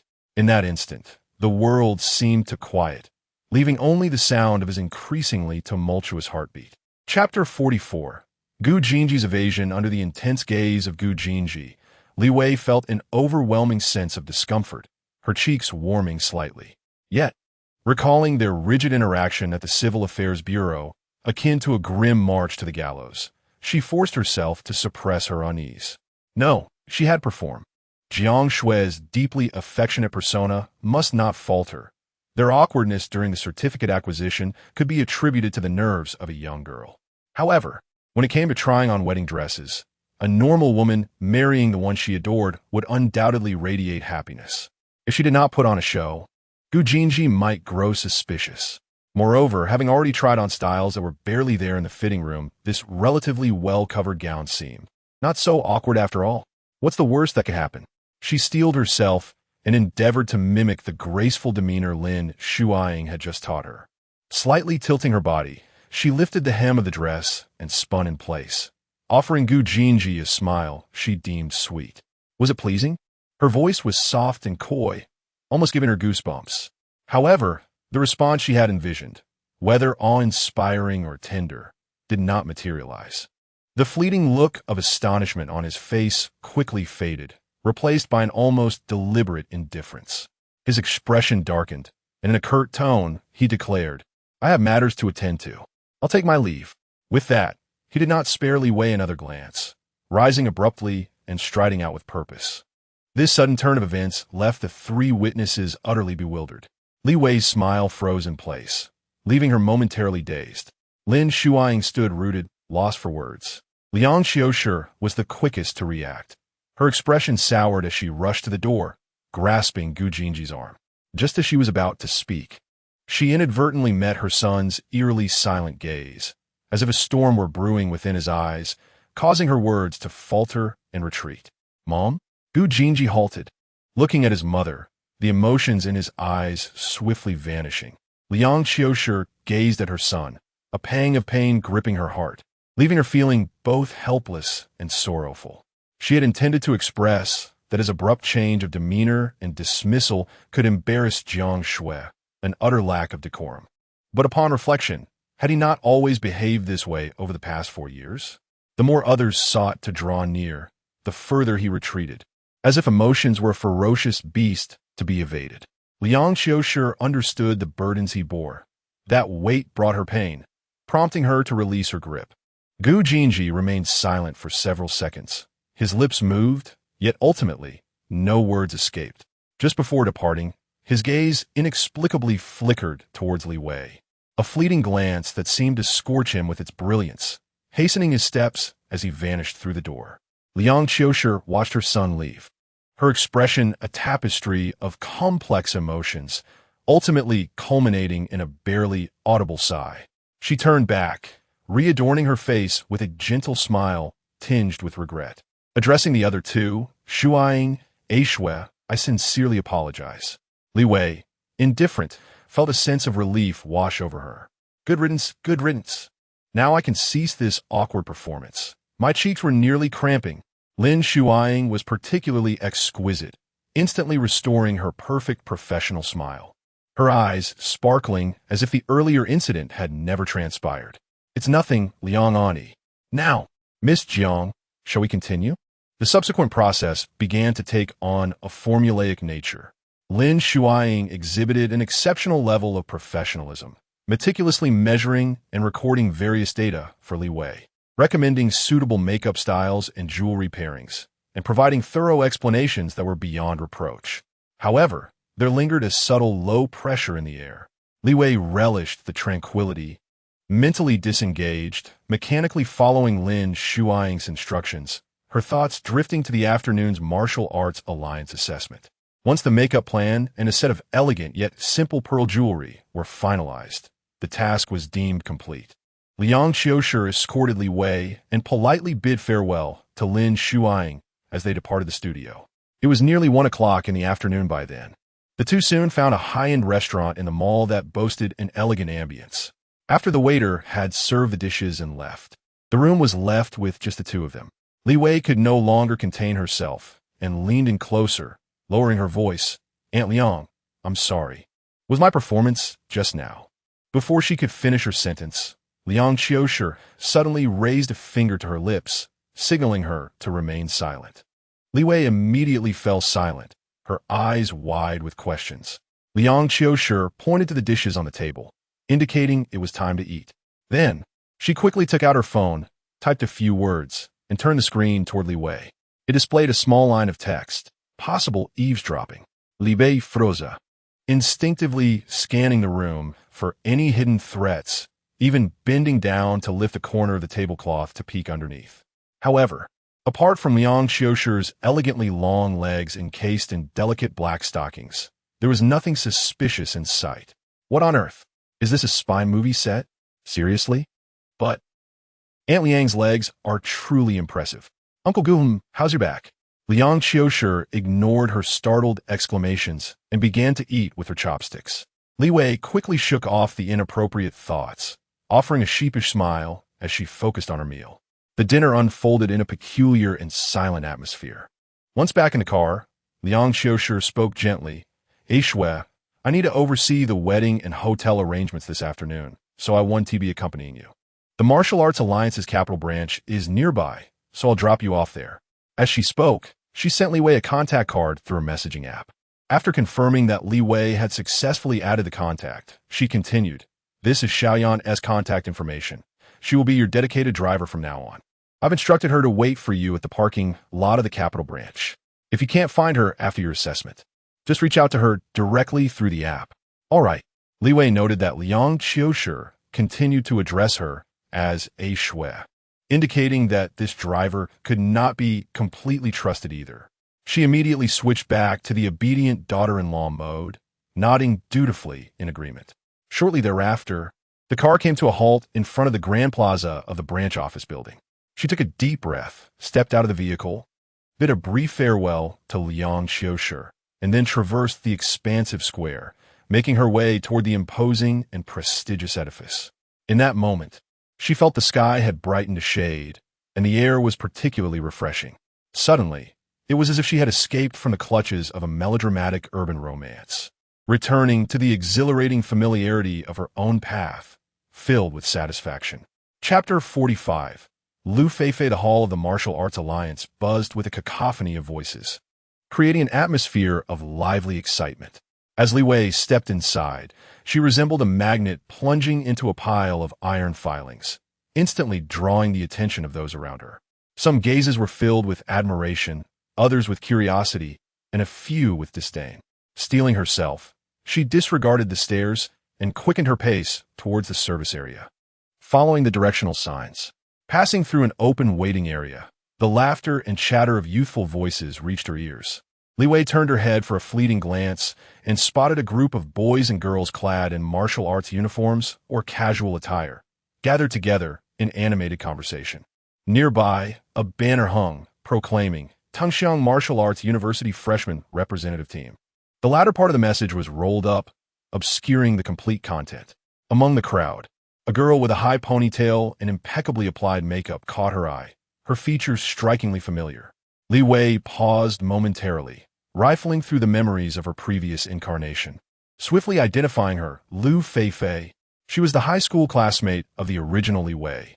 The very person Li Wei had contacted in desperation when she couldn't find Cheng Hao's contact information. Recalling the girl's sharp-tongued and sarcastic demeanor, Li Wei felt a flicker of irritation. Yet, upon reflection, since Feifei had ultimately provided the number, it was unnecessary to hold a grudge. Gratitude was more fitting. Instinctively, she raised her hand to greet her old classmate. However, just as she made the motion, a jolt of realization struck her. Oh no, I almost forgot. I am Jiang Shui. Jiang Shui. The memory of Liang Xiushi's anxious demeanor during lunch, as if afraid of being overheard, sent a shiver down her spine. It felt as though unseen eyes were scrutinizing her from the shadows. She quickly averted her gaze, straightened her posture, and passed by the group of youths without a glance. Yet, with her undeniable allure, avoiding attention proved to be a challenge. The previously raucous assembly of youngsters fell into a sudden silence, particularly the boys, whose eyes seemed glued to her. Lu Feifei stared blankly at the girl who walked past her, struck by an otherworldly beauty that felt almost surreal. Her heart inexplicably tightened, and a dull ache blossomed in her mind, as if something had struck her. So familiar, that profile. Where have I seen it before? Who is it? Who? She strained to think, but her mind felt shrouded in fog, unable to articulate the name that danced tantalizingly on the tip of her tongue, leaving her in a state of frustrated anxiety, beads of sweat forming at her temples. Beside her, a girl with a sharply cut bob nudged her gently with her elbow, lowering her voice to tease, "Feifei, you look lost in thought. Have you lost your soul? TSK. I didn't know you had such a taste." Lu Feifei, jolted back to reality by the nudge, returned to her senses, though her expression remained one of bewilderment, thick with confusion. She shook her head vigorously, her voice somewhat ethereal as she murmured, "No, I just feel as if I know her. She seems so familiar." Upon hearing this, the surrounding boys immediately gathered around her, clamoring with questions. "Feifei, do you really know that stunning beauty from just now? Please tell us, who is she? Which school is she from? What is her name?"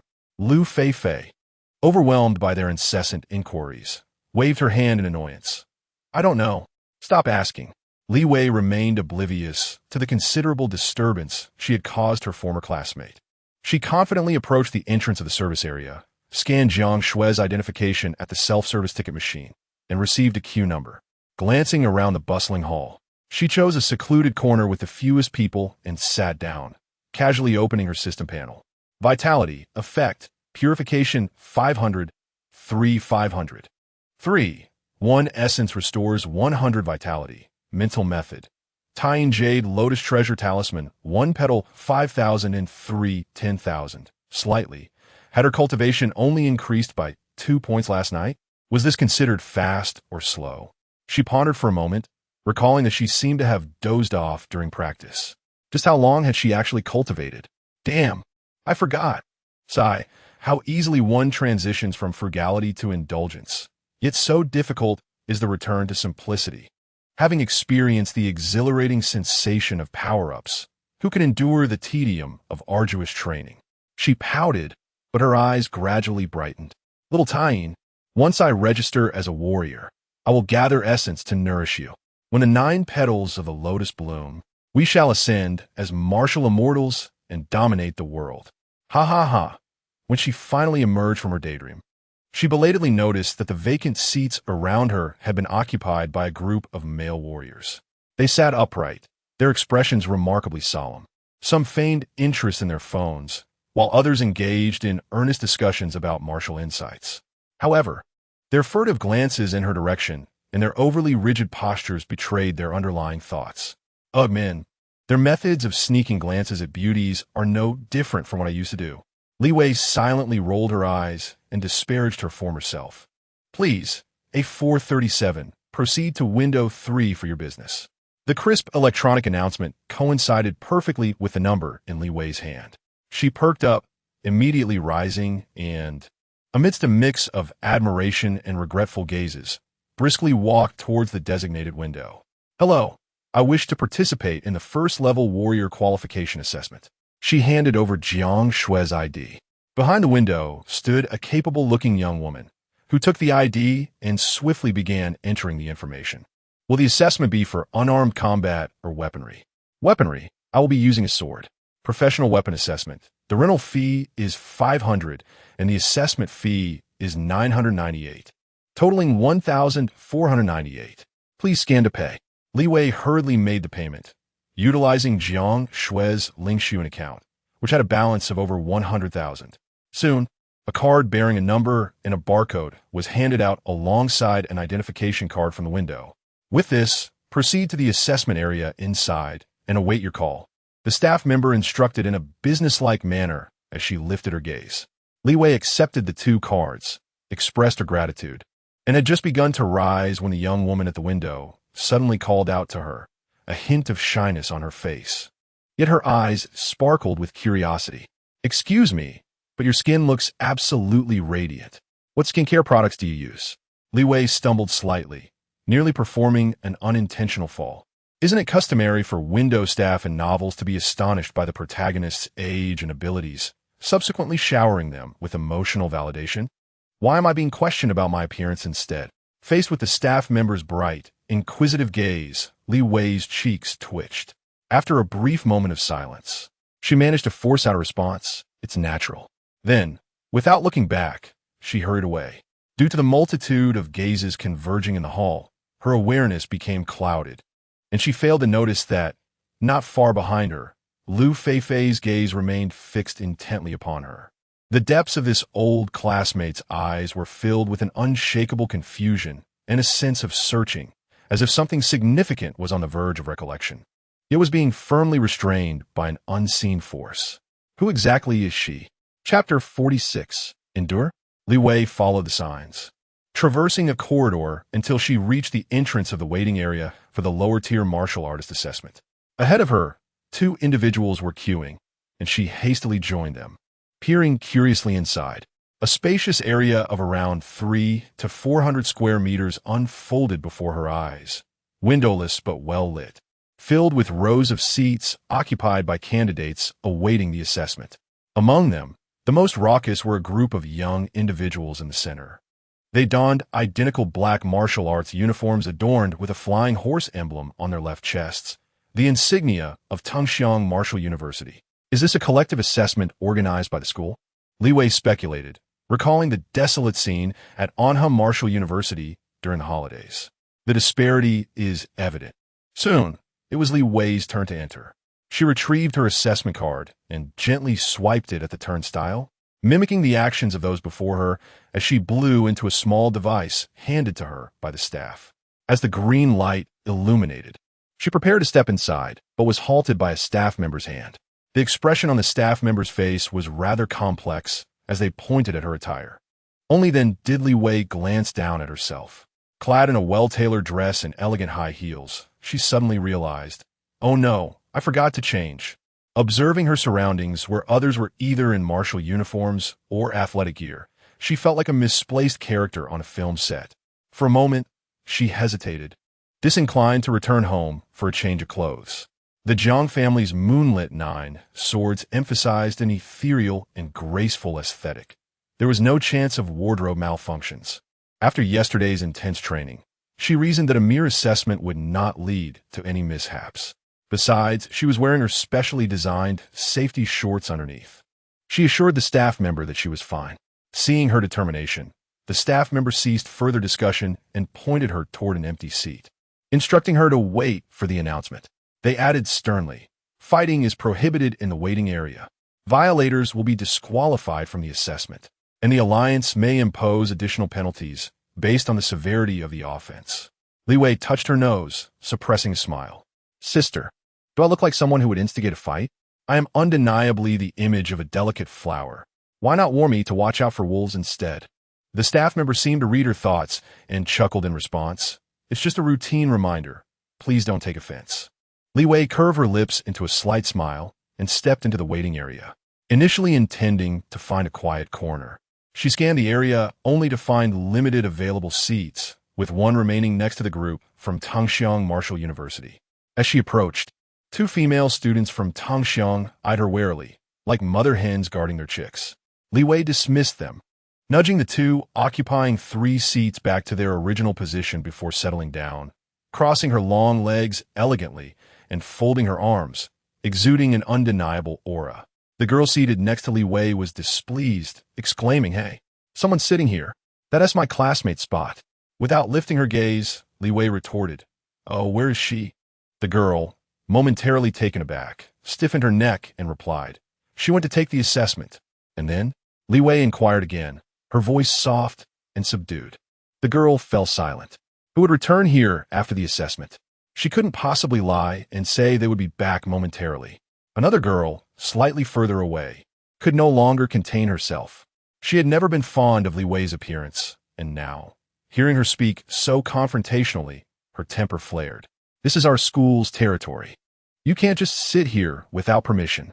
Finally, Li Wei raised her gaze to meet hers, her eyes icy and unyielding. "I am seated now. What will you do about it?" The girl, infuriated, reached out as if to pull her away, but Li Wei coolly reminded her, "I must remind you that private skirmishes are prohibited. It will result in disqualification." The girl's movements froze, her face flushed with anger, yet she dared not strike, begrudgingly returning to her seat, her glare sharp as a knife directed at Li Wei. Li Wei paid them no mind, her attention shifting to the large screen on the front wall. At that moment, an assessment was being broadcast live. A middle-aged warrior wielding a long, jet-black blade was engaged in a fierce struggle with a matte gray humanoid figure approximately 6 feet tall. In the upper left corner of the screen, a small caption read, "Second-tier warrior practical assessment, Zhang Yu, live broadcast." Li Wei watched with great interest, nearly craving a bucket of popcorn. However, her desire to avoid trouble did not mean others shared the same sentiment. After a few minutes of relative quiet, whispers from the 2 girls nearby drifted over, their volume neither too loud nor too soft, just enough for her to overhear. TSK, which young lady is this? Dressed like that for an assessment? Indeed, does she think this is a beauty pageant? Does she believe that a pretty face will suffice? The warrior assessment demands strength. Without it, she should brace for embarrassment. She looks nothing like someone with real skill, merely a fade. I suspect she's wearing a counterfeit outfit, hoping to attract rich suitors here. Yes, I think she does. Their exchange dripped with disdain and sarcasm. Li Wei's brows furrowed, her temper rising, her right hand instinctively reaching for the buckle at her waist. Damn, do I really look that easy to bully? Just as she contemplated teaching them a lesson, she remembered the prohibition against private battles and restrained herself. The assessment is crucial. The assessment is crucial. I need to obtain the first-tier warrior qualification. I still have to upgrade my rift. I cannot afford to lose sight of the bigger picture. Taking a deep breath, she exhaled slowly. Li Wei, remain calm. She clenched her fists. The world is so wondrous, yet I am filled with such rage. Is this acceptable? It is not. Li Yi gritted härtigt. Inner peace. Inner peace. Inner peace. She compelled herself to focus on the large screen. At that moment, the middle-aged warrior named Zhang Yu advanced, raising his blade high above his head, delivering a powerful downward strike towards the humanoid figure. However, the figure reacted more swiftly, raising its arm in a deft maneuver that effortlessly dissipated the force of his blow. Zhang Yu stumbled awkwardly, nearly falling in a most undignified manner, executing a roll akin to that of a donkey to narrowly evade the mechanical puppet's swiftly descending fist. A collective gasp reverberated through the waiting area as the onlookers beheld the formidable prowess of the assessment's automaton. To Li Wei, the combat between the two seemed rather uninspired. However, as she observed the live-streaming format, her mind began to flourish with excitement. Ah, splendide. This live broadcast is simply essential for flaunting one's prowess. She mused. When it's my turn, I shall, with a single stroke, sever the head of that robot. Yet, a moment's consideration halted her enthusiasm. Wait, no, that won't do. According to the routine, I must grant the audience a moment to absorb the shock. If I act too swiftly, they won't even have time to exclaim at the horror of it all. How dull that would be. I have it. I can first maneuver around it a few times, showcasing my skills, and then, like this and that, before. As she reveled in her grandiose plans, a buzzing sound intruded upon her thoughts. This time, it was not from the two girls beside her, but rather from individuals a bit farther away, engaged in hushed discussions. The fragmented words reached her ears, references to the Jiang family, ancestral wealth, a penchant for small-time embellishments, decades without a sixth-tier emergence, and vain comparisons, among others. Is this the little white lotus perched atop my head? Li Wei's fists clenched in an instant, her blood surging in response to her emotions. Calm. Remain composed. Private skirmishes yield no martial certificates. Without a certificate, one cannot enter the rift. Without access to the rift, one cannot gain strength. Stay calm. Li Wei, Andura. She repeatedly admonished herself, striving to breathe deeply. The two girls nearby perked up, quickly grasping the unfolding situation. One of them, brimming with excitement, pointed at the lotus petal mark on Li Wei's forehead, her voice soaring. Hey, you're from the Jiang family, right? No wonder you're flaunting a lotus here. Can you tell me where you customized that sticker? It's so lifelike, haha. Upon hearing this, many male martial artists who had been covertly observing Li Wei wore expressions of sudden realization, their gazes toward her now tinged with amusement. The other girl, sensing a chance to reclaim the spotlight, eagerly chimed in. Yes, yes. Do share where you purchased it. I want to get 1-2 thud. Li Wei, unable to contain her fury any longer, unleashed a punch, sending the girl hurtling through the air like a ragged sack, toppling a row of chairs behind her, causing 4 or 5 students from the Tangxiang Martial University seated upon them to teeter in disarray. I can only tolerate so much, Li Wei declared, shaking her fist, her dress billowing as if caught by an unseen breeze. The nearby girl's eyes widened in shock, a scream escaping her lips just before Li Wei seized her collar and delivered a knee strike to her abdomen. Thud! The girl emitted not a sound, collapsing to the ground in a heap. This action stirred a hornet's nest. Over 40 students from Tangxiang Martial University sprang to their feet, all members of the school team, having trained together for no less than 2 years. In the fervor of camaraderie and youthful vigor, who has the capacity to ponder the beauty of women at such a moment? A few, positioned nearby and quick to react, have already taken decisive action against Li Wei without a trace of hesitation. Chapter 47. An opportunity to showcase your skills. Dare to strike Xiao Xiao and Qing Tian. Bring it on. With fists, feet, elbows, and knees accompanied by the sound of rushing wind, a flurry of attacks descended upon Li Wei from various directions. So you wish to gang up on me? Li Wei's temper flared as her right hand instinctively reached for the hilt at her waist, intending to draw her sword. However, upon touching the cold metal, she hesitated. No, that would be disastrous. A brawl is one thing. I can accept the consequences. But murder is an entirely different matter. Her thoughts raced, and she deftly redirected her fingers, aligning her index and middle fingers together, channeling her energy along a unique trajectory until it surged to her fingertips. A barely audible hum resonated, and a cold smile graced Li Wei's lips. In the next moment, she executed a swift kick, sending her troublesome stilettos soaring through the air, which she effortlessly caught with her left hand. With her bare, snow-white feet, she transformed into a blur of white, moving with astonishing speed. So fast, the boy in the lead barely registered a flash of white light before he vanished. Suddenly, a sharp, icy pain pierced his side. Thud! The excruciating pain caused his vision to darken, rendering one side of his body numb as he collapsed to the ground like a limp noodle. Li Wei targeted another individual, her feet never slowing, delivering a swift kick that delicately tapped the other boy's jaw. Bang! With a muffled grunt, he spun through the air, landing on his rear with a thud. Utilizing the momentum, she vanished once more. Bang! Two students attempting to flank her collided violently, blood and tears streaming as they crumpled to the ground. Pathetic bunch. Li Wei glided through the chaos like a white butterfly weaving through a crowd, always evading attacks at the last possible moment.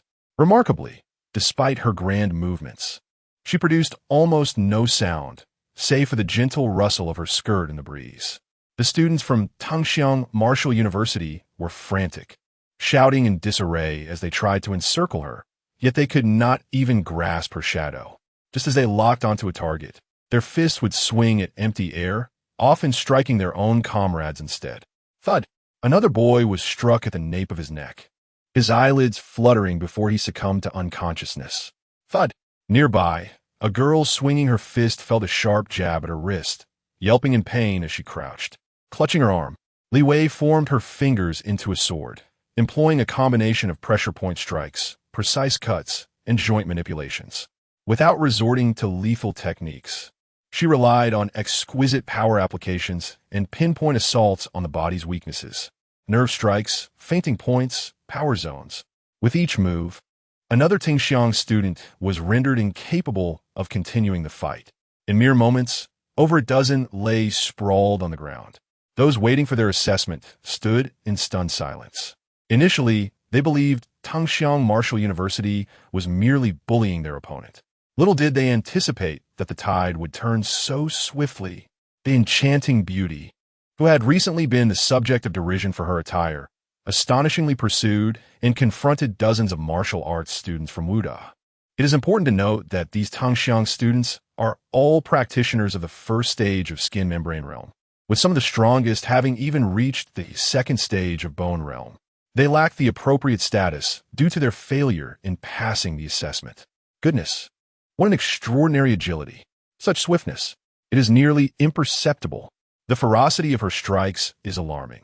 Several must have sustained fractures. They deserve it. These Tangxiang individuals barged in recklessly, asserting their dominance, and have finally met their match. It has been recorded. I also captured it.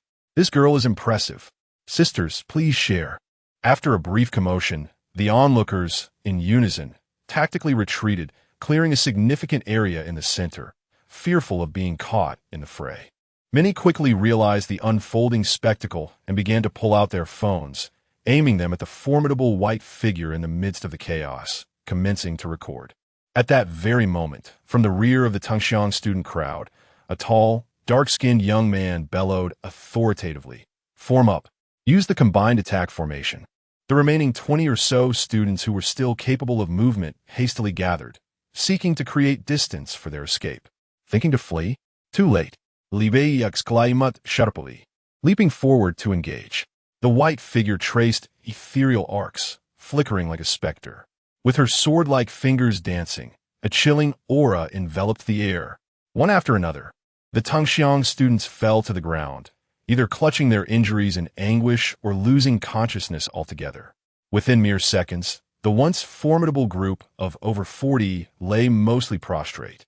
Only 3 timid souls, who had hesitated to act earlier, now appeared pale with fear, shrinking back as if wishing to remove their school insignia on the spot. Li Wei pursued the last of the tall young men who had issued the command, swiftly incapacitating him and placing her petite foot upon his chest to halt her advance. She shook her slightly numbed fingers and surveyed her surroundings, only to realize that a circle of spectators was fervently capturing the moment on their phones. A jolt of apprehension gripped her heart, prompting her to subtly smooth her slightly disheveled hair, adopting a demeanor of cold aloofness. Hey, did it make the cut? All right, everyone, mind the angle. Though it deviated slightly from my expectations, the aim of showcasing my prowess has nonetheless been achieved. Yet, why does it feel like something is amiss? The emotion seems somewhat lacking. Contemplating this for a while, the visage of a renowned director from her previous life suddenly surfaced in her mind. Clearing her throat, she straightened her posture, deliberately elongating her tone, and shouted in a teasing manner, "Is there anyone else?" Her crystalline voice resonated throughout the waiting area, causing one surviving Tangxiang girl to tremble, collapsing to the ground in fright. Just as Li Wei relished the effect of her declaration, a robust voice, resonant like a bell, echoed from the entrance of the waiting area. "Oh, such an audacious tone. Very well, I shall grant you an opportunity to demonstrate." "Who is it?" Li Wei abruptly turned her head to look. There stood a middle-aged man clad in a dark blue, high-collared tang suit, accompanied by a throng of elegantly dressed individuals, all gazing at her in utter astonishment. Li Wei felt momentarily bewildered. Before she could collect her thoughts, the crowd erupted in excitement. "Huang Zhengshu! It's Huang Zhengshu! My goodness! It truly is Huang Zhengshu! Which Huang Zhengshu?" Someone inquired, perplexed. "Who else could it be? He is the guardian of the Imperial Capital District, Huang Lei." Huang Lei raised both hands and gently gestured for silence, and the previously clamorous scene fell into an immediate hush. His gaze traversed the exhilarated candidates who were stirred by his presence and landed on the slightly bewildered Li Wei, who was still caught amidst the crowd. A faint smile played on his lips as he spoke in a rich, resonant voice. "Listen closely. Within the waiting area, all third-tier martial artists preparing for the assessment. Whoever can best this young lady," he nodded towards Li Wei, "shall be deemed to have passed the evaluation. Remember, it should be a fair match."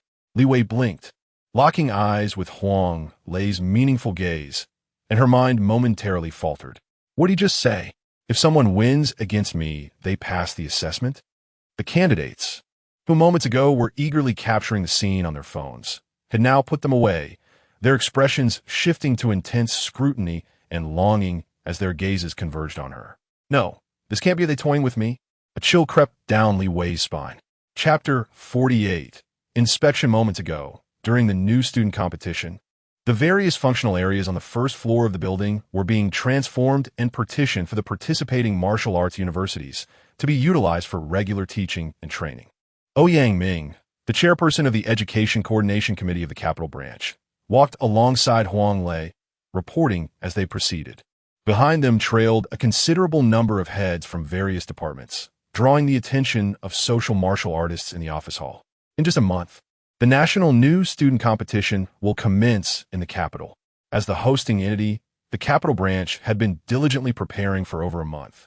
Today, Huang Lei, the branch's guardian, had finally managed to carve out some time to summon Ouyang Ming, the overall event coordinator, and several relevant department heads to conduct an on-site review of the procedures and identify any deficiencies. After listening to Ouyang Ming's report, Huang Lei nodded slightly and inquired, "What arrangements are in place for the regular martial artist assessments during the competition month?" Ouyang Ming responded, "We plan to temporarily relocate them to the assessment area on the third basement level. That area is usually sparsely populated, so freeing it up for a month should pose no significant issues." He then elaborated, "The accommodation for the participating teams will be at the Yuhua International Hotel, which is the closest to the competition venue. This arrangement places the hotel, the building, and the competition arena in a straight line. My intention is for the participating students and teachers to traverse directly through the building, avoiding the longer route to the main entrance of the venue. The first floor will serve as both the competition functionality area and the daily training and teaching zone. This approach maximizes efficiency and convenience, eliminating the need for temporary facilities. Huang Lei nodded thoughtfully as he listened. This year's new student competition, utilizing the newly constructed all-terrain variable competition arena, posed challenges due to its urban location and limited space, making the overall arrangements more intricate than in previous years. Although Ouyang Ming's proposal was not particularly remarkable, it was commendably pragmatic, making optimal use of existing conditions. After a moment of contemplation, Huang Lei asked, "How will we manage the flow of participants and ordinary martial artists? What measures are in place to ensure the safety of the students?" Ouyang Ming gestured to a robust middle-aged man following behind them. "Guardian, this aspect is primarily overseen by Director Liu from the Building Management Office." Director Liu promptly jogged forward and replied, "Our management office will arrange for security personnel to be present throughout the event, and we will also establish isolation barriers. Furthermore, we have coordinated with the Rift Investigation Bureau, which will send personnel to assist with security during the competition." Barriers? Huang Lei raised an eyebrow. That might suffice for ordinary individuals, but what about martial artists? Especially the impetuous students. What if conflicts arise with social martial artists? I have heard that instances of private altercations in the building's public areas have seemingly persisted. Director Liu's forehead glistened with perspiration, yet he refrained from wiping it away, offering an awkward smile. "Rest assured, Guardian Huang, Chairperson Ouyang, over the past month, we have exerted considerable effort to promote civil decorum, particularly in areas prone to altercations, such as the assessment waiting zones. We have mandated that our staff issue stern warnings to each participant." As he spoke, a flicker of confidence seemed to return to him, and he straightened his posture. Through a series of effective measures, such as enhanced patrols, repeated advocacy, and increased penalties, the phenomenon of private disputes has been virtually eradicated. I, Liu Yingjia, assure you that we will present the safest, most orderly, and most commendable environment to the soon-to-arrive students of Wuhan University. We shall not tarnish the reputation of our esteemed capital district. Just as his words faded, a group of individuals approached the entrance of the waiting area for the lower three-tier assessment. Suddenly, a sharp, piercing voice echoed from within. "I can endure no more." Thud! Immediately following was the chaotic sound of bodies hitting the ground, chairs toppling, accompanied by the screams of girls and the furious shouts of boys. The smile on Supervisor Liu's face froze instantly, beads of sweat pouring down his forehead. Instinctively, he reached for his walkie-talkie to call for patrol personnel. "Wait!" Huang Lei raised his hand, blocking him. Supervisor Liu paused, puzzled, glancing at Huang Lei. However, Huang Lei offered no explanation, his gaze penetrating through the disarray of the waiting area, precisely locking onto a ghostly white figure, barefoot. "Interesting," he murmured, becoming increasingly engrossed. The girl moved with remarkable speed and accuracy, striking at her opponent's vulnerabilities, rendering them utterly defenseless in mere moments. Her movements were fluid and ethereal, her speed far surpassing that of her peers. Alone, she faced an onslaught of over 40 fellow students of the same tier, not only holding her own, but dispatching them as effortlessly as one would chop vegetables. Such speed! That finger technique, no. It's akin to wielding a sword with her fingers. Is this Jiang family's moonlit 9 swords? When did the Jiang family produce such an extraordinary talent? Fascinating, utterly fascinating. Huang Lei watched intently, a subtle smile forming at the corner of his mouth. Beside him, Ouyang Ming and other officials were equally entranced. Their weakest member was at least a 3rd tier, with many at mid-3rd tier, and they could immediately discern the girl's exceptional prowess. Swift, silent, and agile. In terms of blood energy fluctuations, the girl was at the pinnacle of 2nd tier, effortlessly taking on a group of 1st and 2nd tier students. If she were to wield a real sword, she could likely dispatch all 40 of them in the blink of an eye. At that moment, a terrifying thought emerged in many minds. Could she achieve what Xin Yaoqi had once done? Emotionally, they certainly hoped so. Xin Yaoqi, as the most dazzling star of the past decade in China, the only fourth-tier student currently enrolled at Wuhan University and a direct disciple of the president of the Martial Arts Alliance with such talent and a pure lineage. She should have dominated an era. Yet, rationality told them that no matter how formidable Shun Yaoqi was, it was impossible for one person to overpower dozens of peers. The closest Shun Yaoqi had come to such a battle was when, at her peak first tier, she faced 2 second-tier and 9 first-tier attackers, successfully countering at the cost of severe injury. In comparison, observing the girl in the white dress before them 43 opponents, 6 at second tier, and the rest were first-tier students of Wuhan University, well-versed in martial arts and techniques. Even if Shun Yaoqi from the second tier were to take over, it is likely that she would choose to flee first. In an instant, the emotions of the officials grew rather complex. Only Supervisor Liu remained frozen in place, his walkie-talkie creaking under his grip, his expression more ghastly than if he had swallowed a fly. At that moment, he yearned to dismember Li Wei. This is disastrous. What a blow to my reputation. Just then, a sharp, somewhat audacious voice rang out from within. Is there anyone else? Supervisor Liu's legs turned to jelly, and he nearly collapsed to the ground. Huang Lei glanced at the students sprawled on the floor, then at the elegant girl in the white dress, and could no longer contain himself. He let out a hearty laugh, his voice resonating. Oh, quite the bravado, I see. Very well. I shall grant you an opportunity to shine. Chapter 49. Imminent conflict. The concealed passage beside the turnstile slid open. A cohort of medical personnel hastily entered, pushing stretchers and deftly attending to the scattered students of Tengxiang. The air was filled with groans, the sharp sounds of bones being realigned, and the clattering of stretcher wheels. The 3 Tengxiang survivors, who had previously cowered in the background, exchanged glances and quickly joined the fray, feigning assistance as they stealthily slipped away with the stretchers. Their intent was to pass the assessment, yet they lacked the courage to confront Li Wei once more. As for Li Wei, she stood solitary in the center of the arena, surrounded by the chaos left in the wake of the skirmish. She cast her gaze around, noting the throng of onlookers encircling her, a formidable mass that appeared daunting. A rough count revealed no fewer than 200 individuals. Among them were men and women of various ages. Based on their attire and demeanor, the vast majority were martial artists, though some bore the semblance of martial university students. She could hardly believe that none among them were of the third tier. After all, this was the waiting area for the assessment of lower-tier martial artists. An invisible pressure bore down from all directions, rendering the air thick and oppressive. As for retreat, that thought never crossed her mind. With the atmosphere charged to such a degree, to shy away from a decisive confrontation would be unthinkable for a traveler of her caliber. Assessing her own condition, Li Wei glanced at her status panel. Vitality, Effect, Purification 291,500. 3. Although she had triumphed with relative ease against the Tengxiang students, engaging them with her finger sword and channeling her energy had drained her significantly more than using a proper blade would have. In such a brief span, her vitality had plummeted by nearly half. Checking her reserves. Abyss Essence, 211. Each essence replenished 100 vitality points. Theoretically, she possessed over 20,000 vitality points in reserve, sufficient to sustain her for a considerable duration.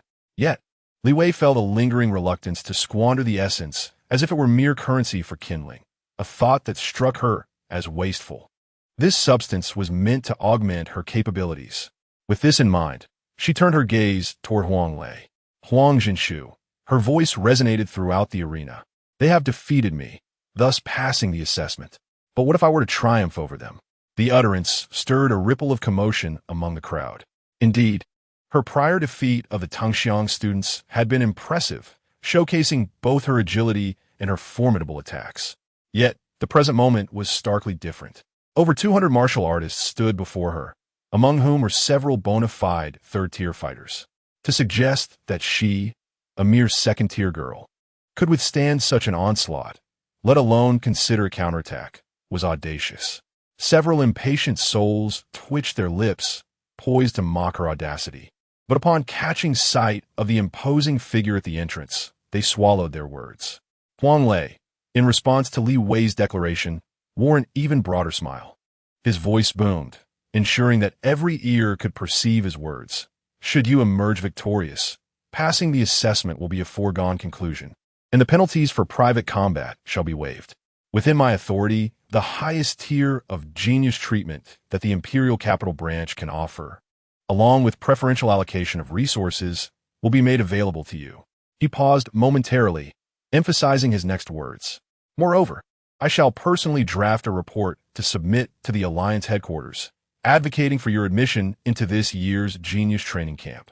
Bang! These words struck the crowd like a splash of cold water on boiling oil, igniting an uproar. What is this? The Genius Training Camp? Am I mistaken? Is Huang Zhanshu truly referring to that esteemed Genius Training Camp? A preferential allocation of resources. Can one truly bypass the queue for the training camp? Wasn't the quota established earlier this year? I heard the camp has already commenced. What merit does she possess to receive such treatment? One individual voiced his dissent. Instantly, someone nearby retorted. She has the capability. What is your issue? She must prove her worth first.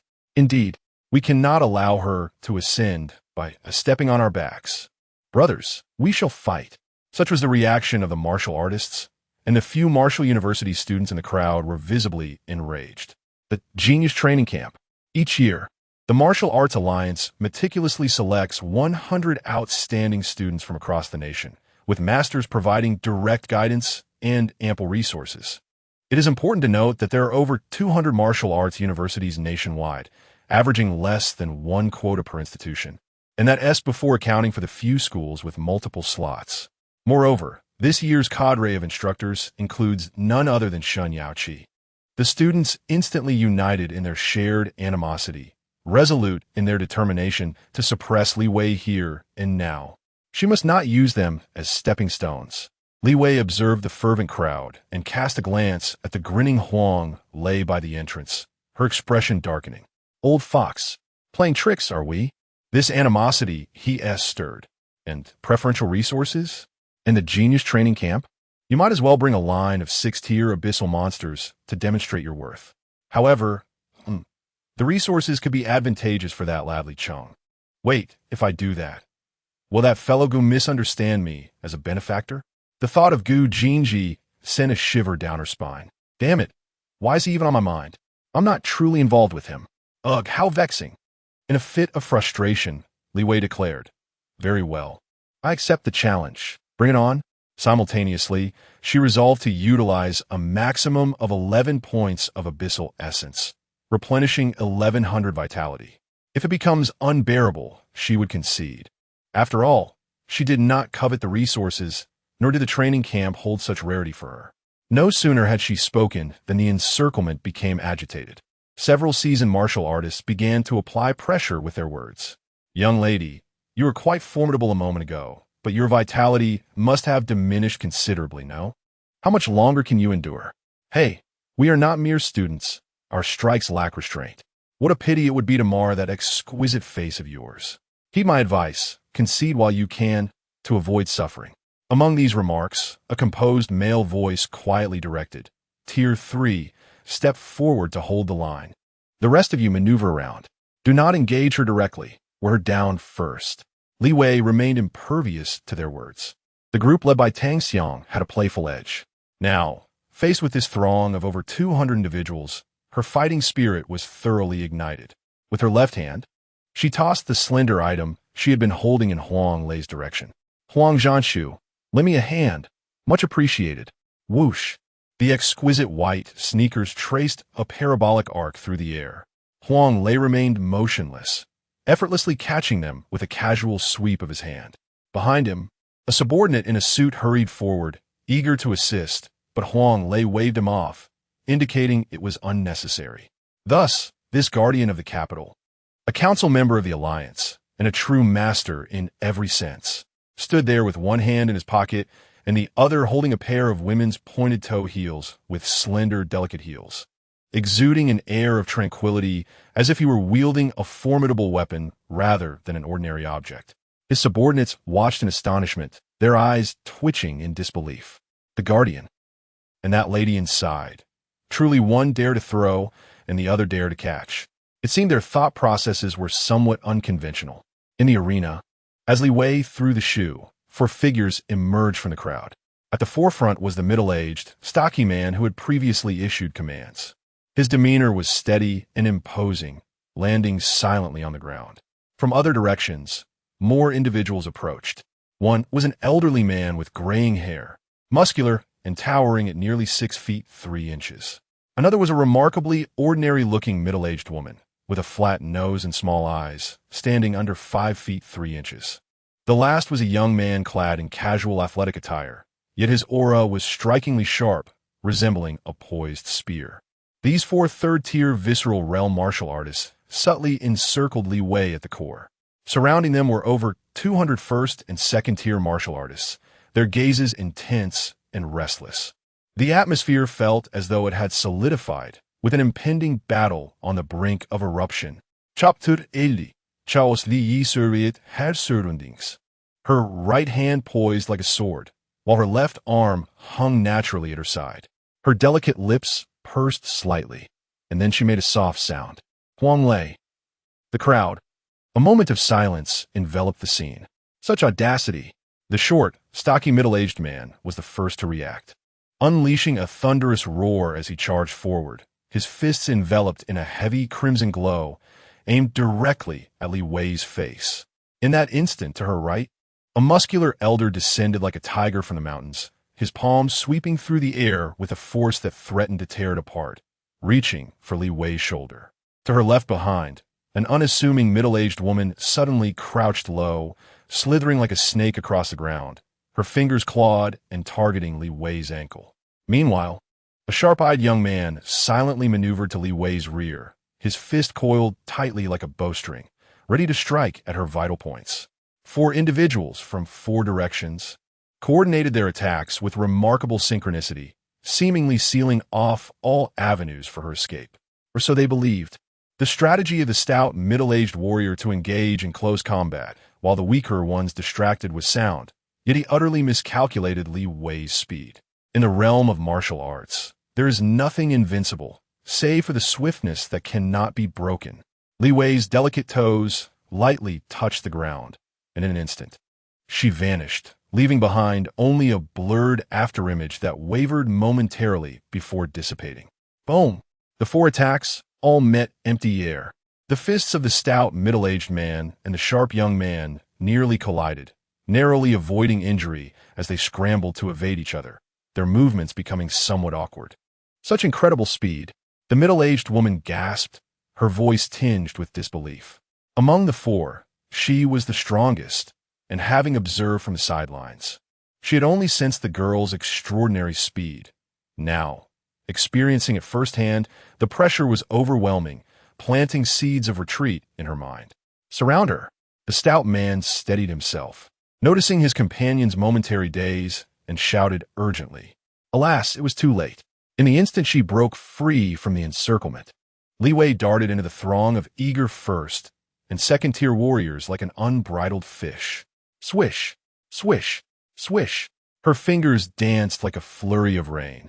Relentless in their assault, she did not even glance at her adversaries, relying solely on her combat instincts, channeling her energy into her fingertips, and striking at the opportune moments. In pursuit of efficiency, she even abandoned the subtlety of her previous techniques that suppress sound. Her fingertips cut through the air, producing a sharp whistle. Wherever she passed, chaos ensued. My hand! Gasping cries, muffled groans, and the sharp crack of dislocated bones echoed through the waiting area in an instant. The first- and second-tier warriors were utterly unprepared. In their line of sight, there was often just a fleeting white shadow, followed by a sudden, searing pain or numbness in some part of their bodies, rendering them incapable of resistance. Li Wei, her snow-white feet bare against the cold, hard floor, moved with such speed that only fleeting white lines were left in her wake. Occasionally stopping, she would punctuate her movements with precise thrusts of her fingers, her skirt swirling elegantly, resembling a blooming white lotus.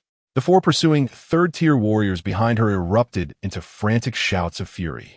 Everyone back off. Damn it, retreat. The stocky man forcefully shoved aside several first-tier warriors obstructing his path, his voice hoarse from shouting. The muscular elder, growing frantic, leaped into the air, executing a somersault.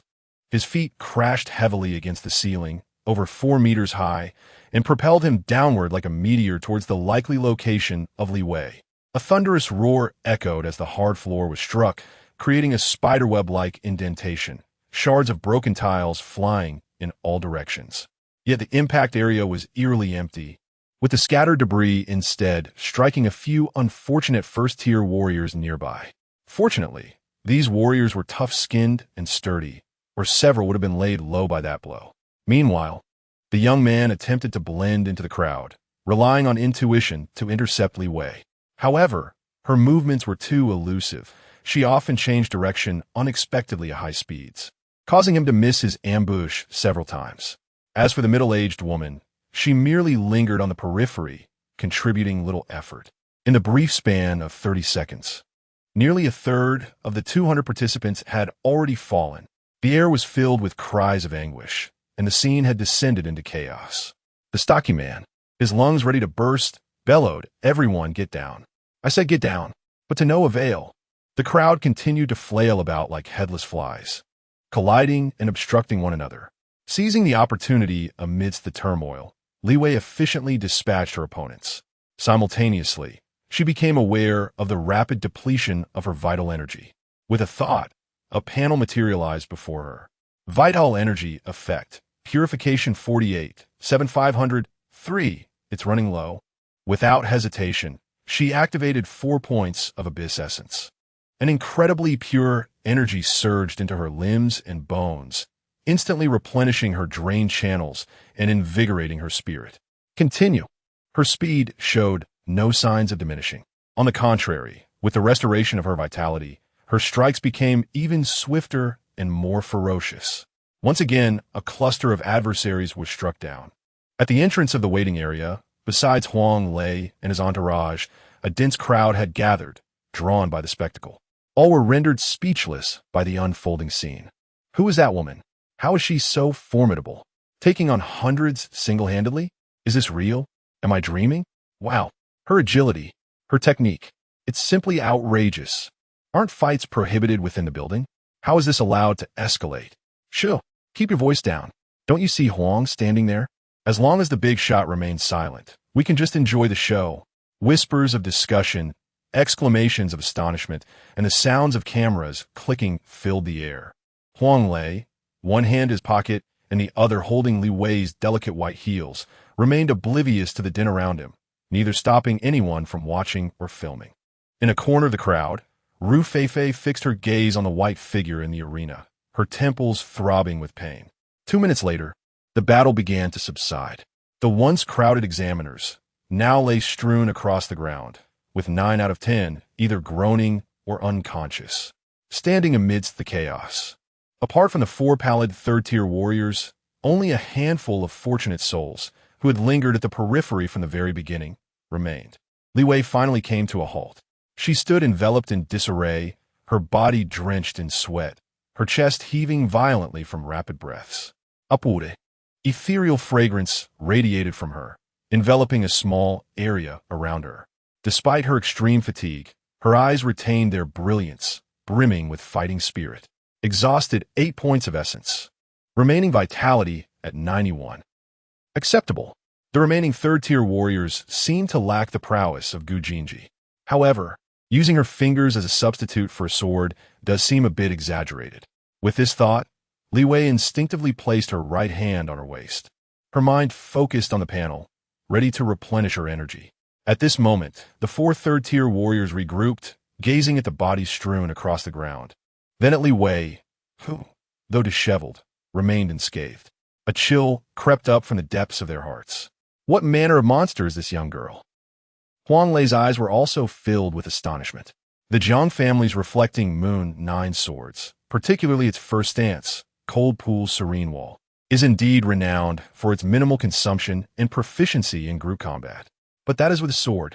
She employs her fingers as a substitute, lacking any formidable weapon, relying solely on her own vitality to breach the defenses of her peers. How can her consumption be comparable? A young girl who appears to be merely at the second-tier bone refinement stage possesses such monstrous endurance? No, endurance. She may not necessarily be at the second tier. A sudden realization struck Huang Lei. If she had achieved great perfection in blood nurturing and surpassed the first tier, her vitality strength could rival that of a second-tier warrior. Her recovery speed would be on par with that of a third tier. Just like the legendary Shun Yaoqi. Great perfection. Contemplating this possibility, Huang Lei's expression grew serious in an instant. He abruptly raised his hand, his voice no longer calm, but imbued with an undeniable authority. This ends here. Clear the area. At this critical moment, Li Wei remained poised. Chapter 51. Divergent thoughts on the top floor of a towering building in a grand office. Two individuals sat facing each other on a plush sofa. Huang Lei held a tablet in his hands, his fingertips gliding across the screen as he meticulously reviewed Jiang Shui's profile. Opposite him, Li Wei was seated, diligently attempting to evaporate the moisture from her skirt using a technique Huang Lei had just imparted. He had explained that by stimulating the flow of vital energy, warmth could emanate from her body, effectively drying her entire attire. However, after struggling for quite some time, her efforts yielded little success. The damp fabric clung uncomfortably to her skin, yet she felt fortunate that her undergarments were of a light hue. Otherwise, the situation would have been rather embarrassing. Could it be that the Taiyin Yulian Baolu possesses a cold, and? She pondered aimlessly. Across from her, Huang Lei's nostrils flared slightly, and the refreshing, ethereal fragrance surrounding him seemed to intensify. As he lifted his gaze, he noticed the rhythmic billowing of Li Wei's skirt, prompting a chuckle. Reminiscing about his past battles alongside Jiang Xinyu, that delicate scent lingered vividly in his memory. He nearly found himself teasing her about whether all members of the Jiang family possessed a natural fragrance. However, the words caught in his throat. As a dignified official, Huang Lei could not afford to behave in such an undignified manner. Clearing his throat, he wore a gentle smile and remarked, "The martial alliance has always placed great importance on talent, particularly in our division in the imperial capital." Mid-sentence, he abruptly paused, lowering his voice as he shifted the topic. "I have a rather unremarkable son, age 26, a few years your senior, who has already reached the pinnacle of the third tier. He works at the Rift Investigation Bureau in Magic City. He is reasonably good-looking and possesses a character that is upright and reliable." Li Wei's lips twitched in response, the conversation growing increasingly uncomfortable. Sensing that this esteemed official was intent on further promoting his son, she coolly interjected, "I'm already married." Huh? Huang Lei was momentarily taken aback, bewildered by her abrupt declaration. "What do you mean, married?" Seeing his confused expression, she elaborated, "Married, as in I just obtained a certificate this morning." The smile on Huang Lei's face vanished completely, his eyes widening in disbelief. After a prolonged silence, he recalled the rumored engagement between the Gu and Jiang families and tentatively inquired, "The Gu family?" Li Wei nodded assertively, "Yes." Huang Lei's confusion deepened, his composure faltering as he exclaimed, "How could your grandmother agree to this? Does the Jiang family not know the circumstances surrounding the Gu family?" Li Wei remained silent, defiantly lifting her chin, embodying the stance of a virtuous woman. The atmosphere grew tense for a few heartbeats. Huang Lei waved his hand dismissively, appearing disinterested. "Since you are now a daughter-in-law of the Gu family, according to the agreements of the Alliance and the Martial families, I can no longer recruit you directly. I will find an opportunity to discuss this matter with the head of the Gu family." Li Wei had initially anticipated Huang Lei would shower her with resources, but upon hearing his words, her spirit deflated. "Damn it, was my previous effort in vain? My 8 points of essence. Then what about my first-tier assessment?" She murmured, a hint of reluctance lacing her tone. "This is the final bottom line. At the very least, grant her the identity of a warrior. Surely, she can venture into the rift to hunt monsters on her own." Huang Lei discerned her misunderstanding and clarified, "I meant that the Alliance can no longer dig you out directly, but I did not imply that your status as a prodigy has been revoked. A talent like yours is a precious asset to Huagua and humanity as a whole. Since I have encountered you, I will certainly do my utmost to nurture your abilities." He looked at Li Wei, reaffirming, You have broken through with a foundation of great perfection, correct? Yes. Li Wei nodded. In her and Liang Qiushi's and Jiang Xinyue's plans, the news of her great perfection was already an open secret. Is it convenient to disclose your peak vitality before the breakthrough? Huang Lei inquired further. Li Wei did not hold back. 93. This number had been previously agreed upon by the three, higher than Zhang Pengcheng's, but lower than Shen Yaoqi's. There are indeed contemporaries in the country who have achieved great perfection, such as Min Zimo from the Investigation Bureau of the Imperial Capital and Su Mo from the Danding sect, both of whom are prodigies. However, no one outside knows their exact values at the time of their breakthroughs, making it impossible to use as a reference. Thus, they simply took the median value of Shen and Zhang, which appeared sufficiently impressive without being excessively shocking. Upon hearing the number 93, a flicker of confusion crossed Huang Lei's face. Based on Li Wei's earlier display of combat prowess, he had initially thought that this young girl, even if not possessing a body of the near path, will be very close. Surely her vitality value before the breakthrough must be around 97 or 98. But it turned out to be only 93. Then what about her exhibited combat power? The mind of the master-level expert raced as he quickly reviewed Li Wei's entire battle. Momentos latir. Huang Lei voida Wei Ismail. It was a misunderstanding on his part. Li Wei's earlier invincibility stemmed primarily from her speed and frequency of strikes, attributes inherent to the Han-Tan Shenbai. In contrast, Shen Yaoqi's primary focus was on the Yun Yuan sword classic, personally imparted by the esteemed president, Sword Immortal Yun Sheng. Both wield swords, yet the Yun Yuan sword classic emphasizes grandeur, overpowering others through sheer force. In terms of efficiency against weaker foes, it is not compared to the direct effectiveness of the Han-Tan Shenbai. If one were to draw an imperfect analogy, the Yun Yuan sword classic resembles an anti-material sniper rifle, while the Han-Tan Shenbai resembles a submachine gun. Against unarmored targets, both deliver lethal precision. But when faced with heavily armored opponents, the submachine gun merely grazes. Li Wei, relying on the Han-Tan Shenbai, easily dispatched opponents of the same and lower tiers. Yet challenging those above her level proved difficult. On the other hand, Shen Yaoqi had consistently engaged in battles against superior opponents, often facing renowned experts. In this regard, Li Wei still had some distance to cover. Unbeknownst to him, in the recent battle, Li Wei had not exerted her full strength.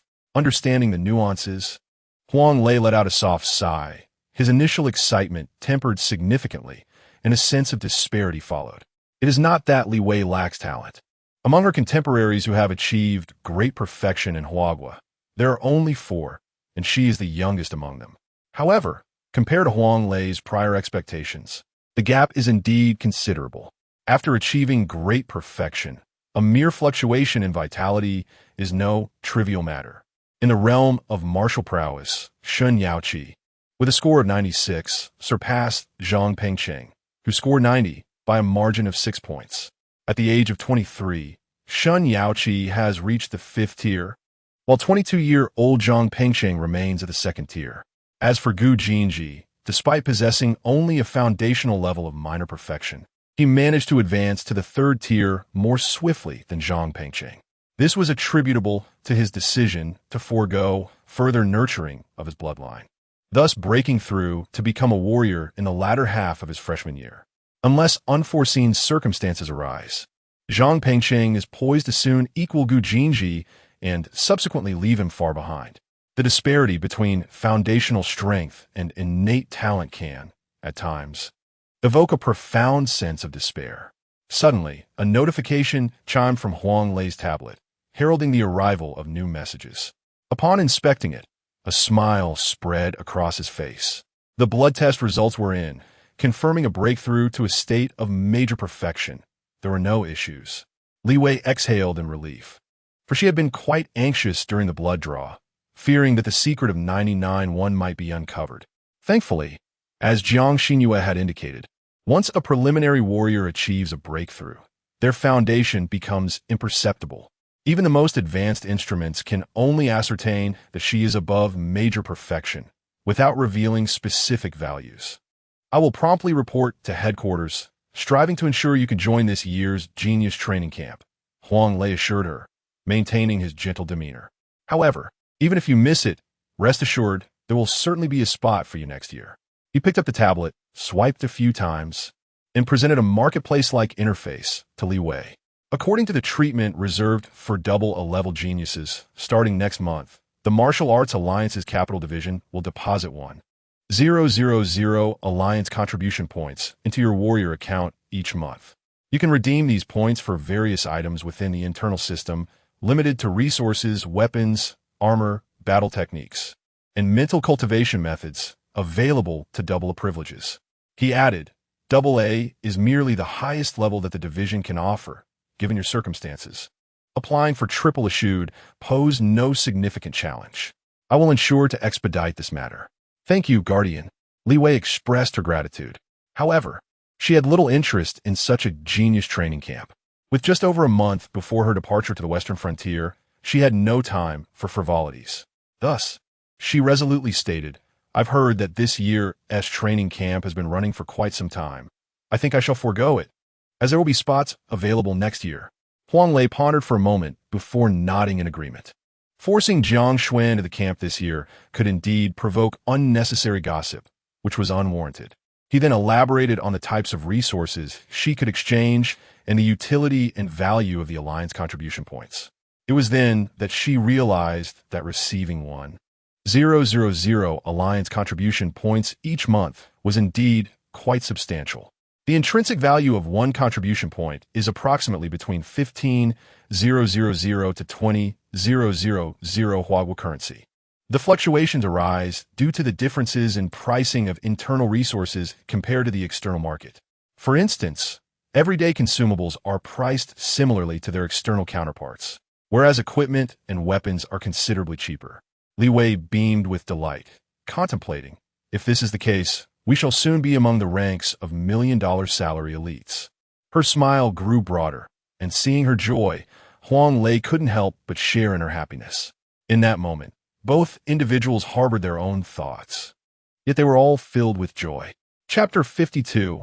A great burden. Around 5 in the afternoon, Li Wei completed all the necessary procedures and finally obtained her certification as a first-tier warrior. The accompanying warrior badge was casually tucked into her skirt pocket. This trinket served more as a decorative token. For authenticating her identity, facial recognition was paramount. Thankfully, this seemingly mundane dress unexpectedly featured pockets. As for advancing to the second tier, she would have to wait 3 months for another examination. Li Wei couldn't help but lament the perils of bureaucracy. After bidding farewell to Huang Lei and the overly enthusiastic staff of the Martial Arts Alliance, Li Wei made her way to the underground parking garage. Xiao Yin was already waiting by the car. Upon their first meeting, Li Wei was taken aback by the girl's height. Standing at an estimated 175 meters. Even in flat shoes, she towered over Li Wei, who was 168 meters tall. Yet, remarkably, this tall figure possessed a round, cherubic face. Her demeanor was somewhat naive, exuding a charming innocence. Initially, Xiaoyan appeared a bit reserved, speaking cautiously. However, as the journey progressed, they gradually warmed to each other. Through their conversation, Li Wei learned that the girl also bore the surname Gu, her full name being Gu Yin, a distant relative of the Gu family. Having previously worked in a modest company within the Gu family, she had recently caught the attention of Liang Qiushi and was transferred to assist her. Her role extended beyond that of a mere driver. She also served as a personal assistant. Gu Yin earnestly stated, Madam, please feel free to summon me whenever you require assistance in your daily life. Li Wei felt a tad awkward, but managed to muster a polite smile, acknowledging her new assistant's enthusiasm. Outside the car window, the vibrant splendor of the capital city rushed by. Li Wei gazed at the dazzling scenery, her thoughts drifting towards leveling up in her martial pursuits. Now that she was a first-tier warrior, should she not find a rift in the abyss to settle? Yet, glancing down at her dress, still wrinkled despite having been hastily dried by her chi, and kicking her delicate heels, she decided to abandon that thought for the moment. Never mind, I should return home to regroup. At the very least, I need to change into proper attire suitable for combat. I cannot continue wearing this expensive, yet fragile dress. Upon returning to Gu Garden, The car did not enter through the main gate, but rather circled around to the side, driving into a spacious underground garage. After navigating a short distance within, it came to a smooth stop at a designated parking spot. With her heightened spatial awareness, Li Wei immediately deduced that this location was directly beneath Gu Jin's small building. Sure enough, Gu Yin swiped a card to open a heavy, ornate security door. The familiar layout beyond sent a jolt of recognition through her. The first thing that caught her eye was the laundry room. The awkwardness of the previous night replayed in her mind, causing Li Wei's cheeks to flush slightly. Clearing her throat to mask her embarrassment, she hurriedly bid farewell to Gu Yin and ascended the stairs with a brisk pace. On the first floor, the dining room was adorned with a lavish spread for dinner. The main course consisted of 3 varieties of mutated beast meat, sourced from land, sea, and sky, complemented by an array of 7 or 8 exquisite side dishes. Li Wei initially contemplated whether to wait for Gu Jinji and Liang Xiushi to return for dinner. However, the butler informed her that they would not be returning tonight. She casually inquired about Gu Shiheng and the 2 youngsters, only to learn that the old master was dining with the second young master and the third young lady at the training grounds, and they were still engaged in additional practice, likely delaying their return. Upon hearing this, Li Wei couldn't help but smile. Well, that meant a grand feast awaited her, and she would not hold back. Despite her slender and delicate frame, as a martial artist, her appetite was anything but small, especially after enduring a taxing battle. The maid observed the newlywed lady take her seat and then, with a speed that belied her appearance, began to devour the spread before her, akin to a whirlwind. In less than 20 minutes, the table laden with delectable dishes was left immaculate. After returning to her bedroom, she took a refreshing shower and donned a light apricot silk nightgown prepared by Liang Xiushi, casually tossing her discarded clothes into the laundry basket in the bathroom. Climbing into bed, Li Wei picked up her phone, preparing to indulge in a shopping spree online. Suddenly, the phone rang. After days of silence since her return, it had been as quiet as a brick, receiving only the occasional promotional messages and texts from her service provider, with no personal calls whatsoever. Upon seeing the caller ID, Ninghua, her mind raced back to Jiang Shui's recounting during her time in Britain. Ah, yes, this individual was Jiang Shui's middle school deskmate, the daughter of a martial arts family from another province, and their relationship was 2 black hearts? Li Wei hesitated momentarily before swiping to answer. Hello, is it you, Xiao Shui? Oh my, you've finally returned to the country. The voice on the other end erupted in an overly sweet and insincerely enthusiastic tone, as if they were long-lost sisters. Li Wei suppressed the discomfort rising in her stomach and managed to squeeze out a vague sound. Yet internally, she scoffed. I've been back for nearly a week, and I've posted updates on social media. The news of the alliance between the Gu and Jiang families has been all the rage. Your Ning family is a martial arts clan, part of the same circle. Surely you can't be so out of the loop? You have no idea how heartbroken I was when you went to Britain. Our middle school days were so wonderful, going to school together every day, sharing meals. Ninghua completely ignored Li Wei's indifference and dove into a nostalgic recounting of their supposedly idyllic past, filled with exaggerated memories that hardly resembled reality. Li Wei felt her temples throbbing. Was this truly the discourse one would expect from those with 2 black hearts? Such acting talent would be wasted outside the entertainment industry. I have something to attend to right now. It's not convenient.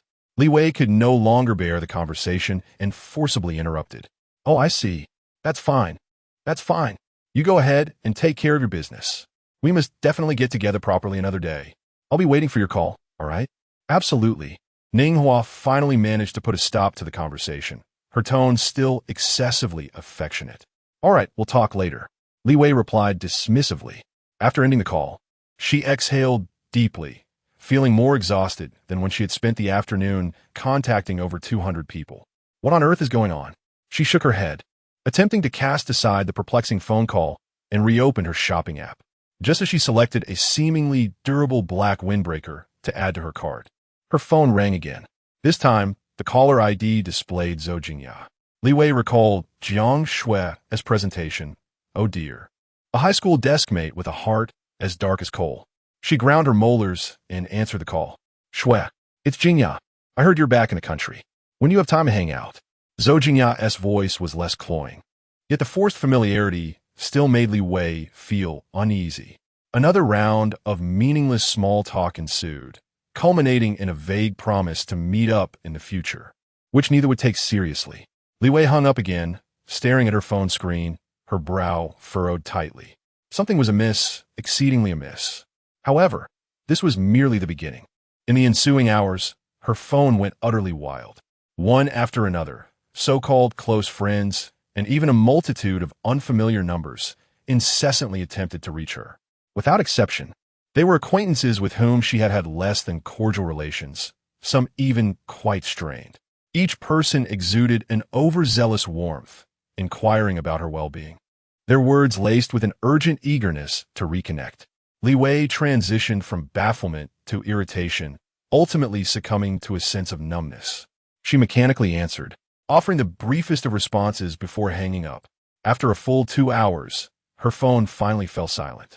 Li Wei lay sprawled on her soft bed, her mind a chaotic mess, buzzing incessantly. Did these people coordinate this? Is everyone collectively losing their minds? When I returned home, everything was calm. What has happened today? Wait, could it be? Just then, her phone screen lit up once more. Upon seeing the caller ID read Grandma, Li Wei's spirits lifted, and she quickly sat up to answer. Hello, Grandma. My dear grandchild, came Jiang Xinyue's signature teasing tone, laced with a hint of irreverence. You've certainly stirred up quite a commotion today. What? Li Wei was taken aback. Check the trending topics online.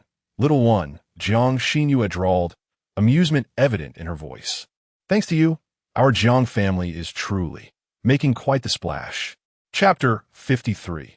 This situation is quite overwhelming. After ending her call with Jiang Xinyue, Li Wei swiftly opened the local Weibo, Tianji network. Upon glancing at the trending topics on the homepage, she was taken aback. 1 against 100.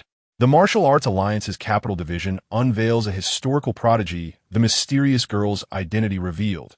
Her name is Jiang Shui, the 5th grand achievement of the 90s era in Huaguo emerges. The worth of the Platinum generation continues to rise. Shocking. 200 robust men assault a young maiden, all 4.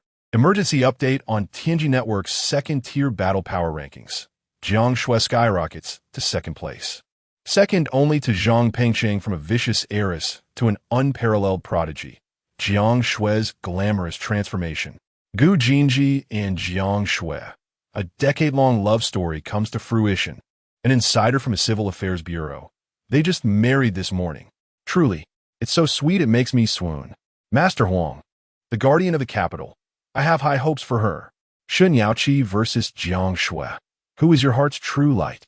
Get Jiang Shui's dress now. Jiang Shui's makeup tutorial. Even beginners can master it. As she scrolled down, Li Wei's complexion shifted from pale to green, then to a deep shade of black. What is going on? In a world of advanced martial arts and abyssal invasions, are you all so idle that you neglect training and monster hunting? Is this really the time for sensationalism? Can we maintain a modicum of decency? In a decade-long romance, does the principal even know? Please, dear civil affairs official, which eye of yours witnessed our affection? We merely visited a grave, for heaven's sake. Makeup tutorials? Spare me, please. I beg for mercy. Well, this is splendid. I've completely mortified my family. Unwilling to give up, she quickly scrolled further, finally spotting a solitary entry about a celebrity named Wang releasing a new album at the bottom of the list. This level of heat. In a few days, she might not even be able to step outside. No way, I must flee. I need to take refuge in the Rift, departing tomorrow. She immediately opened her shopping app, preparing to procure some gear. However, upon seeing the turtle-paced estimated delivery time, she silently closed it. Forget it, I can't wait. I'll head to the mall tomorrow for a shopping spree. One-stop shopping in a physical store, then a seamless transition to leveling up. Throwing her phone aside, she prepared to sleep but abruptly sat upright. Since becoming a first-tier martial artist, she had yet to properly test the duration of her 99-1 state. Tomorrow, she would venture into the abyss. She needed to fully comprehend her greatest trump card. Resolute in her decision, she settled back into a meditative posture, her mind sinking into her brow. In an instant, invisible ripples spread throughout the room, the pure white lotus petals at her forehead swaying gracefully. Li Wei pressed the timer on her phone. 0:03 a.m., flow of air circled around her. 0:05 a.m., few birds landed outside, frolicking on the small terrace. 0:11, the water feature beside the building tinkled melodiously, as if the droplets were singing in harmony. 0:20, with nothing else to occupy her, Li Wei decided to attempt cultivating the Tying Jade Lotus Treasure Talisman in this state. 1:35, the progress of the heart technique increased by 10 points. 3:04, once again, the heart technique progress surged by another 10 points. Li Wei calculated that the intervals between the increases were not identical. 3:16, indeed. It increased by another 10 points, requiring only 12 seconds, faster than the previous two occasions. This time, it seemed to have been spurred by a fleeting moment of enlightenment. 4:57, an additional 10 points were gained, accompanied by a dull ache in her temples and a swelling sensation in her brow. She was nearing her limits. 5:03, Li Wei could no longer maintain her focus. Darkness enveloped her vision as she abruptly exited that state. She collapsed on her bed, her forehead glistening with beads of cold sweat, her breath faint. An hour later, the profound sense of weakness, as if her spirit had been drained, gradually subsided. Li Wei reflected on her gains. In merely 5 minutes, the progress of the Tying Jade Lotus Sutra had surged by 40 points, an unfathomable acceleration compared to her normal practice last night. Yet the duration was too short, with the cooldown period still unclear. Vital energy, effect, purification 419,504. 3. 1 essence replenishes 100 vital energy. Heart technique, Tying Jade Lotus Sutra, 1 petal 5,043 10,000. Slight. Furthermore, the limit of 99.1 appeared to be approximately 5 minutes, considerably longer than her initial duration. After 4 minutes and 30 seconds, a feeling of drowsiness began to settle in. After 4 minutes and 50 seconds, a sharp pain emerged. By the 5-minute mark, each passing second felt as though her brain was being stirred with an iron rod. The cooldown period remained to be observed. Her previous recovery was facilitated by Jiang Xinyue's guidance, which held little reference value. Moreover, if the body of the near path allows for a communion with the divine, what does this make of my experience? Is a union with the divine? Alas, I dare not inquire of others. I must navigate this alone. With her eyes closed, she pondered, gradually succumbing to drowsiness. As night deepened, at the Zheng family's Kwangshan Martial Arts Hall in the capital, bang, bang, on the arena, the sound of fists striking flesh echoed incessantly, the air crackling with energy. Gu Jinji, bare-chested, was engaged in a fierce battle against 4 opponents. His face remained relatively unblemished, yet from his neck to his abdomen, ghastly bruises marred his skin, sweat mingling with droplets of blood cascading from his taut muscles. Yet, he appeared oblivious, his gaze brooding, and his attacks were frenzied and fearsome, each punch imbued with a fiery torrent of vital energy, as if intent on incinerating his adversaries. The 4 martial artists facing him were overwhelmed, their expressions twisted in bitter frustration.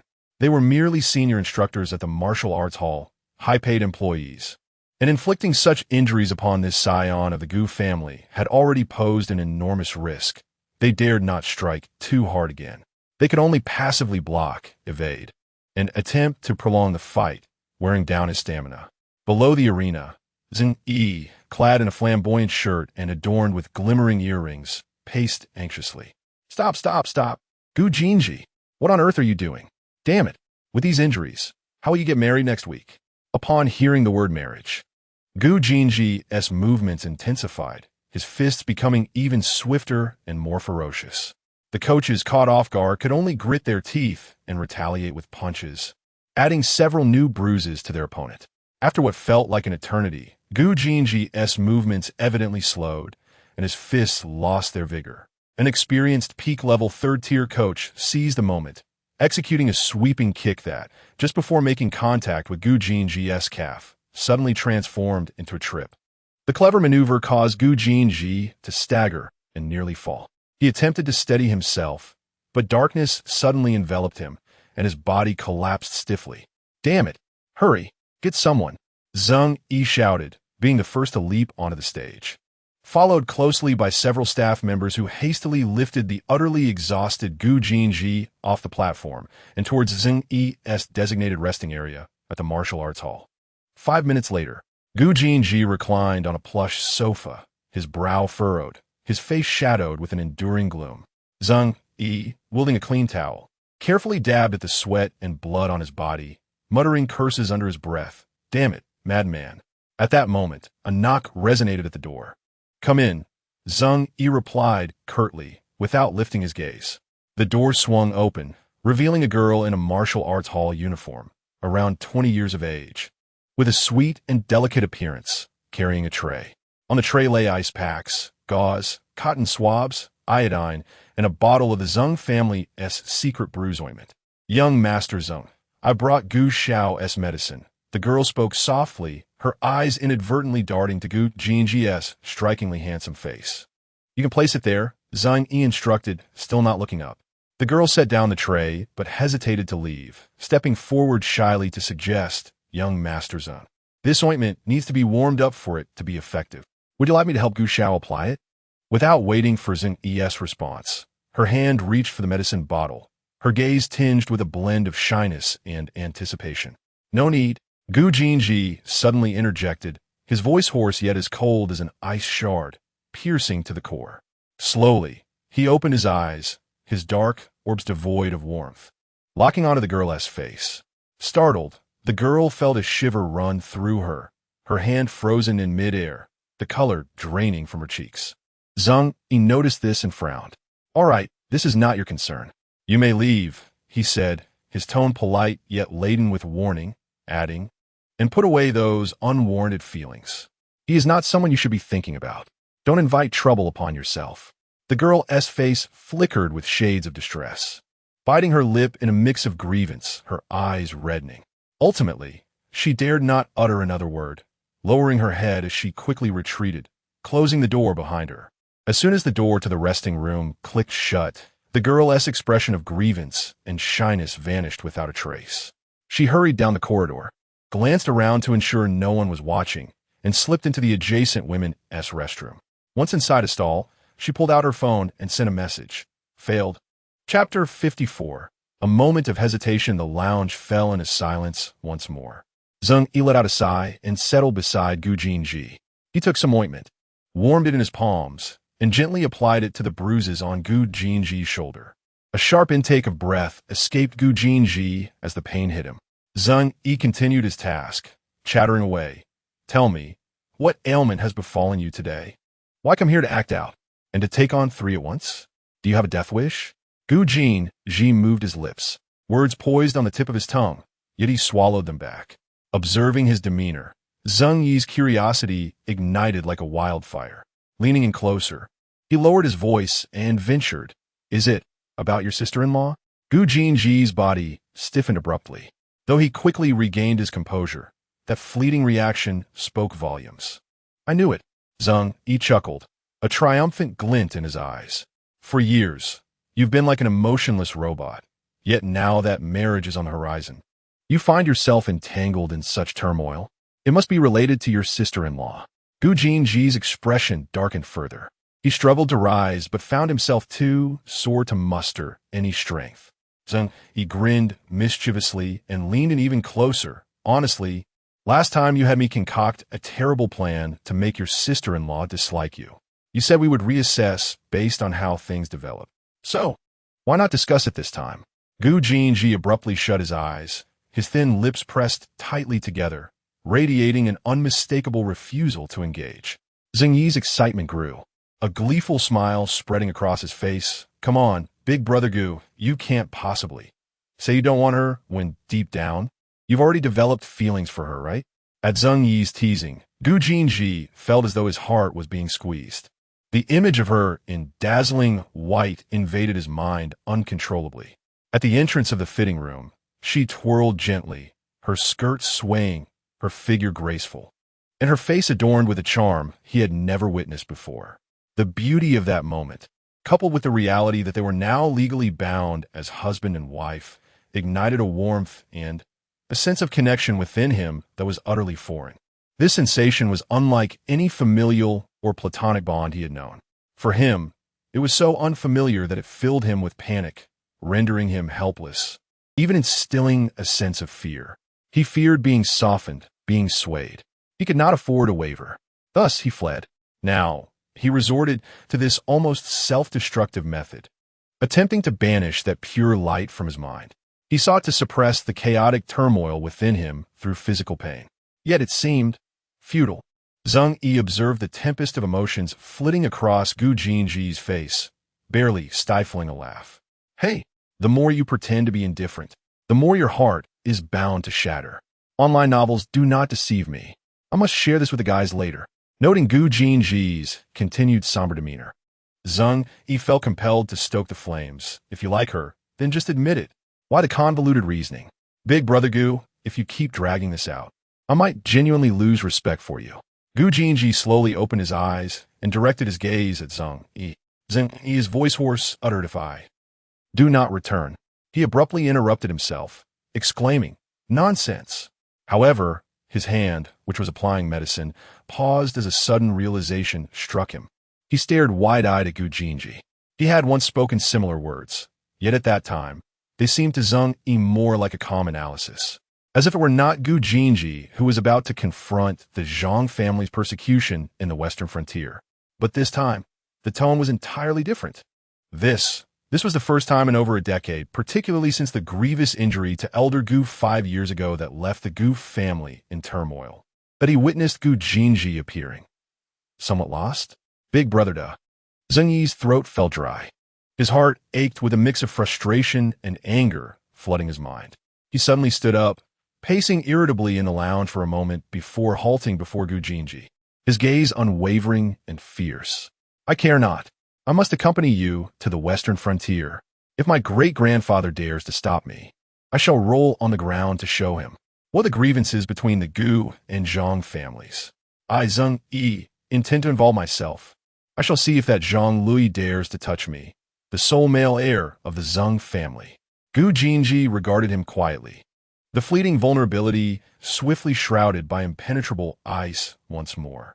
Enduring excruciating pain, he slowly sat up, his countenance reverting to its usual aloofness. "Zhang," he spoke with a calm yet resolute tone that brooked no contradiction. "I appreciate your goodwill. However, this matter ends here. Do not burden your family, elder, nor complicate my affairs. I shall manage my own matters. You." Zhang Yi's chest heaved in agitation as he pointed at Gu Jinji, struggling to articulate his thoughts. Finally, his temper erupted. "Damn it!" Zhang Yi slammed his fist onto the armrest of the nearby sofa, the luxurious leather bursting apart, its stuffing scattering everywhere. He then shoved the medicine bottle back into Gu Jinji's hands and turned to storm out. "Fine, you have the ability. I won't serve you anymore." Bang! The door slammed shut behind him. Gu Jinji stared at the firmly closed door, then glanced down at the medicine bottle in his hand, managing a wry smile tinged with resignation. After a moment, he leaned against the wall, slowly rising to his feet, tucking the ointment into his coat as he took faltering steps away from the Kwangsha Martial Arts Hall. Li Wei was roused from her slumber by a cacophony of commotion. Assuming dawn had arrived, she peered out the window, only to find the world still cloaked in darkness. She pulled out her phone to check the time. 2:13. What on earth? She murmured as she climbed out of bed, pulling open her door to peek outside, just in time to catch a glimpse of 2 maids, one carrying a basin of water and a towel, while the other hurriedly brought a medicine box into the adjacent room of Gu Jinji.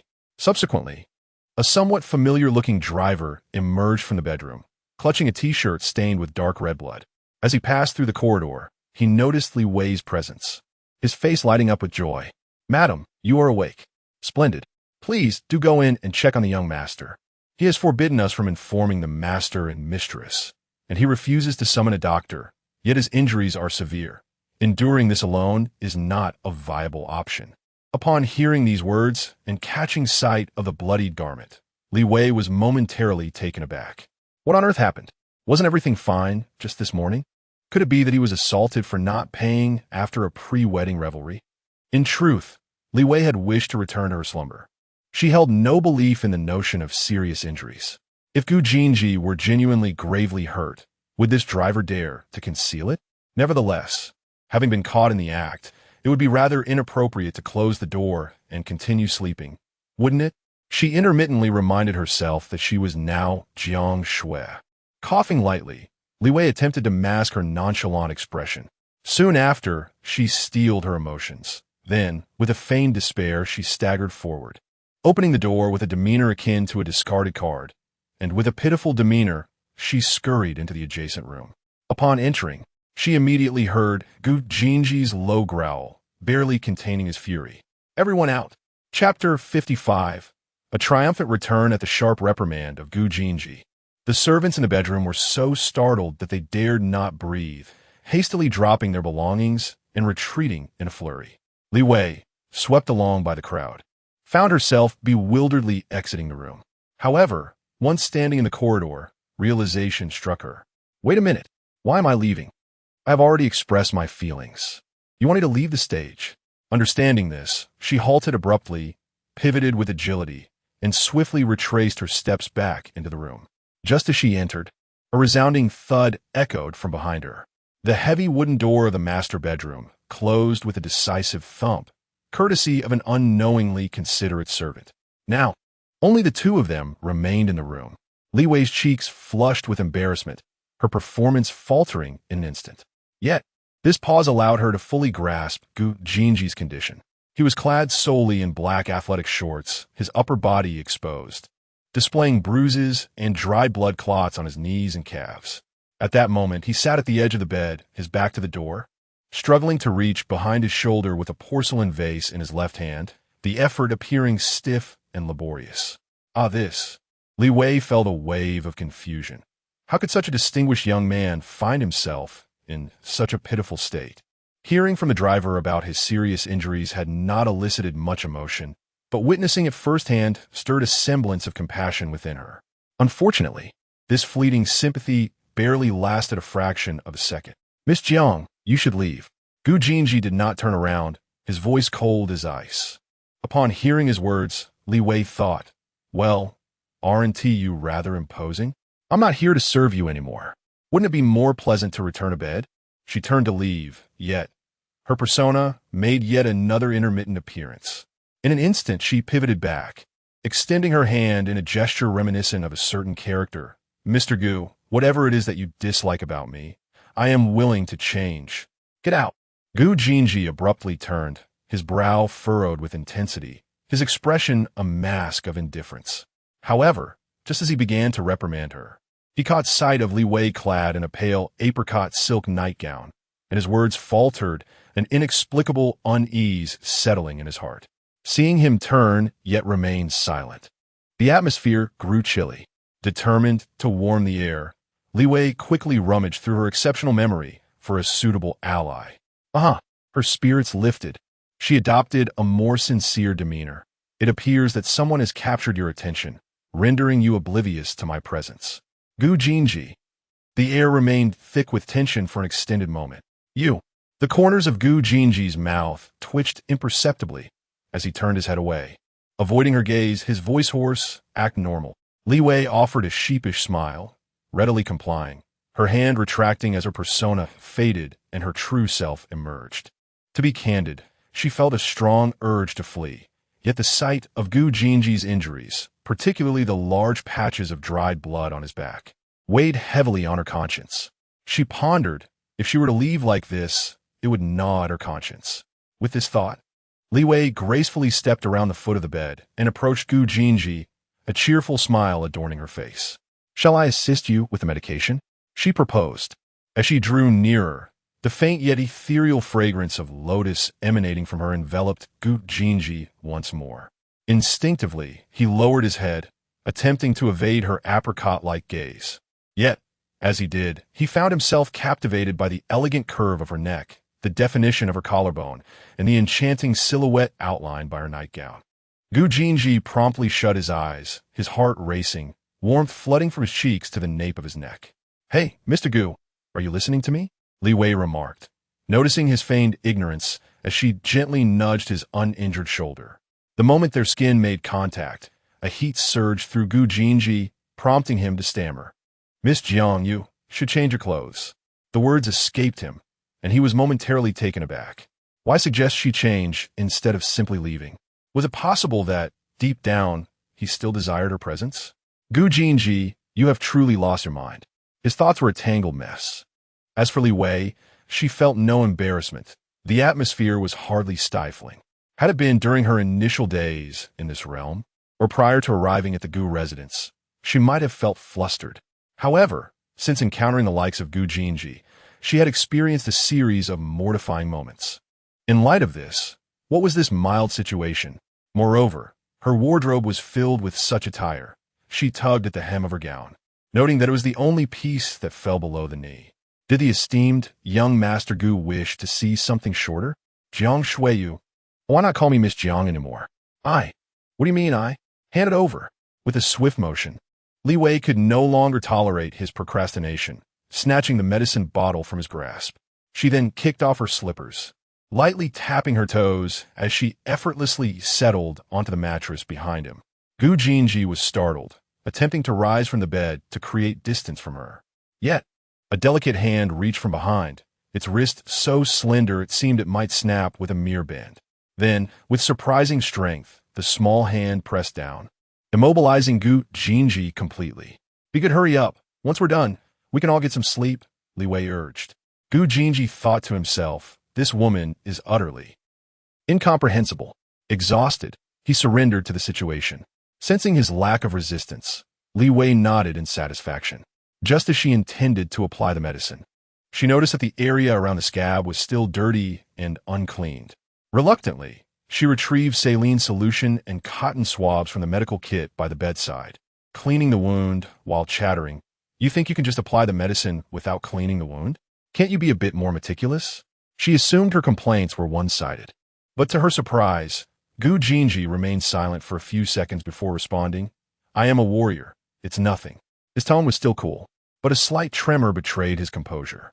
Li Wei realized then that this was indeed a matter of experiential pragmatism. Everyone is a martial artist. Who is unfamiliar with whom? What may lead to an infection for an ordinary person is indeed trivial for a martial artist. Thus, her debridement was executed with less meticulousness. She wiped away the large, unsightly mud stains and picked up the ointment once more. Bringing it to her nose, she was taken aback by the peculiar scent. It was both fragrant and foul. "Is this medicine?" she inquired. Gu Jinji nodded stiffly, surprisingly honest as he replied, "It is the secret bruise ointment of the Zheng family." "Is it effective?" Li Wei asked again. Gu Jinji seemed to become a mere echo, responding, "Very effective." "All right, then I shall begin." As a thought crossed her mind, she kindly cautioned, "If it hurts, let me know, and I shall be gentle." Gu Jinji remained silent. Li Wei poured some ointment into her palm to warm it, then gently pressed it onto the bruised area of his back, patiently rubbing it in. The muscle contours beneath her palm were smooth and firm, subtly undulating with her movements. As she applied the ointment, she inquired, "How did you sustain this injury? Did you wrestle with a T-Rex?" Gu Jinji pondered for a few seconds. "A T-Rex wouldn't injure me." Li Wei twitched her lips. "No, I was merely joking." "And you answered so earnestly?" Gu Jinji remained silent. Li Wei exclaimed, "Oh my, is this the legendary male dog waste? The texture is quite nice." Gu Jinji said nothing. "Wow, look at that, this muscle can even move. I'm truly learning something new." Gu Jinji closed his eyes, his jaw clenched, veins pulsing on his forehead. Feeling the delicate and gentle touch on his back, with the crisp, ethereal fragrance of the girl enveloping his senses, his body trembled uncontrollably, even. A wave of shame surged over him, nearly drowning him. Gu Jinji hurriedly clamped his legs together, slightly arching his body, fidgeting in an attempt to conceal himself. "All right, I've applied the ointment to the areas you couldn't reach. The rest is up to you." Li Wei set down the bottle, jumped off the bed, and wiped her hands on a towel at the foot of the bed. Turning back, she happened to catch sight of Gu Jinji's odd posture. He was kneeling with his knees together, his abdomen tense, and his upper body slightly hunched, resembling a cooked shrimp. "Oh!" Li Wei narrowed her almond-shaped eyes, a mischievous smile beginning to grace her lips. Gu Jinji seemed to sense her gaze, and his right hand naturally reached for the opening of his sock, attempting to bend down awkwardly. Am I being too lewd in my thoughts? Is he trying to take off his sock but can't bend down due to the injury? Sighing helplessly, Li Wei approached Gu Jinzi, crouched down, and reached out to tug at the opening of his sock, saying, "Let me help you."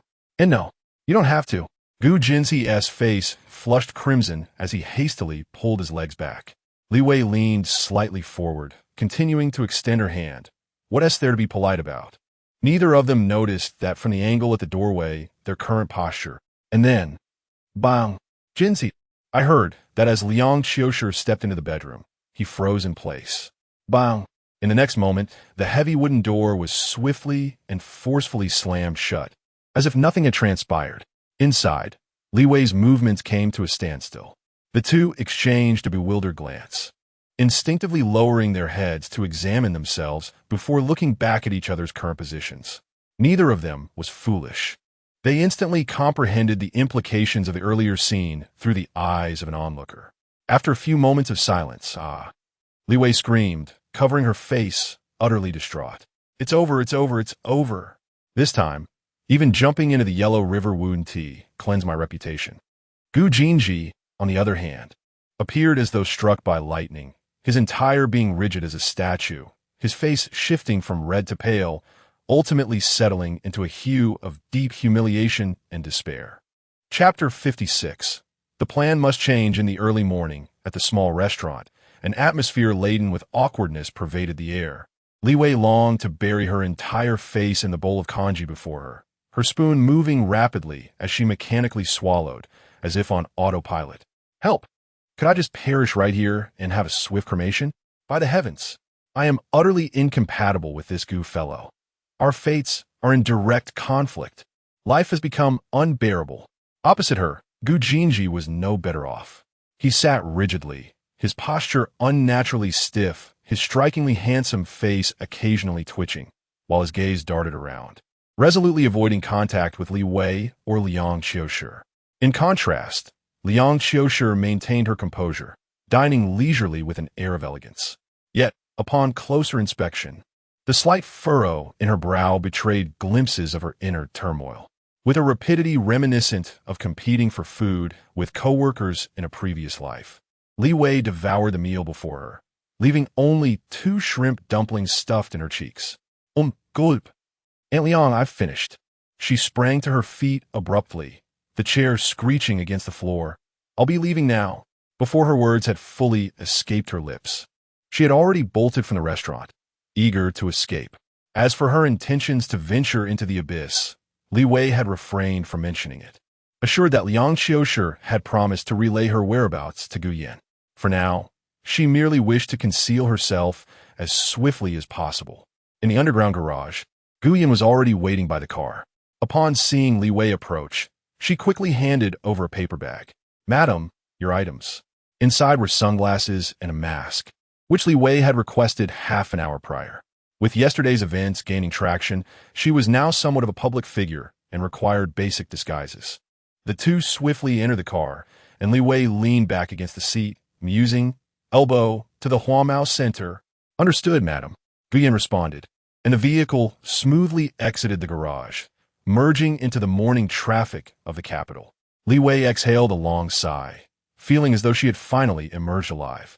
She could not bear to remain at Guyuan for a moment longer. This time, she vowed not to return until she had reached the second tier. Her destination was officially designated as C3-01-045. Where C represents the lower tier rift, 3 indicates that the highest level of abyssal creature within is Tier 3. 01 denotes the capital's area code, and 045 is the rift number. Li Wei referred to it as the Huamao Center, as it had originally been a large shopping mall. After the appearance of the rift, the entire building and surrounding streets had been commandeered by the authorities. Now, the Martial Arts Alliance had transformed the mall into a commercial zone exclusively for martial artists, offering weapons, cultivation resources, and a plethora of intelligence.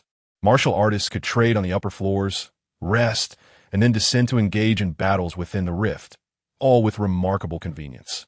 After emerging from Gu Jinji's bedroom the previous night, Li Wei had not been idle. She had spent the entire night researching and, after much deliberation, had ultimately settled on this location. In the restaurant, after Li Wei's abrupt departure, the atmosphere grew even more oppressive. Liang Qiushi gently dabbed her lips with a napkin and set down her bowl of soup. She cast a glance at her still silent son, her voice tinged with an indefinable emotion. Jinji about last night. Gu Jinji's body tensed suddenly, his cheeks flushing a deep crimson. His voice was somewhat dry, betraying his distress. Mom, it's not what you think. After a pause, he added, Jiang Shui was merely assisting me with my medication. Liang Qiushi observed him in silence, and after a moment, she slowly nodded.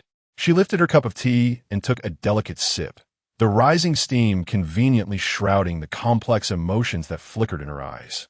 The marriage she orchestrated had always been a performance. All she hoped was that these two children would not become truly entangled in it.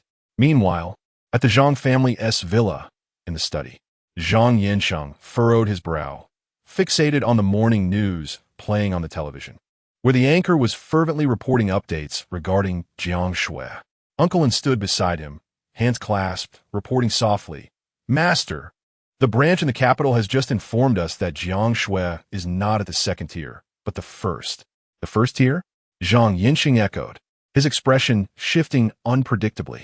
He remained silent for a considerable time before directing his gaze towards Zhang Pengcheng beside him. What are your chances of confronting her now?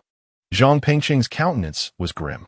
A few days prior, he had mocked Gu Jinji as a mere mayfly, only for the latter's wife to create such a stir.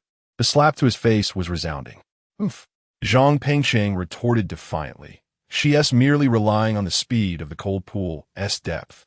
My ranking is even higher than hers. Hunking. Zhang Yansheng smirked slightly. Do you truly believe in the rankings at Tianjin Network?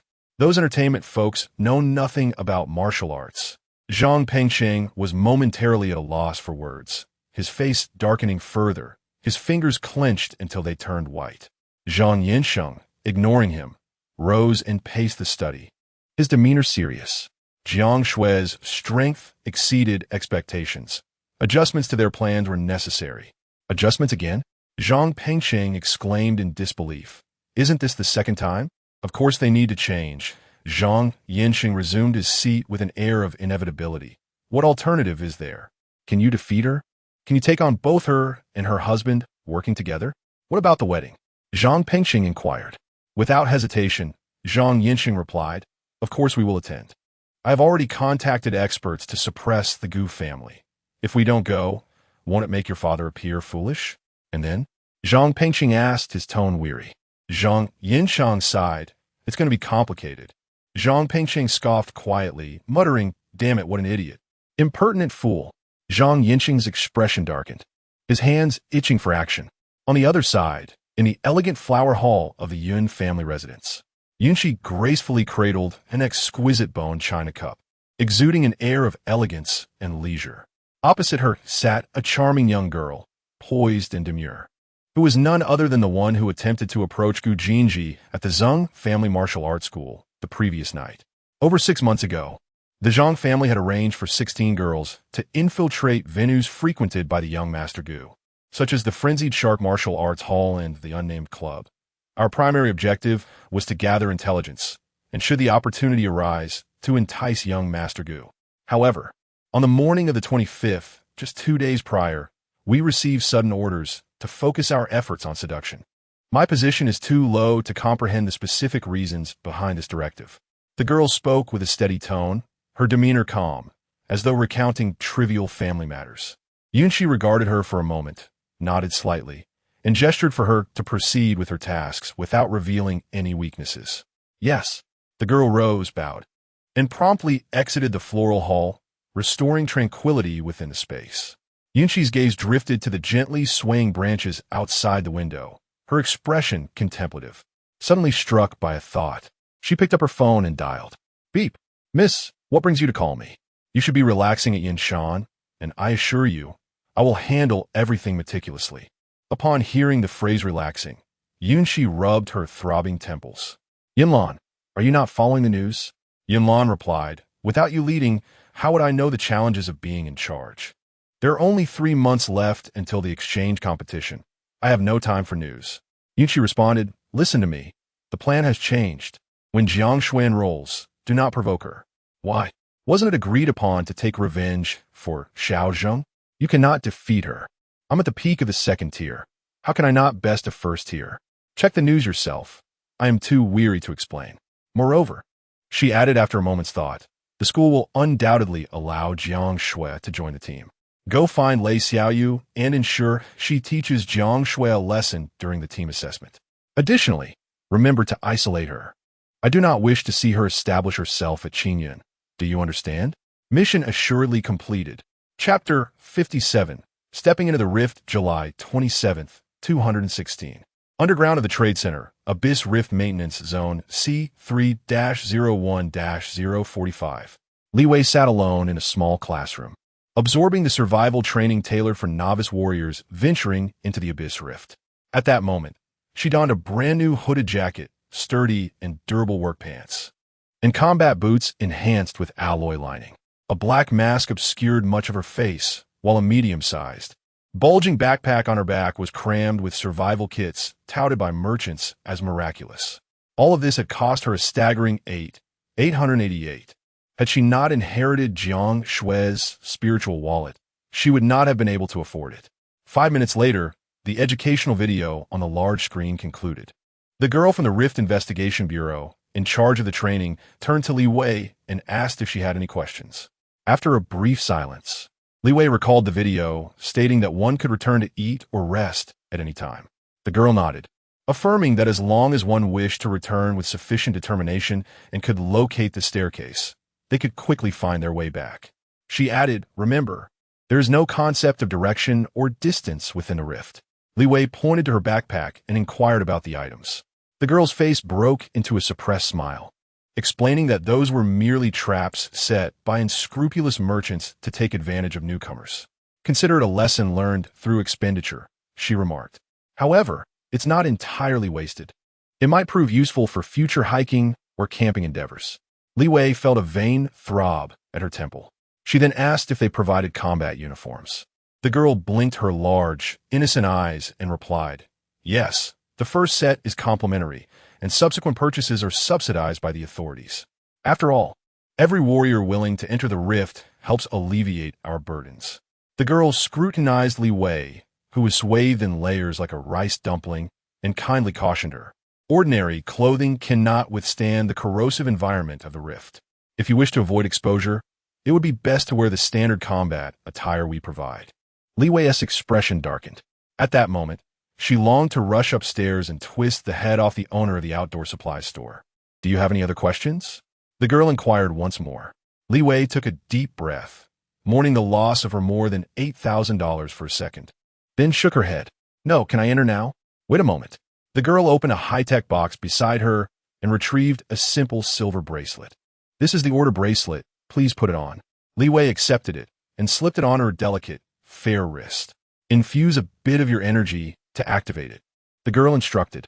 Li Wei complied, allowing a trickle of her vitality to flow from her body to the area where the bracelet touched her skin.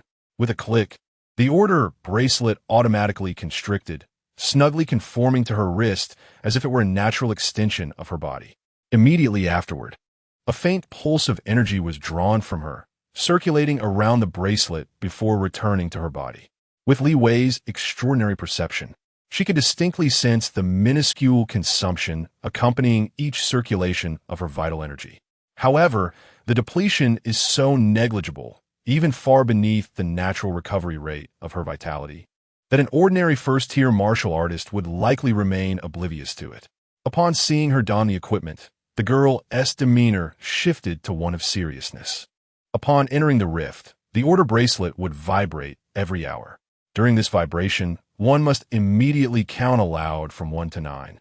If counted correctly, the bracelet would cease its vibrations and transition into the next timing cycle. A miscount would cause the bracelet to tighten instantly. In such a case, one must promptly begin counting anew until achieving the correct sequence. It is imperative to remember that if a mistake is made, one must swiftly distance themselves from the abyssal creatures, escape combat, and instill a strong thought of I must return in their mind. Then, while maintaining this thought, one should seek an upward passage, As long as the desire to return persists, ascending a single floor will suffice. Be advised, failure to adhere to this guidance may result in complete disorientation, leading to assimilation into the abyss. Li Wei's right hand instinctively brushed against the cool silver ring on her left wrist, causing the hairs on the back of her neck to stand on end. This eerie place was far removed from her initial expectations. In truth, she only grasped today that the abyss is the abyss, and the rift is merely a distinct area formed by the abyss encroaching upon the realm of reality. So I initially thought the abyss rift was merely an alternate spatial instance. Kill monsters, loot equipment and materials, simple and straightforward. Yet it has turned out to be so complex. Nevertheless, having arrived, she could not allow herself to be intimidated by mere words. Moreover, the rift, regulated by the Martial Arts Alliance, remained largely safe. At least outside, the bustling activity of martial artists entering and exiting exuded a sense of normalcy. The girl from the Investigation Bureau noticed Li Wei's serious expression and broke into a smile, her tone light and reassuring. The warnings she had just conveyed were merely routine risk disclosures, mandated by protocol. In fact, sea-level rifts possess a low degree of danger. As long as one refrains from aimless wandering, avoids plunging into the depths, or lingering too long within, they are unlikely to encounter the extreme scenarios I described. However, considering you are still a first-tier martial artist with relatively limited strength, it is advisable to remain in the shallower regions. Li Wei exhaled slightly in relief and nodded. The terms deep and shallow as utilized by the girl do not refer to physical dimensions. The abyss rift, in essence, represents the boundary where the powers of the abyss infiltrate the realm of reality. The closer one is to the side of reality, the more stable the familiar rules of humanity become, and the stronger the order, which is referred to as the shallow layer. Conversely, approaching the abyss side results in increasingly chaotic rules and weakened order, known as the deep layer. This is a conventionally defined reference, designed to assist martial artists in their navigation. After all, if humanity were to lose their sense of direction for an extended period, it could easily result in profound psychological distress. This is a challenge even for martial artists, particularly those of at least the lower 3 tiers, who find it difficult to overcome such instinctual responses. The lesson concluded. Under the guidance of a girl, Li Wei donned a black combat suit that could conceal her face, registered her identity, and stored her personal belongings, clothing, and mountaineering backpack. Subsequently, the girl escorted her to the end of a long queue. After a brief farewell, Li Wei joined the line and gradually entered a broad, straight metallic corridor. The corridor was flanked by cold alloy walls, and the overhead lights blazed brightly, somewhat blinding her. After approximately 10 minutes, she finally beheld the entrance to the abyssal rift. Contrary to her expectations of a colossal light gate or an energy vortex, it appeared as a distortion of the air itself. It resembled the shimmering heat haze rising from an asphalt road on a summer noon, but with a more viscous quality. Light underwent peculiar refraction in that space, creating a blurred area where the internal scenery remained entirely obscured. The individuals ahead of her stepped inside one by one, their forms melding into the distortion, akin to pebbles sinking into water, leaving behind only the faintest ripples before vanishing completely. Those in groups clutched each other's hands tightly, entering and disappearing together. The agents in gray uniforms from the Rift Investigation Bureau had established the final checkpoint here. Before entering, everyone was required to undergo another identity verification, a procedure marked by meticulous rigor. It was soon Li Wei's turn. The young man in gray indicated for her to remove her mask. Upon seeing Li Wei's true visage, he momentarily froze, and after a few seconds, he regained his composure, hastily completing the verification process, and shyly gestured for her to proceed. "Please be careful," he whispered as a caution. "Thank you," Li Wei replied with a polite smile. She then adjusted her breathing, suppressing the instinctive trepidation rising within her, and took a step forward, crossing into the rift. Chapter 58. Model. There was neither dizziness nor weightlessness, nor that nauseating sensation of being thrust into a drain and then pulled back out. It felt as though she had traversed a delicate film of water. In the blink of an eye, Li Wei found herself in an expansive underground parking garage filled with various vehicles. She tightly gripped her soft sword, its blade taut and straight under the infusion of her vital energy, mirroring the tension in her heart. She scanned her surroundings with vigilance, detecting nothing amiss. In fact, the environment was exceedingly mundane. The entire parking lot, at least the area visible to Li Wei, was brightly lit and impeccably clean, with rows of cars parked neatly in their designated spots. Some vehicles gleamed with freshness, while others bore the dust of recent travels. Li Wei inhaled deeply.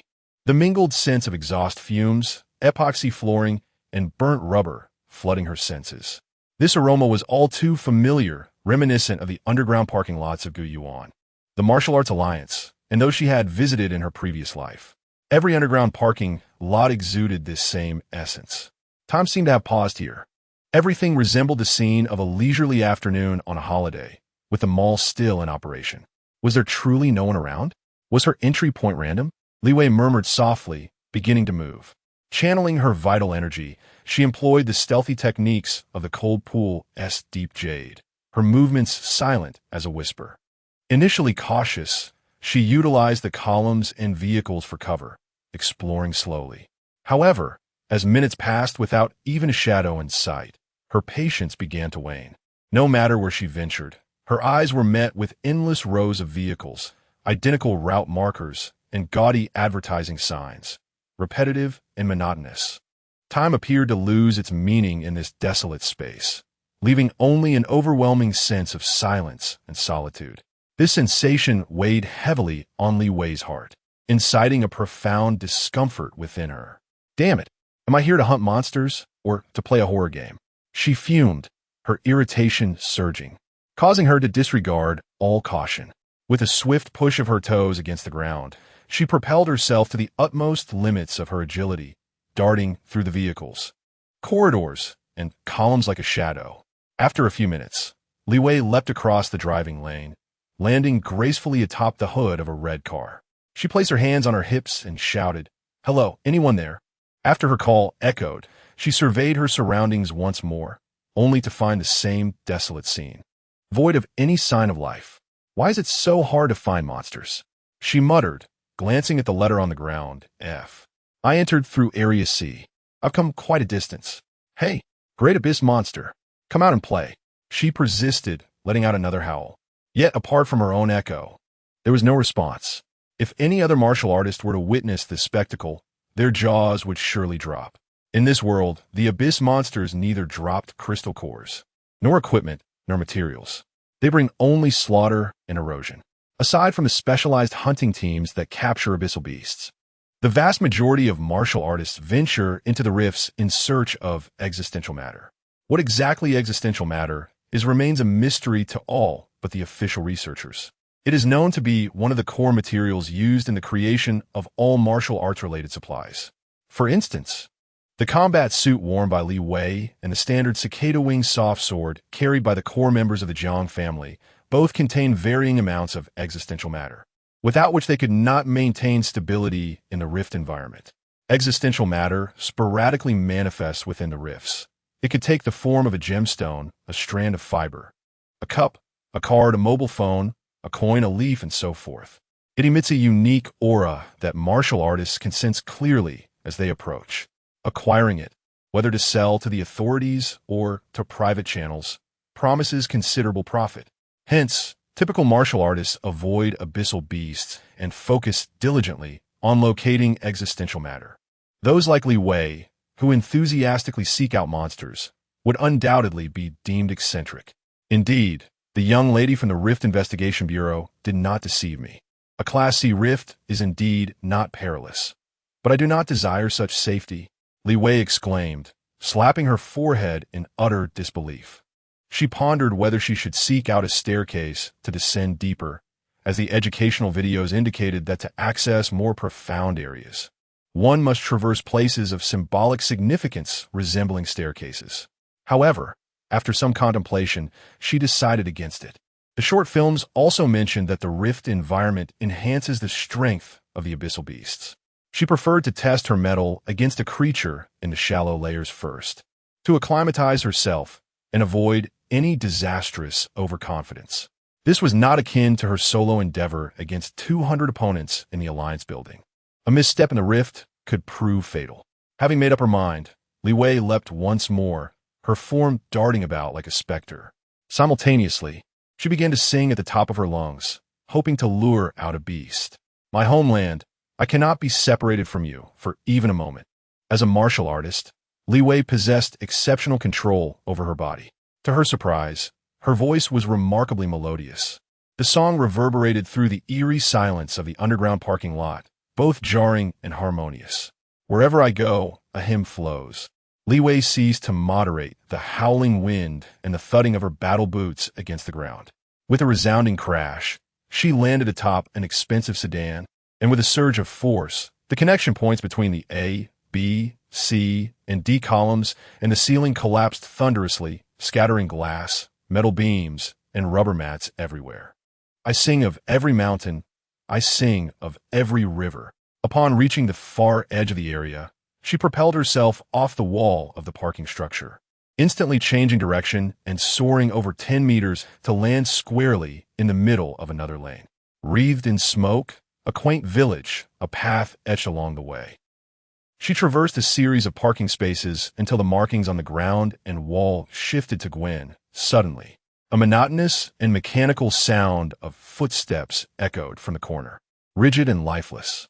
My dearest motherland, I shall forever remain close to your heart, resonated the vibrant voice of Li Wei, igniting a spark of excitement within her. In an instant, her figure made a sharp turn, akin to a streak of black lightning. Nearby, in an empty parking space, stood an entity clad in a security uniform, yet its head and limbs resembled those of a mannequin from a clothing store. Its exterior was pitch black, and upon hearing the melody, it creaked and turned its head. You convey to me with your maternal pulse. Suddenly, a flash of cold light surged forth. The security mannequin was severed at the neck, its torso and limbs disassembling in an instant, dark mist swirling from the severed edges. A faint glimmer of black light emerged and swiftly darted into Li Wei's forehead. Abyss Essence, 203, 212. She furrowed her brows. Is it only 9 o'clock? A Tier 1 calamity, bah. Chapter 59. Delving deeply, Wei weighed the soft sword in her hand, reminiscing about the sensation she experienced when severing the model's neck moments ago. It felt no different from slicing through the weight of 8 Gene, and her vitality had hardly diminished. In fact, she had exerted more energy while traveling. It seemed evident that a first-tier abyssal creature posed little threat to her. She glanced at her attributes panel. Vitality, Effect, Purification 493, 1,504. 3. 1 Essence replenishes 100 vitality. After dashing and making a single strike, she had only used a meager amount of vitality. Li Wei felt quite satisfied. With her foundational strength fully developed, her recovery rate as a warrior far exceeded that of ordinary individuals. Such minimal expenditure would soon be replenished and was hardly worth mentioning. Not to mention, she still had the abyssal essence in the blue vial left and used. Yesterday, both she and Gu Jinji had exhausted their vitality. Yet after a good night's rest, she felt revitalized while Gu Jinji appeared weary and drained that morning. This disparity was evident, especially when compared to a genius like Gu Jinji. Ah, and there's the purification effect. Jiang Xinyue had once mentioned that the purifying power of the White Lotus inherently countered abyssal creatures. The ease with which she dispatched foes was likely linked to this very effect. With her confidence firmly established, Li Wei abruptly lost her patience for further searching in this area. The efficiency was far too low, even less effective than her idle time spent in the Beast Arena a few days prior. Without hesitation, she began to explore the periphery of the underground parking lot in search of a passage deeper into the abyss. The parking lot was spacious, but with Li Wei's speed. It wasn't long before she discovered an elevator area. 3 elevators stood side by side, and further inside, a heavy fire door led to the stairwell. Li Wei casually pressed the buttons for the elevator, only to be met with silence, as anticipated. Without lingering, she pulled open the heavy fire door and stepped into the stairwell. As soon as she entered, Li Wei keenly sensed an unusual atmosphere. The stairwell had lights, but the illumination was significantly dimmer than that of the parking lot, as if shrouded in a thick veil of dust, creating a stifling and oppressive ambience. A faint musty odor wafted through the air, reminiscent of the old residential building she had lived in during her previous life. Am I beginning to drift away from reality? Li Wei mused, deliberately ignoring the upward stairs and opting to descend instead. She understood that within the abyssal rift, as long as she did not entertain thoughts of wanting to return, there was little difference between going up or down. Nonetheless, she instinctively preferred to follow her intuition.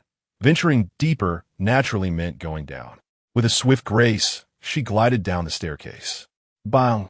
Li Wei kicked open the fire door to the next level, ready to charge out, only to freeze at the sight before her. Instead of emerging into the anticipated elevator area of the next level of the parking lot, she found herself in an opulently decorated women's clothing boutique. Taken aback, she turned around to discover a small wooden door behind her, clearly marked with a sign that read fitting room. What on earth? Is the abyssal rift this unpredictable? A hint of absurdity momentarily flickered in her mind when a malevolent gust of wind swept from behind. Li Wei curled her lip, too lethargic to even turn her head, and in an instant, her figure became indistinct, vanishing from the spot. Clang! A creature, grotesquely assembled from tattered garments, dismembered plastic mannequins, and a scattering of gleaming metallic adornments, lunged forward, only to find empty space. Clang! Its hefty form shattered the small wooden door of the fitting room into splinters. The creature had no time to adjust its posture before a chilling blade of light sliced through the air at an angle. The silken sword, as delicate as a cicada's wing, silently cleaved its torso in twain.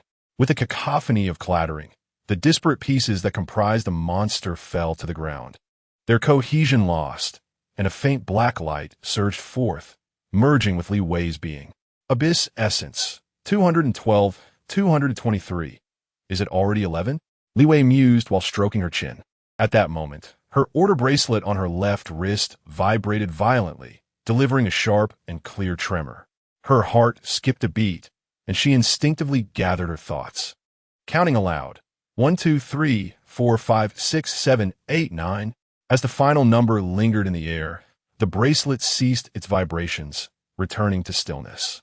In that fleeting moment, her heart nearly faltered, but thankfully, she had counted correctly, and no strange occurrences transpired. Has an hour truly passed? How swiftly time flies. Alas, I've only garnered 20 points in an hour. How vexing. I must return before the wedding on August 2nd. Time is of the essence. Let the hunt begin. Li Wei wasted no more time, striding out of the women's clothing store and into the circular corridor of the mall's atrium. She glanced up at the suspended floor directory. L2. I distinctly remember that when I entered the elevator, the parking lot sign indicated B2. Descending a flight of stairs, I ended up on the second floor instead. This place is truly extraordinary. She pivoted once more, surveying her surroundings. Everywhere her gaze fell, from the shop signs to the displayed merchandise, and the wall's paint to the floor's tiles, all colors appeared as though they had faded like old photographs. Their saturation diminished, exuding an inexplicable air of antiquity and desolation. Are you okay?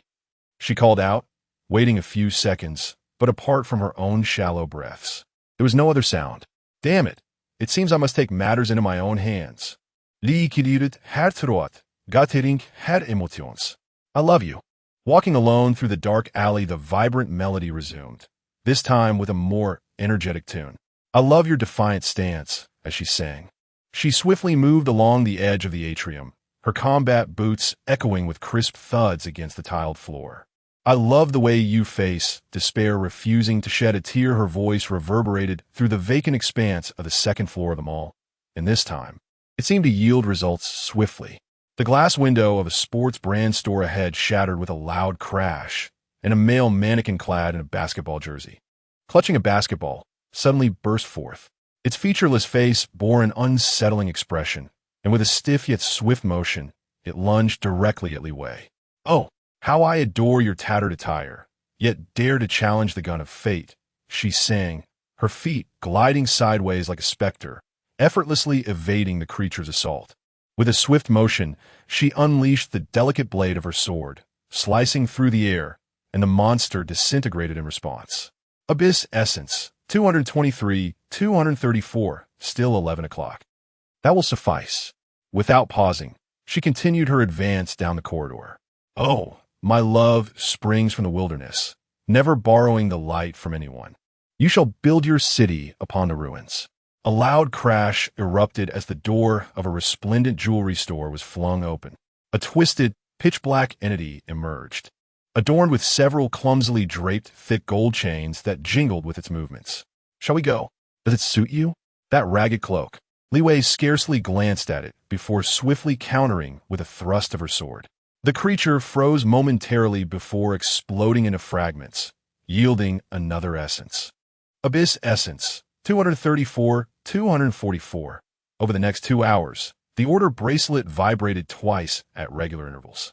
Each time, Li Wei halted her actions instinctively, counting aloud from 1 to 9 with unwavering precision. Once she finished counting, the bracelet returned to tranquility, allowing her to resume her melodic battle against the monsters.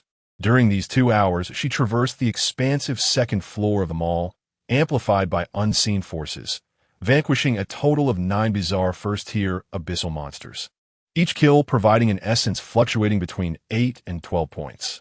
The final tally read, Abyss Essence, 307. Damn, this is still too slow. Li Wei Baoja. Her annoyance, prompting her to tug at the hood of her combat suit. The first petal of the Lunar Jade Lotus Amulet requires nearly 5,000 points for an upgrade. At this rate, when will I ever reach the second tier? I cannot linger here any longer. Her patience with the current level had completely evaporated. With a keen gaze, she scanned her surroundings and soon spotted a staircase sign. This time, without hesitation, she dashed toward the stairwell, instinctively descending. The dimness and mustiness within seemed even more pronounced. With a thud, she burst through the fire door, her breath momentarily catching. The familiar underground parking lot greeted her eyes. Yet this time, it bore a far greater desolation than when she had first entered. A nauseating stench of decay permeated the air. Dust cloaked every vehicle. Many tires were deflated, and mold crept across the walls and ceiling, with only half the fluorescent lights still flickering, casting an exceedingly dim glow. The most conspicuous change lies in the colors. Here, the saturation of hues has diminished even further, creating an oppressive atmosphere that renders one breathless. This cursed place is truly uncomfortable, Li Wei remarked, furrowing her brow. Forget it. Let us lure some monsters first. Just as she was about to raise her voice once more for a more exhilarating performance, suddenly, a cacophony of frantic combat sounds echoed from the depths of the parking lot. Amidst it, there seemed to be human cries. Someone, Li Wei Baoja, a flicker of surprise flashing in her eyes. Had she encountered other warriors? She immediately reined in her own aura, stealthily slinking towards the source of the sounds like a cat. Chapter 60. The Monster Hunt. As she delved deeper into the parking structure, the stench of decay intensified, nearly suffocating. Li Wei held her breath, her figure gliding silently between the abandoned vehicles. Soon, the path ahead opened up. Not far away, 5 grotesque creatures, exuding a dense black mist, were besieging 4 warriors clad in dark green combat attire. These monstrosities had surpassed the realm of human creation, reduced to grotesque masses of bloated flesh and disproportionate limbs. Most stood over 2 meters tall, with some nearing 3, unmistakably second-tier abyssal monsters. Among the 4 warriors, 3 were desperately fending off the onslaught, bearing various wounds. The most severely injured had a large gash at his waist, blood soaking through his combat suit. His face pale and movement sluggish. Each block was an arduous effort. Another warrior, with his back to the battlefield, wielded a massive hammer, furiously striking the concrete surface of a nearby support pillar. Bang, bang, bang. Chunks of concrete crumbled away, revealing a rusted steel skeleton within. His target was a distinct rebar, subtly radiating a faint silver-gray hue. Li Wei, concealed over 10 meters away, observed the man's frantic efforts, silently voicing, 80, 80, 80. Old Chin, hurry up. I can barely hold on. The burly man responsible for the frontline defense bellowed, swinging his long-handled battle axe to barely repel a charging monstrosity. Damn it, this cursed thing is embedded too deeply. Old Qin, drenched in sweat, had switched to an alloy pick, straining to pry the rebar loose, yet remained stubbornly immovable. Captain, we need to retreat. If we don't leave now, we'll all die here. The injured warrior coughed up a mouthful of blood, his voice laced with despair. A flicker of struggle crossed the eyes of the burly captain as he glanced between the rebar, tantalizingly close yet unyielding, and the precarious situation at hand, before gritting his teeth decisively. Retreat. Old Qin, forget about that thing. Saving our lives is paramount. No, just a little more. This thing weighs at least 1 kilogram. It could sell for 10 million. Old Qin's eyes glistened with desperation, ignoring the pleas and redoubling his efforts to pry it free. Don't drag us down with you. The captain shouted angrily, and in that moment of distraction, the largest abyssal monster seized the opportunity. Its claws elongated suddenly, sweeping viciously across his chest. Thud! The captain staggered back, his combat suit torn apart, deep claw marks visible down to the bone. Captain! The remaining young warrior gasped in shock, the pressure mounting as he was ensnared by 2 abyssal creatures, perilously close to defeat. The injured warrior could no longer hold on, collapsing to the ground. Old Qin was still locked in his struggle with the wall. The captain, clutching his chest, watched as yet another abyssal monster lunged toward him. Despair etched across his face. It was over. In that critical moment, a shadow, dark and unannounced, like a specter, plunged into the battlefield. Swift, incredibly swift, yet eerily silent. It seemed as though the shadow had materialized from the depths of their impending demise. Swoosh, swoosh, swoosh, swoosh, swoosh.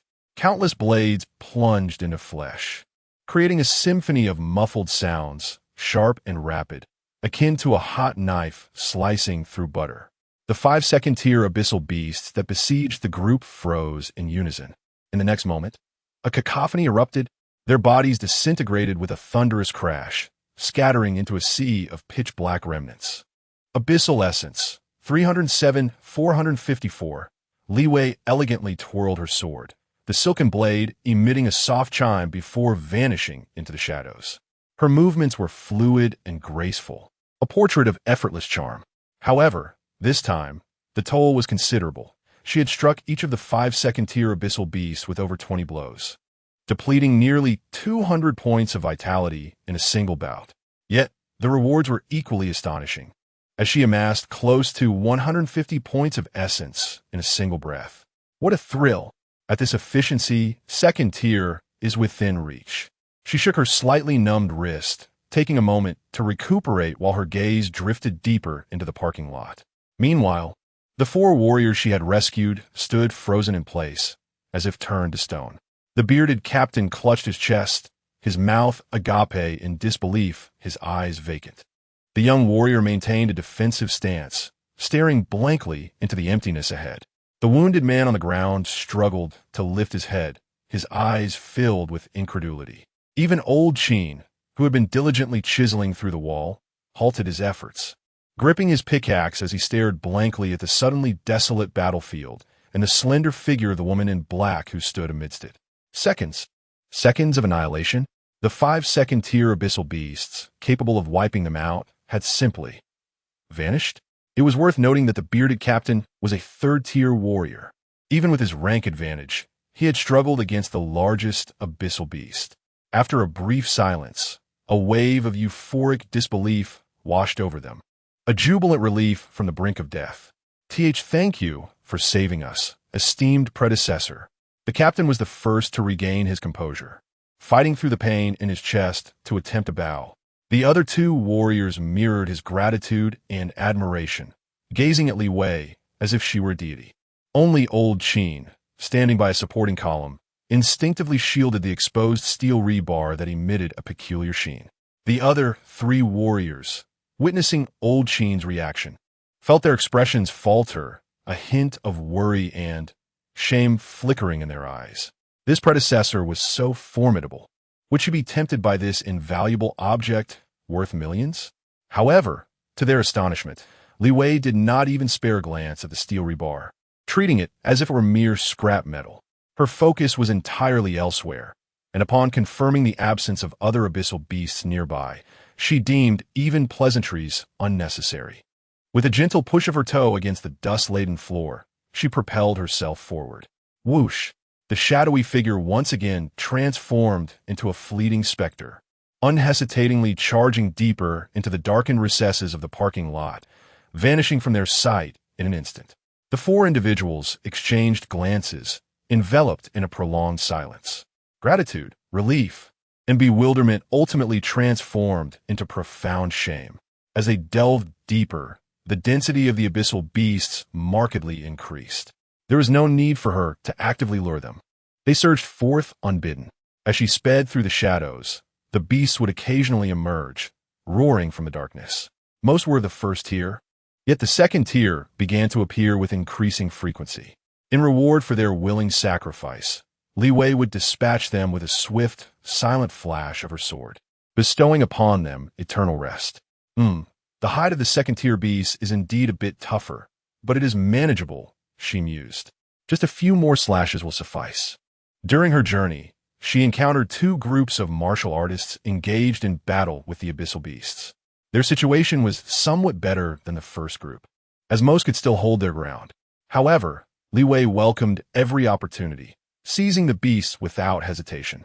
Like a bolt of black lightning, she moved through the fray, her sword flickering with brilliance as the abyssal beasts fell in droves, becoming her essence. The martial artists whose prey she had claimed bore no resentment. Rather, their faces radiated joy as they gazed at her retreating figure, their eyes gleaming with eagerness, as if they had stumbled upon a supermarket promotion of buy one get one eggs with an additional discount.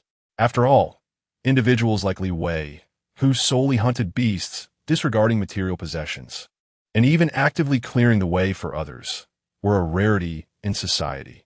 For the vast majority of martial artists entering the rift, the abyssal beasts posed an obstacle to their quest for material existence, a threat that could snatch away their lives at any moment. They would prefer to avoid confrontation, unwilling to engage in a deadly struggle with these fiends. Li Wei's proactive extermination of the beasts appeared to them as if a benevolent deity had descended to aid them. Of course, some sought to approach her, hoping to strike up a conversation, cultivate a connection, or perhaps follow this formidable figure to bask in her glory. Yet, Li Wei eluded them with an astonishing swiftness, leaving them in her wake, her silhouette vanishing from sight. Gradually, her exploits began to circulate among the martial artists in this region. Chapter 61. The Volunteer on the morning of the 28th. In the makeshift rest area of the assembly zone, Li Wei opened her eyes and sat up from the simple army cot. The room was modest, housing only 4 beds, 3 of which were unoccupied. The other 3 young women who had originally occupied the space had departed in the latter part of the night, leaving Li Wei alone.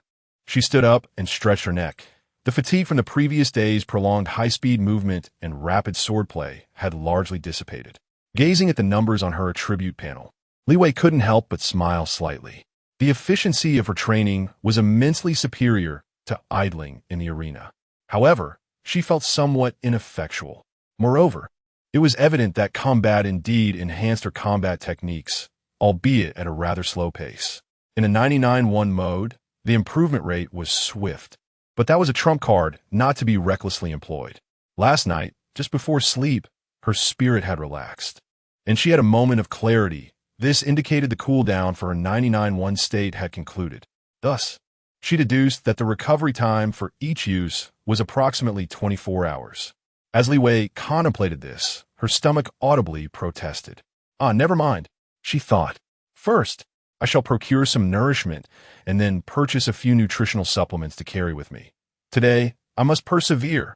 The nutrition supplements sold by the authorities contain trace amounts of existence material, allowing martial artists to resist the erosion of the abyssal environment, thus facilitating energy and hydration replenishment within the rifts. Li Wei had neglected to purchase any yesterday, and by afternoon, she had been so famished that her vision had blurred, causing her efficiency in monster hunting to plummet. She resolved to learn from her mistakes. Today, she would ensure her endurance. Determined, Li Wei donned her combat attire, pulled up her hood and mask, and made her way to the dining hall. The communal dining area of the assembly zone was bustling with life, the air rich with the aroma of various foods mingling together. Martial artists congregated in small groups, feasting and laughing boisterously, creating a vibrant atmosphere. Li Wei balanced a large tray piled high with food and settled into a discreet corner. She was still trending on social media, and, at that moment, she wished to remain incognito. However, just as she picked up her chopsticks, she overheard a conversation about her. "Hey, did you hear? We had a remarkable person show up here yesterday." "Remarkable? Do tell." "A woman, dressed in black. Her speed was astonishing, like a specter. She dispatched second-tier abyssal monsters, as if they were mere vegetables." "Is that true? So formidable? What tier was she?" "Who knows? Anyway, Old Wang's team had a stroke of bad luck yesterday. They encountered 5 second-tier monsters and were on the brink of disaster when that heroine suddenly appeared. And in a flash, the monsters were gone. The remarkable part? She only killed monsters, not a scrap of existence material." "Wow, is there really such a bodhisattva?" "Indeed. Several groups encountered her yesterday. They all say she only kills monsters and doesn't want anything else. They've nicknamed her the black-clad bodhisattva." Li Wei nearly spat out the mouthful of soy milk she had just sipped, almost spraying it onto the wall opposite her. The little bodhisattva in black? She felt her temples throbbing intensely. What kind of ridiculous nickname is that? It's utterly embarrassing. She was so mortified that she wished to bury her entire face in her plate, her cheeks burning fiercely beneath her mask. Fortunately, not everyone was fixated on the trivial matters of the little bodhisattva. Just as this thought crossed her mind, another table nearby began to murmur in hushed tones. "Hey, did you hear? About half an hour ago, someone in a gray uniform was carried out on a stretcher, covered in blood." "Really? I just woke up and didn't see anything." "Absolutely. I saw it with my own eyes. They must have encountered something tough. The blood was hissing." "No way, right? Just a sea-level rift, and the investigators can get hurt that badly?" "Those in gray uniforms are different from us. They often delve into the deep areas, which are perilous." "True." The conversation gradually subsided, overshadowed by the lively discussions of other diners. Li Wei absent-mindedly pushed the food around her plate, a hint of unease bubbling within her. Could it be? Is something amiss? Do I possess some kind of Conan-like intuition? Or perhaps, did the commotion I caused yesterday disturb something formidable? That can't be. I only took down some second-tier creatures. While they seemed numerous, I was alone. How many could there actually be? Just as she pondered this, an urgent announcement blared from the restaurant's ceiling. The sharp crackle of static was followed by a clear female voice resonating throughout the hall, prompting everyone to cease their activities. "Attention! The C3-01-045 rift will be temporarily sealed, effective immediately. All warriors are to remain on standby in the assembly area." The message repeated, "Attention! The C3-01-045 rift will be temporarily sealed, effective immediately." The restaurant erupted into a cacophony of chatter and speculation. What is going on? Why the sudden closure? Damn! Standby? I was just about to head home. Are we still able to leave? What the hell is happening? When will it be reopened? Our team just received a mission to capture the octopus monster, and there's a deadline. Li Wei furrowed her brow, her chopsticks suspended in midair. Sealed? Does this mean my plans for advancement are doomed? Amidst the clamor and rising complaints, the broadcast content shifted once more. This time, it was no longer the pleasant female voice, but a deep, hoarse male voice, tinged with exhaustion. "Everyone, an extremely important team has encountered a large-scale upheaval of abyssal creatures in the deep region and is currently trapped and unresponsive. The situation is critical. Urgent support is needed. Repeat, this rescue operation is of utmost importance. We are severely understaffed. We require assistance from all willing warriors. Please gather at entrance 3 immediately." The restaurant fell eerily silent for a moment, then erupted into an even greater uproar. Rescue? Trapped? An extremely important team? I bet there are significant figures in that team. Otherwise, there wouldn't be such a commotion. The prominent figures are not to be trifled with. Have you ever seen the Investigation Bureau show deference to anyone? I suspect this is likely a prodigy under special cultivation. They must be apprehensive about the dangers within. Wasn't the extensive rescue operation in Spring City a few years ago conducted for a remarkable talent? Let us go. We should lend a hand. The Investigation Bureau has assisted us on numerous occasions. Count me in. My life was saved by the Bureau's agents back then, so it's only fitting to repay the favor. After a brief stir and discussions, nearly half of the patrons in the restaurant, close to 100 martial artists, abruptly rose from their seats, leaving their trays untouched, and surged toward the exit with hurried, chaotic footsteps. Among those who remained, some displayed hesitation and conflict. Others shook their heads with sighs, while a few continued to eat, seemingly indifferent to the unfolding events. Li Wei was momentarily taken aback. An incident involving official personnel had occurred, triggered by the monstrous upheaval. Although her initial intent in entering the rift was to enhance her own strength, an innate sense of collective honor and responsibility toward her nation made it difficult for her to turn a blind eye. Just finished singing My Country and now the test arrives? With a sigh, she could no longer remain seated. After swallowing her last bite of food, she too joined the throng rushing outside. In the hall before entrance number 3, a dense crowd had gathered, roughly estimated at no fewer than 300 individuals. At the forefront stood a middle-aged man clad in a crisp gray uniform, with gray hair and a square face, bearing the insignia of 2 stripes and 3 stars on his shoulders. He did not utilize any amplification device, yet his voice resonated clearly in the ears of everyone present. The situation is urgent, and time is of the essence, so I will be brief. The interior of the rift is chaotic and disordered, with pathways shifting randomly. We cannot provide precise point-to-point support. The only viable approach is to employ a numerical strategy and rely on probability. Therefore, this rescue operation will not involve teams or prescribed directions. There is only one objective: advance to the deepest part of the rift as swiftly as possible. Let me reiterate, this is a solo endeavor. There will be no teammates to coordinate with, nor logistical support. The man's tone shifted sharply as his gaze swept over the assembled crowd. You have 30 seconds to contemplate this. Those who wish to withdraw or feel inadequate in strength may do so now. The Investigation Bureau will not hold any grievances against you. We appreciate your courage in coming here. As his words echoed, a palpable stir and whispers coursed through the crowd. After a brief moment of hesitation, struggle, and deliberation, approximately half of the individuals lowered their heads in silence and exited the hall, their steps heavy. Meanwhile, others continued to arrive from various locations. Upon grasping the situation, some stepped resolutely into the crowd, while others departed quietly. After 30 seconds, the number of people in the hall stabilized at around 200, including the emergency mobilization of a dozen standby teams from the Investigation Bureau. The total count approached 400 individuals. The middle-aged man observed those who remained with an inscrutable expression.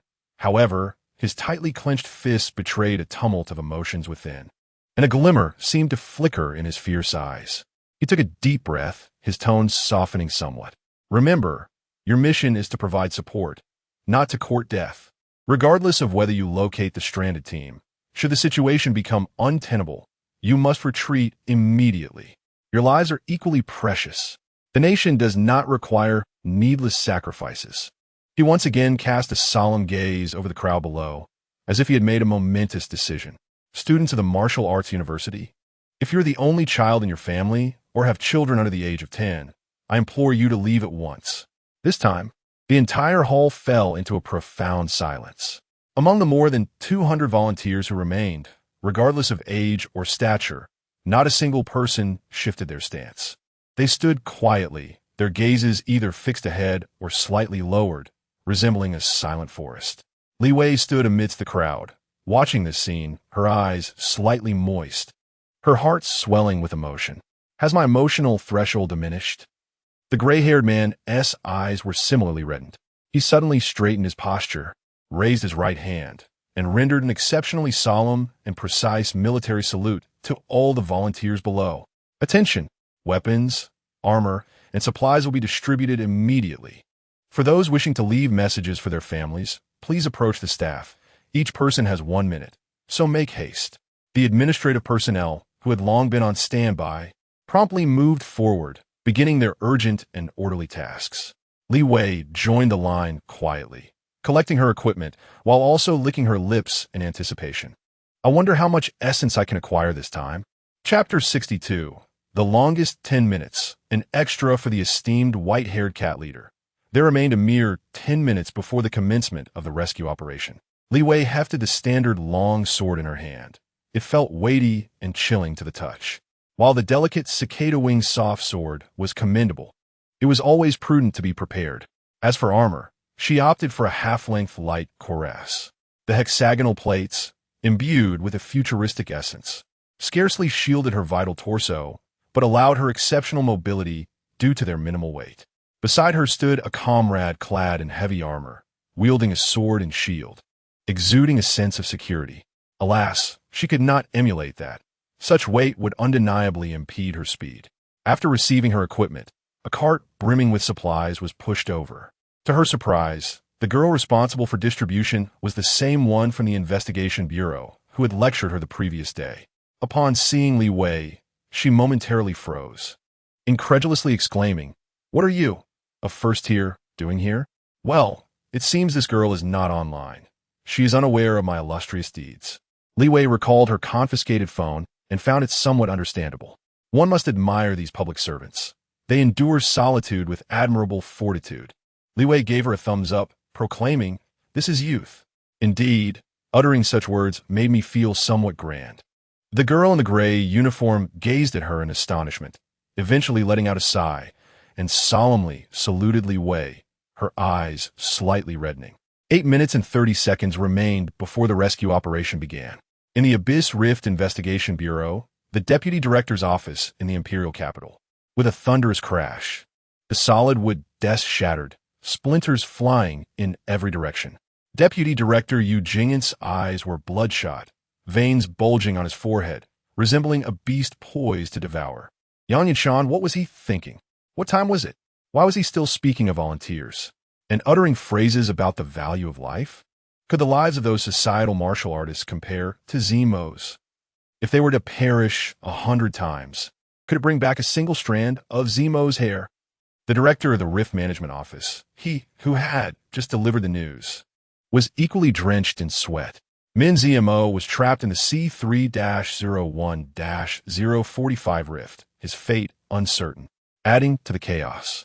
The bureau chief was away on official business at the North Sea Rift, leaving the imperial capital in disarray.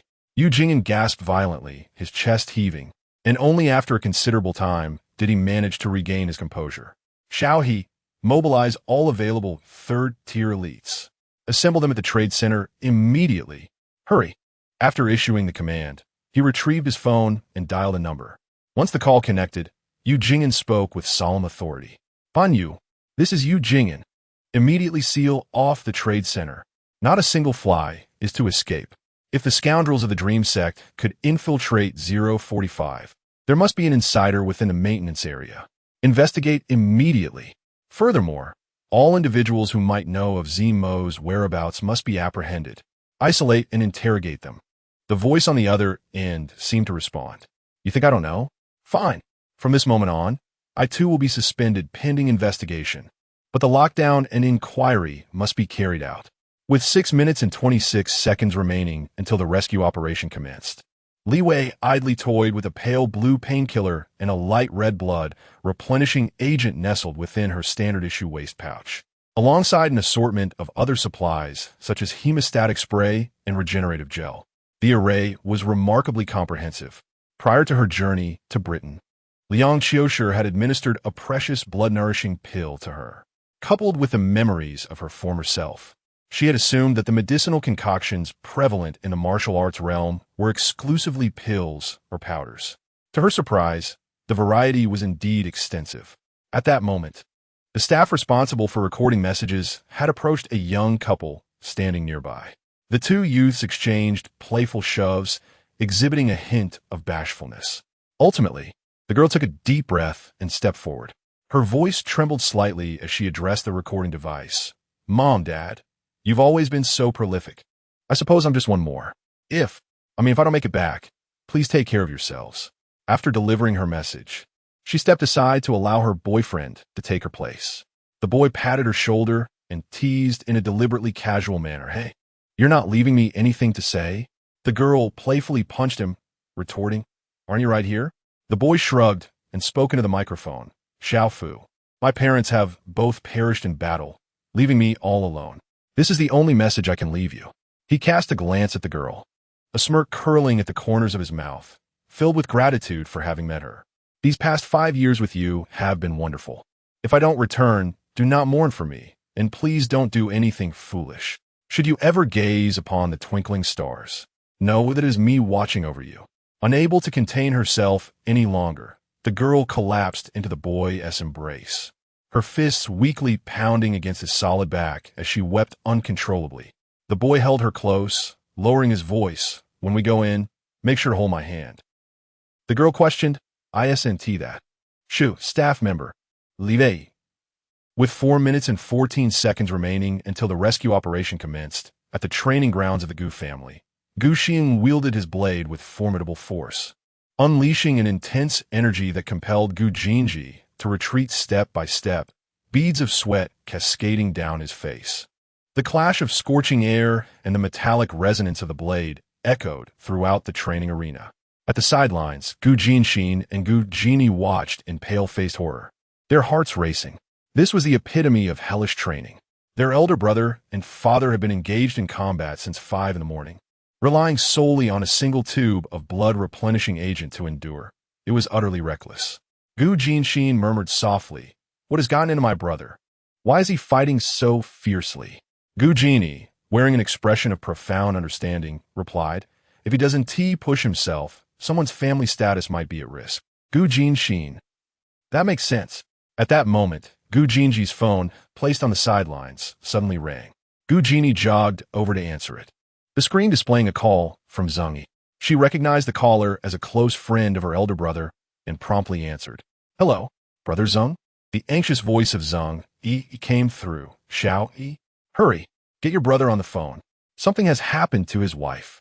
Gu Jini was startled. Sister-in-law is in trouble. Before she could finish her sentence, a long, powerful hand snatched the phone away. Gu Jinji barely had time to wipe the beads of sweat rolling down his forehead. Though his breath was slightly uneven, his voice was cold and steady. "Speak." Zhang Yi spoke urgently. "The Wanao area is under lockdown. The people you sent in are likely unable to contact you. I just heard about this and called you." Gu Jinji's pupils constricted suddenly, understanding the gravity of the situation. "Thank you." With that, he hung up the phone abruptly, his gaze sweeping over his equally shocked siblings, finally resting on their father, Gu Xiang. Gu Shiheng's expression was grave as he nodded. "You must go to Huanao immediately. I will contact my friends at the Investigation Bureau for more information." 3 minutes and 23 seconds remained until the rescue operation began. The recording device was handed to Li Wei. She blinked, momentarily at a loss for words. In truth, with her speed, the lurking threats below the third step of the abyss would pose no obstacle. Her involvement in the rescue carried minimal risk, devoid of any tragic sentiments or last words to impart. Yet, observing those around her, each person either was settling their affairs or making heartfelt confessions. The atmosphere had reached an emotional crescendo. Just as she was mulling over this, the armored uncle beside her spoke into another microphone with a steady voice. "Mom, you bore 3 sons. If I were to perish, you need not worry about having no one to support you in your old age. Although my elder brother is not a martial artist, he is a man of integrity. My younger brother may be a bit mischievous, but he has filial piety. So I am truly at ease. Just remember one thing, the fund I bought for you. Do not be frugal. Enjoy your meals, drinks, and leisure. I am a son who believes in living in the moment and detests being controlled by women, so do not bother saving up for my bride price. It is unnecessary." Li Wei's eyes twitched as she glanced at the microphone, feeling that if she did not make a declaration, she would seem out of place. Clearing her throat, she declared, "We shall hold the wedding after the operation." The staff member, the hand holding the recording device, visibly trembled. 2 minutes and 40 seconds remained until the rescue operation commenced. At the top floor office of the Martial Arts Alliance in the capital, Huang Lei slammed his palm onto the table. "Damn it! How could the cultists from the Dream sect infiltrate the rift where Min Zimo is located? What are those useless fools at the Investigation Bureau doing? His face was a mask of unrestrained anger and derision. What did that old fool Ding, the head of the Investigation Bureau, say to me back then? Huh? He claimed I was overreaching and that my greed was like a snake attempting to swallow an elephant, refusing to hand over the information to me. Now look, an incident has occurred. Now that they are short on manpower, they remember us. They let a fine talent slip through their fingers. And this is how they protect them? Huff, huff. Huang Lei's chest heaved violently with rage, the air around him seemingly scorching with intensity. After venting his fury, he gritted his teeth, forcing himself to regain composure, and issued a command. Transmit my orders. Immediately assemble all active third-tier warriors from the divisions. Emergency gathering. All personnel to the Huamao Center for support. Hurry. 10 seconds remained until the rescue operation commenced. The gray-haired middle-aged man, Yang Yinshan, raised his hand to glance at his watch, his expression grave. The atmosphere in the hall was thick with tension. Time ticked away, second by second. Beep. The watch emitted a soft sound. Yang Yinshan abruptly lifted his head, his voice booming and resolute. Third-tier warriors. Enter. Swish. Swish. Swish. The 40 or so figures of the front row surged forward without hesitation, vanishing into the ominous distortion. 10 seconds passed. Second-tier warriors. Enter. This time, a torrent exceeding 200 individuals surged forth. Another 10 seconds. All remaining personnel. Enter. Li Wei inalad daipoi. Her toes barely touching the ground as she darted forward like lightning, the first to plunge into the foreboding shadows of twisted light. Here I come, experienced comrades. I'm on my way. Behind her, the remaining volunteers and investigators swiftly followed suit. Yang Yinshan raised his right hand once more towards the entrance, rendering a solemn military salute. Behind him, over 100 administrative staff from the Investigation Bureau, left in the preparation area, lined up in neat formation, standing at attention and saluting in unison. 44 seconds into the operation, a young man in gray uniform stumbled into the vast hall, his face etched with anxiety and fear. He scanned the surroundings, realizing the others had vanished, nearly bursting into tears. Yang Yinshan furrowed his brow. Xiao Mo, what is wrong? The youth, named Xiao Mo, gasped for breath. Young supervisor. Just now, in the volunteer team, there was the young lady of the Gu family. The young lady of the Gu family? Yang Yinshan's brow knitted tighter. What young lady of Gu or Li? Once one has become a volunteer, they're a warrior. On the battlefield, there are no identities. His tone was stern, clearly disapproving of such special considerations. Xiao Mo shrank back, his voice barely above a whisper, but that Gu young lady, she's also a consummate master. What? Yang Yinshan emitted a sharp, explosive sound. Chapter 63. Struggles and Adversity, The Abyssal Rift, 8th Layer. Here, colors have utterly faded. A glance reveals only varying shades of black, white and gray. The air is thick with a stench of decay, suffocating and oppressive. The once vibrant layout of the dining area on the 3rd floor of the mall has transformed beyond recognition. Only a single group remains, trudging slowly and laboriously through the ruins and amidst the throngs of abyssal creatures. A colossal 3rd-tier abyssal beast, resembling a giant octopus with tentacles flailing like steel whips, emits a deafening roar. Amidst the swirling black mist, several robust tentacles cleave through the air, propelled by a fierce wind, crashing toward the tall figure at the forefront of the team. In Min Zimo's grasp, the silver-gray spear lacks reflection in the dim light, save for a glimmer at its tip. Unflinching in the face of the octopus creature's onslaught, he deftly pivots his wrist and thrusts the spear with tremendous speed. Boom! The spearhead detonates into a canopy of white mist, the force of his vitality exploding, shattering the resilient tentacles that ordinary 3rd-tier warriors could never hope to breach. Harnessing the recoil, Min Zimo swiftly retreats, narrowly evading the treacherous ambush of the other abyssal monsters, and sweeps his spear across. With a slicing sound, 7 or 8 first- and second-tier abyssal creatures are instantly torn apart, clearing a space around him. Behind him, 9 agents clad in various colors of standard armor form a tight defensive circle, moving in unison with his rhythm, laboriously advancing toward a chosen store. The clash of blades and flashes of swords intertwine continuously, each individual exerting their utmost to fend off the overwhelming tide of assaults from all directions. Min Zimo once again knocks aside a third-tier abyssal creature attempting to flank them, and at last, under his protection, the team breaks into the selected shop.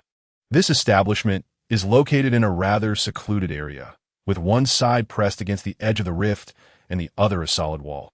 The sole entrance being the 3-meter-wide front door, making it a defensible stronghold. Inside, a thick layer of dust blankets the surfaces, but the outlines of tables and chairs can still be discerned. Deeper within, the space appears as if it has been kneaded by some unseen force, the lines of walls, floor, and ceiling twisting, fracturing, and exhibiting a bizarre abnormality. Yet the investigators have no time to ponder these oddities as they rush into the store. They swiftly rearrange into formation. 2 shield bearers firmly position themselves at the forefront. Flanking them are teammates wielding long swords and sabers, while 2 long spears take their place at the rear, poised to deliver lethal thrusts through the gaps in the shields at any moment. Captain, switch defenses. Just as the new defensive formation stabilizes, the shield bearer at the front shouts hoarsely towards Min Zimo, his voice rasping from exertion. Without a moment's hesitation, Min Zimo channels his strength and retreats back into the formation, his breathing slightly hurried, beads of sweat forming at his temples. Thud, thud, thud. 2 heavy alloy shields brace against the encroaching tentacles. The 2 third-tier investigators holding the shields grit their teeth, their feet carving deep grooves into the dust-laden floor.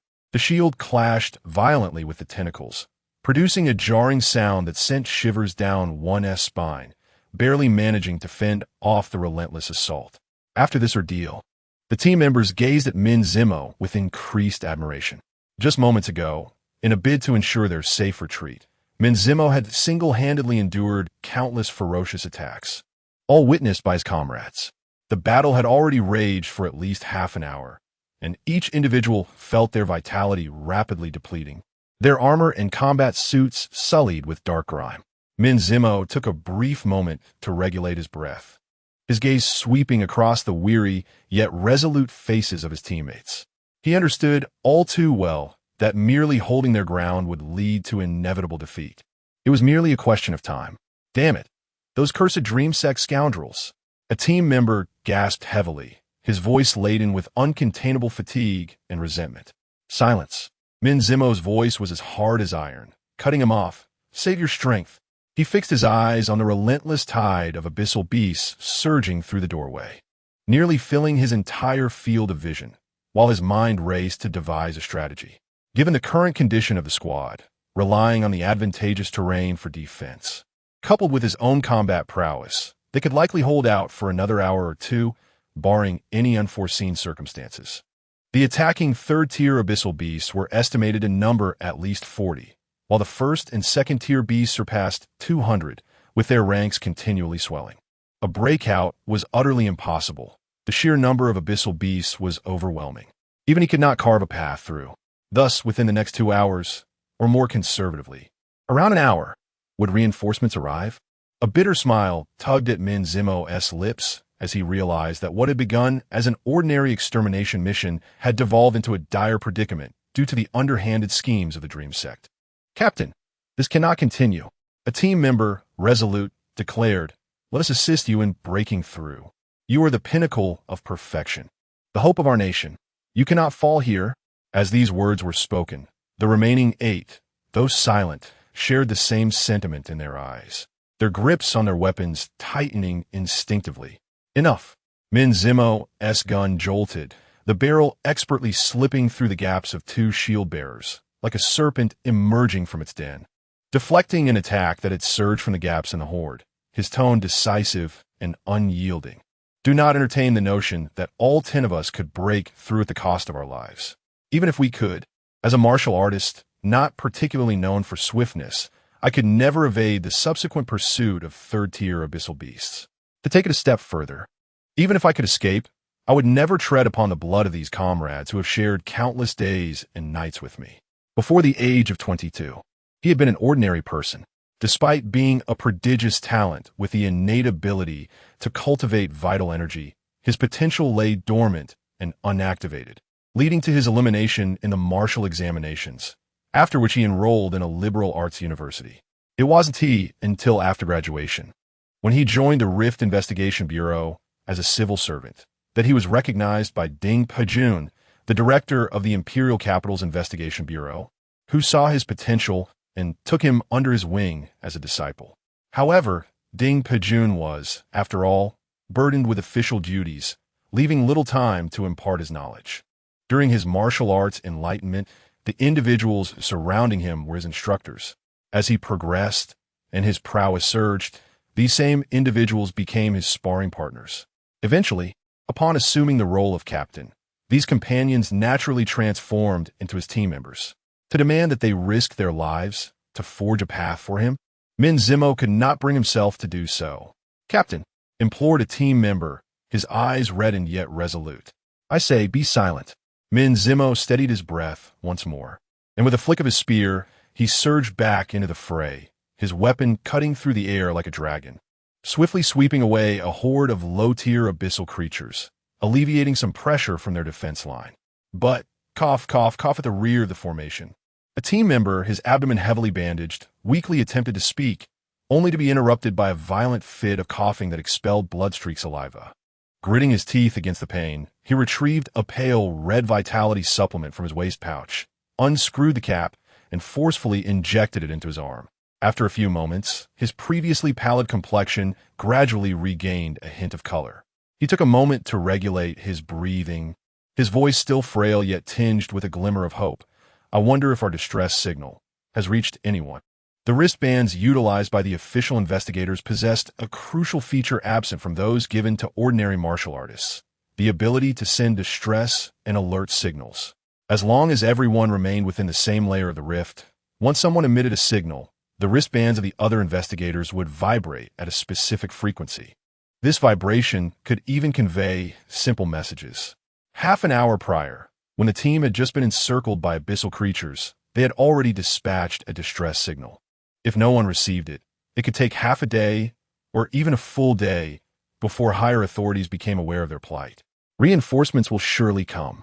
Min Zimo spoke solemnly, striving to bolster the morale of his comrades, affirming that if they held their ground, there remained a glimmer of hope. No sooner had he spoken than the three-tiered octopus monster he had previously injured launched an even more ferocious assault. This time, its numerous tentacles thrashed wildly, transforming into a dense and impenetrable shadow of black whips, descending upon them in an overwhelming wave. Confronted with this seemingly fatal onslaught, Min Zimo's pupils constricted, and he abruptly propelled himself off the ground. In an instant, he surged toward the horde of monsters. The spear in his grasp came alive, morphing into a blazing streak of light, its tip trailing a dazzling orange flame. Thud, thud, thud. The low-tier abyssal creatures that stood in his way had no time to react before being pierced and shredded by his fierce spear strikes. Seizing the fleeting moment of vulnerability exposed by the octopus monster's all-out attack, Min Zimo closed in like a shooting star. "Kill," he uttered in a low voice, as his spear transformed into a torrent of flames, infused with his almost boiling blood, and thrust fiercely into the very core of the octopus monster. Swoosh! The spear pierced through its body. Black, foul blood erupted like a fountain. Screech! The octopus monster emitted a wretched howl, its massive form trembling violently, and all its tentacles instantly wilted as if bereft of support, succumbing to decay. With a swift strike, Min Zimo refrained from lingering in combat, executing a powerful kick against the slick, lifeless body of the octopus monster, propelling himself backward and gracefully returning to formation. The colossal form of the octopus monster collapsed with a thunderous crash, releasing a dense cloud of black mist. The defeat of a third-tier creature caused a noticeable halt in the onslaught of the abyssal beasts, granting the team a precious moment to breathe. Min Zimo's chest rose and fell gently. The explosive strike had taken its toll, and the muscles in his arm trembled slightly from the effort. Yet, he did not allow himself a moment's respite. His penetrating gaze scanned the chaotic battlefield, settling on the stairwell entrance across the street. "Listen to me," he articulated clearly, ensuring that each member of his team could comprehend his words. "Let us hold on a little longer. We will head to the 9th level, the inverted domain." The team members paused, their faces reflecting uncertainty and apprehension. "The inverted domain? Captain, that place is far more perilous than here. Is it not too reckless?" One of the team members, who had previously suggested sacrificing himself, hesitated. Min Zimo swiftly elucidated.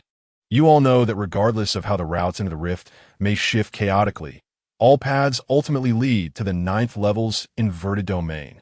Even if reinforcements are dispatched, our best hope of uniting with them lies in reaching that destination." This proposal was undeniably audacious, even bordering on madness. The inverted domain teetered on the brink of a true abyss, where the rules became increasingly chaotic, amplifying the strength of the abyssal beasts. However, being seasoned investigators, the team quickly recognized that Min Zimo was correct. Remaining here was tantamount to awaiting death. Attempting to break through to the retreat was futile.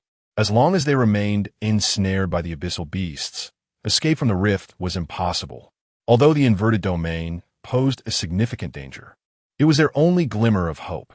"Captain, we trust your judgment. Let us fight these monsters." The team member spirits reignited with determination, and consensus was swiftly achieved. Min Zimo then shifted his tone, adding, "But we cannot go just yet. Assuming we are successful in summoning aid." He began to calculate rapidly in his mind, considering the time it would take for forces to organize above, for the rescue team to navigate the rift, traverse the chaotic area, and ultimately reach the 9th level. Min Zimo's expression hardened, conviction in his voice. "We must endure for another 40 minutes. After 40 minutes, we will break through and head to the inverted domain." "Yes." The team members responded with renewed vigor, their voices weary yet imbued with resolve. Chapter 64, Encountering the Enemy. As she traversed through the distorted light and shadows, Li Wei found herself in a sudden burst of clarity.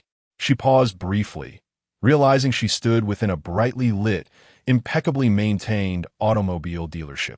The floor gleamed with such brilliance that it could cast reflections of silhouettes. At the center of the showroom rested a formidable black six-wheeled off-road vehicle, its robust lines exuding an aura of power. Everything here was immaculate, pristine, as if time itself had been suspended. Li Wei cast a swift glance around, confirming the absence of any moving entities. With a delicate push of her toes against the ground, her form transformed into a fleeting shadow, darting out of the dealership's entrance in an instant. She sprinted down the corridor of the mall, fervently searching for the passage to the next level. C3-01-045 Rift Exit Square. This area had been hastily repurposed into a makeshift battlefield hospital. A dozen individuals clad in white coats from the Bureau of Investigation hurried about, various unidentifiable sophisticated medical instruments being assembled in a flurry of activity, both busy and orderly. At the periphery of the square, a temporary command center was established. Yang Yinshan paced anxiously, one hand on his hip while the other clutched a walkie-talkie, barking into it with frustration. "You want me to find someone? With what? All my people are already inside. Tell them, if they wish to save anyone, they must come themselves." With a huff, he ended one communication, only to have the walkie-talkie buzz again almost immediately. "Director Yang, we have a report from the Martial Alliance, S. Huang Jinshu. Director Yang. The head of the Gu family is personally Director Yang. There is also a call from Master Jiang as Yang Yinshan listened to the succession of reports from his subordinates. A throbbing pressure built at his temples, a surge of ire coursing through him. He bellowed, "From this moment on, if anyone brings me such matters again, I swear I will have them eliminated." After his outburst, he slammed the walkie-talkie onto the table, his chest heaving with agitation as he tugged at his graying hair in frustration. Just dealing with Min Zimo is already a headache, and now another distraction in the form of Gu Sheafuren. He could only hope that among these so-called volunteers, a third individual requiring special attention would not emerge. Bang! Li Wei burst through the fire door, racing out from the stairwell. The familiar layout of the underground parking lot reappeared before her. The wall signage indicated B3. This was the level just below B2, which she had visited previously. According to her memorized layout of the mall, this should be the lowest level of the entire building. In contrast to B2, B3 had far fewer advertisements and a scarcity of vehicles. She glanced back, harboring a vague hope that the stairwell still remained. If it did, she could delve deeper without further ado, saving a considerable amount of time. Unfortunately, only a cold support pillar greeted her, and the space shifted once more. As anticipated, it was too good to be true. Li Wei clicked her tongue softly and resumed her rapid pace. From the shadows in the corners, faint rustling noises could be heard, suggesting that some lurking creature was nearby. Yet she remained resolute, her focus unwavering, prioritizing the rescue of others above all else. Swiftly, she navigated the periphery of the parking lot, searching for an entrance that would lead her deeper within. This level appeared to be exceptionally vast, or perhaps the space itself had been profoundly distorted. Time and again, she encountered hauntingly familiar scenes, as if she were trapped in a loop, spiraling in place. After what felt like an eternity, she finally stumbled upon a secluded corner where a new staircase beckoned. Without a moment's hesitation, she darted inside.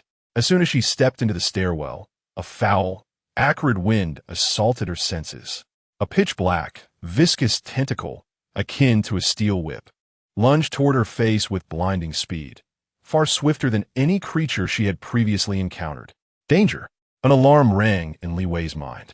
She barely had time to draw her delicate sword, instinctively lifting her standard long sword to block the impending blow. The clash of metal resonated deafeningly. A tremendous force surged through the blade. With a thunderous crash, Li Wei felt her right arm quiver violently, her grip splintering as blood spattered forth. The sheer power of the attack sent her hurtling backward, like a kite severed from its string, crashing back into the parking lot. With a resounding thud, she landed heavily, denting the hood of a deep blue sedan, creating a cacophony of sound. What immense strength! Before she could regain her composure, a chilling figure began to emerge from the stairwell. Its core was a grotesque, pulsating mass, slightly over a meter in diameter, its surface teeming with pale, eyeless bulges that sent shivers down one's spine. From this grotesque mass extended numerous tentacles, varying in thickness, which writhed like an octopus, expanding its effective range to an astonishing 4 or 5 meters. It moved without legs, slithering with uncanny agility. No sooner had it exited the stairwell than it began to ascend the wall, silently creeping onto the ceiling. Countless pale eyeballs spun to focus intently on Li Wei, who was struggling to rise from the crumpled hood of the car.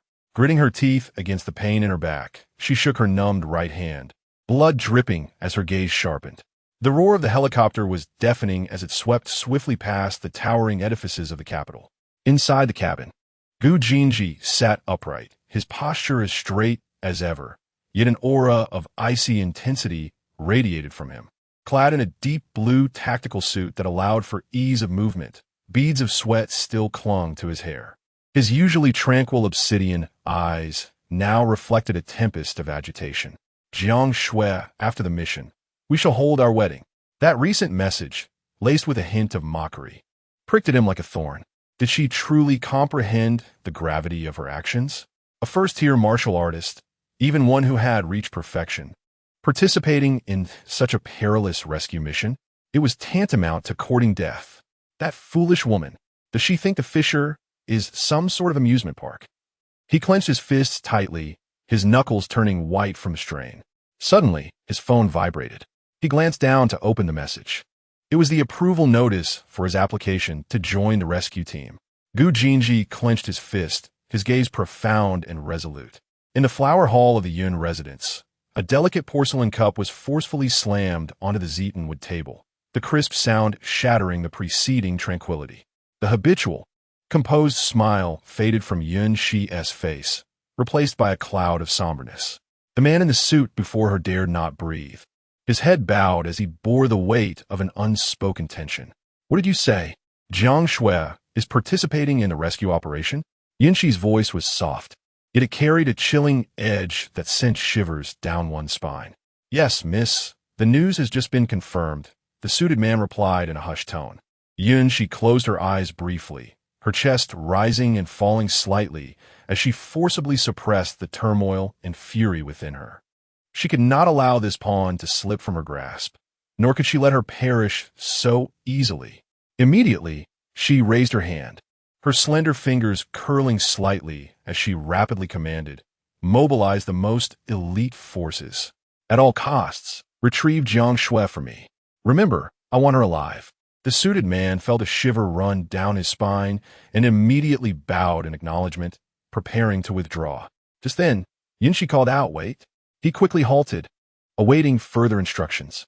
Yinshi adjusted her hair by her temple, her eyes deep with contemplation. After a considerable pause, she coldly declared, "Forget about this matter. You may leave."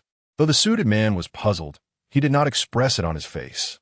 The thoughts of the young lady were not for him to decipher. After another bow, he turned and exited. In the flower hall, Yinshi stood alone, gazing absently at the blossoming branches outside the window. Chapter 65. A solo battle against the third tier. An extra chapter for the esteemed Xia Guanyuan. The two adversaries faced each other in a brief standoff. The octopus-like creature, suspended from the ceiling, suddenly contracted and lunged downwards with astonishing speed. In an instant, numerous dark, thick tentacles tore through the air like a volley of spears, relentlessly targeting Li Wei. With a powerful push from her feet, Li Wei narrowly maneuvered through the gaps between the tentacles. The sound of piercing strikes filled the air as the hardened concrete floor was effortlessly penetrated, leaving deep craters and scattering shards of stone. Without a glance, she swiftly drew her standard longsword with her left hand while her right hand, as swift as lightning, unsheathed the flexible cicada-wing sword coiled at her waist. With a sharp clang, the chilling glimmer of the cicada-wing sword shimmered briefly as it straightened, slicing diagonally towards the grotesque mass suspended at the center of the creature's tentacles. This strike was swift, precise, and fierce. Yet, just as the blade was about to graze the surface of the densely packed, ghastly white eyeballs, the creature exhibited an uncanny awareness, defying all laws of physics. Its downward momentum abruptly halted, and three tentacles, akin to venomous serpents with a will of their own, swiftly redirected towards Li Wei's chest and abdomen. Startled, Li Wei's heart raced as she was forced to halt her offensive. The trajectory of the cicada-wing sword traced an improbable arc in the air, altering its course in an eerie manner. The blade struck one of the tentacles with remarkable accuracy, yet it failed to sever it. Instead, it felt as though it had penetrated a remarkably resilient and oddly adhesive hide, embedding itself halfway before becoming irretrievably lodged. In an instant, the tentacle coiled around, attempting to wrest the cicada-wing sword from her grasp, even threatening to crush her wrist. Instinctively, Li Wei severed the infusion of her vital energy from his sword. It immediately regained its pliability, slithering out like a serpent from the wound. Simultaneously, her left hand slashed the standard longsword upward, forcefully striking at the other two tentacles that threatened her vital points. The blade met the tentacles with a resounding thud, yet this time it barely grazed their surface. Nonetheless, the intent of the strike was achieved. The tentacle that had been aimed at her abdomen veered off course, its tip narrowly brushing against her combat suit, leaving a painful, shallow gash beneath her right rib. The other tentacle, aimed at her chest, was deflected by her blade, crashing against her light armor and being repelled. Taking advantage of the recoil from her block, Li Wei swiftly retreated, creating a distance of over 10 meters between herself and the octopus creature. She furrowed her brow, cautiously assessing the bizarrely shaped, formidable foe before her. Its speed was astonishing, its reflexes unfathomable, and its defensive capabilities truly remarkable. Although Li Wei relied on her superior agility and speed to ensure her safety for the time being, the prospect of slaying it appeared exceedingly daunting. This creature is undoubtedly the third tier. How could a third-tier abyssal creature possibly wander to the second level? Was it not stated that one would need to descend at least 6 levels to encounter such a being? Or could it be that the scale of this abyssal upheaval was so immense that even the higher-tier entities had lost control and surged into the shallower regions? A terrifying thought surged within her mind. She could disregard this octopus monster, given her speed. She could easily lead it away and then stealthily slip into the stairwell to delve deeper. However, if she abandoned this third-tier abyssal creature here, those who entered afterward, far weaker than she, would undoubtedly face a gruesome fate upon encountering it. Li Wei could almost envision the horrific scene that would unfold. Gritting her teeth, her gaze sharpened. Damn it, I must fight. I will not let you escape today. With a thought, she focused on the system panel. Technique: initial string cold pools sunken jade. Minor completion 1000-1000. Technique: initial string cold pools sunken jade. Major completion 0-10,000. Abyssal essence 1233 840 buzz. A vast torrent of incomprehensible information surged into her mind like a flood breaking through a dam. Countless insights into swordsmanship, application techniques, and an elusive sense of artistic comprehension were instantaneously absorbed, understood, and synthesized. It was as if she had practiced this sword technique for decades, embedding it into her very marrow. In an instant, Li Wei's aura underwent a subtle transformation. She remained the same person, wielding two swords, yet now, a faint layer of chilling frost adorned her blade. The surrounding air seemed to drop a few degrees. Is this sword intent? A thought struck Li Wei. She suddenly recalled the day she first arrived at Gu Garden, when Gu Jinji, under pressure, had broken through to the major completion realm of the Sunblade. At that time, he had emanated a similar aura, his blade intent surging forth, even overpowering her. With this recollection, a faint smile crept onto her lips. Hey, Gu Jinji, when I return this time, just wait for me to crush you. In her moment of triumph, Li Wei felt the pain in her tiger mouth, and the wound beneath her right rib diminished somewhat. Her gaze playfully scrutinized the octopus monster, its tentacles writhing as it prepared to launch an attack. In the next moment, with a sharp command, Li Wei's form abruptly vanished from her position, leaving behind only a blurred afterimage. Thud! A flash of cold light. Just as the octopus monster lunged, a thick tentacle suddenly snapped without warning. Black, foul-smelling viscous liquid sprayed forth from a wound. Roar! The octopus monster, in pain, emitted an enraged shriek. Yet, before it could pinpoint Li Wei's location or mount any effective counterattack, her figure materialized like a specter on its opposite side. The blade light surged once more. The faint frost, akin to the tranquil glow of a cold moon, descended silently yet piercingly. Thud, thud, thud. Once again, three robust tentacles were severed almost simultaneously, their severed ends as smooth as a mirror. The tentacles retained an inertia, flailing forward for a brief distance before plummeting to the ground, twitching slightly. At that moment, Li Wei herself was taken aback. She had not anticipated that her growth from childhood to maturity would yield such a profound transformation. She wielded her sword in a continuous flow, each stroke executed with grace, allowing herself a moment to savor this newfound sensation. With the emergence of sword intent, her movements and sword techniques harmonized seamlessly, appearing as if they were born of the very essence of nature. Both speed and strength seemed to experience a subtle enhancement. Yet, this was not the most crucial aspect. The most significant revelation was that each strike she delivered now resonated peculiarly with her consciousness. Under the influence of her sword intent, she felt as though she had merged with her surroundings, her aura becoming ethereal and unpredictable. The once remarkably swift octopus creature now appeared somewhat clumsy and sluggish before her. Li Wei's blade had already struck its mark, while its counterattack was only just beginning. Recalling the extensive illustrations and text from the Cold Pool's Deep Jade, over 800 pages, Li Wei suddenly understood. It is the effect of sword intense concealment. In battle, whether fueled by the intent to kill or the spirit of competition, even in instructive duels, a warrior's gaze instinctively locks onto the target before an attack. Even without a focused gaze, one's thoughts unconsciously zero in on the point of impact. For perceptive warriors, this locking and focusing serve as unmistakable premonitions of an impending attack, allowing them to react and respond accordingly. In the realm of lower-tier combat, the speed of the Cold Pool's Deep Jade often left opponents feeling unnerved, unable to react before they were struck.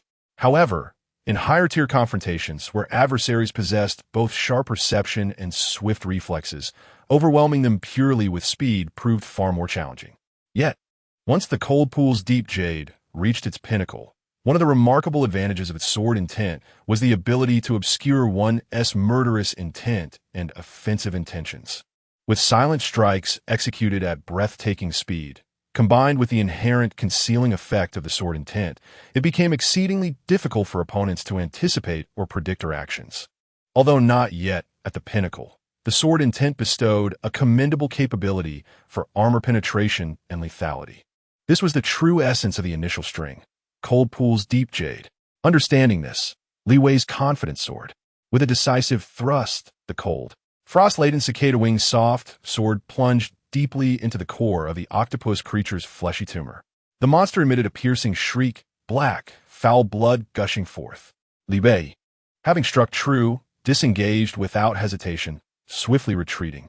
In agony, the octopus creature flailed its tentacles wildly, resembling a chaotic meat grinder that shredded the surrounding ground and walls into disarray. Yet, Li Wei had already distanced herself to a place of safety, observing coldly. As the creature's frenzy subsided and its breath visibly weakened, she surged forward once more. With another decisive thrust, with precision, she pierced the previous wound anew. Thrust. Another strike followed. Each attack landed in close proximity to the same spot, incessantly widening the gash. This sequence repeated itself 4 or 5 times. The once frenzied and ferocious octopus creature gradually became sluggish and weak. Ultimately, with Li Wei's final thrust, imbued with a chilling intent, she plunged deep into its core and twisted fiercely. A faint, pitiful whimper escaped the creature. Its massive form deflated like a punctured balloon, collapsing in on itself. Boom! Its body, bereft of support, slumped to the ground, stirring up a cloud of dust and fragments of cement. Simultaneously, a wisp of black light escaped from the carcass. Antring Li Wei's bro. Abyss Essence. 833, 926, few. 93 points indeed. Li Wei agjelat souffly, raising her hand to wipe away the fine beads of sweat that had formed on her forehead. This battle had not been easily won. She cast her gaze downward. Her right hand bore a gaping wound, blood staining the cuff and hilt of her sword. The combat suit beneath her ribs had been torn by the creature's tentacles, leaving a long gash that throbbed painfully, oozing traces of blood. Within her, nearly 400 points of vitality had been depleted, and a faint emptiness coursed through her meridians and acupoints. Contemplating the ongoing rescue operation and glancing at the massive, desiccated body of the octopus creature on the ground, Li Wei's heart sank. If this third-tier beast appearing in the shallow zone was not an anomaly, then this rescue mission could very well turn into a massacre. How many of those second-tier, or even first-tier volunteers would survive? Chapter 66. The frosty gleam of Wu Da Li Wei retrieved a hemostatic spray from the emergency medical kit distributed prior to the operation. The silver canister felt icy to the touch. She pressed the nozzle against the ghastly gash on the web of her right hand. Hissow! The sharp sting sent a jolt through her, akin to having alcohol poured onto an open wound. Furrowing her brow, she aimed the spray at the long, bloody scratch inflicted by a tentacle beneath her ribcage. Hiss, ouch! The searing pain nearly tensed every muscle in her body. After enduring the initial seconds, she finally exhaled slightly, observing as the blood at the wound began to clot rapidly. Subsequently, she applied a toothpaste-like regenerative gel evenly over the injury before wrapping it with a bandage. Done. She moved her right hand and gently twisted her waist, a look of surprise gracing her features. The pain in her hand and side had nearly vanished, replaced by a tingling sensation and a soothing coolness.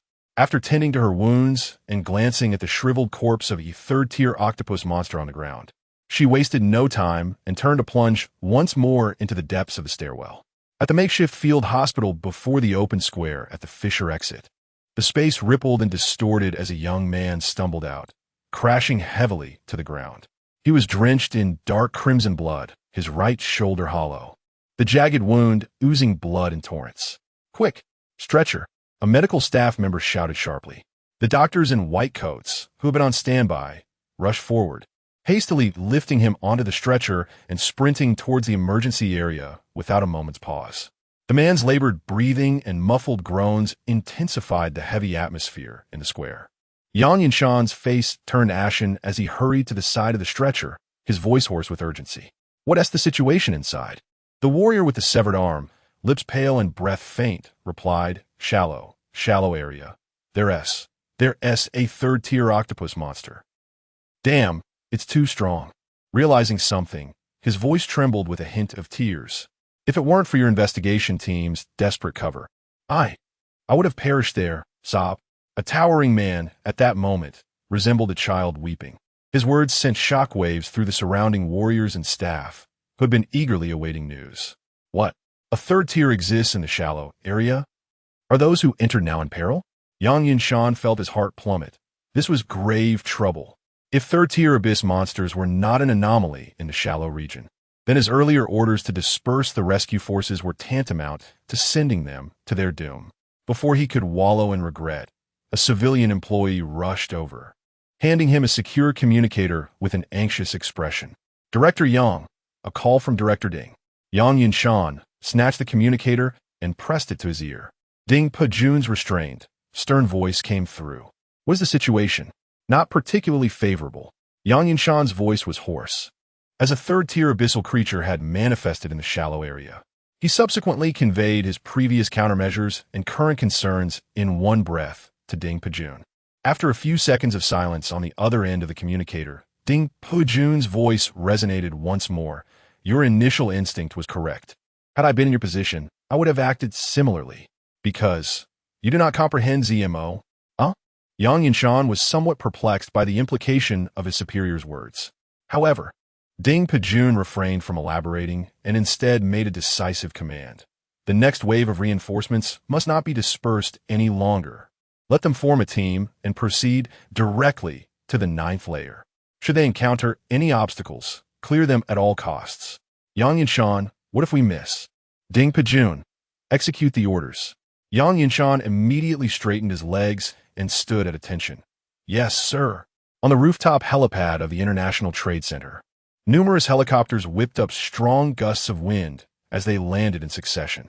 Among them, one particularly striking private helicopter, entirely painted black and adorned with the Gu family's blazing sun emblem, drew attention. The cabin doors swung open, and Gu Jinji, wearing a stern expression, strode purposefully to the assembly point. A patiently awaiting investigator from the Bureau immediately approached him. Mr. Gu, the second wave of the rescue team is gathering. Please follow me. In the 3rd layer of the Fisher B1 supermarket, you two retreat immediately and report the abnormal situation. A heavily armored investigator, wielding a broadsword and resembling a sci-fi version of a heavy general, bellowed at the young couple nearby who were poised to assist. No sooner had he spoken than 2 pitch-black tentacles, accompanied by a fierce gust of wind that tore through the air, swept toward him, targeting his waist. He shouted in anger, bending his waist sharply, and slashed upward with his broadsword, attempting to block. Bang! A dull thud echoed, sparks flying. Clang, clang, clang. Upon contact, the investigator was sent hurtling backward. His heavily armored body crashed through several rows of shelves behind him, fruits and vegetables cascading to the ground. Subsequently, a large overturned refrigeration unit completely pinned him down, eliciting a muffled groan.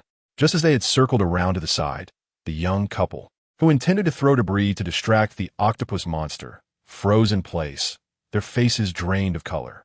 They watched in horror as the densely packed, pallid eyeballs of the octopus creature rotated in unison, locking onto them. Then, it moved with its numerous tentacles, clinging to the toppled shelves, altering its course, and slithering towards them. The boy suddenly snapped to attention, pushing the girl back, and shouted, Xiaofu, run! Run quickly! Xiaofu jolted as if struck, instinctively tossing an emergency light toward the core of the octopus creature before turning to flee. However, they were merely novice second-tier warriors, ill-equipped to escape the pursuit of a third-tier octopus monster. They had scarcely run 30 meters when a sharp sound of slicing air and a nauseating stench followed close behind. Xiaofu was paralyzed with terror, having already witnessed the formidable power of the creature's tentacles. The formidable Tier 3 agent from the Investigation Bureau, fully armed, had been left battered and bloodied, his fate uncertain. Just as she was about to warn her boyfriend, a tremendous force struck her right arm, propelling her uncontrollably across 3 to 4 meters before she crashed onto the cold, smooth floor of the supermarket, toppling a row of shelves. For a fleeting moment, her mind went blank, and a deafening buzz filled her ears. When she regained her senses and struggled to lift herself to glance at her boyfriend, she froze in horror, her pupils dilating in shock. At that moment, her boyfriend, Yang, remained poised with outstretched arms, having pushed her away with all his might. Yet, 3 dark tentacles had penetrated his left ribs, abdomen, and thigh. A torrent of blood gushed from the wounds, cascading down the tentacles and staining the ground beneath him a ghastly dark red, a sight most horrifying. Yang's face contorted in pain, veins bulging on his forehead. Nevertheless, he fixed his gaze on the frozen Xiao Fu, enduring the excruciating agony, struggling to summon a smile that was more grotesque than tears. It seemed he wished to speak, but as he opened his mouth, blood bubbled forth, choking him, leaving him only able to mouth the words, "Run. Now." Xiao Fu's tears erupted, her vision clouded. A wave of searing rage surged through her, shattering her reason, as she screamed madly and rushed towards Yang, her sword flailing wildly in an attempt to sever the tentacles. "No, run." Yang's eyes nearly bulged from their sockets, on the brink of despair. He summoned the last remnants of his strength, forcing a hoarse roar from the depths of his throat. Simultaneously, the heavily armored investigator, having just extricated himself from the weighty cold storage, witnessed this tragic scene. His right arm twisted unnaturally, evidently broken, and blood trickled from the corner of his mouth. He yearned to rush forward, to save the young couple who had not fled during his struggle, but instead had bravely attempted to assist him. Unfortunately, he was not a warrior known for speed, and with multiple fractures and internal injuries, every movement sent sharp pains coursing through him. He could only watch helplessly as the girl recklessly charged towards her demise, while the creature's other tentacles, with a cruel whistle, lashed out towards her head and torso. The investigator shut his eyes in despair. Suddenly, a sword light, as cold as the moon, descended silently, accompanied by a faint frost. With a soft whoosh, the tentacles that were poised to strike Xiao Fu were severed cleanly in midair. Chapter 67. Abyssal Erosion, Abyss Essence. 926-1025. Li Wei deftly twirled the blade of her soft sword, smoothly sheathing it at her waist. The octopus-like creature, cleaved in twain at its core, emitted a mournful cry as it departed in an unsettling manner. Facing the 3 stunned onlookers, she offered a cryptic smile, her expression enigmatic. "Are you, the little bodhisattva in black?" Little Fu, supporting the wavering Yang, her tear-streaked face betraying the tremors of survival, spoke with a hint of uncertainty. Puffed. Li Wei struggled to maintain her air of superiority, nearly gasping for breath. She forcibly suppressed the throbbing veins at her temples, cursing the inventor of that nickname no less than 800 times in her heart. Fortunately, she was magnanimous enough to decide against stooping to the level of her companions. "Can you 3 manage to exit on your own?" The investigator, who had just administered a potent analgesic to his arm, had now risen. He reached beneath his shoulder plate, fidgeting with it until a series of soft clicks resonated, causing the cumbersome armor to detach from several critical points and fall away. Dressed now only in a dark gray combat suit, his burden was significantly lightened, and his movements became considerably more agile. Upon hearing Li Wei's inquiry, the investigator nodded firmly. "Leave it to me. I shall escort them out."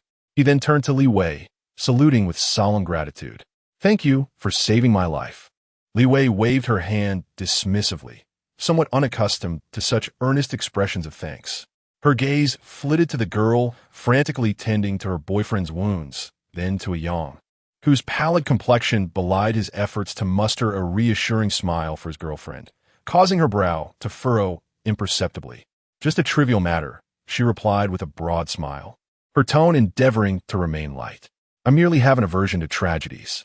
Before her words could fully settle, she flickered and vanished like a specter at the end of the supermarket aisle, leaving behind a faint trace of floral fragrance.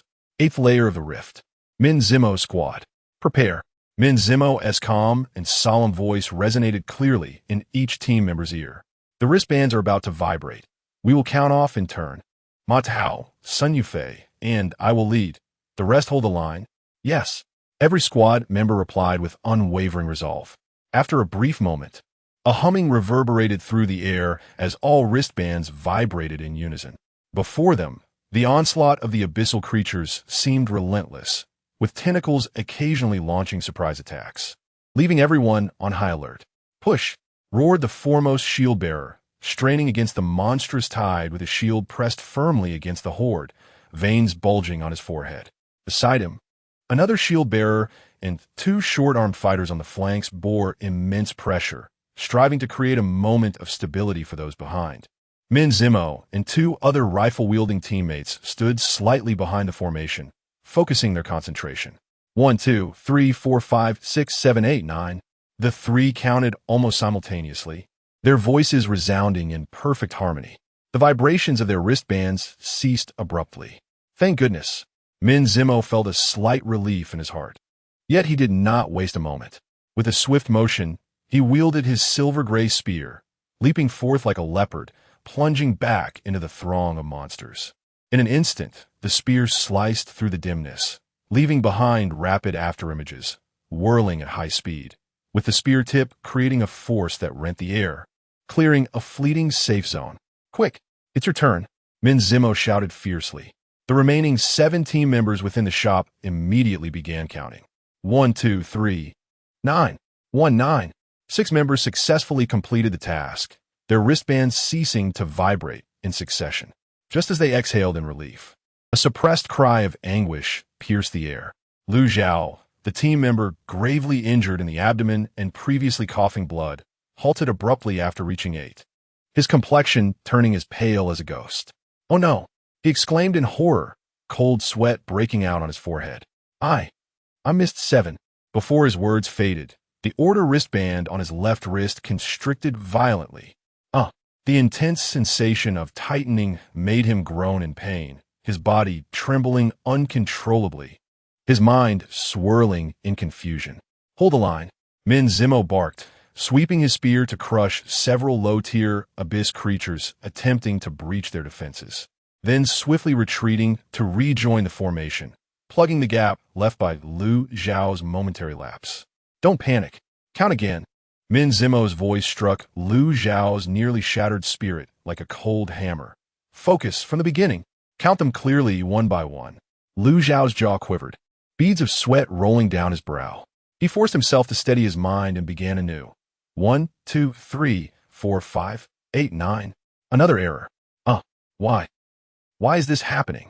He screamed, his voice filled with despair.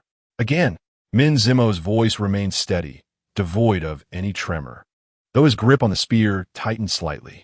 1, 2. What comes after 3? Damn it. I can't keep track. I can't do it, Captain. Time and again, Lu Zhao faltered at different numbers, either skipping or reversing the order. His body trembled slightly, breath coming in rapid gasps, his face etched with pain and helplessness. The other team members watched anxiously, desperate yet unable to assist. They could only fight fiercely against the increasingly ferocious onslaught of the abyss creatures, each heart heavy with dread. Min Zimo furrowed his brow, turning slightly to steal a glance at Lu Zhao's abdominal wound during a moment of blocking. The edges of the bandages, once soaked in blood, now appeared to be fading into a strange grayish-white hue, a sign of being corroded by the abyss. After a tense few seconds, Lu Zhao seemed to have completely surrendered. Captain, his voice was hoarse and weak, carrying a hint of a grim smile of resignation. Cough, cough. When we break through, I'll pave the way for the brothers. Even in death, I refuse to become one of those wretched beings outside. Shut up. Min Zimo interrupted him, his tone brooking no dissent. It is not yet time to surrender. With a swift motion, he pierced the skull of an encroaching second-tier abyssal monster, flinging it aside. Listen, count continuously, from 1 to 9, tally in your mind, in your heart, and do not cease your utterance. Min Zimo inhaled deeply, his voice resolute, The erosion rate of a sea level rift is not so swift. You have at least 2 or 3 hours. However, we cannot withstand such a duration. He quickly estimated the time left. In mere minutes, they would commence their breakout. Once we enter the inverted domain, we shall either be rescued together or perish together. 2 or 3 hours are ample time for a resolution. Lu Zhao, hold on for me. At the rift's exit, a makeshift field hospital bustled with activity. The lights of 5 temporary operating rooms glowed ominously in red, already overwhelmed with casualties. The 3 critically injured individuals who emerged were drenched in blood, relegated to makeshift stretchers in the patient area. Medical personnel, drenched in sweat, moved briskly and methodically, urgently attending to the trio. Physiological saline, quickly. Hemostatic spray now.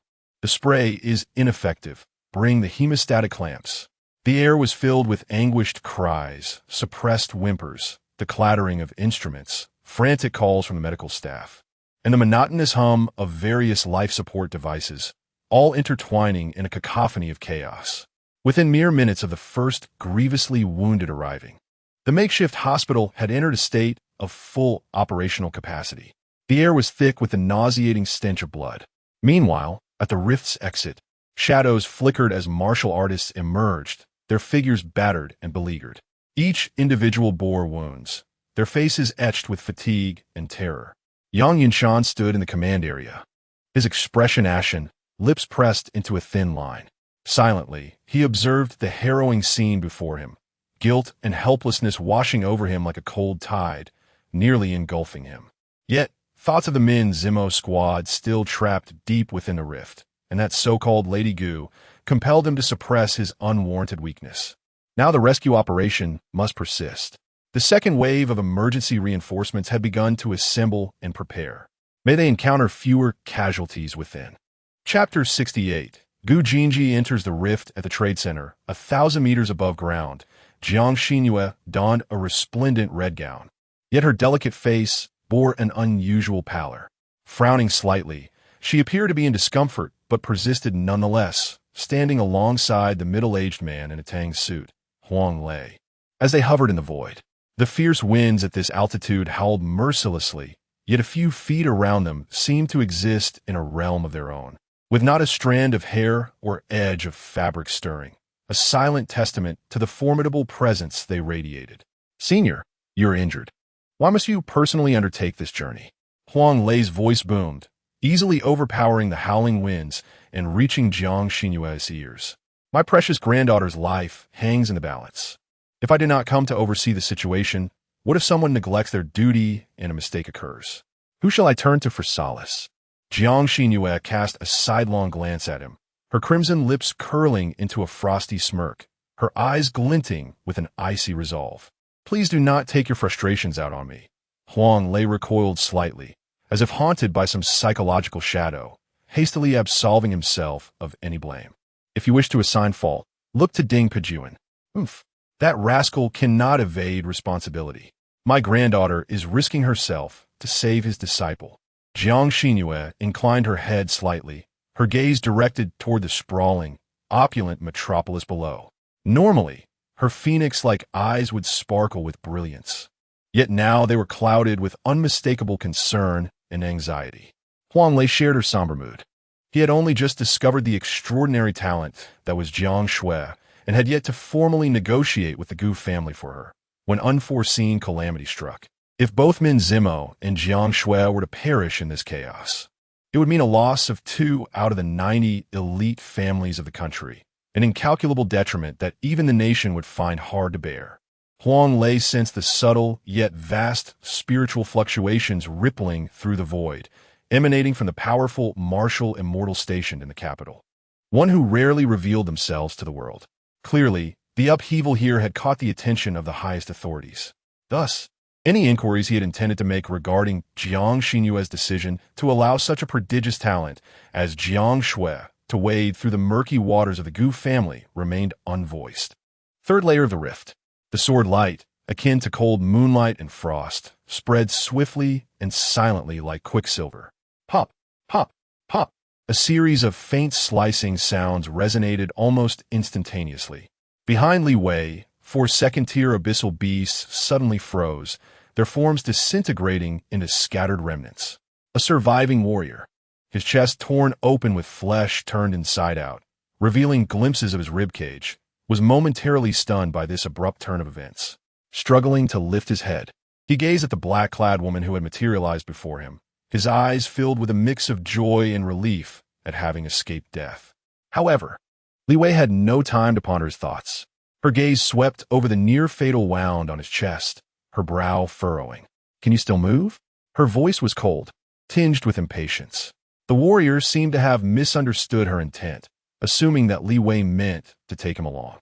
Gritting his teeth, he struggled to follow her, only to find that even the slightest movement exacerbated his injury, causing him to gasp in pain as cold sweat poured down his forehead. "Administer a painkiller, and then evacuate." Li Wei spoke directly, urging him not to linger here and meet his demise. The warrior's face bore a bitter expression, soon replaced by profound gratitude. He seemed to recognize the iconic black combat attire, along with the ghostly speed and the unparalleled brilliance of her swordsmanship. You are the black lad." "Silence." Li Wei interrupted him sharply, her temples throbbing with irritation at the mention of that moniker. "If you can leave, do so without further ado." The warrior, chastened by her command, appeared revitalized. He nodded earnestly, his voice hoarse. "Thank you for saving my life. I will leave now." He fumbled in his waist pouch for a painkiller, trembling as he administered it to himself before stumbling away. Once he was gone, Li Wei did not tarry. Empowered by her sword intent, her movements transformed into a swift and ethereal dance, akin to a specter in the dark night. She began to scour the vast expanse of the third tier of the rift at high speed, not hurrying to delve deeper. Uncertain of the significant figure trapped within the depths of the rift, which compelled so many to risk their lives, she was acutely aware of the immediate dangers lurking in the shallower regions. Thoughts of the young couple she had encountered earlier surfaced, alongside the memory of the man who, while advising his mother against frugality, prepared to sacrifice himself, and the determined faces of those she had seen in the restaurant and the assembly hall, both youthful and weathered. "Li Bei siga souffle." Well, since I am swift, lingering in these layers should not consume too much time. If I can save one more, it is worth it. Gathering more essence is beneficial, and perhaps it will help me accumulate some virtue. In the preparation area of the Abyssal Rift at C3-01-045, entrance hall number 3, the atmosphere was far more somber and lethal compared to the clamor and heroism during the initial wave of rescuers. Gu Jinji stood amidst a formation of over 80 individuals, his demeanor stern as he meticulously inspected his waist-mounted blade and combat gear. His temporary teammates, all elite members hastily summoned from various readiness teams across the imperial capital, radiated vigor and wore expressions of grim determination. Staff members hurried through the gaps in the ranks, distributing wristbands of various colors to each individual. Each team was assigned a distinct color, and Gu Jinji's group received dark purple.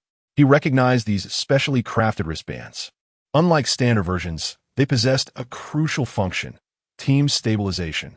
As long as one bore a wristband of the same color, they would not be separated upon entering the rift. This connection was far more reliable and convenient than relying solely on hand-holding or other physical means. To his knowledge, the manufacturing process for these specialized wristbands was exceedingly complex, and the core materials required were exceptionally rare. Due to the scarcity of materials, each set of matching wristbands could be crafted in numbers no greater than 15 to 20.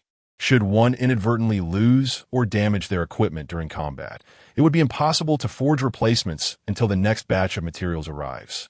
Once the bracelets were distributed, the temporary team leader, a middle-aged investigator with a square face and an aura as steadfast as a mountain, approached Gu Jinji, speaking politely. "Mr. Gu, you are assigned to our team of 10, and I am the leader, Zhou Shi." "Understood." Gu Jinji swiftly affixed the dark purple bracelet to his left wrist with precision. A surge of vitality coursed through him, causing the bracelet to snugly adhere to his wrist. "When may we commence our actions?" he inquired, his gaze fixed on Zhou Shi, his tone icy and detached. However, before Zhou Shi could respond, A disgruntled third-tier warrior with a buzz cut voiced his complaints, laced with indignation. The Jiomin team is one matter, but now we must divert our attention to rescue an insufferable woman. Is this not simply inviting chaos? His voice, though not loud, resonated sharply in the otherwise quiet preparation area. I hear she is your wife. Is that not so, young Master Gu? He taunted, his gaze challenging and his tone dripping with sarcasm. Upon hearing this, several investigators exchanged glances, a hint of agreement flickering across their faces. Yet, before their murmurs could escalate, an overwhelming, radiant presence descended upon the hall, akin to a blazing sun at its zenith, exuding an imposing and terrifying aura. The atmosphere in the entire hall seemed to freeze in an instant. Gu Jinji slowly turned his head, his ebony eyes, usually calm and unruffled, now revealed an unfathomable depth, devoid of any emotion. Nevertheless, the insolent warrior, upon meeting his gaze, felt as though he had plunged into an icy abyss, his body stiffening in fear. This is intent? Such a solid and domineering intent. The other disgruntled investigators, now cowed, averted their eyes. It was no jest. To cultivate martial will at the third tier was no small feat. Such an individual was not to be trifled with. Zhou Shi, sensing the tension, struggled to quell his own racing heart and sought to mediate. Yet Gu Jinji spoke first, his voice cool and unwavering. Team leader Zhou, I prefer to act independently. Mr. Gu, Zhou Shi responded earnestly, please trust in the strength of our team. After saying this, he turned to the buzz-cut warrior, his expression darkening as he reprimanded sharply, Xue Ling. Mind your language. Since Ms. Jiang Xue has chosen to volunteer, risking her life to participate in this rescue operation, she deserves our utmost respect, regardless of her abilities. Xue Ling's face flushed with shame as he lowered his head in silence. The other team members straightened, the atmosphere growing solemn. At that moment, a voice resonated through the broadcast system, Commander Yang Yinshan's voice. All rescue teams of the second batch, pay attention. Proceed into the fissure immediately. Zhou Shi took a deep breath, gesturing with his hand. Follow me. Gu Jinji suppressed the urgency within him, gripping his blade tightly, and silently trailed behind the team as they moved orderly towards the distorted opening. Chapter 69. I will return once bustling. The surroundings of the Huanmao Center now lay desolate, devoid of any human presence. The lower-ranking investigators, who had not been selected for the second wave of rescue operations, surrounded the building, creating an impenetrable barrier. Particularly at several entrances, guards were stationed every few steps, each official martial artist exuding an air of chilling seriousness. However, amidst this somber assembly, there existed a group that seemed conspicuously out of place. In the square before the main entrance of the Huanmao Center, a row of luxurious vehicles stood parked. Before these opulent cars, a throng of youthful figures had gathered. Leading the group was a man sporting a flamboyant red mohawk. He donned an eye-catching pink floral shirt paired with bright yellow shorts adorned with a dragon motif, and on his feet were mismatched black battle boots. Who else could it be but Zhang Yi? The companions by his side were similarly eccentric in their attire. One slender, bespectacled man in a suit bore an enormous Qinglong Yingyue saber that towered above him. The blade, intricately patterned and shimmering, was clearly no ordinary weapon. Another young man, dressed casually, wore a striking golden battle armor over his luxury t-shirt. Though the armor's design was somewhat dated, it emanated a substantial, earthy presence, as solid as a mountain. There were others whose outfits appeared more conventional, yet one held an ancient bronze ding, seemingly pilfered from a museum, its purpose unknown. Zhang Yi himself was equipped to the teeth. On his left arm, he wore a gleaming silver gauntlet intricately etched with the terrifying visage of a Tao Tai. Its mouth agape and adorned with 3 gemstones the size of pigeon eggs, sparkling brilliantly. In his right hand, he grasped a jade rui, barely a foot in length, its surface smooth and translucent, with an ethereal green light swirling within. His waist jingled with numerous trinkets, while around his neck hung at least 7 or 8 uniquely designed ornaments. Even his ankles were adorned with a pair of distinctive golden bells, which produced a curious sound that resonated in the ears of lower-ranked martial artists. As the group assembled, Zheng Yi cleared his throat and puffed out his chest. This action caused a large, mirror-like shield hanging at his chest to reflect a blinding light, nearly dazzling his companions. "Brothers," he shouted, his voice imbued with an inexplicable bravado. "Why have we come here today?" He scanned the crowd, his expression oscillating between seriousness and jest. "For Brother Da Zhun," exclaimed the man wielding the Qinglong Yinhua saber, his voice booming. "To rescue sister-in-law," shouted the one holding the bronze ding, even louder. Zheng Yi nodded with satisfaction. "Indeed, for Brother Da Zhun, for sister-in-law," he emphasized. "How has Brother Da Zhun treated us? There is no doubt, now that sister-in-law is in trouble. Can we stand idly by? No." The crowd thundered in unison, their spirits fiercely ignited. "Good." Zheng Yi waved his hand, nearly sending the jade Rui flying. "Today, we shall charge in and rescue my sister-in-law. Whatever crevices or monsters await us, we shall level them all." His words were delivered with fervent vigor, and coupled with his attire, he resembled a bandit leader. "Charge in, rescue my sister-in-law." A group of young men, ignited by his passion, eagerly readied themselves to storm into the Huamal. However, before they could cross the threshold, they were halted. "Please, everyone pause." One investigator stepped forward, his tone polite yet resolute. "The Huamal has been placed under strict surveillance, and entry is prohibited for unauthorized personnel." "What nonsense is this? You claim I am unauthorized?" Zheng Yi pointed the jade Rui at his own nose, indignantly asking, "Do you know who my father is?" The investigator remained unperturbed, simply reiterating, "I'm sorry, unauthorized personnel cannot enter." "Huh." Zheng Yi chuckled in disbelief. This was the first time he had encountered such blatant disrespect. "Do you dare stop me? Do you believe that with a single call, I can have your superior come personally to open the door for us?" He pulled out his phone, poised to dial. However, this declaration did not intimidate the security personnel. Instead, it drew the attention of officers who had been monitoring the situation. They formed a solid wall, their expressions grim, causing a chill to run through Zheng Yi and his companions. Zheng Yi took a step back, feeling a bit embarrassed and annoyed. He swiftly dialed his father's number. "Hello, Dad. Zheng Yi began, his voice brimming with anger. Yet before he could fully express his grievances, a stern and exasperated voice erupted from the other end. "You little rascal. You've grown bold, haven't you? Still daring to pilfer from the house? I'm going to help Brother to save my sister-in-law." Zheng Yi natural li replied. "What chaos are you trying to create as a second-tier warrior?" His father roared. "Do you still deny your lack of skill? If high-tier divine weapons could be brought into a sea-level crevice, the investigation bureau wouldn't be in such a frenzy." "What?" Zheng Yi was taken aback. He glanced around, holding his phone aloft, and looked towards the fellow carrying the bronze tripod. Knowing him to be studious among the brothers, he inquired, "Are you aware of this matter?" As they were all warriors, there was no need to repeat his father's words, thanks to the phone's loudspeaker.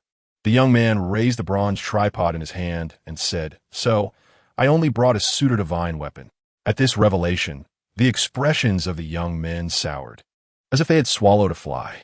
Zheng Yi, furious, hung up the phone, disregarding his father's continued outburst. "Cough, cough." He cleared his throat, ready to speak, when suddenly he felt a tightness in his body. An irresistible force descended from above, akin to an invisible hand seizing him.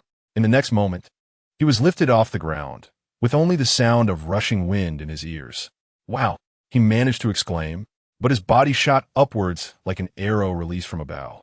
In the blink of an eye, he had transformed into a tiny black dot, swiftly vanishing from the sight of the onlookers.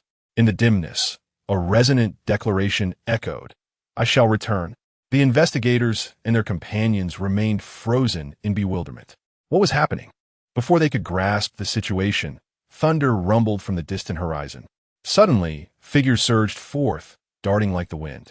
They were a mix of men and women, young and old, yet all wore grim expressions, their eyes glinting with murderous intent as they directed their gaze toward the group of youths.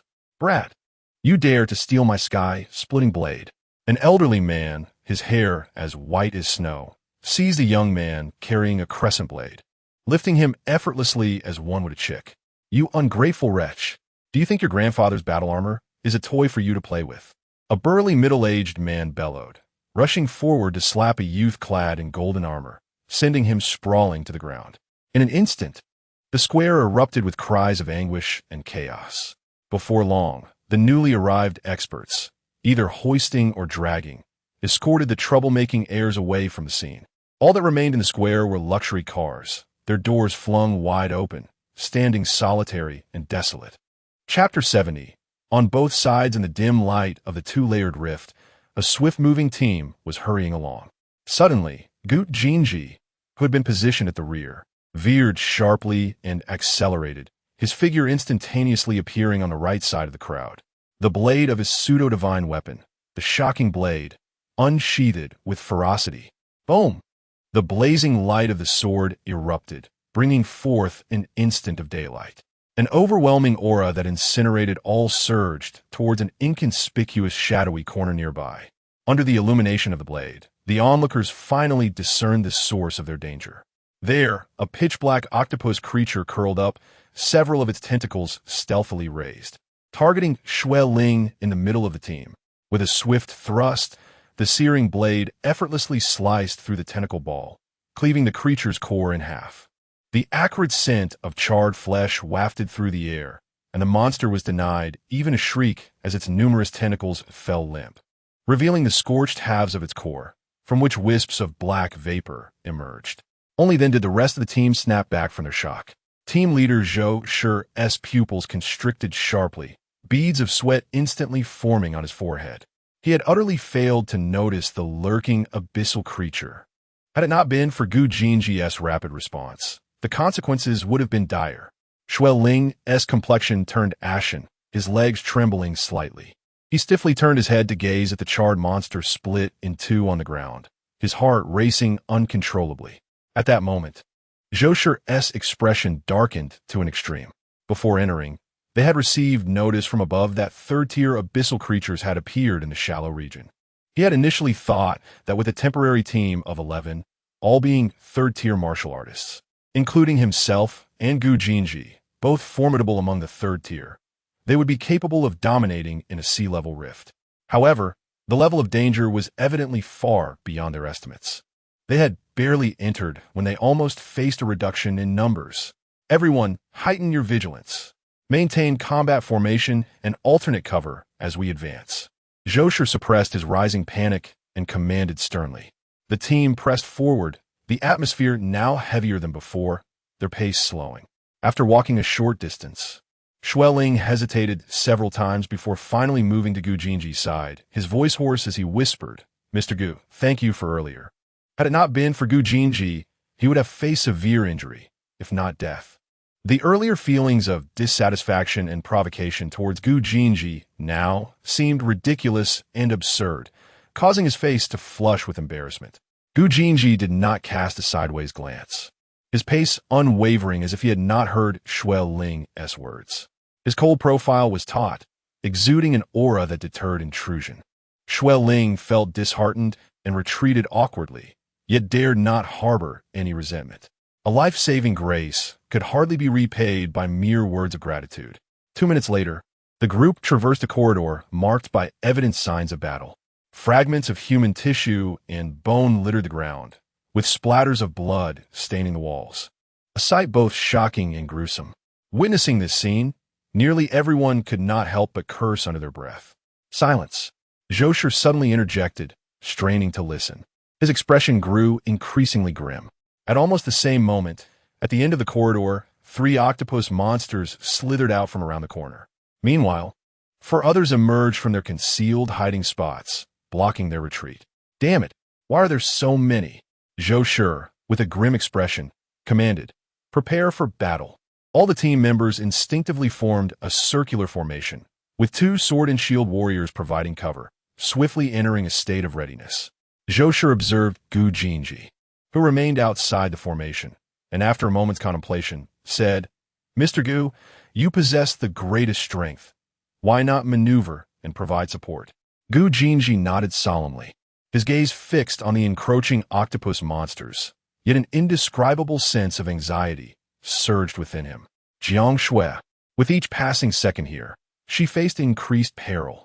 He instinctively tightened his grip on the handle of the Jinghong blade, his knuckles widening from the pressure. Though the blade remained sheathed, a fierce and turbulent aura began to brew around him.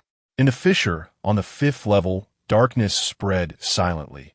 Its colors almost faded. The air was thick with a pungent mixture of dust and decay, far more intense than the upper levels. Li Wei's figure silently landed on the railing of the courtyard. She wandered this layer for a while. Here, no other rescue warriors could be seen. Those who were part of the first wave had only managed to reach as deep as the 4th level. Reflecting back, since she had slain the first octopus monster, she had personally rescued around 30 warriors. Simultaneously, she had vanquished countless abyssal creatures. Were it not for the abyss essence in her little blue vial, she would have likely succumbed to exhaustion long ago. Glancing at her panel, Abyss Essence, 2127, the harvest was gratifying, yet Li Wei's body was on the verge of collapse. Each exertion, every stretch of her muscles, was laden with weakness. Her vitality surged through her veins, no longer flowing smoothly. Instead, it felt as if scorching sands were scraping against her, burning with pain. This sense of depletion was beyond what the little blue vial could remedy. She wondered if, in her current state, with all other rescue forces having perished, she could still retrieve the significant figure from the Investigation Bureau.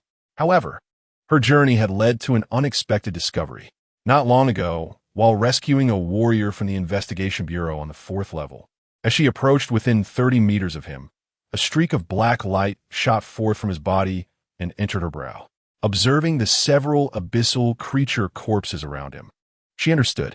It was akin to the black light that activated the system during her time in the ambulance. The abyss essence could temporarily adhere to others and be absorbed by herself. Yet, the most crucial aspect was that her range had increased. As she ascended to a first-tier warrior, the absorption distance of the abyss essence had risen from 10 meters during her quasi-warrior phase to 30 meters now. What about the 2nd tier? The 3rd tier? The intermediate or even master levels? Indeed, the battlefield is my true home. But at this moment, it was not the time for such contemplations. Li Wei took a deep breath of the murky air, suppressing the discomfort radiating throughout her body. She resolved to continue her mission. She did her utmost to save him. Now, she must descend with utmost speed to seek out the target of her rescue. If she were to rush all the way to the 9th level of the inverted domain and still find no trace of him, she would have no choice but to admit her helplessness. At the very least, she would have acted in accordance with her conscience. With her resolve firm, she hesitated no longer. Lightly, she pressed her toes against the decaying metallic railing and gracefully glided forth. The technique of Cold Pool's Deep Jade was executed to its fullest potential, with her sword intent reined in, leaving only the essence of pure speed. Her figure was ethereal, darting through the dim ruins, evading all unnecessary confrontations as she surged into one dilapidated stairwell after another, rapidly advancing into the depths. Each level felt increasingly oppressive, with the wails of the abyssal creatures rising and falling in a haunting chorus. Yet Li Wei's speed was astonishing, often before they could launch an attack. The girl had vanished from sight. Her objective was crystal clear, her focus unwavering. Regarding combat power, some readers have expressed concerns about the apparent chaos in combat power, and I acknowledge that the setup has indeed become convoluted. As this is my first attempt at writing a book, I lack experience, and my writing skills have not allowed me to manage it effectively. Allow me to summarize for reference. First, let us discuss the foundational stage of aspiring warriors. Levels 60 to 69 represent the most basic tier, where societal warriors and ordinary martial arts students generally fall. Upon breaking through to warrior status, the upper limit of vitality for 3rd-tier warriors is approximately 1,000, making it nearly impossible to advance to the 4th tier. Levels 70 to 79 signify the resonation of bones and muscles, marking the initial transformation of aspiring warriors. After breaking through, the upper limit of vitality for 3rd-tier warriors is around 2,000. With a high probability of advancing to the 4th tier, reaching master status is possible, albeit challenging. Most elite students from top martial arts universities and key figures from organizations such as the official sects belong to this foundational tier. The so-called prodigies who engage in battles beyond their tier are those who have broken through this foundational stage. Levels 80 to 89 represent a minor completion, wherein the transformation of the aspiring warrior's body is finalized. After breaking through, the upper limit of vitality for third-tier warriors is approximately 3,000. As long as they do not fall, they are virtually guaranteed to be promoted to master status, with grandmaster status also within reach. At this tier, both talent and resources are indispensable, and reaching the pinnacle of minor completion is often the limit for many prodigies from powerful factions. For instance, the circumstances of Xin Yi, Yin Shi, and Gu are somewhat unique. Levels 90 to 99 signify a major completion, where the aspiring warrior's soul undergoes transformation and merges with the physical body. Upon breaking through, the upper limit of vitality for third-tier warriors hovers around 6,000, virtually guaranteeing grandmaster status, with the potential to become a martial immortal. Level 99 is particularly unique, as it allows entry into a state of resonance with the heavens and is referred to as the near-path body. Level 100 is where the protagonist resides, marking the complete and flawless integration of body and soul, enabling a voluntary union with the heavens. It could be described as a congenital Dao body. However, the author has not bestowed it a specific name, as such a concept has never appeared in this world. Should the protagonist break through to the third tier, the upper limit of vitality could reach 10,000 points, truly embodying the pinnacle of the lower three tiers. Regarding several battles. 1. The protagonist faced Wu Da Zhun, a practitioner with 100 vitality, who bullied a practitioner with over 80 vitality, with the added advantage of the cold pool's deep wall, suppressing the mastery-level skill Blood Dragon's Claw. The outcome was inevitable, a swift defeat. 2. In the confrontation with Gu Jinji, a first-tier fighter boasting 500 vitality, the protagonist contended against Gu Jinji, who was at the third tier with over 2,000 vitality, having just entered this tier. The speed of the cold pool's deep wall was extraordinarily overwhelming, reminiscent of Lin Pingji mastering the evil-repelling sword technique. Despite Gu Jinji's numerical superiority, he lacked effective countermeasures against the protagonist's speed. Therefore, it was only after mastering his blade techniques and locking onto his opponent that he could shift the battle into a mode suited to his strengths, forcing the protagonist to reveal all his hidden cards. 3. The protagonist battled the octopus monster, primarily struggling against its defenses. Consequently, he was compelled to elevate the cold pool's deep wall to a higher level. Once the defenses were breached, the protagonist returned to his familiar domain, speed dominance combined with a shrouded killing intent. 4. Min Zimo confronted the octopus monster. As a pinnacle third-tier fighter with nearly 6,000 vitality, he was capable of single-handedly facing the octopus monster and other smaller foes to protect his team. However, the sheer number of adversaries overwhelmed him, and his marksmanship had not yet reached mastery. His aptitude was, in fact, inferior to Gu Jinji's, lacking the comprehension of gun intent. At this stage, Min Zimo was not yet in his complete form. He was merely a formidable super soldier. 5. Gu Jinji faced the octopus monster with over 2,000 vitality, which was sufficient to amplify the lethality of his perfected sunlit blade. In terms of single-strike power, it actually surpassed Min Zimo's, and a single blow to the octopus monster was quite ordinary. In summary, with all hidden cards revealed, Li Wei Gu Jinji in short-term combat, Min Zimo Gu Jinji in exhausting battles. Chapter 71. The Inverted Domain, the Rift, 8th Layer. From the moment they began their breakout, 40 minutes ago, Min Zimo had been silently calculating. Time passed slowly, each second weighing heavily upon him, suffocating like a mountain pressing down. Was this choice truly the right one? Would it plunge the entire team into an abyss from which there was no return? The inverted domain was perilously close to the edge of the chasm. Would Lu Zhao's affliction consequently escalate? Countless thoughts swirled in his mind. Yet, as the final second of the countdown struck, Min Zimo felt an unexpected calm settle over his heart. He concluded a brief 3-minute respite, and amidst the precariously faltering defensive formation, he stood tall like a pine tree. Breakthrough. Min Zimo's voice, though low, resonated with piercing clarity, striking each team member's heart like the beat of a war drum. Before his words had fully faded, he leapt forward, bursting through the shop's entrance. His silver-gray spear angled toward the ground. Gripping the spears but with one hand, he summoned his core strength, propelling his body into a fierce spin. With a whoosh, the spear traced a magnificent arc around him. Its sharp tip and solid shaft, infused with his vigorous essence, swept outward with unparalleled force. A thunderous roar erupted as the fierce gale swept across the battlefield.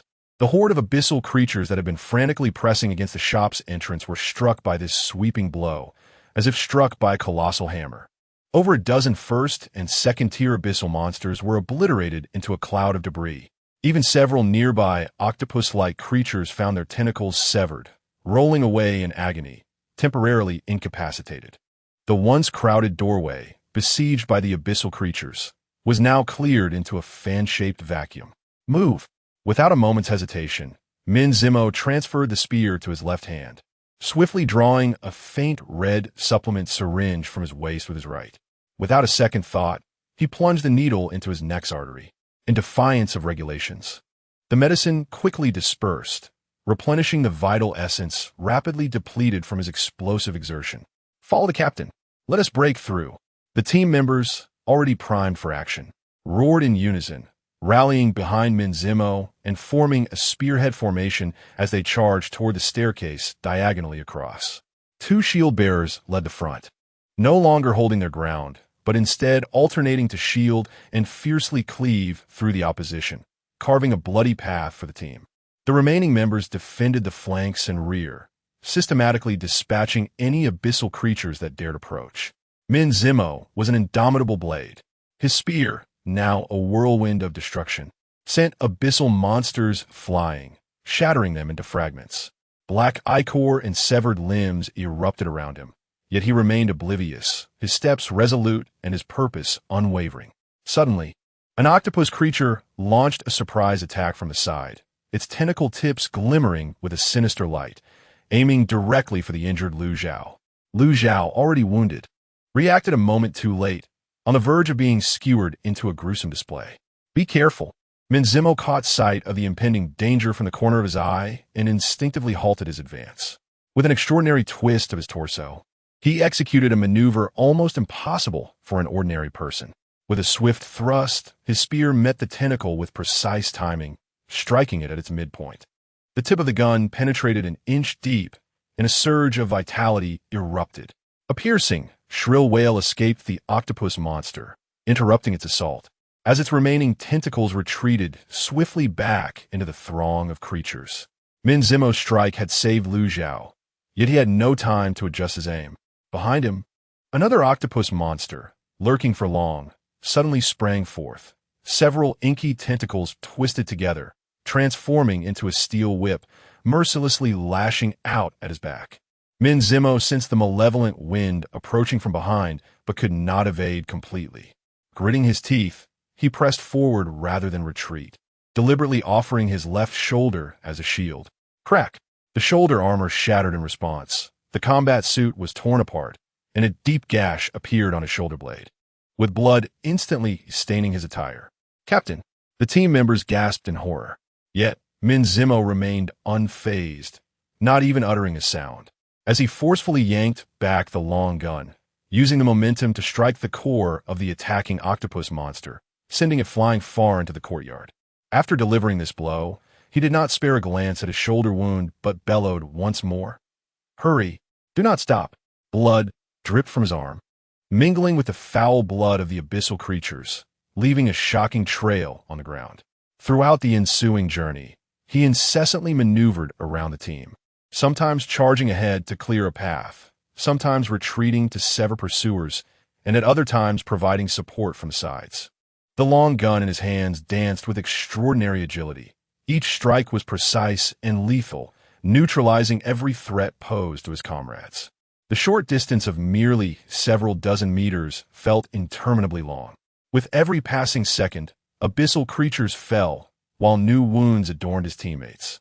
Finally, after Min Zimo once more endured a strike from an octopus monster, blood spilling from the corner of his mouth, The team reached the entrance of the stairwell on the opposite side. It was a dilapidated, slanted, deep well where cement, rebar, and railings lay in decay and distortion, rendering the original staircase unrecognizable. "In, quickly," Min Zimo shouted, his voice somewhat hoarse. The team members hesitated not a moment and streamed inside. After the last member entered, Min Zimo turned and fired a shot, forcing back the two relentless octopus monsters, then staggered into the stairwell. Boom! He summoned all his strength and kicked a crumbling, load-bearing wall. A large mass of decayed rubble and concrete crashed down, temporarily sealing the staircase entrance. The stairwell was enveloped in darkness. Only the sound of rapid breathing echoed among them. "Captain, your wound," a team member stammered, concern evident in their voice. Just as he finished speaking, a tentacle pierced through the debris, exploding a cloud of dust. "Hiss!" Many gasped in shock. "It's nothing." Min Zimo waved his hand dismissively, leaning against the cold wall, his expression serious as he urged them to proceed. This place was unsafe. The group did not dare to linger, supporting one another as they slid down the stairway's ruins. The descent revealed increasingly bizarre surroundings. The walls and floor began to crack, contorted by an unseen force, with faint glimmers flickering in the fissures. In the air, the ashen mist thickened, and subtle, shimmering particles began to dance with iridescent shadows. After gliding for a fleeting moment, as they exited the stairwell, the scene that unfolded before them sent chills down their spines. They appeared to have entered a vast, bizarre realm of chaos. The ground was fragmented into uneven patches, floating precariously. Between these floating islands, countless disproportionately scaled objects were linked together. They were colossal, dilapidated Barbie doll heads, larger than the city gates, with frayed threads dangling from their severed necks, resembling the noose of death. There were Lego blocks the size of ants, some clustered together, others scattered, suspended in silence. They even beheld an electric toothbrush as large as a bus, its brush head resting against the edge of a floating island, while its handle was embedded in the head of a brand-new, gigantic panda plushie. This place seemed to be outdoors, the horizon and sky shrouded in a gray haze. There were no celestial bodies, only immense, slowly undulating shadows, as if some indescribable behemoth lay in slumber. Here, in the ninth layer, the inverted domain, a realm where the landscape would completely reconstruct every few days, a place of utter chaos. Yet, before the team could catch their breath, the slumbering octopus monstrosities on those floating islands stirred. They howled and writhed, as if the feast had already commenced. Chapter 72. Despair. Yang Yunsan departed from the rift exit and returned to the control center of the maintenance area. Before him loomed a colossal screen wall, towering 2 men high and spanning over 10 meters in width, segmented into numerous areas of varying sizes. Visualized data from various abyss monitoring readings flickered across the screen, depicting the situation both within the maintenance zone and the surrounding area. A dozen civil investigators were incessantly engaged on their phones, communicating with various parties as information poured in like a flurry of snowflakes to Yang Yunsan. At this moment, Yang Yunsan occupied the main seat, his eyes bloodshot and his back slightly hunched, exuding an aura reminiscent of a wounded beast. One civil investigator, responsible for compiling communications, approached with a tablet in hand, his expression grim. Hesitating for several seconds at the daunting data he had just received, he steeled himself and approached Yang. Director Yang, he swallowed hard, his throat dry. Yang Yunsan did not turn around, his gaze fixated on a corner of the large screen where the exit area was displayed. "Speak." The single word carried an undeniable weight. The investigator steeled his resolve. The first batch of rescue personnel totals 397 individuals. Currently, 203 have been successfully evacuated, while 194 remain unaccounted for. Among those evacuated, 59 are severely injured, 122 have sustained minor injuries, and only 22 are unharmed. Among the unaccounted, 35 have been confirmed deceased, with the status of the others unknown. Of the 45 third-tier martial artists, 31 were successfully evacuated, 2 confirmed dead, and the rest missing. Yang Yunsan raised his hand, interrupting the report, his voice trembling slightly. State the conclusion. The investigator pressed his lips together. Based on the information provided by survivors and subsequent comparisons, the Intelligence Department concludes that the first wave of rescue efforts has been declared a failure. There's one more matter. He paused, uncertain, feeling that the information sounded absurd. Fearing it would mislead Director Yang, Yang Yun-san leaned back in his chair, striving to suppress something within. Spit it out. The investigator jolted. 37 survivors reported that they were rescued by the same female martial artist. They also stated that this martial artist possesses immense strength, capable of slaying a third-tier octopus in a remarkably short time. Among the 37, 5 are our own personnel, so the information should be credible. Based on comparisons with volunteer reports, we can essentially confirm that the female martial artist they mentioned is the young mistress of the Gu family, Jiang Shui. However, he hesitated, continuing, "We have just confirmed with the Martial Arts Alliance that although Jiang Shui possesses a solid foundation, she is merely a first-tier martial artist. The Intelligence Department analyzed the footage circulating online and believes she should not possess the capability to kill an octopus." At this moment, Yang Yun-san was not particularly concerned about Jiang Shui's strength. Even if she could single-handedly slay an octopus, what of it? Alone, she could not rescue Minzimo. The recent rift upheaval had already unleashed so many third-tier entities at shallow depths. One could only imagine what lay deeper. His sole concern now was Jiang Shui's safety. Just moments ago, his superior had contacted him, conveying 2 crucial points. Firstly, he has departed from the Beihai Rift and is en route back to the capital. Secondly, that fiery-tempered matriarch of the Jiang family, who possesses connections that reach the heavens, is currently hovering over the Huanmao. If Jiang Shui encounters any trouble on the turf of the Investigation Bureau, Ding Pijuan may face some inconveniences, but Yang Yunshan would undoubtedly bear the brunt of it. Upon hearing that Jiang Shui is unharmed, he breathed a sigh of relief. Keep a close watch on Jiang Shui and ensure she does not wander off again. Additionally, send someone astute to the rooftop to relay that Jiang Shui has already. Yang Jian, the administrative investigator's face contorted in distress. She has not emerged. Crack. Yang Yunshan crushed the thick alloy armrest of his chair, rising abruptly with a trembling voice. Not emerged. What does that mean?